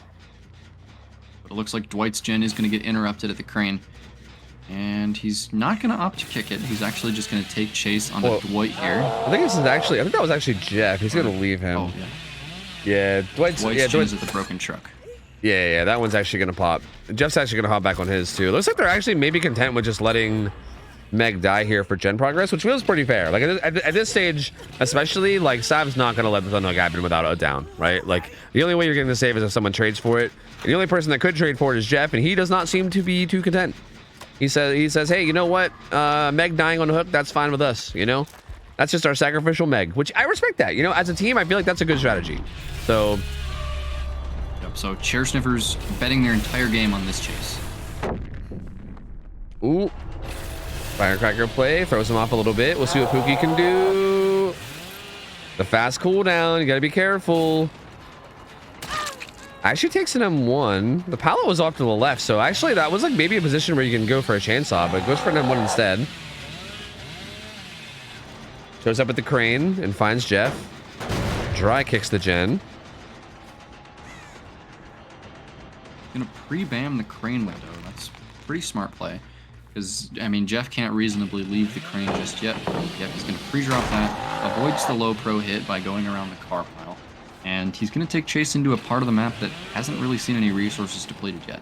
Yeah, this is a decent place to go, yeah. There should be a good bit of pallets here. Still full health too, so I was really have to worry about low pro, but might need an M1 from that feather. Yeah, good feather from Sav. And again, things like low pro means that even just like feathering pallets like that becomes actually scary, right? Like you sometimes feel like you can't just throw the pallet because of low pro and you don't want to take the damage state, but yeah, Jeff, he misses the swing. But Jeff looping on nothing. He's going to go as far into the corner as he can and hope that there's not a pain res back here. And what's progress looking like? Okay, Dwight takes over the gen at crane and gets it done. Kate is working on main. But looks like that's really it. I wonder if Dwight left a gen that had a bunch of progress for that crane gen. Because it feels like there wasn't as much progress as I feel like there should be. For how long that took. Arrives at main, kicks this. I do like the stealth play from Dwight though, making sure he doesn't get found. Keeping the killer on his toes a little bit in terms of survivor positioning. Deli comes through too. But this is going to be trouble for the survivors if he's just able to find Jeff quickly. And he does. Yep. Sprint burst. Yeah, I mean, he's got the sprint burst, but he's going into an area with absolutely nothing except this window, which is going to get bamboozled. Ooh, he at least baited out a swing, though. That gets him a little bit more distance. But yeah, I mean, it's Billy. So, like, he's just going to chainsaw after him. Have barely any cooldown. He tries to crouch it, but he is aimed correctly that the crouch doesn't work. And down goes Billy again. And down goes Jeff again.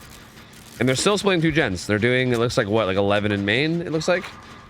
This hook is going to be the tie con for Sniffers. Yeah, yeah.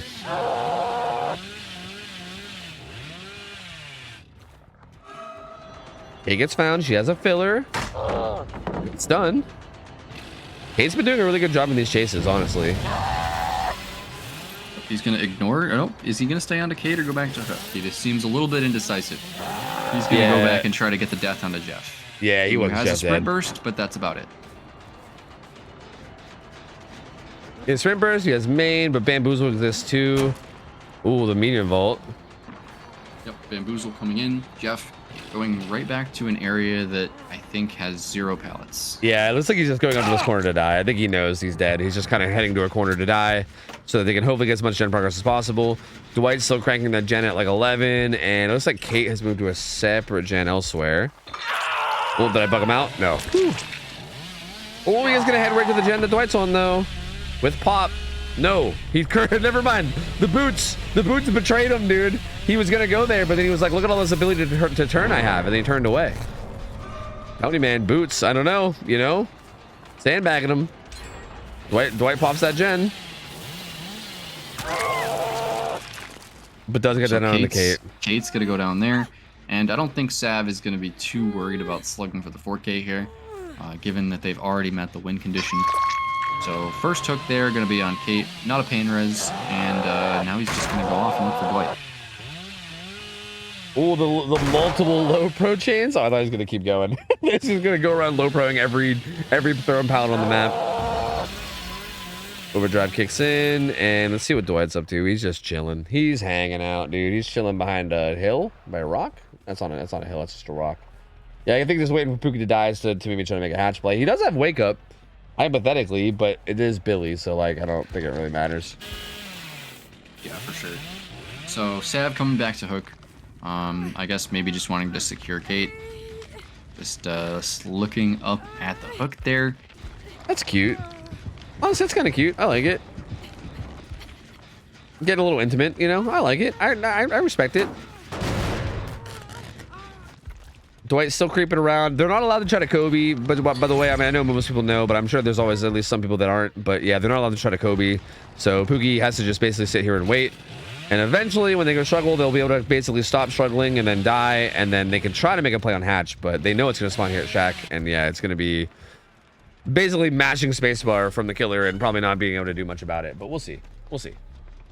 Yeah, Dwight again, like we noted in the last set, no exhaustion perk on his build. Yeah, that's interesting that they went with that both games, actually. Like they did put sprint burst on the deadly this time, so like they did go with that. They like last time they went balanced, but it is bizarre to see like having a survivor with no exhaustion at all, right? Because we allow everything too, right? We even allow perks like overcome that I feel like aren't allowed in like a lot of different sets and stuff, because overcome is very strong. But yeah, I mean, I guess in a Billy set maybe, but regardless, like I feel like there's so many exhaustion perks to choose from. It's kind of surprising to not see at least one on the build, but I'm curious. I would be curious to hear what their reasoning is, right? I'm sure they have some kind of thought process, some kind of thought process towards it. But like Dwight seems like he does pretty okay without it anyway. But it just still feels like a big benefit to have. Yeah. So it looks like here, Dwight is camping the door right next to the hatch and hoping that the Billy goes to the far door, so that he can get this one with wake up. But I think Billy is too fast. Yeah, I think even like this seems like a sound plan, but it's just that it's Billy. Like, I think if it wasn't Billy, this would be a sound plan, but yeah, he did do exactly what he thought, but yeah, his overdrive kicks in too. He flies back. Yeah, even with wake up, there's just no way. Like, logically, it did make sense. Oh, he wants the 1v1.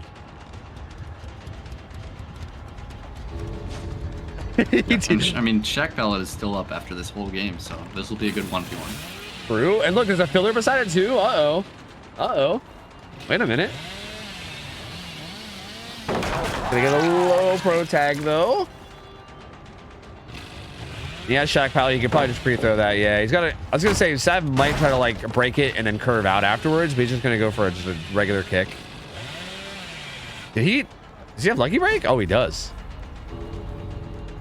Very good tracking on him though, even through lucky break. God damn. It does find the M1 on him. So there you go. GG's. Sav gonna get the 4K1, and again, honestly, chair sniffers, they were in for a pretty rough matchup here. I feel like again, I feel like matchmaking wise, I think Sippa's very, very strong team. Again, I think it might have been a little bit of roster changes and a bit of other things that had to do with it. But regardless, I think they had a really tough matchup, and I honestly think they did pretty solid, all things considered. Like even this game, I think turning this into a 4K1 doesn't really feel that crazy to me. Like Billy earlier, we saw get like a 4K2, 4K1 in both sets earlier, right? So like it's not like a crazy result to get to, considering that's what we saw with both of the first two teams. And again, Sav, very good Billy player. I honestly think they did really great. Like I think they did a really good job. I think they like we're keeping up with this team pretty solidly, and I feel like if they just kind of take this, grow from it, learn, come back, this is definitely a team that we're going to see keep getting better and better. But also Sippa's Very strong looking team. On the other side, Sippa's looked really, really good, man. Like, this team is some fucking juicers, man. Those guys are some juicers. Yeah, great set overall. Lots of really nice killer gameplay coming out from Sippas. This was fun to watch. That was not a 4K 0. No. The final gen didn't pop. It was a kill with 1 gen left up. So yeah, it was actually a 4K 1. We are I wonder how we're looking in terms of the final team. So we have one more matchup for the night. That was our that's gonna be Sippas taking the 2-0 for that set, which is gonna take us into our final matchup, which is Nerf Dead Hard versus Primordial. And this is scheduled for midnight, but it's like 11 p.m. So I'm not sure if the teams will be ready. There's a chance that the teams aren't ready, so we kind of got to like ping them and see. So give us a minute while we wait and see like how they're feeling. If they're ready to go, we can go now. But if they're not ready to go, then we'll have to like find a way to fill some time. But GG's to both Sippas and Chair Sniffers. Very, very good showing. Again, Chair Sniffers, shout out to them. Again, they were in kind of a rough match-made game, but you can tell that they still had fun with it and were in good spirits. So you love to see that, man. Like, I think anytime you can see a team have like a rough match like that, where like they're clearly in like a kind of rough match-made game, like going against like a really, really fucking like stacked team of juicers, and still kind of have a good time and stay positive. Like, that's always good to see, man. So I honestly love that team. Chair Sniffers, super good fucking sports, like awesome gamers. Glad to see them come through and play again. Sippa's fucking juicers, man. Absolute juicers. Like, excited to see them play some more. We could probably put them up against like some of those like really, really high tier teams in scrims and see how they do. So kind of opens us up for some more matchups in the future that I'm kind of excited to see as well. So that's kind of sick.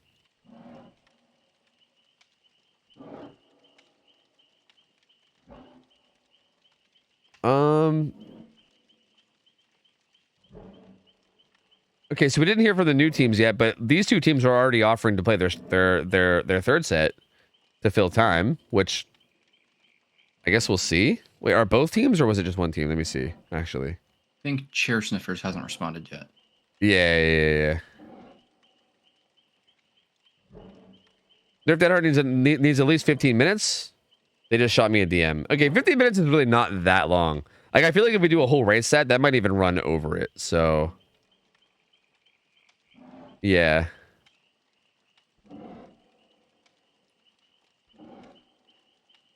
Who's dying to 1v1 my Meg? I don't want to get embarrassed, bro. I don't want to lose to a Meg before the... I told you. If I lose to a Meg before the weekend, it's going to ruin my whole weekend, man. Like, I don't know if I'm ready for that. I'm genuinely scared. I'm genuinely terrified. My weekend could get ruined, you know? Still no word from Primordial. You could do this race set. In worst case, you end it halfway through. Oh, okay. So one team needs 15 minutes. The other team, you have no idea. Is basically what you're saying. I see.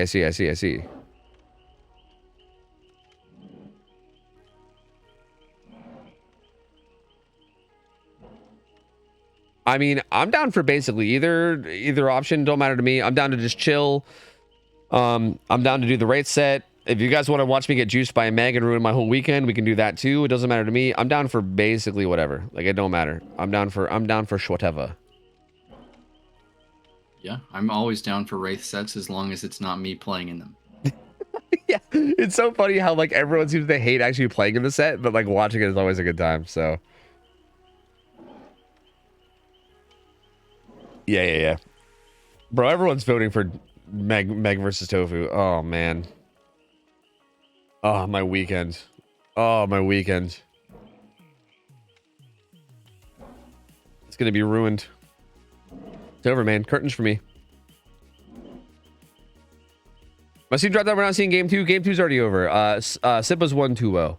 We were thinking about doing the third set, but I'm not sure if everyone from Chair Sniffers is like gonna be around and down and ready to play. I don't know.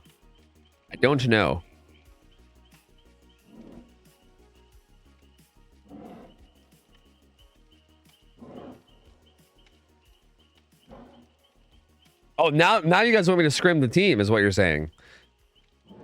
Oh, how am I getting roped into all this? I thought I was just a friendly 1v1 with a Meg, and now I'm being told to play against the Meg's entire army, dude. Like, Meg and the Meg gang, apparently.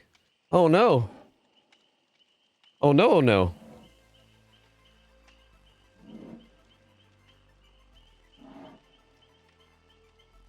Parolo just said they need 45 minutes. Okay, so 45 minutes regardless. So yeah, it's gonna be It's gonna be about a quarter till yeah, like about a quarter till midnight. So yeah, we definitely have some time to kill. Yeah, we definitely have some time to kill. How are you guys feeling? Do you want to do the race set? Like both teams? If both teams are wanting to do the race set, we can do that. And fuck, at this rate, we might even have time to even do a Meg 1v1 afterwards too. You know, like we might have time for all of it. So if you guys want, I'm down. It don't matter to me. They'll put okay, yeah, okay. They're gonna play Wraith. All right, sounds good. Sounds good. Let's do it. Let's do it.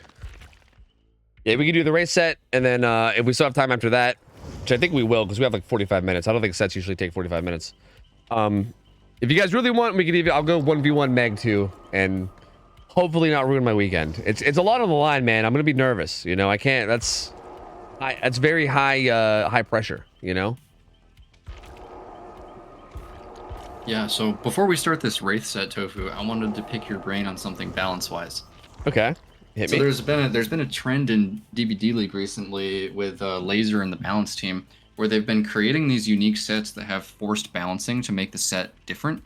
Oh yeah, like the Huntress thing, right? Yeah, like Eerie Head Wooden Fox Huntress on Larry's, and the add-ons are forced.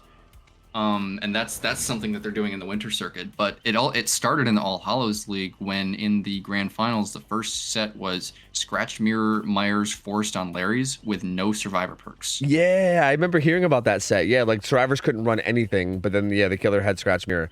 Yeah, honestly, sounds really interesting to be honest with you. Yeah, I mean they've been really fun to watch, and I think it's cool how the DBD League balance team is kind of like forcing these interesting sets that are hard focusing on weird aspects of teamwork for the survivors. Yeah, I think it's actually like unironically a really good test, because I think that's like a key to a good team is kind of like adaptability, right? Like being able to like figure something out on the fly. Like I feel like again, like the sets that are super well known, like everyone has played like I mean everyone that plays comp has played like Wraith Dead Dog a bunch of times, right? So you kind of already generally know what to do. It's just like kind of like how it goes and everything, right? Like I feel like most sets are like kind of like I say like kind of figured out in the sense that like you know the map, you know how the killer players are on the map, you know like XYZ.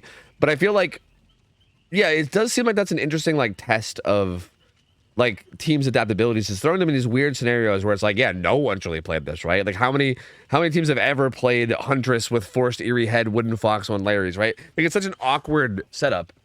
Like same thing as like that Scratch Mirror thing, right? Like it's such an interesting awkward setup, and I feel like seeing who can adapt to that and handle it well is actually really cool. Like I like that a lot.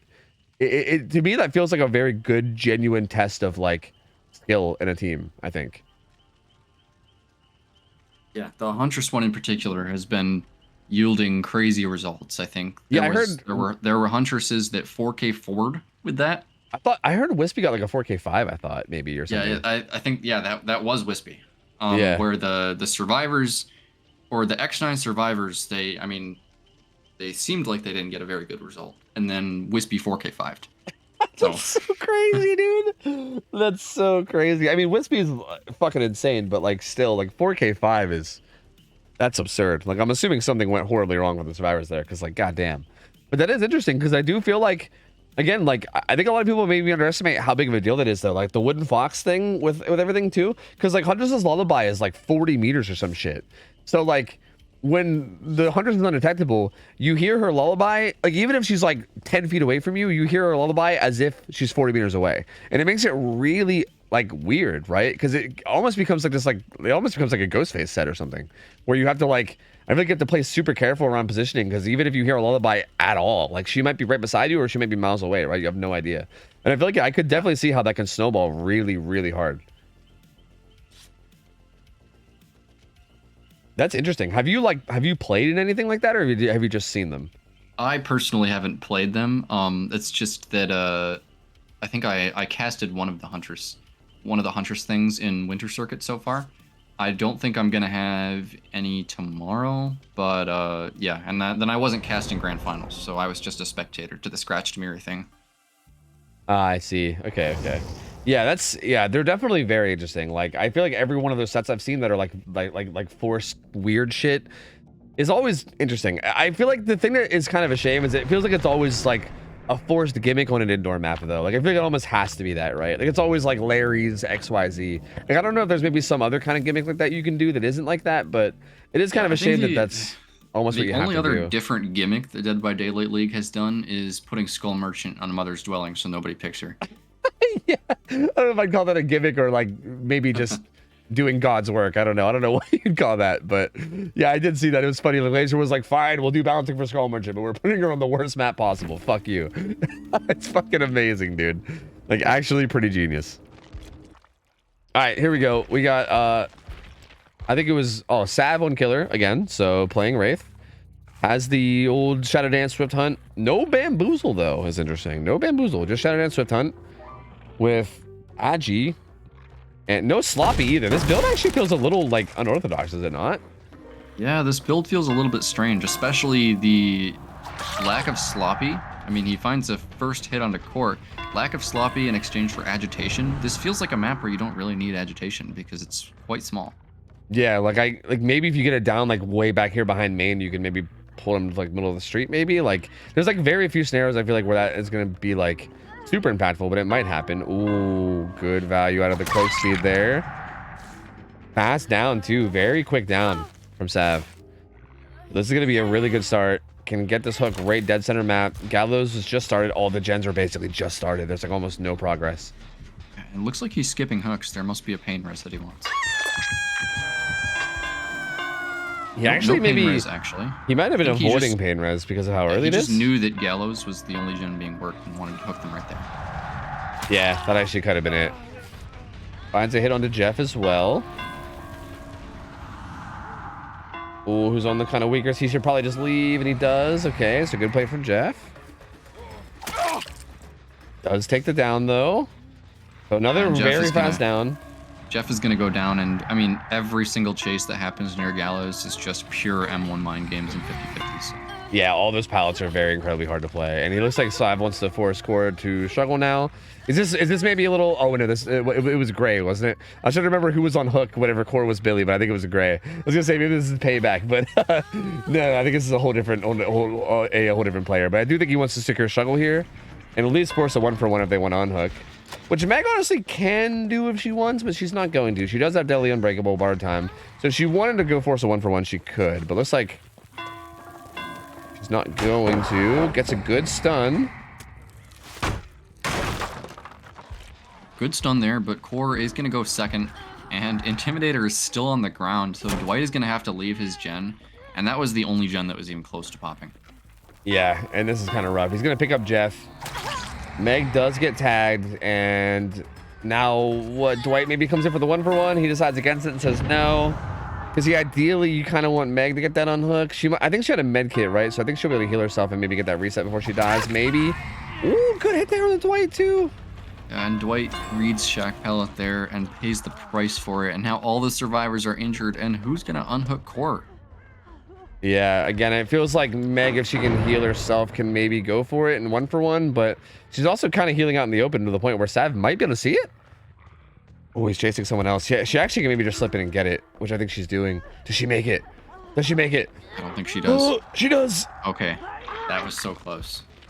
Oh, right at death's door, it gets Core off hook, so Core is going to live at least a little longer. Borrowed time, too, is going to give her some more endurance and haste. Might last a little while here. We'll see. Unless they started to reset each other. I'm not sure. I'm a little concerned, but looks like Sav's going to stay on. Nope. Just kidding. Looking for Nancy. Gonna say, that's not the injured survivor I was looking for, and he's going to switch right over to the Nancy. Medium vaults that. And immediately fast vaults the other window, but Sav predicting it gets the quick down there again. So Sav just winning all these mind games, man. I mean, so on top of this, like basically just in the survivor's brains, knows exactly what they're going to be doing, and gets this down onto Core. And this could be pain res too. Yeah, this is going to be pain res.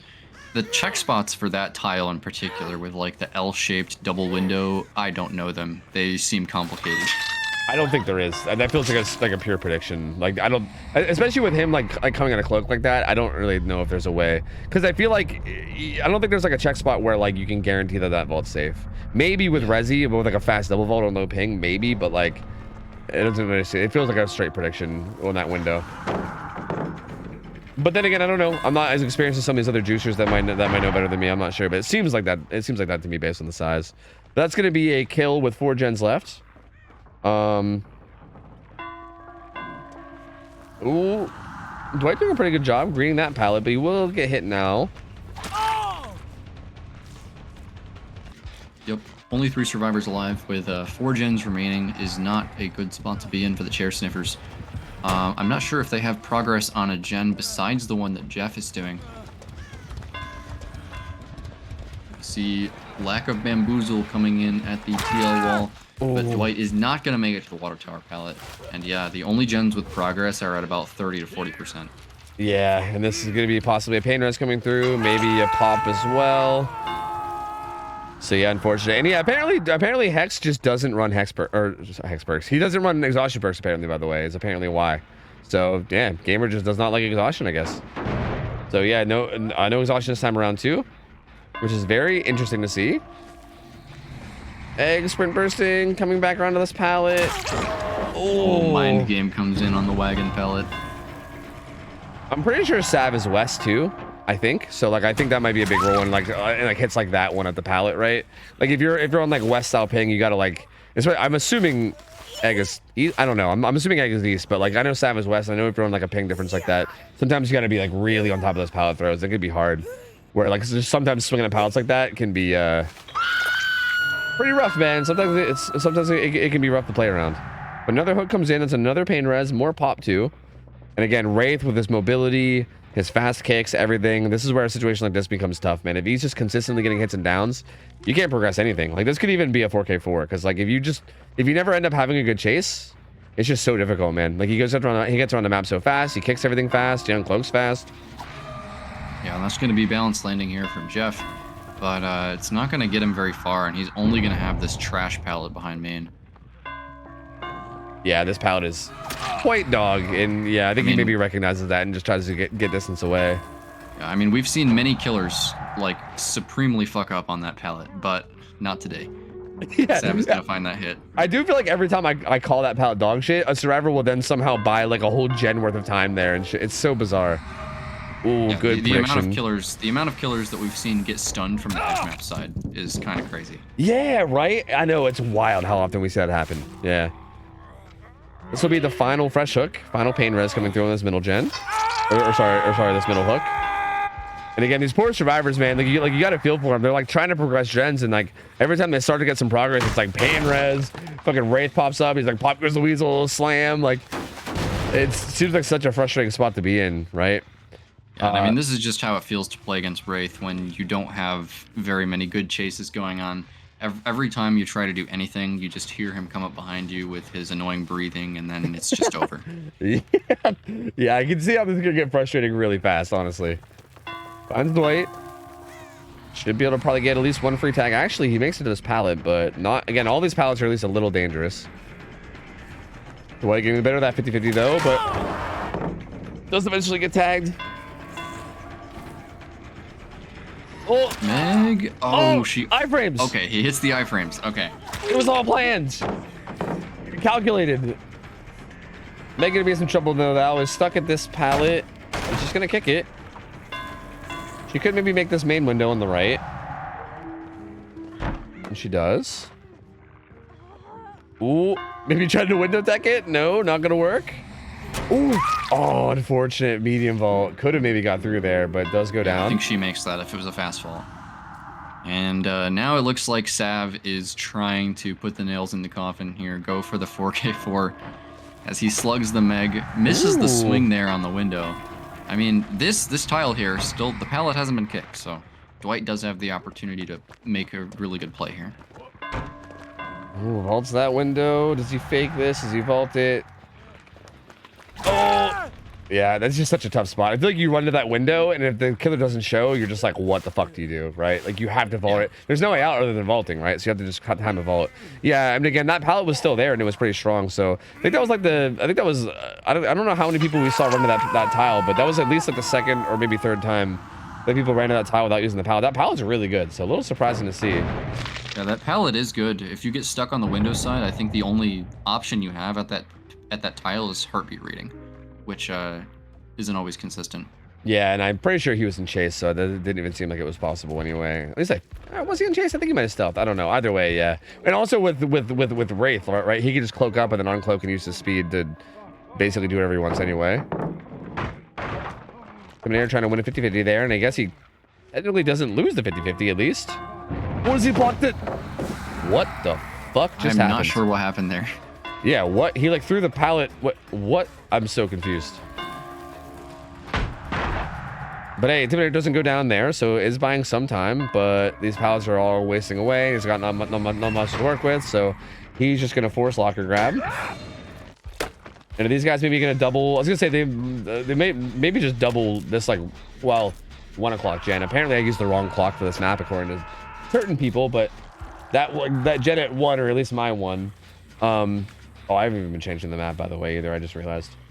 I almost feel like you maybe just double that and just try to get it done, though. The quote-unquote correct clock for this map differs depending on what region you're in, I hear. Yeah, that's weird. Okay, so do you know what the other clock is? Is it like water tower 6 and then like corner behind main is 12 or something? Is that what it is? Yeah, I think the one that you use is the same one that my team uses. And then I think the other option is that 12 is over by like the dead zone near Gallows, and 6 is where Sav is right now. Oh, really? Wait, what? Oh. So like water tower would be like 9-ish, right? Like that side of the street would be like 9. Yeah, and then like what? That's interesting. Yeah, but we don't use that one. Huh. And that's so apparently our clock is the NA clock, yeah? Which is a shame. That's what I hear, yeah. Yeah. Water Tower 5 is based. Yeah, agreed. I think that's psycho. I don't know. Okay, from what I've gathered from the little bit of time I've spent in like the comm DVD scene is that NA does nothing NA does nothing right.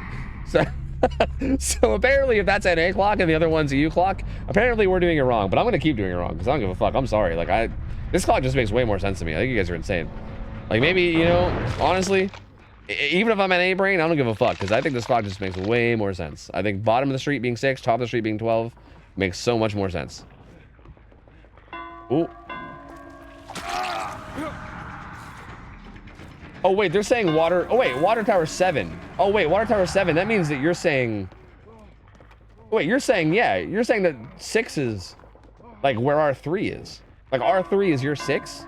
Dude, you guys are fucking psychos. No, never mind. So the EU clock would be their 12 is our 9. Yeah, no, that's weird. No, that's fucking weird. I'm sorry. No, you guys are psychos. That don't make no sense. Yeah, we have water tower 5 rather than 7, and I think water tower that's way better. You guys are out of your mind. There's no way. Ooh, Meg is becoming a boosh. So death hook there onto Intimidator. Meg is stealthing. I'm not sure if she's gonna be able to do anything here with how mobile the Wraith is, and he's already camping the hatch.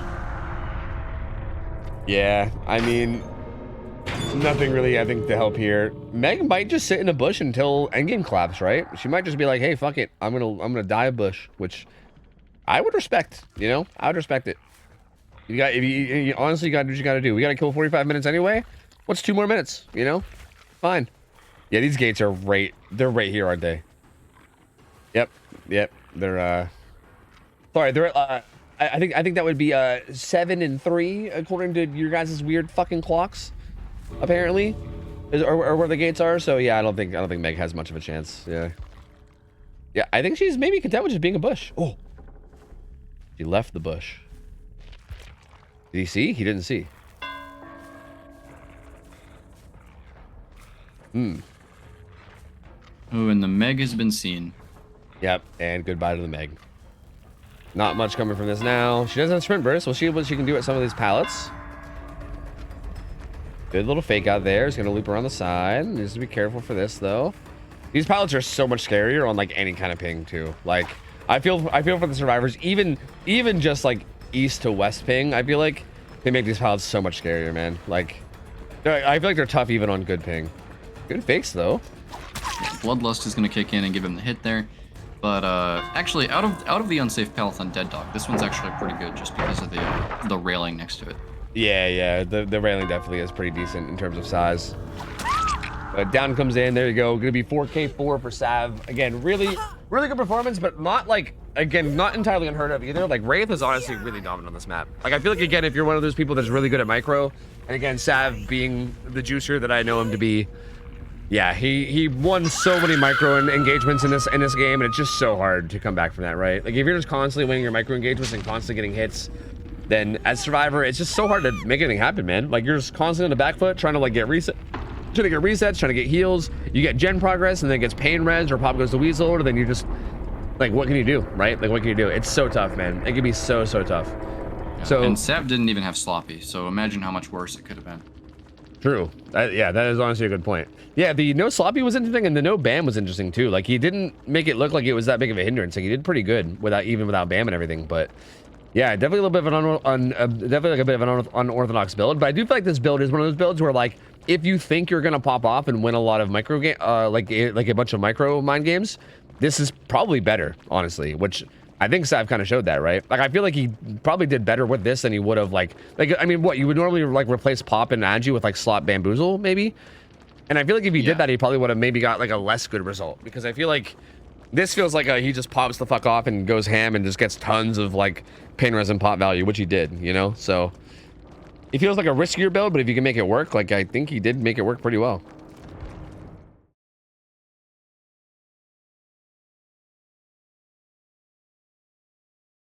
All right, are we still doing the killer set for chair sniffers? I would assume. So I'm not sure who it'll be, but we'll see.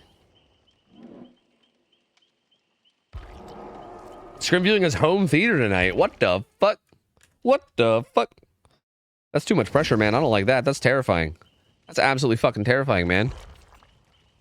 Okay, Pookie on killer. Hey, I ran into Pookie's killer in pubs the other day, and I knew I recognized him, and it took me a second, but it was kind of cool. I respect it. I'm pretty sure Pookie shit on me, right? I think. I'm pretty sure Pookie might have shit on me. I don't know. I can't remember how it went. Let me get these gamers in here. Where are they at?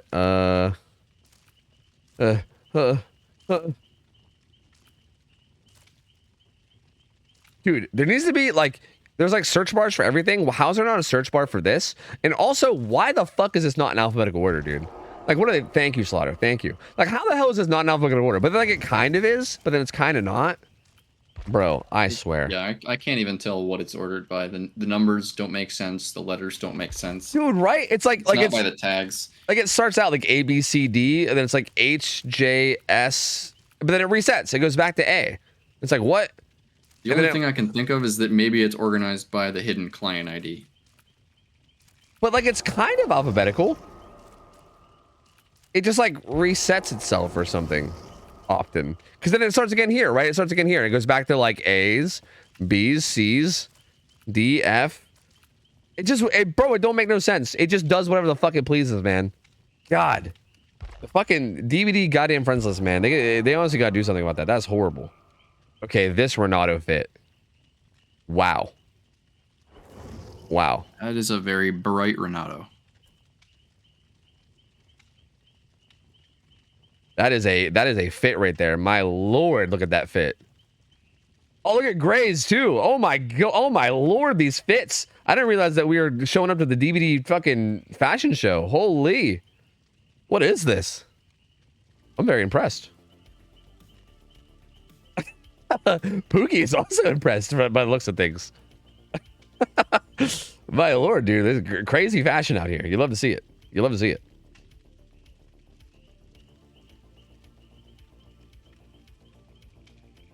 I posted in general, literal theater room with custom bar. What? And you have me on the fucking thing? What? That's too much pressure, man. That's way too much pressure. I don't know. Hey, my mans. Hey, honestly, on Dead Dog Saloon, the map is vaguely yellow, somewhat. So you never know. Honestly, maybe it'll work out. Maybe this is just active camo, you know? Honestly, I kind of, I respect it. I respect it. Will you be my EGF? Sure. Maybe. Do I have responsibilities? What am I signing up for here?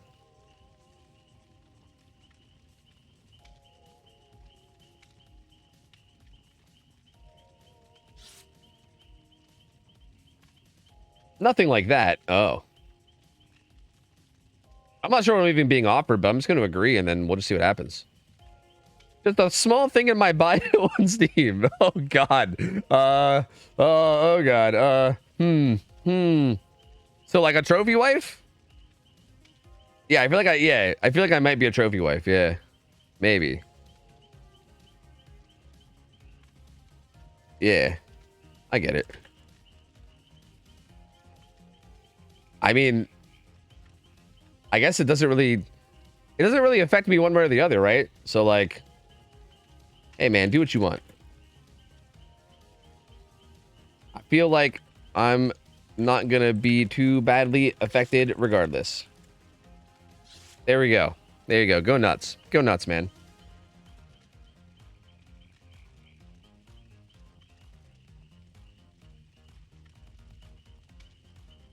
This is why I want to reshade to make Cold Wind and DDS even more yellow. That is the most psycho shit I've ever heard in my life. That is absolutely psycho. Okay. I have a question. How hard is reshade to set up? Like how... It wasn't easy for me, but I had to have Cole help me with it. I mean, it's easy enough to like download and get it started, but getting the actual packs and finding the ones that you want, that's also kind of intuitive. I haven't messed at all with creating my own, because that seems kind of complicated. Yeah, so I'm guessing most people just like download what other people use, right? Like, I think you said something about getting like Nightlights pack or something like that, but yeah, there's like a Nightlight pack, there's a laser pack, and you can find them in like different Discord servers. Okay. So yeah, you basically just get the app, you get the presets, and then you just like slap that shit on, and then it's like bam. That's basically it. Yeah. Interesting. I've been like vaguely considering it, man. I don't know. I mean, I feel like fuck it. Like also like I almost just kind of want to do it just to get in on the controversy, right? Like why not? You know? Like I feel like I've been a little bit too like I feel like I've stayed in my own lane a little too much. You know what I mean? Like I feel like I need to just get out there and put on some filters and then take it to Twitter. You know? Like yeah, just to see what happens. You know? Like why not? I mean, like. You can get all the controversy started up if you just have a good clip from Dead by Daylight and there's filters on it and you post it on Reddit. Those people go insane over filters. It's crazy. True. That's honestly a good idea. You're right. I'll post it to Twitter and Reddit. Bam, dude. Yeah. And I think even better if you make it like something crazy, like some kind of Wesker like tech or something, you know? Like some kind of weird like funky hug tech, slide tech shit. Oh, dude, that'll get everyone going at once. It'll be like a little like best of everything right there. Perfect. Yeah, I mean, I saw once Al Ranikamp posted like a couple of hug techs on Reddit, and they were merciless to him. It was so mean for no reason. Dude, I feel like I wouldn't be trusting like either Twitter or Reddit to be sharing like good opinions. I mean, I'll be honest, I think the DVD subreddit has actually improved a lot over the years. Like it used to be so much worse, but yeah, I feel like that kind of thing, and they're probably still going to be very not supportive of. Ooh. Hoogie not wanting to break this pallet, wants to see if she can get a hit onto Felix. Yep, good first chase here from Felix so far. He's keeping distance. He makes the 4-lane pallet. The 4-lane pallet on Dead Dog is actually stronger than it is on other maps, which is weird. Yeah, right? Isn't that odd? But it does get broken, and... Oh, gonna leave. There's a couple people at Gallows. Has to be at least more than one, right? Yeah, 2 people here. Yep, so he's gonna find these people at Gallows.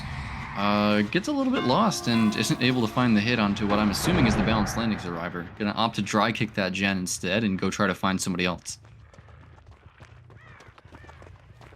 Yep, still no Sloppy Butcher in the build, which is really interesting. I feel like Sloppy to me feels like a very like quintessential perk in the set, but neither race ran it, which is really odd. But Cheryl doing a good job running into main. I think Pookie's gonna say, nah, fuck that, not gonna bother taking that chase, especially when, you know, pretty good idea people are gonna be doing Gallows, so he's gonna come back, interrupt Renato.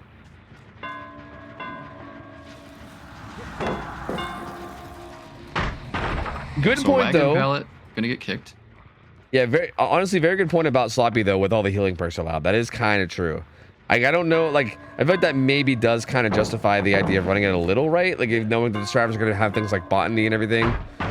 So that could be a bit of the reasoning here for both sides.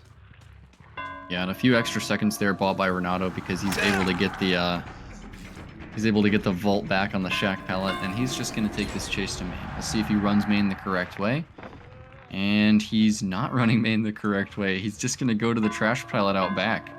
Yeah, this pallet is pretty bad. But I was afraid we were gonna see the thing that we were talking about before. Almost gave him the whole map with the stun, but nope. Doubles back, gets a first down onto Sav, and that's going to be a pain res hook, but one gen already done. They were able to finish Gallows. Oh, that's interesting though, because another gen popped, but pain res still came through. So that means that gen must be sitting at like 75 somewhere, right? Yeah, I think it was this gen behind main, yeah, or sorry, behind Gallows. It's sitting at a lot of progress because that pain res came in and then a gen popped right after. So they had 2 gens at like 99. Gray's gonna get found. This should be at least a tag. Oh, good fake. What does he have to work with though? I think he still should get hit on this window. Not much. This should still be a... Oh, another missed swing. Gray just holding W. He's not the balanced landing survivor though, so he's eventually gonna get hit there in the main building.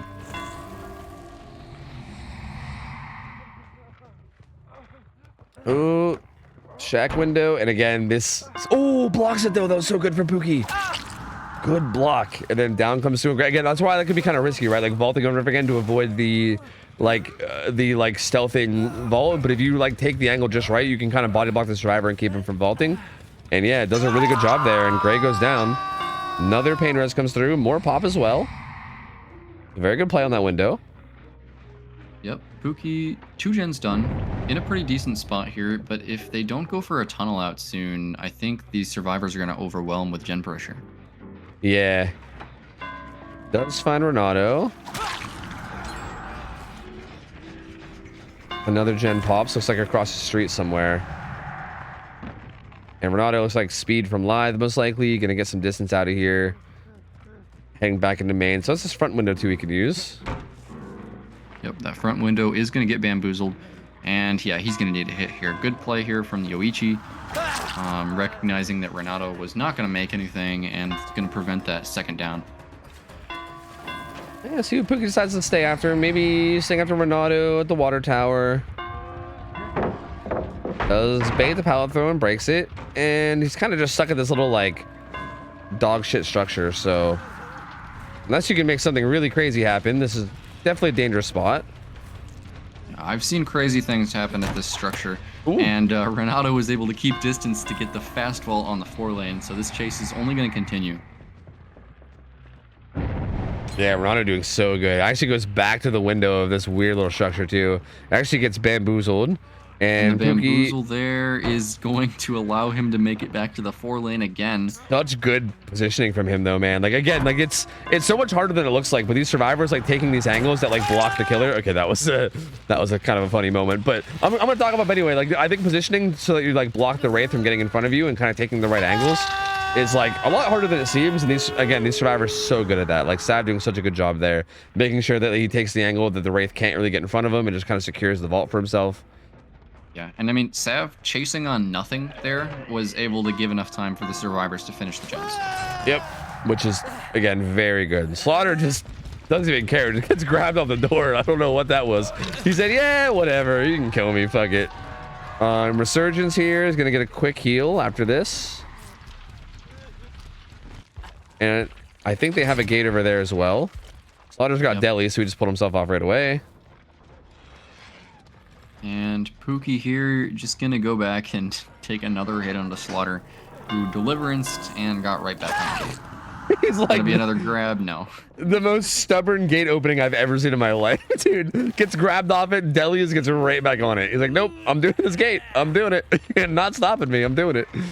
But Pookie actually, in fact, is gonna stop it, at least for now. I mean, we'll see. Maybe Slaughter will get unhooked and get right back on the gate again. I don't know. Oh, I think that was Felix inside. Yeah, we have Felix hovering here in main. Renato opened the gate near water tower. Oh, they're opening the gate. Yeah, they're open the gate top side too. Stats got it open.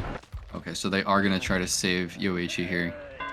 Yeah, they have 3 healthy survivors, so pretty reasonable to do, to be honest. Like, if they do this correctly, there should be very little that Pookie can do, to be honest. Does interrupt that. Actually, oh. Oh, but Cheryl came in from the side and unhooked. So Yeah, now all they have to do is take a hit for Gray. Yep, which they're there for. So, very well played. Sav's gonna take that hit, and yeah, Sat's still full health in case they need it too, and yeah, they're gonna go ahead and get out. So yeah, very good performance from the survivors. Almost disaster because Gray got interrupted in the unhook, but they were able to get it done. Yeah, so honestly, really well played all around. It ends up being like a 5-stage game, I believe. So very solid. Again, this team, absolute juicers, man. These guys are all like gamers that seem like they are a major pain in the ass to chase. You know what I mean? They are those types of gamers for sure. And you can absolutely tell from watching. Pookie did a pretty solid job, but the gamers from Sipa's coming through, getting a pretty big result. And yeah, GG's. Solid best of 3 from these guys. I think that puts us at what time is it? Like 11:37. I think we still got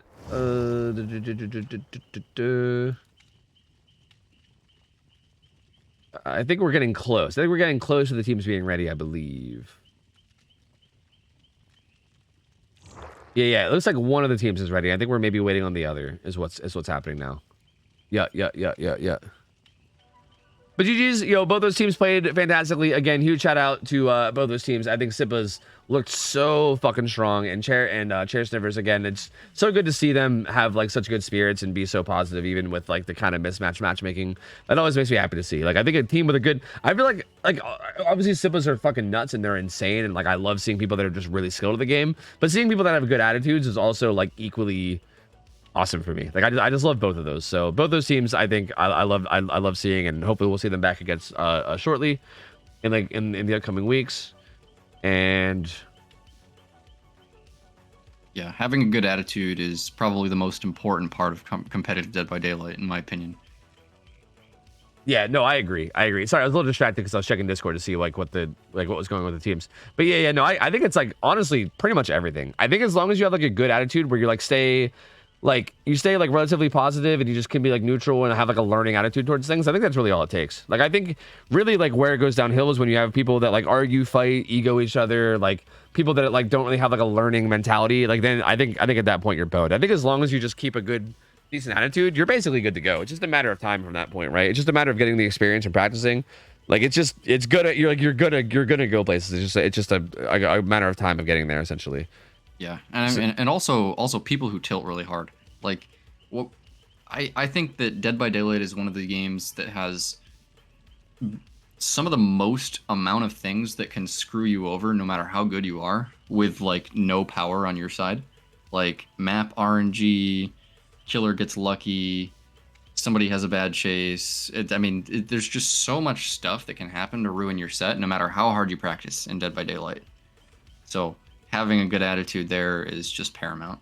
Oh yeah, absolutely. Yeah, it's absolutely everything for sure. Yeah, and like, dude, like, there's nothing worse than like, this has to happen in DBA teams. I mean, I don't want to like name any names or throw people under the bus or whatever, but like, I feel like again, having come from like a teamwork competitive based game myself, having like teammates that get all ragey and fuck it, dude, that shit is the worst. Like you just cannot work with that kind of shit, man. Like I think just again, it's kind of like you said, attitude is just like it plays such a big impact on everything. I think so. Yeah, again, always makes me happy to see that kind of stuff, And yeah, I think we're probably gonna be chilling for a little bit while we wait, because yeah, it looks like one of the teams is ready, but the other is not, I believe. But they should be probably ready in like 5 or 10 minutes ish, maybe.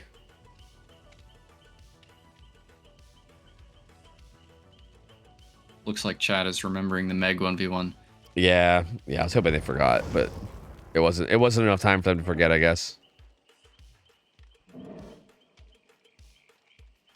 Hey, look, if you guys want me to do the Meg ones, I'll do it, dude. I'll fucking do it. Oh, wait, no, hold on. Egg said no, y'all. Okay, no, wait, no, really. Yeah, Egg, no, you're right. You shouldn't. You're right. Let's not. Hold on, you're right. Hold on, we can. Oh. I'm just afraid. Oh, that's funny, because I am too. That's actually that's quite the that's quite the coincidence actually. It'll have to be no DLC killers allowed since you're on the scrim account too. Oh yeah, true. Wait, what killers do I have? Is it literally just like the original 4? I don't even have Wraith, dude. Holy shit. I gotta do the tutorial to get Wraith? Oh, fuck me, dude. Wait, do I have their perks and customs? Oh, you do. Wait, you can use like every perk and customs even if you don't have the DLCs? That's actually kind of cool. I like that. I didn't know that was a thing. Huh. So we can't even say Trapper Wraith here. That's a tragedy. Yeah, dude, it's just Trapper. That's it. Like literally just Trapper. Hello, gamer. What are we doing? Trapper Suffo? Trapper Billy? We could do Billy too, yeah. Or Billy or something. What's the plan? Pick a map. Suffo seems to be the golden standard for Trapper, so sure. You can't be juiced by a Meg, but if you do, we'll never let you forget it. Yeah, that's fair. Okay. Question. Do you want a timer, or would you rather just not know the time? Also, are you doing killer? Wait, like what are we doing? Actually, time is an abstract concept. True, we are kind of all just here hard existing without really any concept of time, space, matter, something, or I don't know. I'm not smart enough to actually talk about this kind of shit. I don't believe in it. Okay, fair enough. I'm down for whatever. It doesn't matter. 2 chase perks each? Oh yeah, wait a minute. You get 2. I get 1. I forgot about that. I forgot about perks. That's probably smart to run, right? Yeah. I'm that bad? No! That's the rules that everyone uses.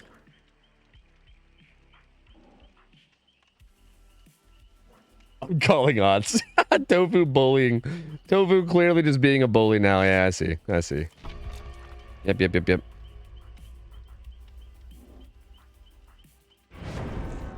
All right, wait, so I think, okay, if they're not doing killer, then there's actually no way that I lose, right? I think the only way I lose is if I get loot for like 5 minutes or something. Or if you get window teched. Ooh, yeah, no, I'm unwindow techable. You could ask my chat. I've never been window teched ever in all of DBD. That's never happened to me. I've never once fallen for window tech. Ever. 7 years. 7.5 years. Never fallen for it once. Yep, true. That's a true fact. Yep.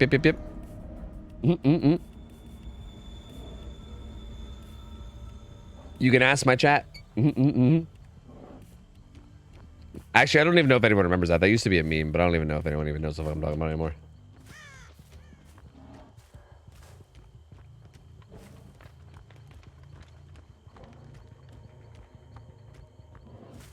Not Borlord saying, "Where's your face cam, beautiful?" Stop this. Stop this, Borlord. Stop it. Stop it, man. Poor Meg has the shack facing the wrong way. Does she have water tower? Yes. Okay. Yep. Go on, Meg. Go on and do big things. Go. Do big things, Megan. Alright, I'll be quiet so you can concentrate on killing this Meg. No. It's okay. You can talk all you want. I believe okay. It's fine. Megan! Megan, no! Megan, please! Meg levels are rising. Megan, don't you throw that shack pallet, Megan. Blinded by the Meg. Does she make it into the map though? She does. Somewhat. Only Mormon filler though. I think it's live, right?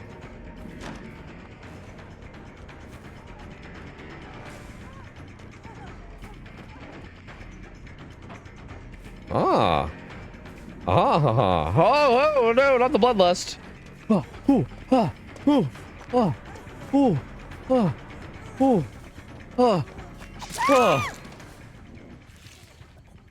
That was very close. You almost got spun 5 times there.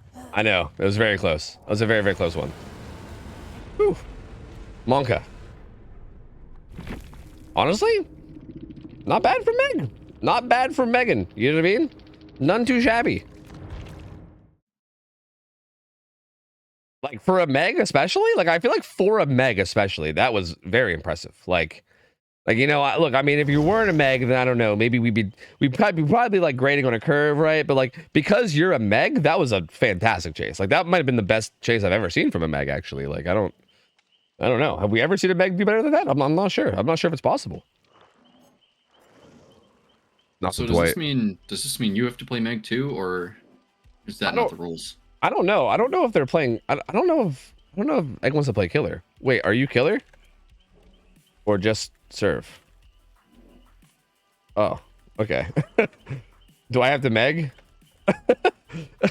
Is this the part of the rule? I mean, I only have 4 kill. Or no, I have. Whoa, I have 6 killers to, or sorry, 6 survivors. Does is there any default outfits that come with the game? Oh wait, are these? Wait, why do I have these? Some of those are Left 4 Dead cosmetics. Oh, let's go, dude. But this is like this is the fucking, whatchamacallit, the Death Garden thing, I think. So that is. I feel like I should just be default Meg though. Whoops, that's not what I meant to do. Like, I'm kind of feeling like just default Meg is the play, you know? Just like the ugly, actually, even like this, I think hoodie Meg is maybe even like, it's even more degenerate, you know? I think I would go hoodie Meg with the basketball shorts. Oh, you think? That's a really ugly fit. I like it. Yeah, that's super ugly. I like it. That's super gross. I like it. Yes, it's set. Okay, we're perfect. Perfect. What are the killer restrictions? Well, you get 1 perk and no traps. So like, you probably want bamboozle, but like if you want to do some weird shit, feel free. I think this is a good fit. I don't know. I mean, it's kind of hard to make Meg look any worse than she normally does. So like, does it really matter, right? Like, I mean, put on whatever, I guess.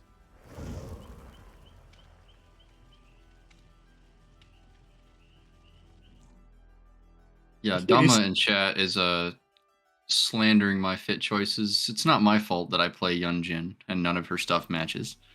Dude, Yunjin honestly does have bad luck when it comes to fits, man. Like, it is not great. Like, she does not get very much love, I feel like.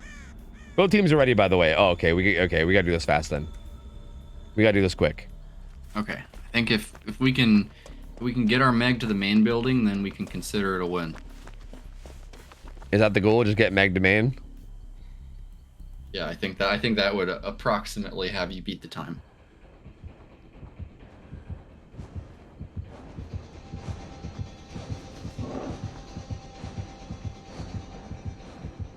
All right. Hey, man. Don't trap my door, bruv. Wait, what's the... I didn't realize that my keybind's stuck even though I changed accounts. I thought that was like an account-based thing. But it's not, apparently? That's bizarre. Like, how's that not account-based?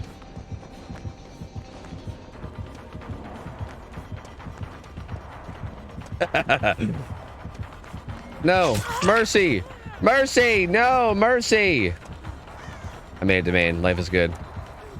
Life is good, dude. Hey-ya!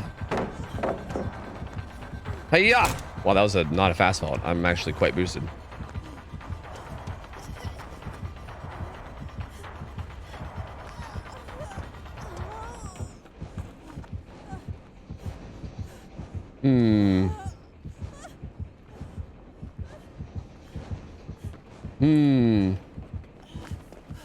I'm out of this bitch.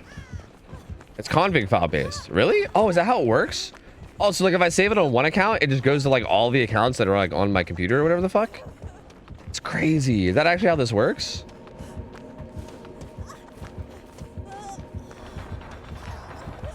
Hey, I feel so strong as a Meg player right now.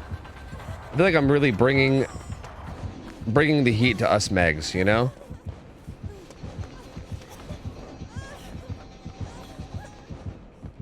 I've never been more proud to be a Meg. Today, the average chase time of Megs everywhere increased. That's right. I'm making you proud, Megs. I'm making you proud.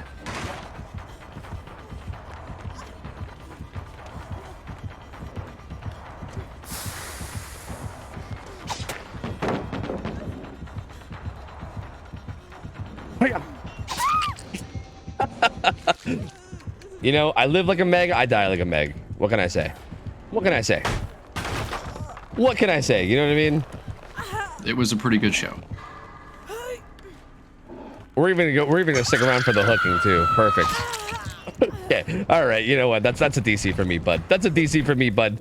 That's gonna be a DC for me, bud. I don't think so. I don't think so, bud. All right. The teams are ready. We can go hop in game now. We got the final best of 3 of the night. Yeah, we can go ahead and say, if you guys want, we can just say I lost that 1v1. I'm down. We weren't keeping score, but GG's well played. I feel more like a Meg than ever before. Thank you. All right, perfect.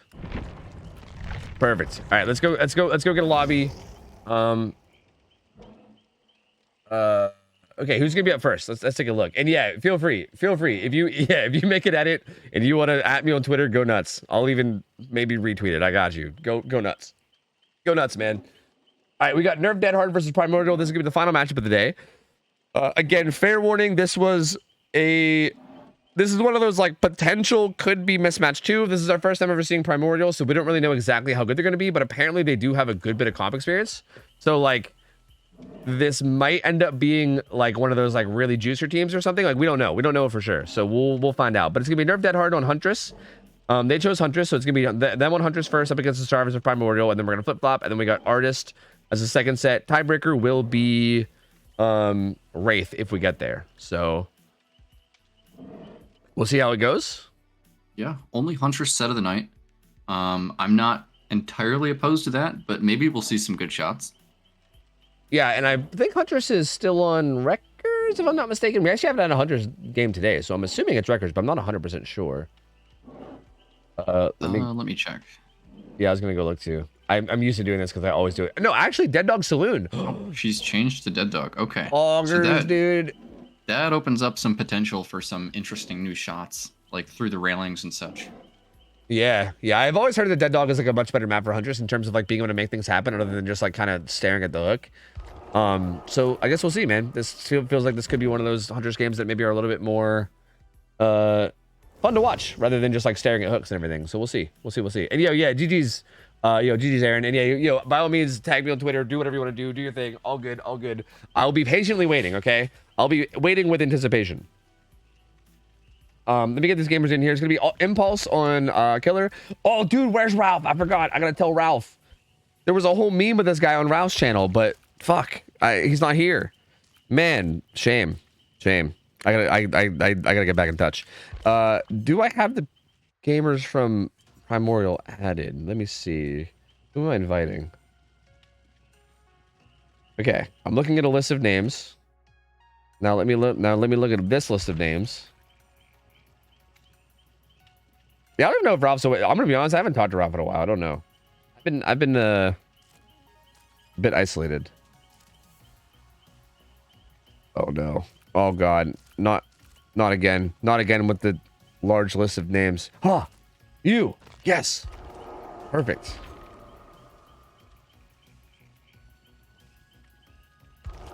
Alright. Alright. So this will be our first time seeing Primordial. No idea what to expect out of them. Again, apparently they have some experience.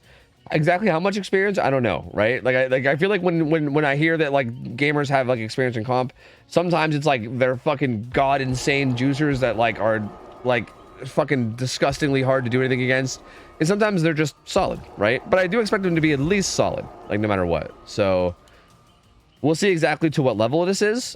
Impulse, I think we've seen him play Killer once before with mixed results. I think we saw him play Huntress and Blight before, I think.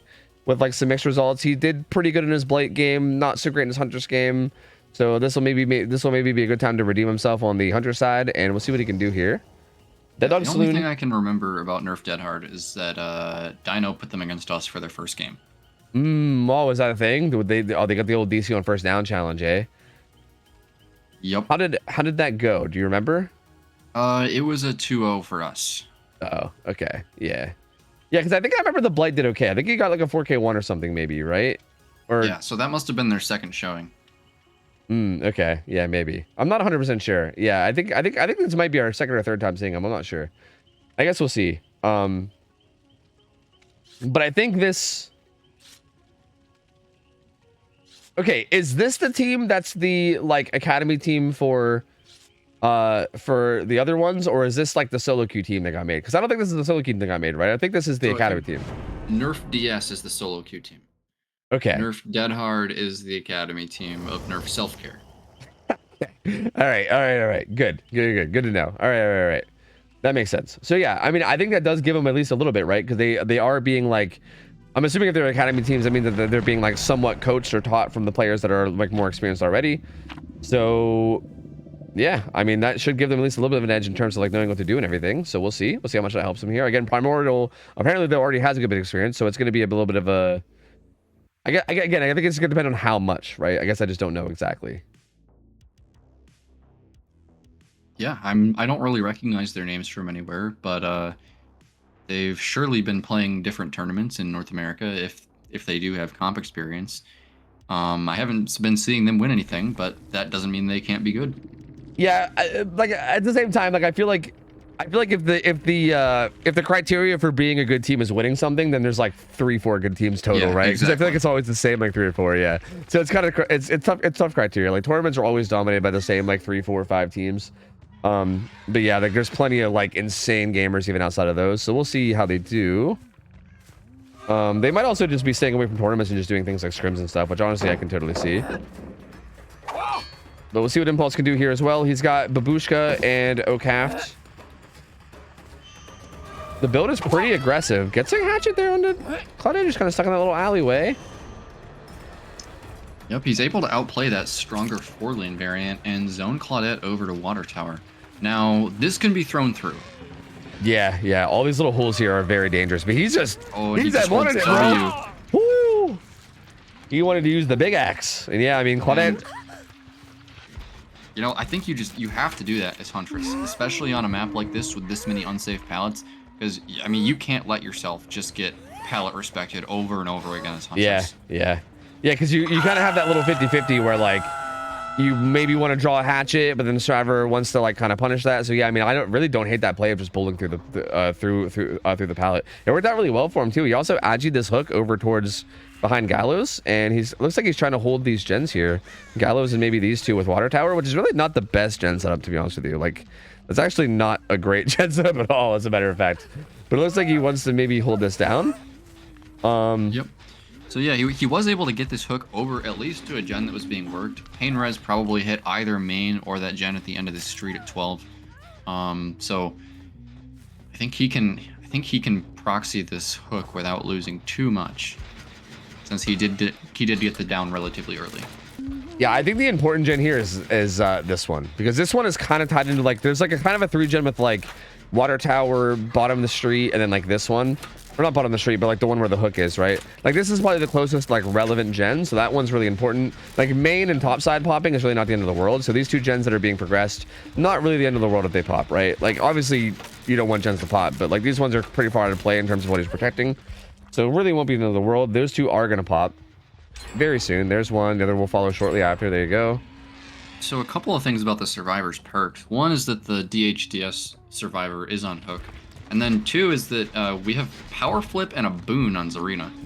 Yeah, right? That's really interesting. Yeah. Yeah, so circular healing and then like Power Struggle Flip Flop. Which I love that people are calling that Power Flip. I'd only heard that for the first time like maybe last week or something. I fucking love that Power Flip. That's so good, dude. That sounds like a trick. That sounds like a trick I would do on my trampoline as a kid. I love it. A fucking Power Flip. And I think we're gonna. So Impulse is gonna lose the 3rd gen, but this is getting close to Claudette dying for it, which I think is worth if Claudette dies. He showed himself kind of early. Oh, he should have just hatcheted him. He let him walk the way up. He gets the unhook now. That was very close. I think Impulse actually had a chance. I think if you would have hatcheted Adam from far away, he could have cut him off before he got there. Because like you can unhook against OhTofu, but only if you're like right up against the hook. Like if you would have hit him from like maybe like 5 meters away from the hook and made him run up, he could have followed it up with an M1 and stopped the unhook from happening at all, and then Claudette would be dead. So I think he needed to hit that hatchet from further away. Yeah, he had a really good opportunity there that he didn't unfortunately didn't take. And now he has to hook Deli, so like this is suddenly not looking that great anymore. Yeah, he's gonna lose Claudette. He's gonna get another pain res. This means that DHDS is probably not gonna come into play anytime soon. So I mean, if he can just continue chasing people here and hitting his hatchets, he might be okay. Ooh, that was Barely close. misses that. And I hope he knows that Deli is on hook here and doesn't decide to camp it. They're blessing up top side, so they're going to have the healing up there. That's going to be very, very fast. So very fast reset's going to be happening on top side, which is going to be really strong for them. And yeah, I don't know, man. It's going to be tough. I think a lot of it's going to boil down to like where Deli goes after the unhook. But there's a lot of room by water tower right now. Like I feel like this might be like, I think it might be a good call to do it right now. Yeah, they are. He can sprint burst over towards water tower and he's basically out of there. And Impulse isn't even really trying to hold him in there either. He's just committing to this Nancy. Yeah, and this rock is just tall enough that it's really hard for him to throw over. Yeah, he's struggling. Nancy doing a really good job on this loop. I think with Bloodlust, he should be able to get this hatchet. Oh, he runs right into the stun. With the pallet down there, this becomes much more dangerous. So I think it's actually a decent opportunity now to get a hit. That's true. And there he goes. Nancy does a good job of avoiding that. She gets in the main, and yeah, that chase is basically over. Like I feel like once they make it to the main, it's like basically done. So yeah, as a 110 killer without bamboozle, it's just you don't want to chase it, main. yeah, it's brutal, absolutely brutal. And he finds the chase with Adam here. Very aggressive of Adam to stay on this gen while injured and broken after Deli. Just says fuck it, wants to crank it, but he's going to be going back down, and he's going to go down in this gen setup. Yeah, and interesting that Adam decided to just pre-throw that water tower pallet. This gen has a ton of progress. If Impulse is able to get a pop on this before... No, he's going away from the gen. That gen is going to go. Oh no. That was such a good opportunity. Yeah, he could have like hooked right on top of it with pop and then just watched it all regress and was in such a good spot. He could have like literally watched it all regress, killed this guy and been in a good spot, but he really seems to want to hold, like I feel like he's just kind of like, it feels like he made a decision in the very beginning to hold these 3 and he's just not like deviating from that under any circumstance. Like it feels like he's not really like adapting to like the scenarios that are happening mid-game. He's just like, nope, this is my 3 gen and this is what I'm holding. I have agitation. Every hook I get, I'm gonna try to take here. Because yeah, this is much worse than I think you would have been. Like I think this is definitely a worse position than if you would have just hooked right beside that gen, kicked the gen with pop, and then yeah, you're just being chilling there, right? He's gonna find Zarina here by the unhook, and I don't think she gets this. Okay, she barely gets it. And I think Impulse is completely fine with this because he gets another pain res. It's in the setup of gens that he clearly wants to hold, and we'll have to see if is he going to be able to find this boon here, because it seems to be where the survivors are often going to reset. Yeah, it's so far away that I don't know if he's ever going to commit that far. He feels like he seems like, to me, he seems really committed to never leaving this gen setup. Like I think he wants to just stay here and just try to like punish anyone by coming in by getting a quick 2-tap on him with like OhTofu hatchets, which kind of makes sense. Nancy just eats a hatchet to run away, and he has almost everybody injured now. Just Claudette full health, and she's spotted.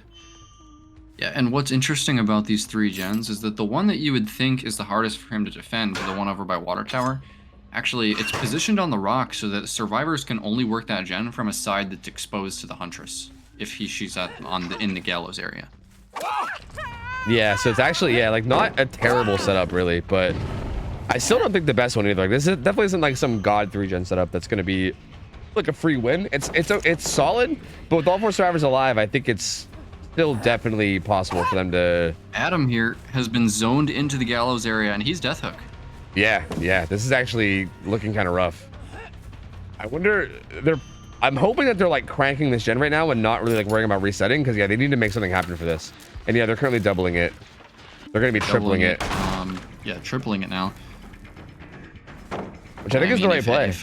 If Adam goes down here in any reasonable amount of time, just like that, I mean, he's going to make it over there with pop. See, it's gonna be close. He's gonna hook him right away, and he's gonna. Oh, he might just barely make it. Yeah, like I think they'd have to die for it, which I don't know if is it worth? I don't know. They seem to think maybe. She also has used hatchet and hasn't reloaded. She only has one hatchet. They are gonna die for it. Into the adrenaline too. Nobody died for it. The adrenaline got hit. Oh no! Oh, dude, if you're Impulse, you gotta be so pissed right now, dude. That was so unfortunate. The one person, he had one hatchet that he could have followed it up with, and he happened to hit adrenaline, and it just pops in his face, and they get healed. That's wild, dude. That was such a close timing that it almost looked like Nancy didn't get hit at all. Yeah, it really did. Like, it looks like she just absorbed the hatchet and was like, "Thank you, I'm out of here now. See ya." Like, it's like did not give a fuck. And now they're in a pretty good spot here, right? Nancy's still fresh hook, dude. That's even more devastating that she's fresh hook. That would have been such a good target. And now Impulse is kind of just gonna defend the gates, but this feels like this feels not worth it either. Like they can just reset. They can reset Zarina, and then they can just slowly attack these gates together, like one on each side. And then how do you defend them both, right? You can eat hatchets all you want, but you're gonna have to reload eventually. Yeah, not really a good situation here for Impulse. I mean, there are 2 survivors over by this gate. If he's able to find one of them, I mean, anything can happen here. It is Huntress. Oh no. Excuse me. Fucking Nancy, dude. She's fresh hook too. She's literally fresh hook. So like that's such a huge find. Like if he just turns and sees her, that's 3 hook stages. Yeah. Additional. I mean, if Nancy gets hit with OhTofu there, it's just over for her. Oh my god. I can't believe she tried to stealth that at all. And it worked. That's so crazy. Yep. And yeah, she's currently sitting at the gate. Nancy, or sorry, not Nancy. Zarina's worth 2, and she's currently in chase though. And like taking hits here, yeah. Oh, hatch. Does she make it? Serena's gonna be going for hatch. I think he's got maybe 1 or 2 opportunities to hit this shot. Just one, I think, and he's gonna hit it. Nice shot there from Impulse. Able to salvage that less than ideal situation and get 2 more stages. So I believe that's going to be 8 stages, 3 fresh for Impulse. Yep, 8 stages, 3 fresh. Honestly, not bad for Huntress. Like really not terrible. Like I feel like there was maybe some opportunities for him to get more here for sure, but like this really isn't bad for Huntress at all. I feel like that's actually kind of okay. So we'll see. We'll see what the survivors can do from Nerf Dead Hard, but this is definitely a position where I feel like you can definitely come out of this on top if you just have a good solid game. I think though them getting a survivor out that hasn't been hooked at all is actually kind of a big deal because like now like the other killer can get eight stages with just a 4th fresh, right? I think that fresh hook might end up playing a big role here because I think this again how I predict Huntress to go here, this seems like pretty reasonable, right? Like I feel like 8 stages feels not too out of the realm of possibility to repeat, something along those lines. So yeah, getting that fresh hook out, not too bad. We'll see. We'll just see how it goes for the killer from Nerf Dead Hard. They're going to have to put up a pretty good result, I think, in order to get it to make this happen. But I do feel like Huntress is one of those killers where typically Huntresses don't perform well, but I think Huntress probably performs better as you go against more and more inexperienced teams, right? Like definitely one of the types of killers where like if you lack the experience, a good Huntress can definitely snowball pretty hard. So I don't know what to expect out of this. We don't really know what the level of skill of the Huntress is going to be from Primordial, but we'll see what Nerf Dead Hard can do, and again, this feels like it could really swing either way. Yeah, absolutely. It only takes 1 unhook going wrong against a Huntress to take her from like expected 8 stages to 4K3 territory. Yeah, like again, I feel like had that down, like again, I think if he would have hit Adam with that hatchet on that very first unhook on the Death Hook survivor and then denied the unhook altogether, that was probably like 4K3 like territory right there, because they would have had somebody dead. He would have had Deli on. Actually, it wouldn't have even been Deli. It would have been Deli gone. He would have had the survivor that has Deli on hook without deliverance, and then it would have been a 3v1 with someone on hook and 3 gens still up. Like that would have been such a strong position. So yeah, I mean, it does go to show, right? Like even just that one little play going slightly differently that last game could have made that game entirely different. So yeah, something like that happens on the flip flop here, and we're in, you know, like maybe this killer gets a big snowball going. You never know, man. Like it can pop off real quick. Like anything could happen. Yeah. So any aspiring Huntress comp players out there, when you're trying to defend from an unhook, you want to hit the person so far away that they can't use their speed boost to get to the hook, and then that's how you're going to get that big 4K3 result. Yeah, I feel like even if they're a bit away, like even if they can get there with their speed boost, they got to be pretty close. Like I feel like if they're more than like 7 meters away ish, right? Like I feel like again with OhTofu, you follow up so fast. Like yeah, they almost need to start the unhook instantly after getting hit by a hatchet with OhTofu. Otherwise, like, they're not gonna be able to get it. So yeah, I think especially if you're gonna run OhTofu, that's a big thing. Like, if you see someone coming up for the unhook, don't let them like start to grab the unhook. Like, hit them before they get close, and then that way they can't unhook at all. And if they do still try, then you just kill them and then it's a throw. So yeah, that feels like a bit like, again, I feel like there's like a couple missed opportunities there where that could have happened, but you know, it is what it is. I still do think Impulse played really well outside of that. Like, I think that and then that one hook positioning not going on that one gen were really the only things that I think went wrong. I think other than that, he played pretty well. Like, I think his hatchets were solid. Like, played okay in every other aspect. Just a couple little decisions I think could have been better. Yeah, I think he definitely played pallets pretty well. The painful thing sometimes in Hunter sets is when survivors will just hold W infinitely at these short loops and they pull the hatchet up every single time. But none of that from Impulse, so it was pretty fun to see. Yeah, for sure. Let me see what's going on, Meow, in terms of the killer. I'm not sure who on their side is playing killer. They have 3 different people streaming in Discord, so I was gonna go based off whoever was streaming, but they have 3 people streaming, so now I don't fucking know anymore. Are they waiting? Oh, okay. I think they're waiting on a friend request. Yeah, you know, I think this was me this time. I think it was me this time. Yep. Hold on. I think it was actually me this time.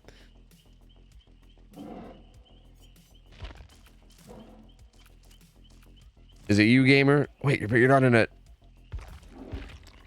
No, never mind. I have no idea. No, I actually don't know. Nope. Actually, no idea. So I guess we'll just wait to see.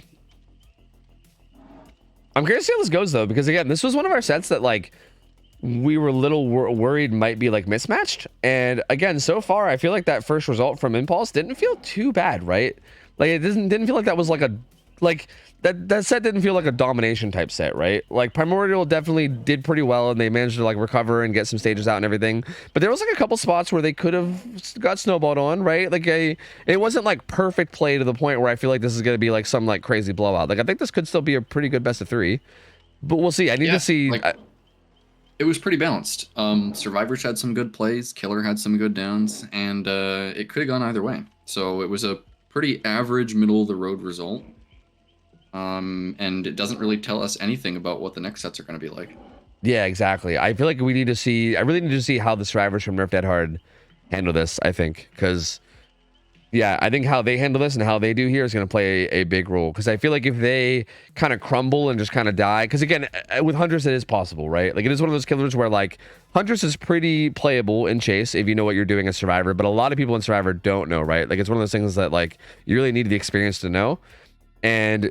we'll see how they do, because I think if they're good enough to make the chases a bit difficult, then yeah, I mean, we could have a really like close, good set here. But I think it's definitely possible for them to crumble and fall, right? Like we've seen that kind of stuff happen before. Like I know Huntresses typically struggle to get results, but again, if the Survivor team's inexperienced, we've seen Huntresses get like 4K ones and shit. Like that kind of stuff has happened before. So we'll have to see, man. We'll have to see.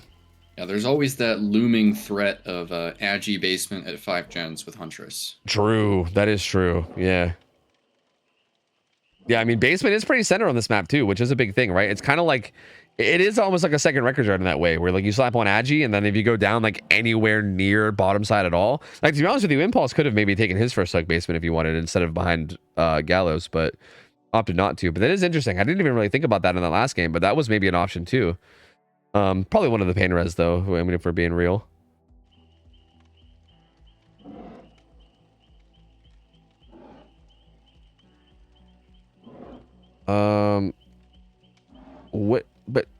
What? I'm gonna add these gamers because I don't know what is happening right now.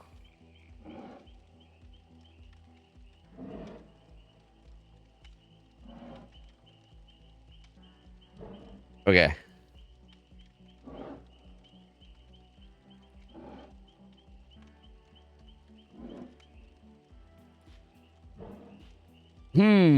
Yeah, I'm not hearing from them. I don't know. And I think Kurt had to leave. I know Dinah was feeling sick. I think staff might be kind of short tonight, so I'm just gonna go. I'm just gonna add him, and I'm just gonna fucking see if I can get an invite. We'll see.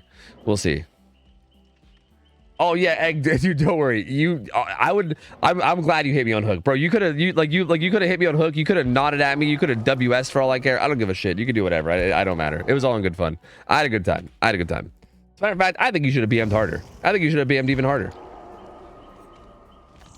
It is all good. It is all good. Do not worry. But I appreciate you making sure. I appreciate you making sure just in case. It's very kind. But yeah, you're good. You don't got to worry about it. I know it's all in good fun. Let me get these gamers in, meow. Let me make sure I'm inviting the right people, meow. I think my go-to is always robot, right? Where's robot? Where's the robot? Where's that goddamn robot? Oh no. Oh no. Aha. Perfect, perfect.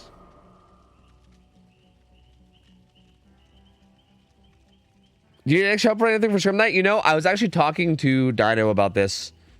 Like today, I mentioned something today to them about maybe taking on more staff. So we'll see. I'm gonna need to talk to like Dino and Kurt and everybody and see like how they want to handle it, or you know, like who they want to involve or whatever. But yeah, I mean, it's all volunteer, right? So anybody that like wants to volunteer to help, as long as we're like comfortable with you, like enough that we think you're gonna make good decisions and everything, then yeah, I mean, we might want more people on for sure.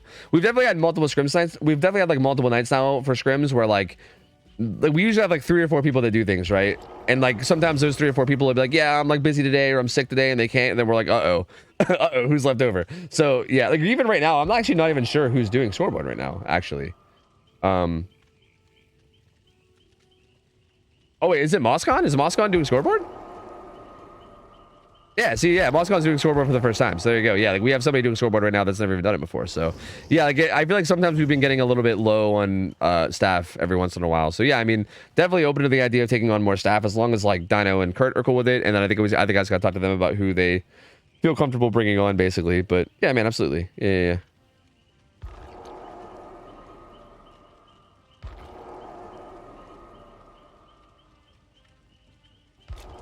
And speaking of which, I appreciate that, Moscon. Thank you, man. I appreciate you taking up the responsibility and, you know, actually doing the scoreboard and everything. I appreciate it, man. Thank you. Thank you. It's good to give like Dino and Kurt and everybody a break as well. And some of the others that do it like every weekend. I know like Monkey Breeder's been doing it a lot. I know Rabbit Panda and like Shay have been doing it a lot. So yeah, always good to give some gamers a break too. So thank you, man. Appreciate that.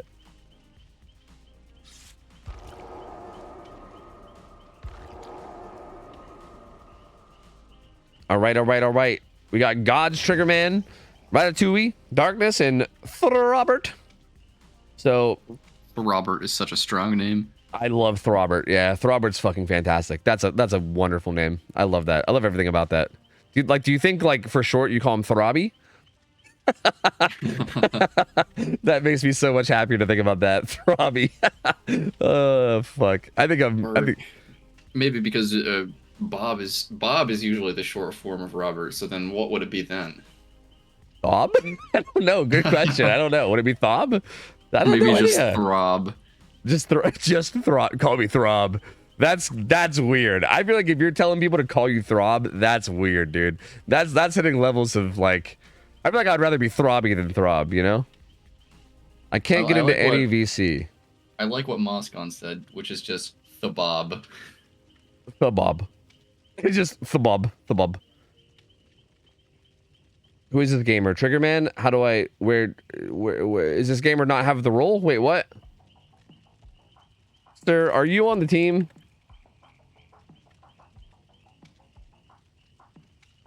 Sir, what's going on here? This person was never added to the team. Bro, what is going on today, dude? This is the weirdest night of scrims I think we've ever had. What the fuck? Huh. Interesting. Okay. Genuine question. Is this your 4th?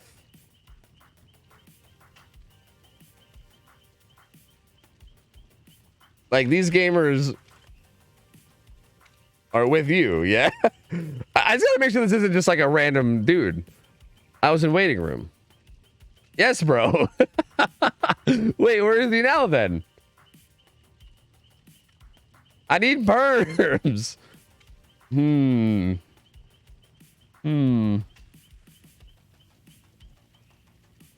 was in team chat. Wait, what happened then? I'm so confused. Someone fucked with my perms. Dude, who's fucked with this guy's perms, man?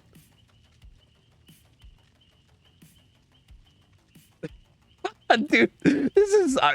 Prion, I'm sorry in advance, man. We've had a weird day today. You know, I bring you on for scrims. You know, what a weird fucking day it's been today, dude. My lord. Okay. Kurt hooked him up with comms or perms. He's got you. Hey, he got you. He got you. Kurt gave you the hookup. Wait, this is Nerf Dead Hard on Survivor, or right? Yeah. I think Kurt just gave him primordial perms. Well, I think either way, I think being wait, man. Oh no, it's so scums. Yeah, you're right. He added them in primordials team chat and gave him perms. Oh, wait, I love it. He's in the Nerf Dead Hard channel now. I can see it. Okay, it's fixed now. Yeah, Kurt went into Primordial's team chat in Discord and added him and said, hey, you can join PC now. And then Dino had to go in and go wrong team. Dude, it's so scuffed today. I love it. This is so good. Oh, what a great day. God, I love it. Oh, that's so good. What's the better breakfast food, bagels or toast? Like, just toast? I don't understand this question. Toast plus additions. Like dippy eggs?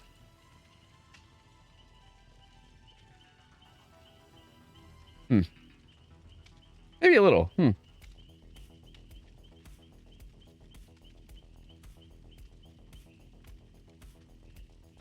you agree? Toast? You a toast man or are you more of a bagel man? I mean, if you have to go with all the additions, I think toast comes out on top. True, yeah, I agree. I think I'd rather eat a plain bagel than a plain piece of toast. Yeah, I agree. If it's plain, I think the bagel wins. Yeah, especially if it's like a blueberry bagel or something like that. Yeah, man. Yeah, chat asked me this while you were away as well. I am a pineapple on pizza person. Yeah, with ham, right? Like, especially with ham. I feel like, oh wait, especially with ham, but like without ham, because like. I mean, I can cook up some interesting pizzas that my wife doesn't like, but I usually get it with ham. That's interesting because I don't know if I've ever tried pineapple on pizza other than Hawaiian that was good. Like I feel like Hawaiian pizza in particular is like the only pineapple pizza I've ever had that was good. But like Hawaiian pizza is good. Like Hawaiian pizza is kind of a banger. Like I wouldn't go out of my way to eat Hawaiian pizza every time I eat pizza, but like you put a Hawaiian pizza in front of me and I'll eat that shit. Like it's pretty fucking good, you know? Yeah, absolutely agree. I don't know why everybody gets so upset about pineapple. It is. I mean, it's an extreme taste though, right? Like I feel like it's an extreme taste, and it's very like, I don't know, like you wouldn't really describe pineapple as like citrusy, right? Or would you? Maybe like a little. It's got like a weird. I feel like it loses the citrus when it gets cooked into the pizza. Yeah, true. It really doesn't have like a It's almost like pineapple like hint rather than like full pineapple. Yeah. It like. Kind of like it feels like it loses some of like the citrusiness when it's on pizza for some reason. I think that's why I was confused about calling it a citrus because I'm thinking about how it tastes on pizza, and I feel like it doesn't really make pizza taste citrusy. Like it just kind of adds like a pineapple kick, you know? Yeah, it's interesting because, and now I'm gonna get into talking about fruit. Like pineapple on pizza mixing is fine, but like if you put pineapple in a group of other fruit, it destroys the taste of all of the other fruits. Yeah, true. That is true. Yeah. It's strong, dude. I feel like pineapple on its own, like if you just eat like some straight pineapple, like I've had like fruit salads before, and like, dude, you eat like 1 or 2 pieces of pineapple, and it's just like overpowering, dude. Like I feel like you just can't. Like, it's a strong fruit, bro. It's got some powers, man. Like it'll just take over everything else. It's nuts. So it is like a little alarming to put it on pizza, but yeah, it kind of works out. Like I feel like it doesn't end up being like every pineapple pizza I've had anyway with ham, it usually ends up being pretty good. Yeah, and I mean, I like pineapple slices. They taste good, but after a few of them, you're just like, the roof of my mouth is gone. Yeah, exactly, and, yeah. Then you can't really have any more. Yeah, I don't know. Dude, what even is that? It's not even like a burning. It's just like a weird... It's just the extremely high citric acid content. Yeah, I never really know how to describe it, but dude, you eat like a little bit of pineapple, and yeah, your mouth is just like donezo, dude. Like, it's over. Yeah, I don't know about that, man. I don't know. I see. I'm a basic bitch though. Like if I get pizza, I just want some cheese and some pepperoni, and I'm happy, dude. I don't need to get fancy. Like I don't know. Yeah, I mean, you can never go wrong with that. Exactly. All right, bar time on the deli, which I love to see. Looks like brutal strength Agi. Okay, this feels like a kind of aggressive build with brutal Agi, right? So this is interesting. This feels like this could be like a try to get downs quick, get a gamer into like maybe basement or at least like a strong area, then make something happen with that. So we'll see. Also has the same add-ons of OhTofu and Babushka, pretty much what we'd expect. Do you think there's any justification in running any other add-ons? Like maybe like double, like maybe like Babushka and like Mana Grass Raid or something? Like maybe like double wind up? I feel like there maybe is. Like, I don't know. I've seen some Huntresses substitute Babushka for Rose Root on maps that have really long lines of sight. But I think that's the only variation I've really ever seen. Wait, did they substitute? Did you speak right and mean to say Babushka, or did you mean? Yeah, they take Babushka and replace it with Rose Root. That's interesting. See, I kind of thought you would replace OhTofu if anything. That's interesting to me. Like Babushka feels so good. Well, interesting to see. I mean, obviously we didn't see anything this time from Swift. He's running something a little bit more standard. No bamboozle or anything, though, means that this main building is going to be a goddamn fucking nightmare, but he seems to want to try to make something happen anyway. Yeah, a little bit of a heartbeat reading test coming in for Ace, and he's going to get caught out on the main building. Interesting pathing there from Swift on the Huntress. First hatchet is going to miss as he drops down. No balance landing, though. Oh, second hatchet misses, though. Oh, no, this is such a big opportunity. That could have been in such a okay, Ace jump scare. Well, there's I think that might have been live, and he's just gone. Yeah, he just back to main. That was, well, you know, we'll just let that be what it was. All right. We find Yui here. She drops. I think that might have been balanced, and she bailed. Whoever's here, I believe, is stealthing. Oh, but they're in that bush. They're right there. They're right there in front of you. Did you not see them? That's his arena there in the bush, and oh wait, no, it's an Ada. There might have been. Yeah, no, yeah, it was Ada that was in the bush. Yeah, there was definitely some hair poking out of that bush for sure. Like, that was not a bush. That was human hair. But he does eventually find her. I'm surprised she actually moved there, because it didn't look like the Huntress had found her yet. Yeah, I think she thought, because, like, the Huntress was, like, standing right over her for a second. Oh, the down two coming in. Do you take this basement, or do you maybe find a pain res? Because you can definitely take this basement if you really wanted, but it looks like he's going to opt for a pain res instead. And is that main gen? Nope, that main gen is not going to pop. They were doubling it before, but it looks like they opted to start splitting pressure instead. Yeah, but now there's going to be 3 different gens that have progress. One of them is kind of near the hook. Actually, 2 of them if you count this Gallows gen, but this guy... Oh, doesn't quite get that hatchet. That would have been a pretty important tag if he got it. And I think that might have been sprint burst there on Yui. She gets away from the Huntress. Balanced, yeah. Oh, no, yeah, balanced landing. Yeah, Delhi's actually way far away from this hook, like nowhere near in position. They're actually doubling a gen far from it, which is interesting. They're not really showing any urgency really for this on hook at all. Not really getting in position for it at all. But Swift can kick this gen and also kick the gen like back here in the corner too, and they're both regressing right near the hook. So. Yep, and that's going to be 5% onto that Gallows gen. Definitely wants to predator this hook though, like since he's so close to struggle, which is I think is the right play. They're not really making a move at all for it, so like obviously he doesn't know that though. I feel like Swift is actually giving a lot of room for this unhook. I'm a little surprised. Like they're not in position for it, but if they were, he's giving a lot of room for it. He's gonna kick this gen finally back here, and it's gonna start regressing a little bit now. Yeah, I think we're gonna need to see at least 2 more gens pop if this second stage is gonna be worth leaving. As I don't know about this unhook. This is a little bit early in the second stage, but Huntress is committing really far away.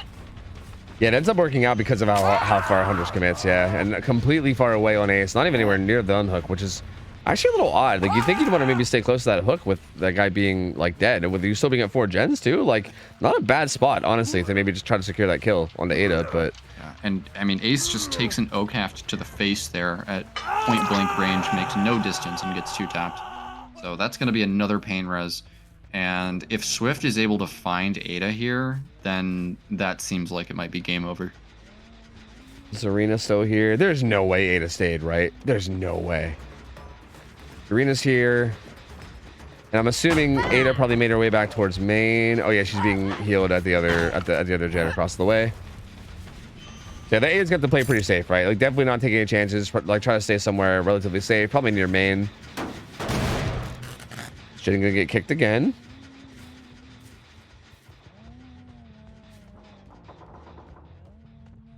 And there is kind of this little gen setup back here, kind of similar to what Impulse had, right? With like this gen on the street, and then Actually, it's kind of better though because he has this one way off to the side that's like kind of in this dead area off to the side. I would argue this 3-gen with Gallows and these two is way stronger than the one out in the street.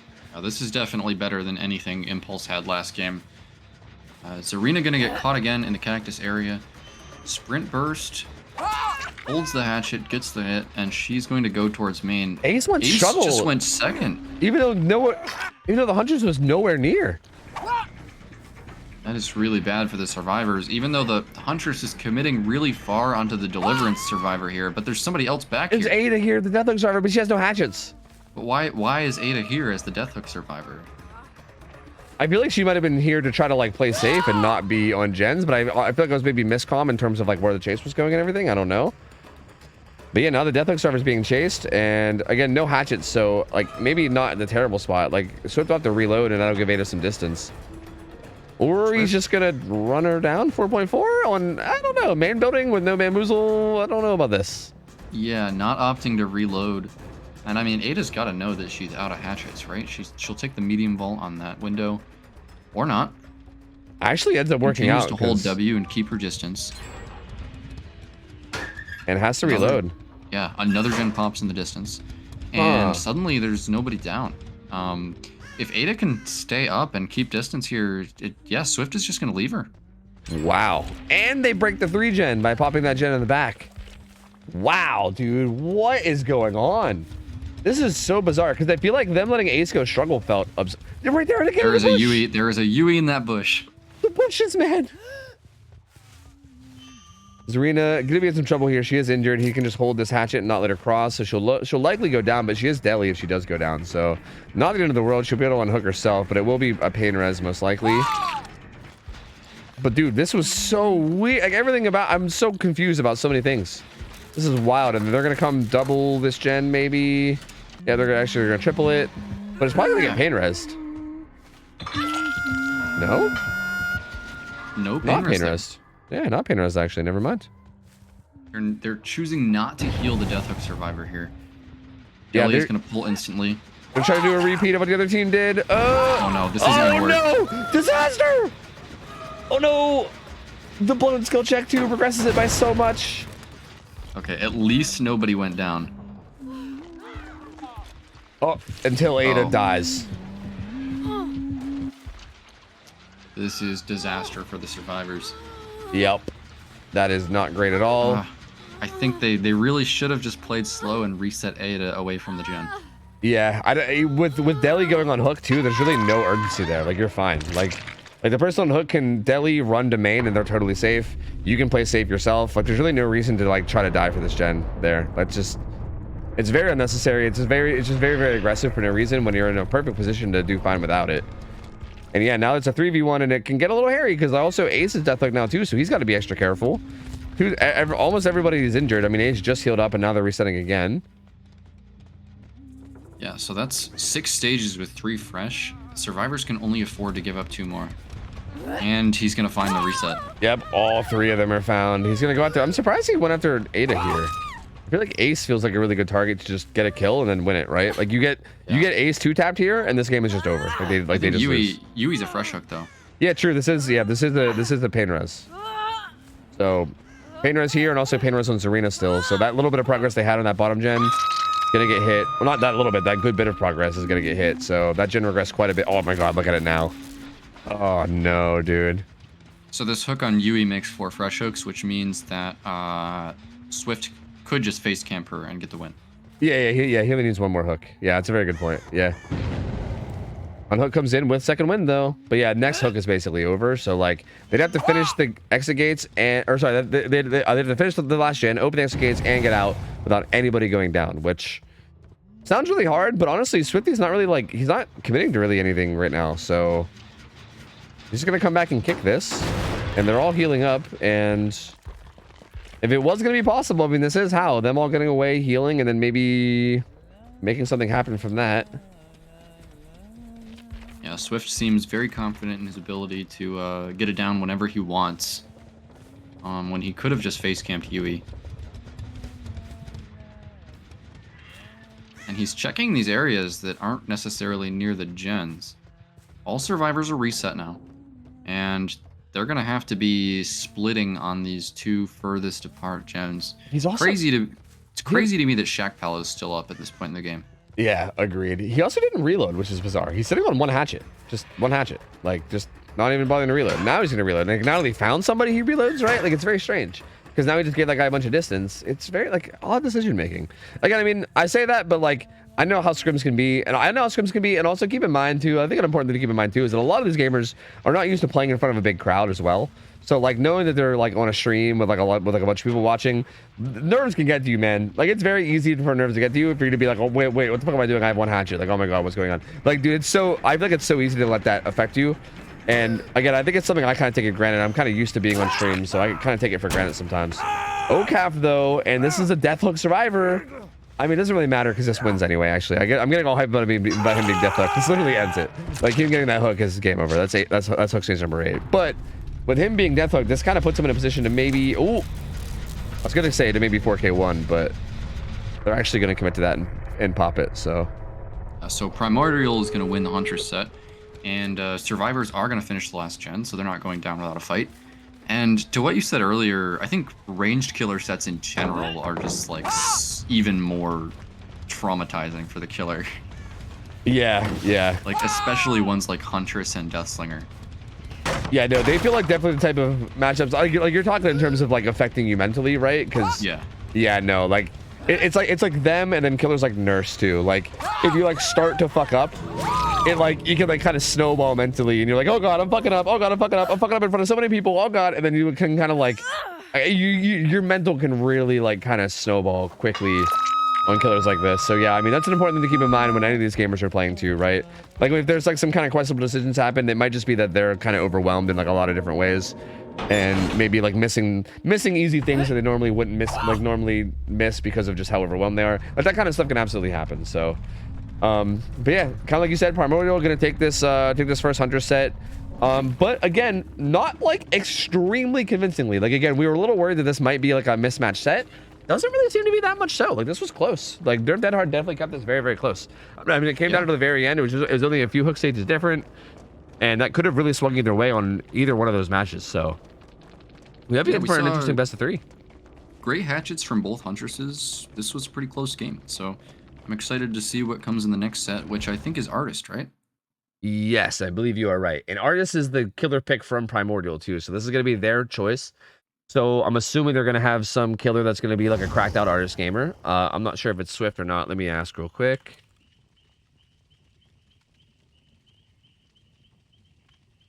But yeah, this should be interesting because again, Artist is one of those killers. Again, Artist ARP can be very swingy, man. Like could get a huge result, could get not such a good result. Like we saw that earlier with the only Artist set we saw like earlier today. We saw like it being pretty swingy with like a 4K1, and then like the other one was like 5-6 stages or something like that. Like I feel like that's kind of just how those games can go.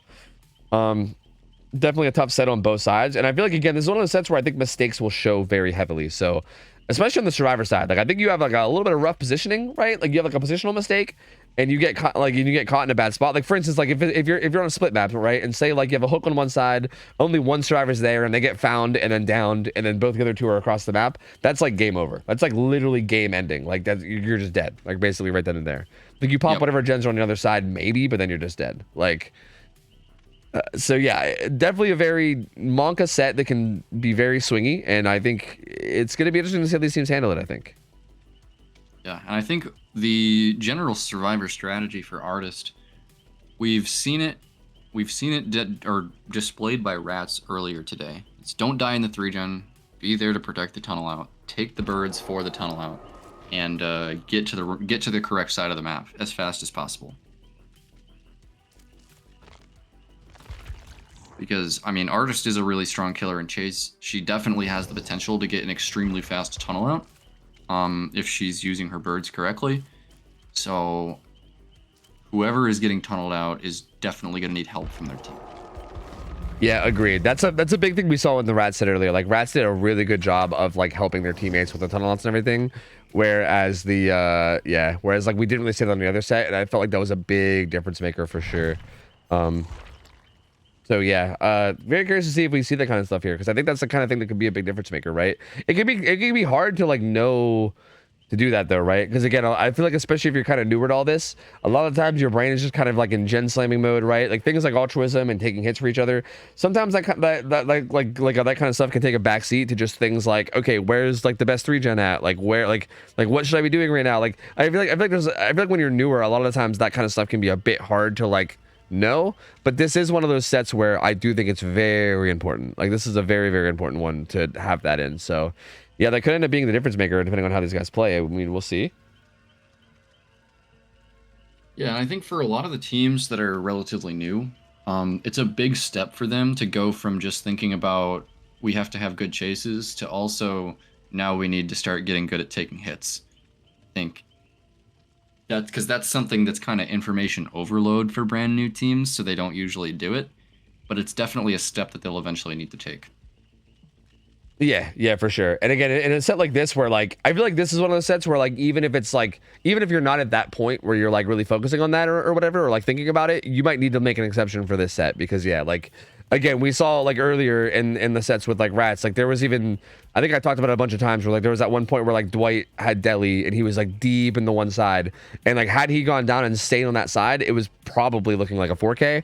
But literally just them like sending a survivor to take a hit and get him out made it so that they were in such a good position to just kind of close out the game and get a super good result. And again, that's all it takes, right? Like one little play like that sometimes is like the difference maker between a game being like a 4K and just being over and being an incredibly strong survivor result. And yeah, a map like this, right? Like a map like this with a killer like Artist, this is one of those sets where yeah, you really need to be like aware of that kind of thing. So yeah, I mean, we'll see. Where the heck are these gamers, man? What's going on? What the fuck? I sent them an invite. I feel like the lobby took a second, but now these guys aren't joining. I don't know what the fuck is going on. Did I invite the wrong person? Is Robot not playing? Hold on, let me invite somebody else. Who was just okay? Who was just there? I think Ratatouille was in that game. Darkness, right? Darkness was there, And right? yeah, Darkness was also in. Yeah. Perfect. See, I think I'm inviting someone that's not even actively playing right now. I think that's kind of my issue. They're probably not even like at their PC.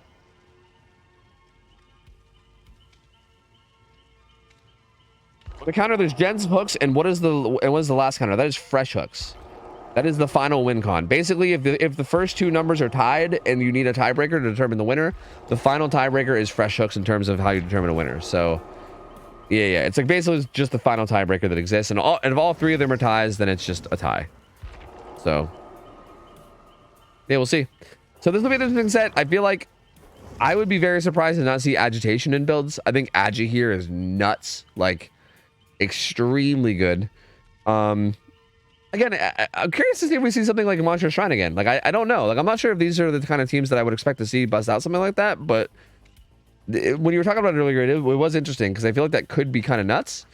And again, we also saw Filling Tremors get insane value from Brownie earlier, so we could always see something like that as well. But yeah, we'll see. I feel like Agi definitely feels like a really good choice, and obviously Pain Res should be in play too. And then I think it's just whatever they have to go with outside of that. Yeah, I think a lot of people maybe that don't play too much Artist just autopilot to like the gen kick perks, but I think that's just not optimal for Artist on such a big map.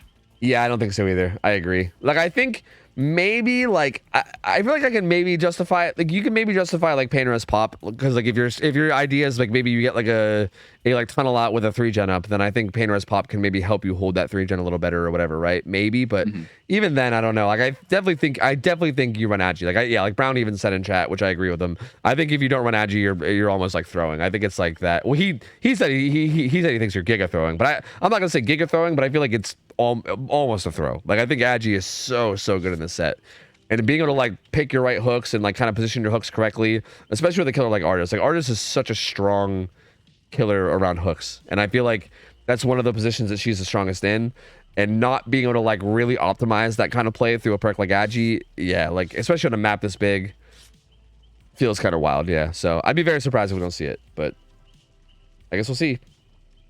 It was missing in a build earlier today, so it's not impossible, I guess.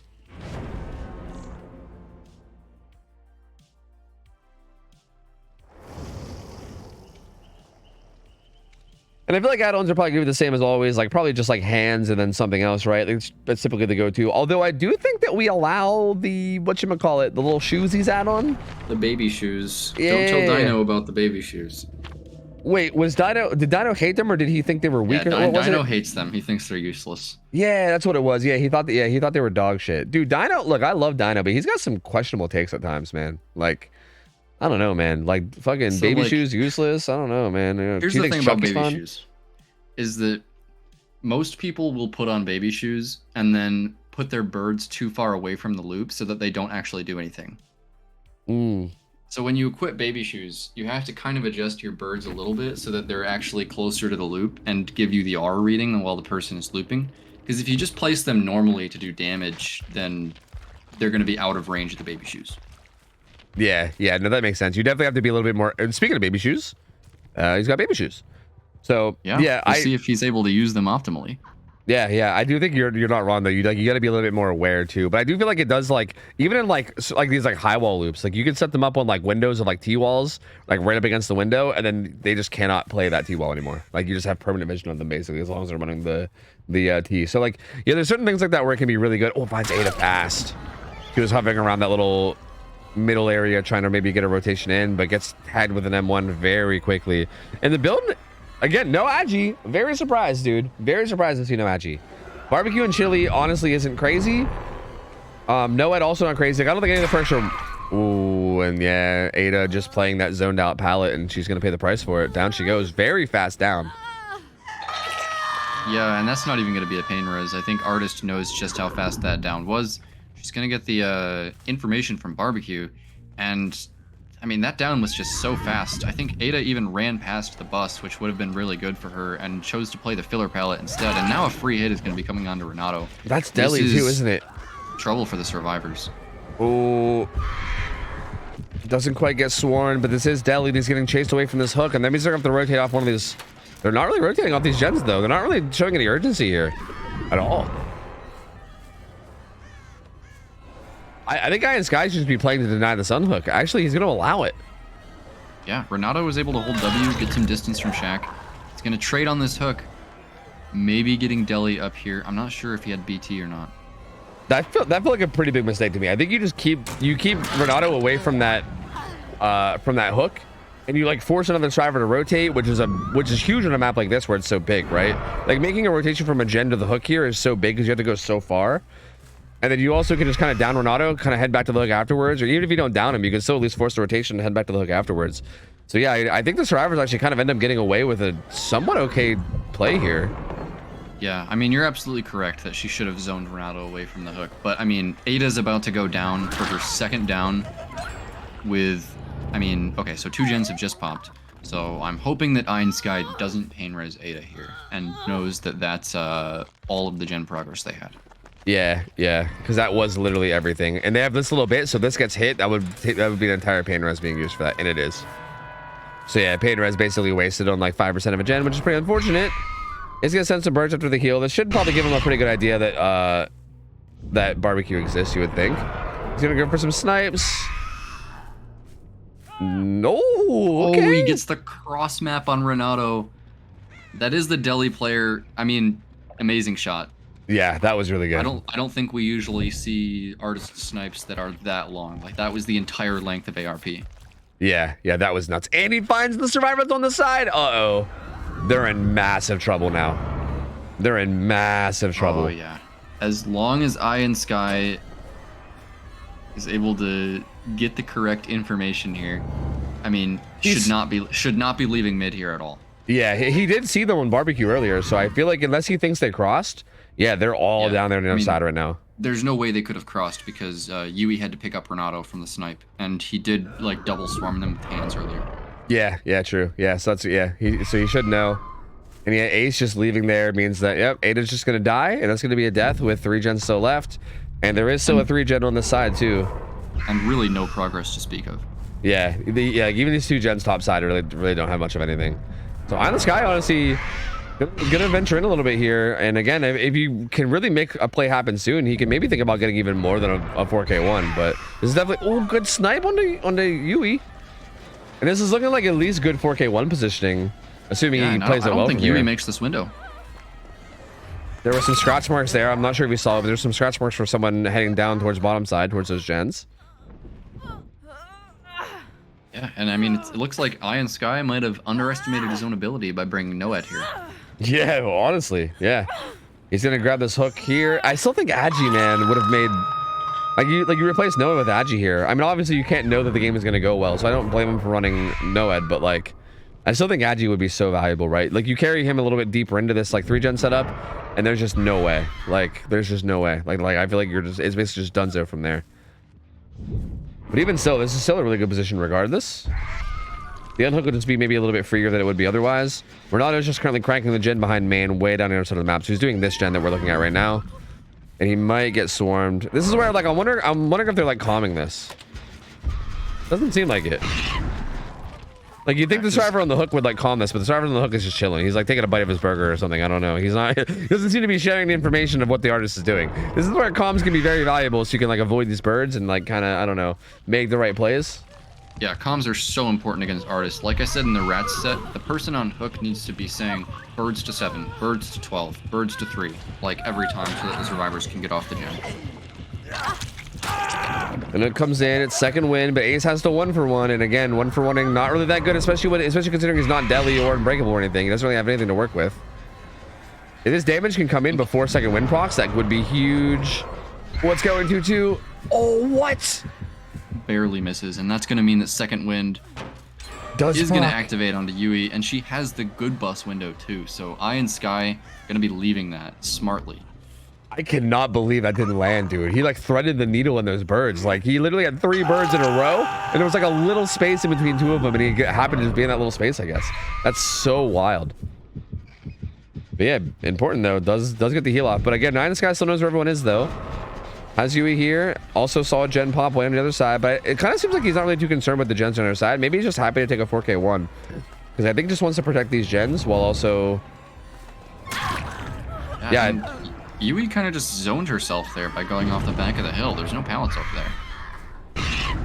Yeah, kind of in a tough spot. The unhook does come in. I'm a little surprised to see on this guy committing so much away from this. I feel like just chase this Yui, get a hook deep in this gen side. And that feels like the play. Not gonna come through onto Ace. Yui's still kind of stuck here though. Didn't really manage to get anywhere, unfortunately. Swarm, and yeah, kind of stuck in this 4 lane. I feel like this is looking pretty. This is looking like pretty deathy. Awfully deathy. Oh, avoids that one too though. Bro, my boy Throbby ain't fucking around. All right, he ain't getting hit by follow-up birds. It just ain't happening. Yeah, I mean, that's a shack with no pallet, so I'm confused about artists choosing to chase at the god bus window instead of shack with no pallet on an injured survivor. Yeah, again, I think just a little concerned about this gen. Like, I think maybe just saw some survivors on this gen or a survivor on this gen, and I think just kind of scared to give up the gen setup. But yeah, you're not wrong. That looked like pretty much a free down onto Yui there. Like, you basically just set up a bird on like the window, and then you just chase her around, and then she dies. Like, she dies in like 10 seconds there, like max, right? So yeah, it feels like a little bit afraid to commit to certain things, right? Which again might just come with like nerves and everything. It's hard to say. Yeah, and Robert still working in the 3-gen while injured too.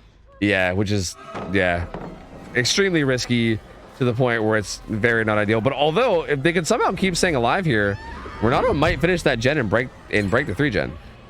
That was the one on the other side of the map. But yeah, Renato might be doing. He's not. Yeah, so that was Renato on the other side of the map. Ace resetting himself with his medkit. This is going to be not a pain res, but it's going to give information. And it's interesting that they don't seem to suspect barbecue. Like after like the crows came in on them resetting earlier, I kind of thought they'd suspect barbecue. Like with that one too, right there. You really have to know, right? Like how many times do birds have to come your way after a hook? You know? Surely they know now. I think the double ones on the reset was because they were near a gen. Is probably how they rationalized it. But yeah, now, true. Iron Sky is probably just going to proxy this hook. I mean, it's in the 3-gen. He knows that both survivors are on the other side of the map. And actually, Ace might be sneaking in here for the unhook. Yeah, we might actually sneak his way up too, so... I'm going to send a bird bomb over there, but I don't think any of them are going to land. They managed to get away from it. And Throbert trying to make his way down to the top. He actually has a lot of distance. Yeah, he's gonna make his way down. And he's Death Hook, but like I don't know how worthy this is because Renato's still down there.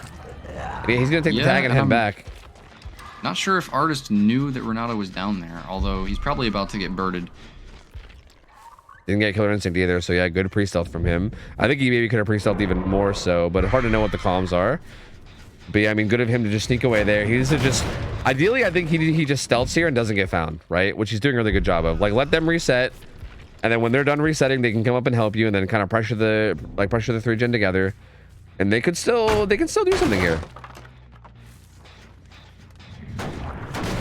They're gonna have to bait the Artist here into getting paranoid about having to commit to a chase, because if she never does, she's gonna have perfect information on all the gens with her birds. Yep, I don't think she saw Renato there. That looked like that might have been line of sight, but I don't know if she actually saw it or not. Doesn't seem like it. Sends one to Shaq. Yeah, I don't think she really has any idea because she's like kind of setting birds randomly. She does see Ace. Yeah, and honestly here, I wouldn't hate somebody stealthing over to Shaq and starting that. Yeah, agreed. Ace being smart though and just running the fuck away. Says, hey, if you want to chase me, there's going to be a big commitment, so let's go. And while this is happening, I'm assuming they're going to be on gens, but let's just see if this follow-up bird lands. Good juke. And yeah, they're going to double this gen, which I don't know if I love that. I feel like if they split 2 gens and then just both like pre-stealth as she came back, and then whoever she decides to chase, the other one gets a bunch of free progress, you know? Yeah, I think absolutely. doubling here is not the play. And that was really close to being Killer Instinct on Dewey. But it's not going to come in, and these survivors are going to continue to attempt to stealth. And that is not stealth. Yep, Thorber gonna get found. Thorber's gonna be careful too because Thorber's Death Hook, so might be a little dangerous here. M1 comes through, and I think if I in the Sky could either follow up with some birds or even another quick M1. Looks like he's kind of just running her down. Like there's not that much progress that he could actually commit to this for at least a little bit. Because again, if he gets this down and gets this kill, that's so huge. And there it is. Yep, and there's the death onto Throbert, so the situation just got a lot worse for the survivors. It's not going to be pain resonance, but I mean, only 2 survivors alive now with a pretty tight 3-gen to take care of. Artist sees both of their auras. Yep, and there's the bird coming through. Again, it's still interesting to me about the whole barbecue thing. Like, I'm not sure if they just aren't even like maybe, again, it might just be the overwhelmness as well, right? Like I mentioned that before too, but like I feel like if you're not like super experienced with like this kind of stuff, a lot of it is like they might be too busy thinking about how they even want to handle this 3-gen scenario. They're not thinking about like, oh yeah, barbecue, that's right, you know? Like I feel like that kind of stuff can definitely happen too. But yeah, this is, oh, that damage came through too. A really nice shotgun spread there onto Renato, even accounting for the sprint burst there. So now both survivors injured, and they're going to be going over to the other side of the map. And now it's time for Iron Sky to finally commit to topside. Yeah, he has a pretty good idea. They're both going to be here. Has Renato here. Renato does have Dali, but still, at the end of the day, I feel like unless Iron Sky commits up here for like an insanely long amount of time, and yeah, he's just going to get this down. Unless he commits up here for like a whole like minute and a half, they're not finishing this gen. I think Unbreakable's probably already been used after that 1-for-1 that happened earlier. So I'm assuming that Dart just probably can't pick himself up. Unbreakable was already used. Yeah. So this is looking to be close to over, although Ace is kind of stealthing off to the side. I think he's over by Bus, is he not? I'm pretty sure. Yeah, he's over chilling edge map near Bus, so I'm just kind of looking in the right place, but still, again, in a strong spot. We'll kick gens, and even if Ace can kind of sneak his way back for the pickup, it's still kind of not sure how the hell he's going to be able to get out of this scenario, right? Like, it feels like the survivors are not going to get out of this no matter what. But we'll see. I mean, there's a lot of map to search. And this guy's got a lot of area he has to cover if he wants to try to find this stealthing Ace, so... Yeah, and he's gonna lose points if Renato bleeds out because he's a fresh hook. Oh yeah, true. He'll lose out of that fresh hook. That's a very good point. That would make 4K1 on the other side a win actually, which is significant. That is actually kind of important.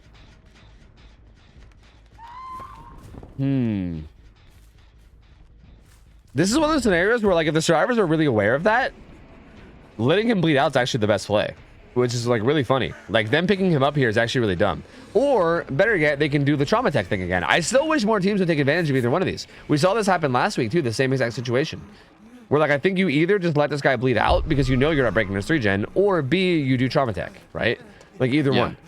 And was that killer instinct onto Ace there? That looks pretty close. It kind of seems that way because Ines Guy, well, Ines Guy kind of looks like they're on a mission. Yeah, maybe. Yeah, it seems to have a pretty good idea of where this is going on. So I think it was killer instinct, yeah, and does find them both. Sprint burst there for Renato. I mean, there have been 0 chases on this part of the map, so he's going to drop that pellet. And, oh, it's Baby Shoes value. Oh, That's but he first... doesn't send the birds. Yeah, he missed the birds, but that was actually the first instance of Baby Shoes value this game. Yeah, actually, was it? Yeah, actually, it might have been. Huh. Kind of a shame. Let's up this one, but Renato just going to try to get distance. Gonna set something up on this pallet as well. A little late on setting the bird, though. Hesitating a little bit too much. But he does get the M1 anyway. And again, yeah, Ace starts a gen, but it's at 0. He's like, don't worry, I'll get it done, buddy. Don't you worry. And he's still not hooking. I can't believe he's not hooking. He just really doesn't want to deal with deliverance. Yeah, I guess not. But yeah, I mean, if Survivor bleeds out, that's going to be a big deal. And I think he's letting him bleed out. Again, from the Survivor point of view, letting him bleed out is honestly the best play. Like, he should just be crawling to some weird corner to die and just, like, let him bleed. And Ace is going to get found.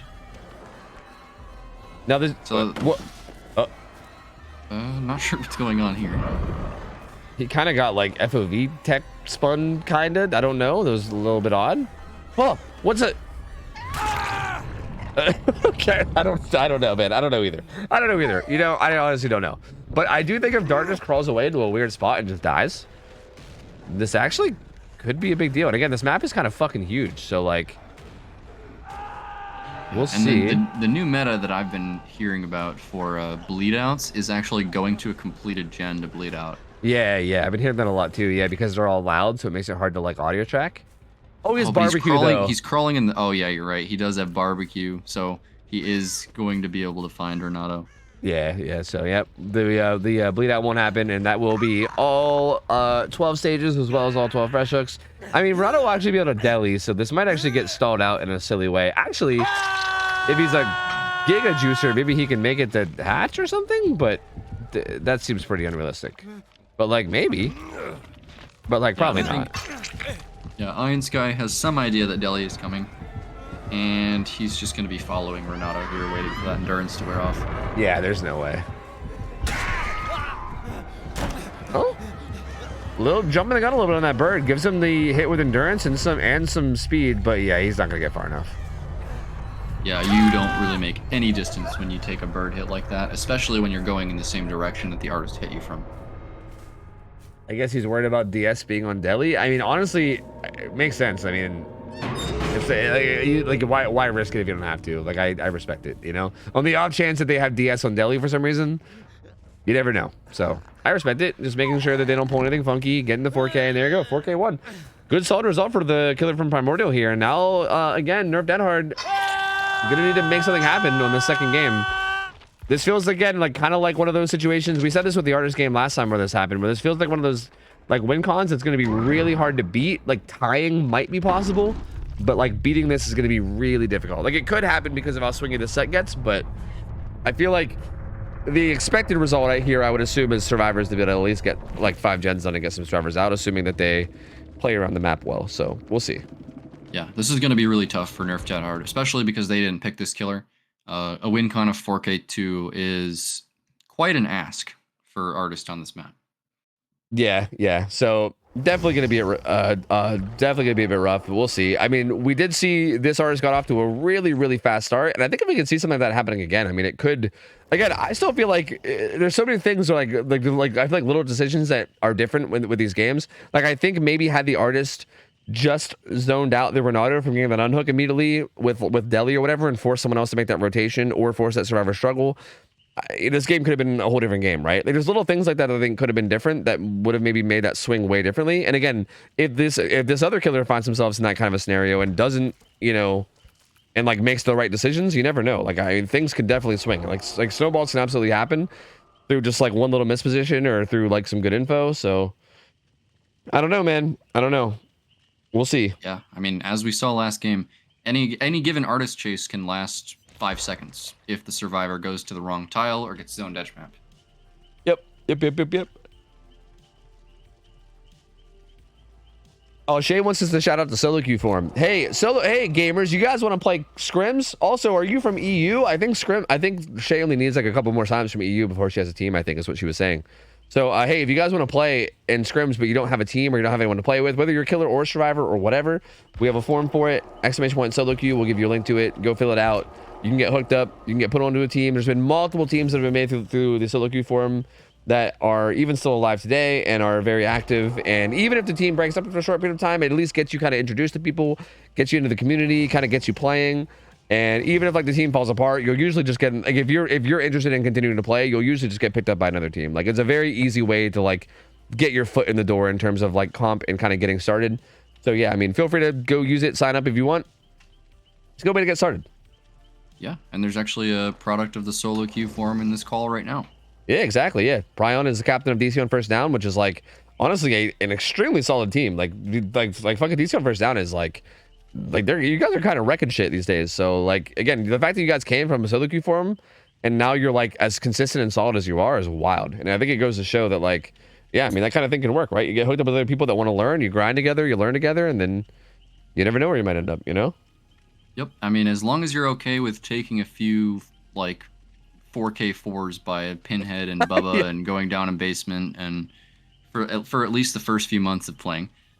Yeah, there's always going to be learning pains for sure. Like you definitely got to deal with the old early game learning pains while you're kind of getting it together. Because yeah, pretty much every solo queue team is probably going to go that way, right? I think everyone we've seen has been like that. Usually it's like a bit messy for the first couple times. You probably get slapped around and beat pretty badly at first, but as long as you can kind of stay in there and just keep a learning attitude, which I would assume that most people signing up are going to be like that, right? I would hope so.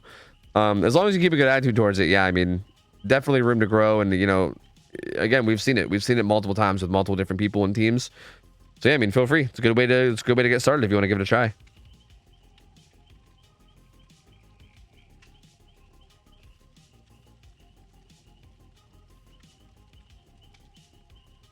I got hard tunnel in my first ever scrim match. True. That was, wait, but did you use the, is that a solo queue forum thing? Actually, I think it was, yeah.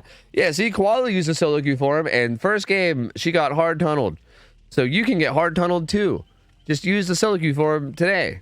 Perfect, easy peasy. No, but really, I mean, actually, Koala did really good in that first race. I remember that was actually very, very impressive. I remember. So yeah, I think you learn to love tunneling pretty quickly.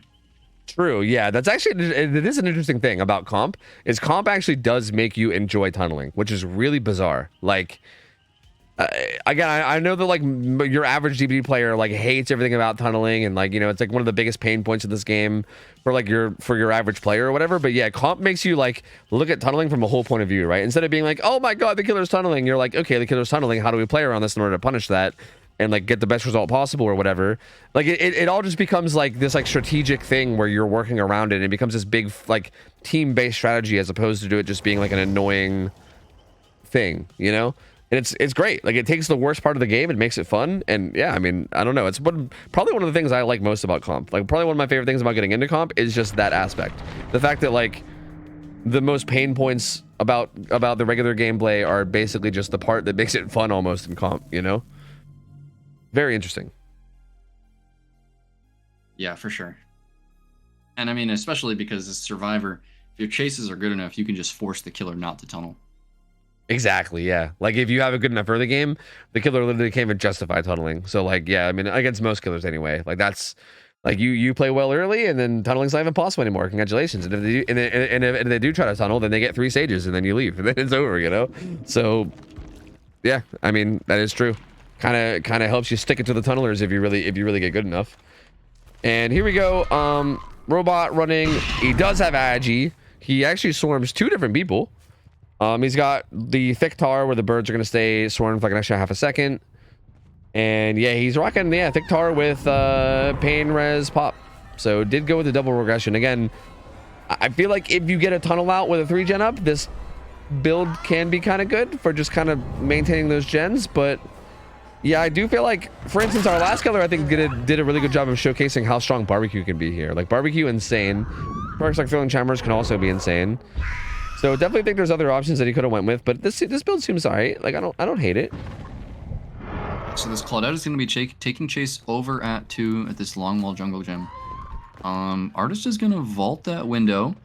There's a bird set up on the pallet. Ooh. Oh, just misses, but she is going to get the M1 too. Yeah, and so that's a really fast first down. Yep, very, very good timing here. So Agi coming in and really should try to carry this towards the middle if he can, but there's actually not that many good hooks. So yeah, I think he was looking for it, but there's not really much. Pretty unfortunate hook spawns, but also I guess just decent down spot. Couldn't really get too far into where the gens are actually being progressed. And there is a bit of a 4-gen on the side. I think this gen's kind of center, but definitely more leaning towards this bottom side. Really good gen spread for the survivors actually, because that middle gen is just not really on either side. Yeah. So with a 4K2 win condition, this is a tough gen spread for I'm Robot. Yeah, this feels like very difficult to actually get a 4K2 from. This feels like more like a 4K1 type thing, yeah. But I mean, we'll see. It's kind of defending this gen. They're all doing this hook. All 3 of them are doing gens across the map. And this is where I think a perk like barbecue could have been insane. If he could have solved it. Actually, is one of them isn't doing a gen on the same side. There's no way. Because they would have had to have started it. Yeah, no, they're all across the map. So yeah, like I feel like here's where I don't like Pop as well, because it just ran out and all of the gens that could have been kicked are way too far away from it. Yeah, yeah. And yeah, I feel like you replace Pop with something like barbecue here and you get the info that they're all there, and then you can kind of just hold this middle. And because again, like right now, look, he's kind of worried about this gen in the corner. Like if he had barbecue, he would have known for a fact that wasn't being worked because he would have seen all of them, right? Unless they had, I don't know, people don't usually run distortion, but you never know. Yeah, like there's no distortion in play, so yeah. And yeah, they just let Swift go struggle, and don't seem like they're still in a big hurry. They pop their 2nd gen. 3rd one will probably be coming soon. This is the Deli Survivor, but he takes damage. That's a good snipe. Yeah, that's big. He's gonna have to heal himself with the medkit now, making this unhook a little bit more perilous. It might. I mean, I think he'd still have time to come in, but it looks like Zarina is also gonna be pressuring topside. She's not the one that they want to get the unhook. Yeah. She might just be there to make the artist think she has Deli. Oh no, she's actually just gonna get it. He asked for the people, so yeah, I was hoping maybe like, yeah, I don't know if they have time. Adam just got the heal off, so maybe they just didn't have time. So yeah, she kind of has to 1-for-1. Adam's gonna try to body, well, I don't know, they're kind of body blocking, not really though. Let's get the swarm. Doesn't quite get the swing. Drops chase though. I think you can justify sticking on her for an extra like couple seconds there. Like I really expected a follow-up bird right there. Like Swift just now got the birds off. She would have had time to set up a whole shotgun spread of 3 birds there. And I mean, that's your tunnel out. Yeah, that's basically your win con right now. Like you kill that survivor and you have a pretty good chance of closing this out with like pop pain res. You don't kill that survivor and now like the ball's in the survivor's court, right? If they just play like careful and safe, you should have 0 chance of winning this actually. Like it really depends on how safe the survivors play, right? I mean, that being said, these are not like the craziest, most experienced teams, like, you know, in all of comp or whatever, so that like, it is possible for them to make some mistakes. But assuming they don't make a major positional mistake here, it's completely in the survivor's court to just close this out now. So yeah, and I mean, Claudette gets reset, so I think that's a pretty devastating loss for the killer. Yeah, that's your kill. Everyone's back to full health now.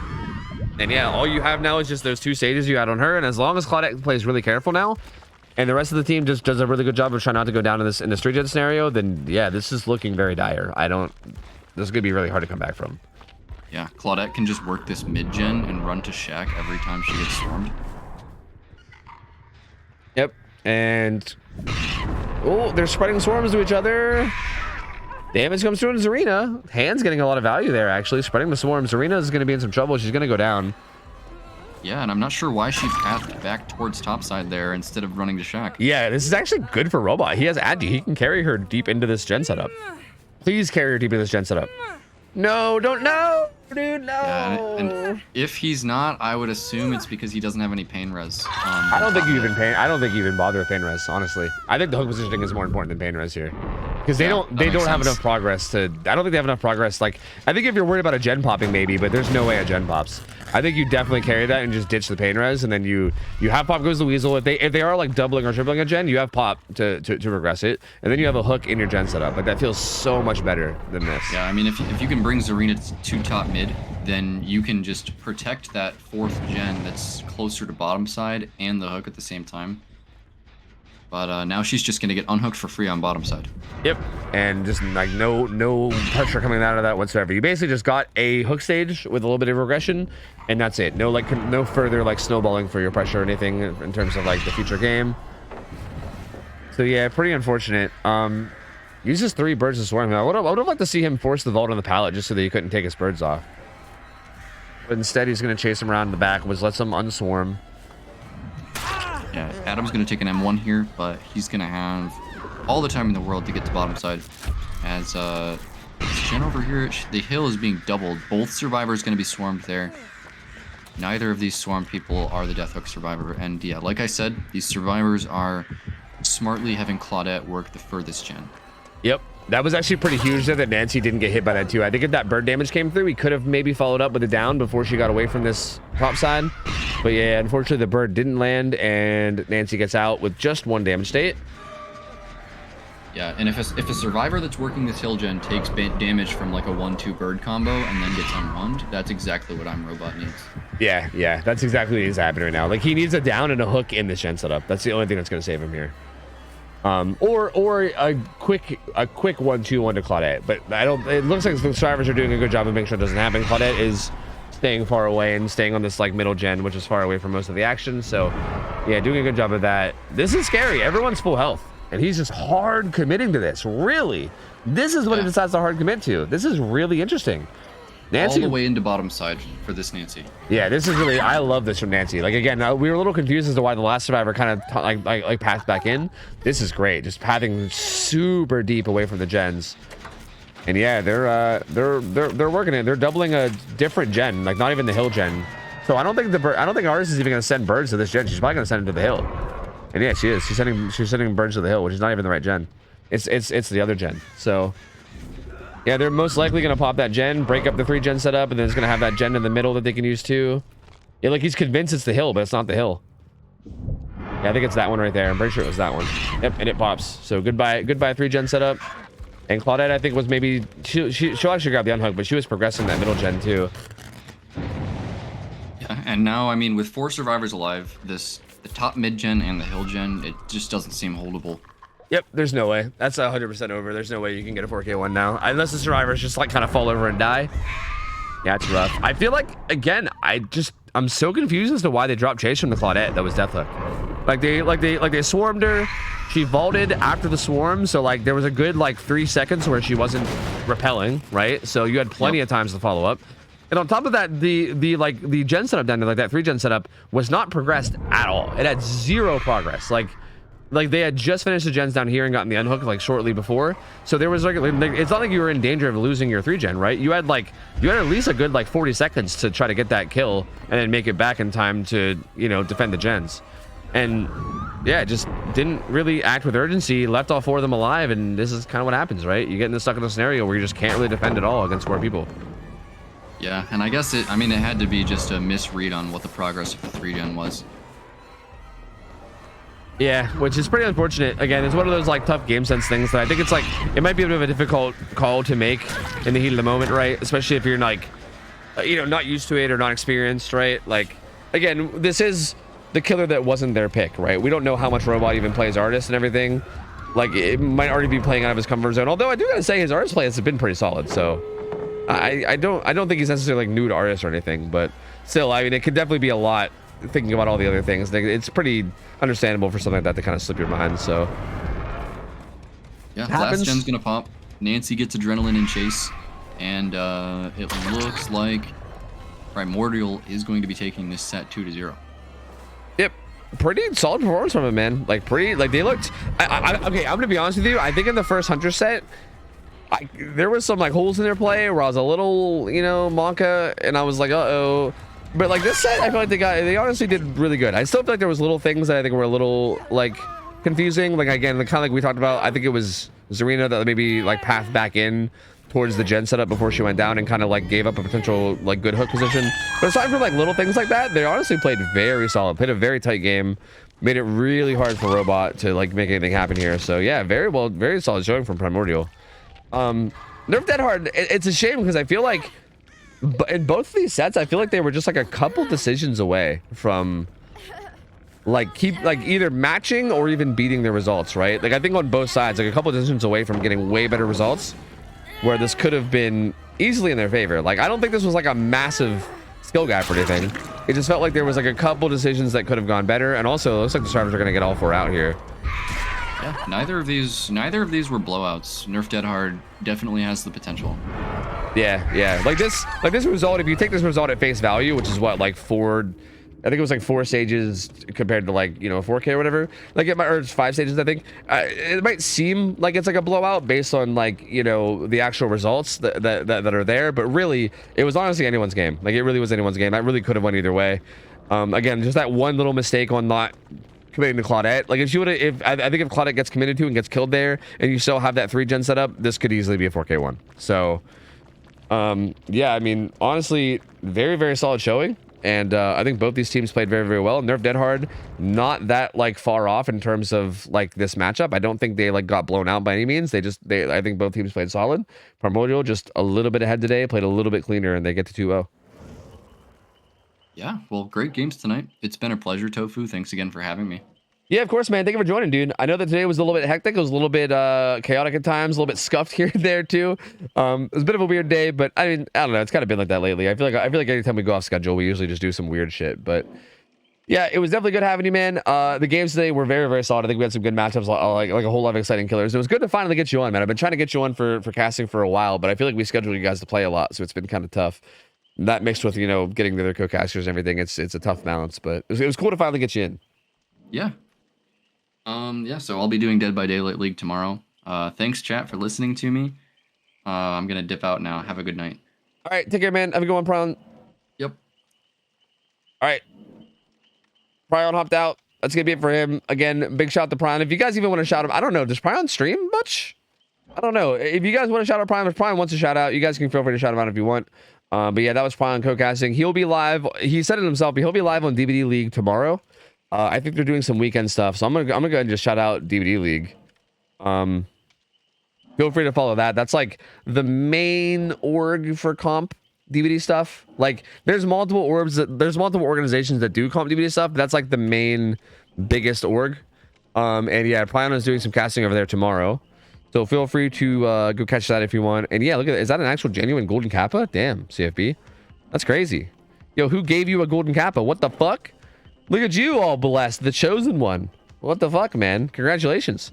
I think you have like 24 hours of golden kappa, so go share it everywhere, dude. Go spam that shit everywhere you want. Go fucking go nuts. But yo, thank you guys so much for hanging out. I know that there was a bunch of subs and raids and everything. I apologize for not thanking the subs, but no, I saw you guys. Okay, I saw everybody subbing. I saw everybody supporting. Even if I didn't thank you out loud, I did see you guys. I just didn't want to like really be thanking subs and everything while I, you know, I'm hanging out with the guests and calls. So just know that I did see you, and I appreciate you guys, everyone that supported today. Thank you again. Big shout out to the mods and the admins for running everything. I know Dino was feeling kind of sick today. But I think he still did a little bit. I know Kurt was running stuff earlier and he got busy and had to leave. It sounded like he kind of had a busy day, but still was running some shit. Moscon stepped up and did some scoreboarding stuff for the first time ever. So yeah, just tons of work coming in from all the mods and staff as always. Massively appreciated them because without them we wouldn't have this. More scrims will happen next weekend. I think next weekend we're gonna have Spooky Loops in co-casting, so that should be pretty interesting. That should be a fun time. I'm excited for that. Spooky's somebody I've been meaning to get in as a co-cast for a while. Was great doing with Prion tonight too. And let me find somebody to raid. Hold on a minute. Give me a minute. Can we finally get food? Well, I mean, you can get food as in like you can feed yourself. Like if you think I'm gonna feed you, yeah, I don't know about that, man. You know, I'm not so sure about all that. What do you think? You think I feed my mods? Is that what you think? You think I'm out here feeding my mods? Like, hello? Like, what does this look like, dude? Excuse me? Like, what does this look like? Please. It was a fun day. I will be off tomorrow. Tomorrow's Saturday, so I won't be live tomorrow. But we will be back. We will be back next week on Sunday, and I'll be live probably all week. The more that I've been thinking about it in terms of like the subathon, I think maybe like starting the subathon on the day of scrims feels weird because like, especially if I'm gonna have a guest, like what am I gonna like? I'm gonna have all these like weird goals and stuff for reaching certain like, I don't know, it just feels weird. I don't know if I want to start. I don't think I want to like start like a like subathon on like the day of scrims. That sounds like a bad idea. So I don't think I'm gonna do that on Friday, but I might start the subathon shortly after. I don't want to confirm anything yet because I want to kind of talk it over with like Mariah on the weekend and see how we're feeling, but we'll see. I'll be like thinking about that, and we'll maybe start that on like the next Sunday or something. Maybe, I'm not sure. We'll see. I don't want to confirm anything until we know for sure, because I feel like until then it's just mostly speculation in terms of like what I think is a good idea. I'm gonna browse the directory real quick. Let me see if I can find somebody that's like, I want to raid somebody new-ish, you know, someone I'm familiar with, but someone new-ish. Food for the mods. Fuck the mods. Fuck them. You know what? Fuck them, man. That's what I say. Fuck them. You know what might, okay, you know what might be a good idea? Maybe I shouldn't mention this out loud on stream. Maybe this is something I should mention on Discord or something, but we need to like, I think there's a way to have like bots on Discord that can like basically make like a subcategory for anybody that's like subbed and streaming. So that way I can just like look over Discord and see if there's any like subs that are live, and I can just like fucking even like pull from a list like that. That'd be kind of a cool system, right? That'd be kind of neat. I wonder if we can figure something like that out. I think I've seen people that have systems similar. I wonder if you can figure something like that out, because I think that'd be kind of cool. That would be kind of cool.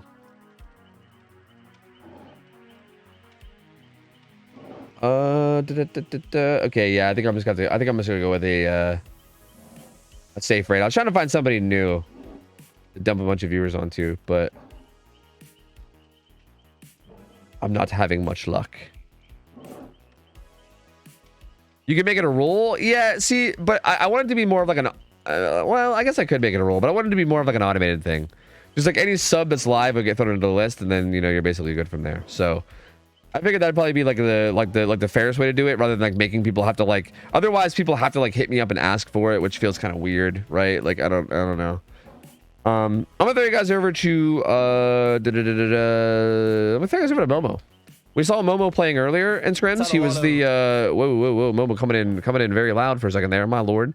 Momo's maybe the only co-caster I've ever had on that like bro, I feel like he's like ADHD like me. So when I had Momo on, I feel like we were like matching each other's constant talking. It was wild. I felt like it was somebody that was finally able to like talk as much as I did. It was crazy. But anyway, Momo's really good. We saw him play earlier. He was in the very first set of the night.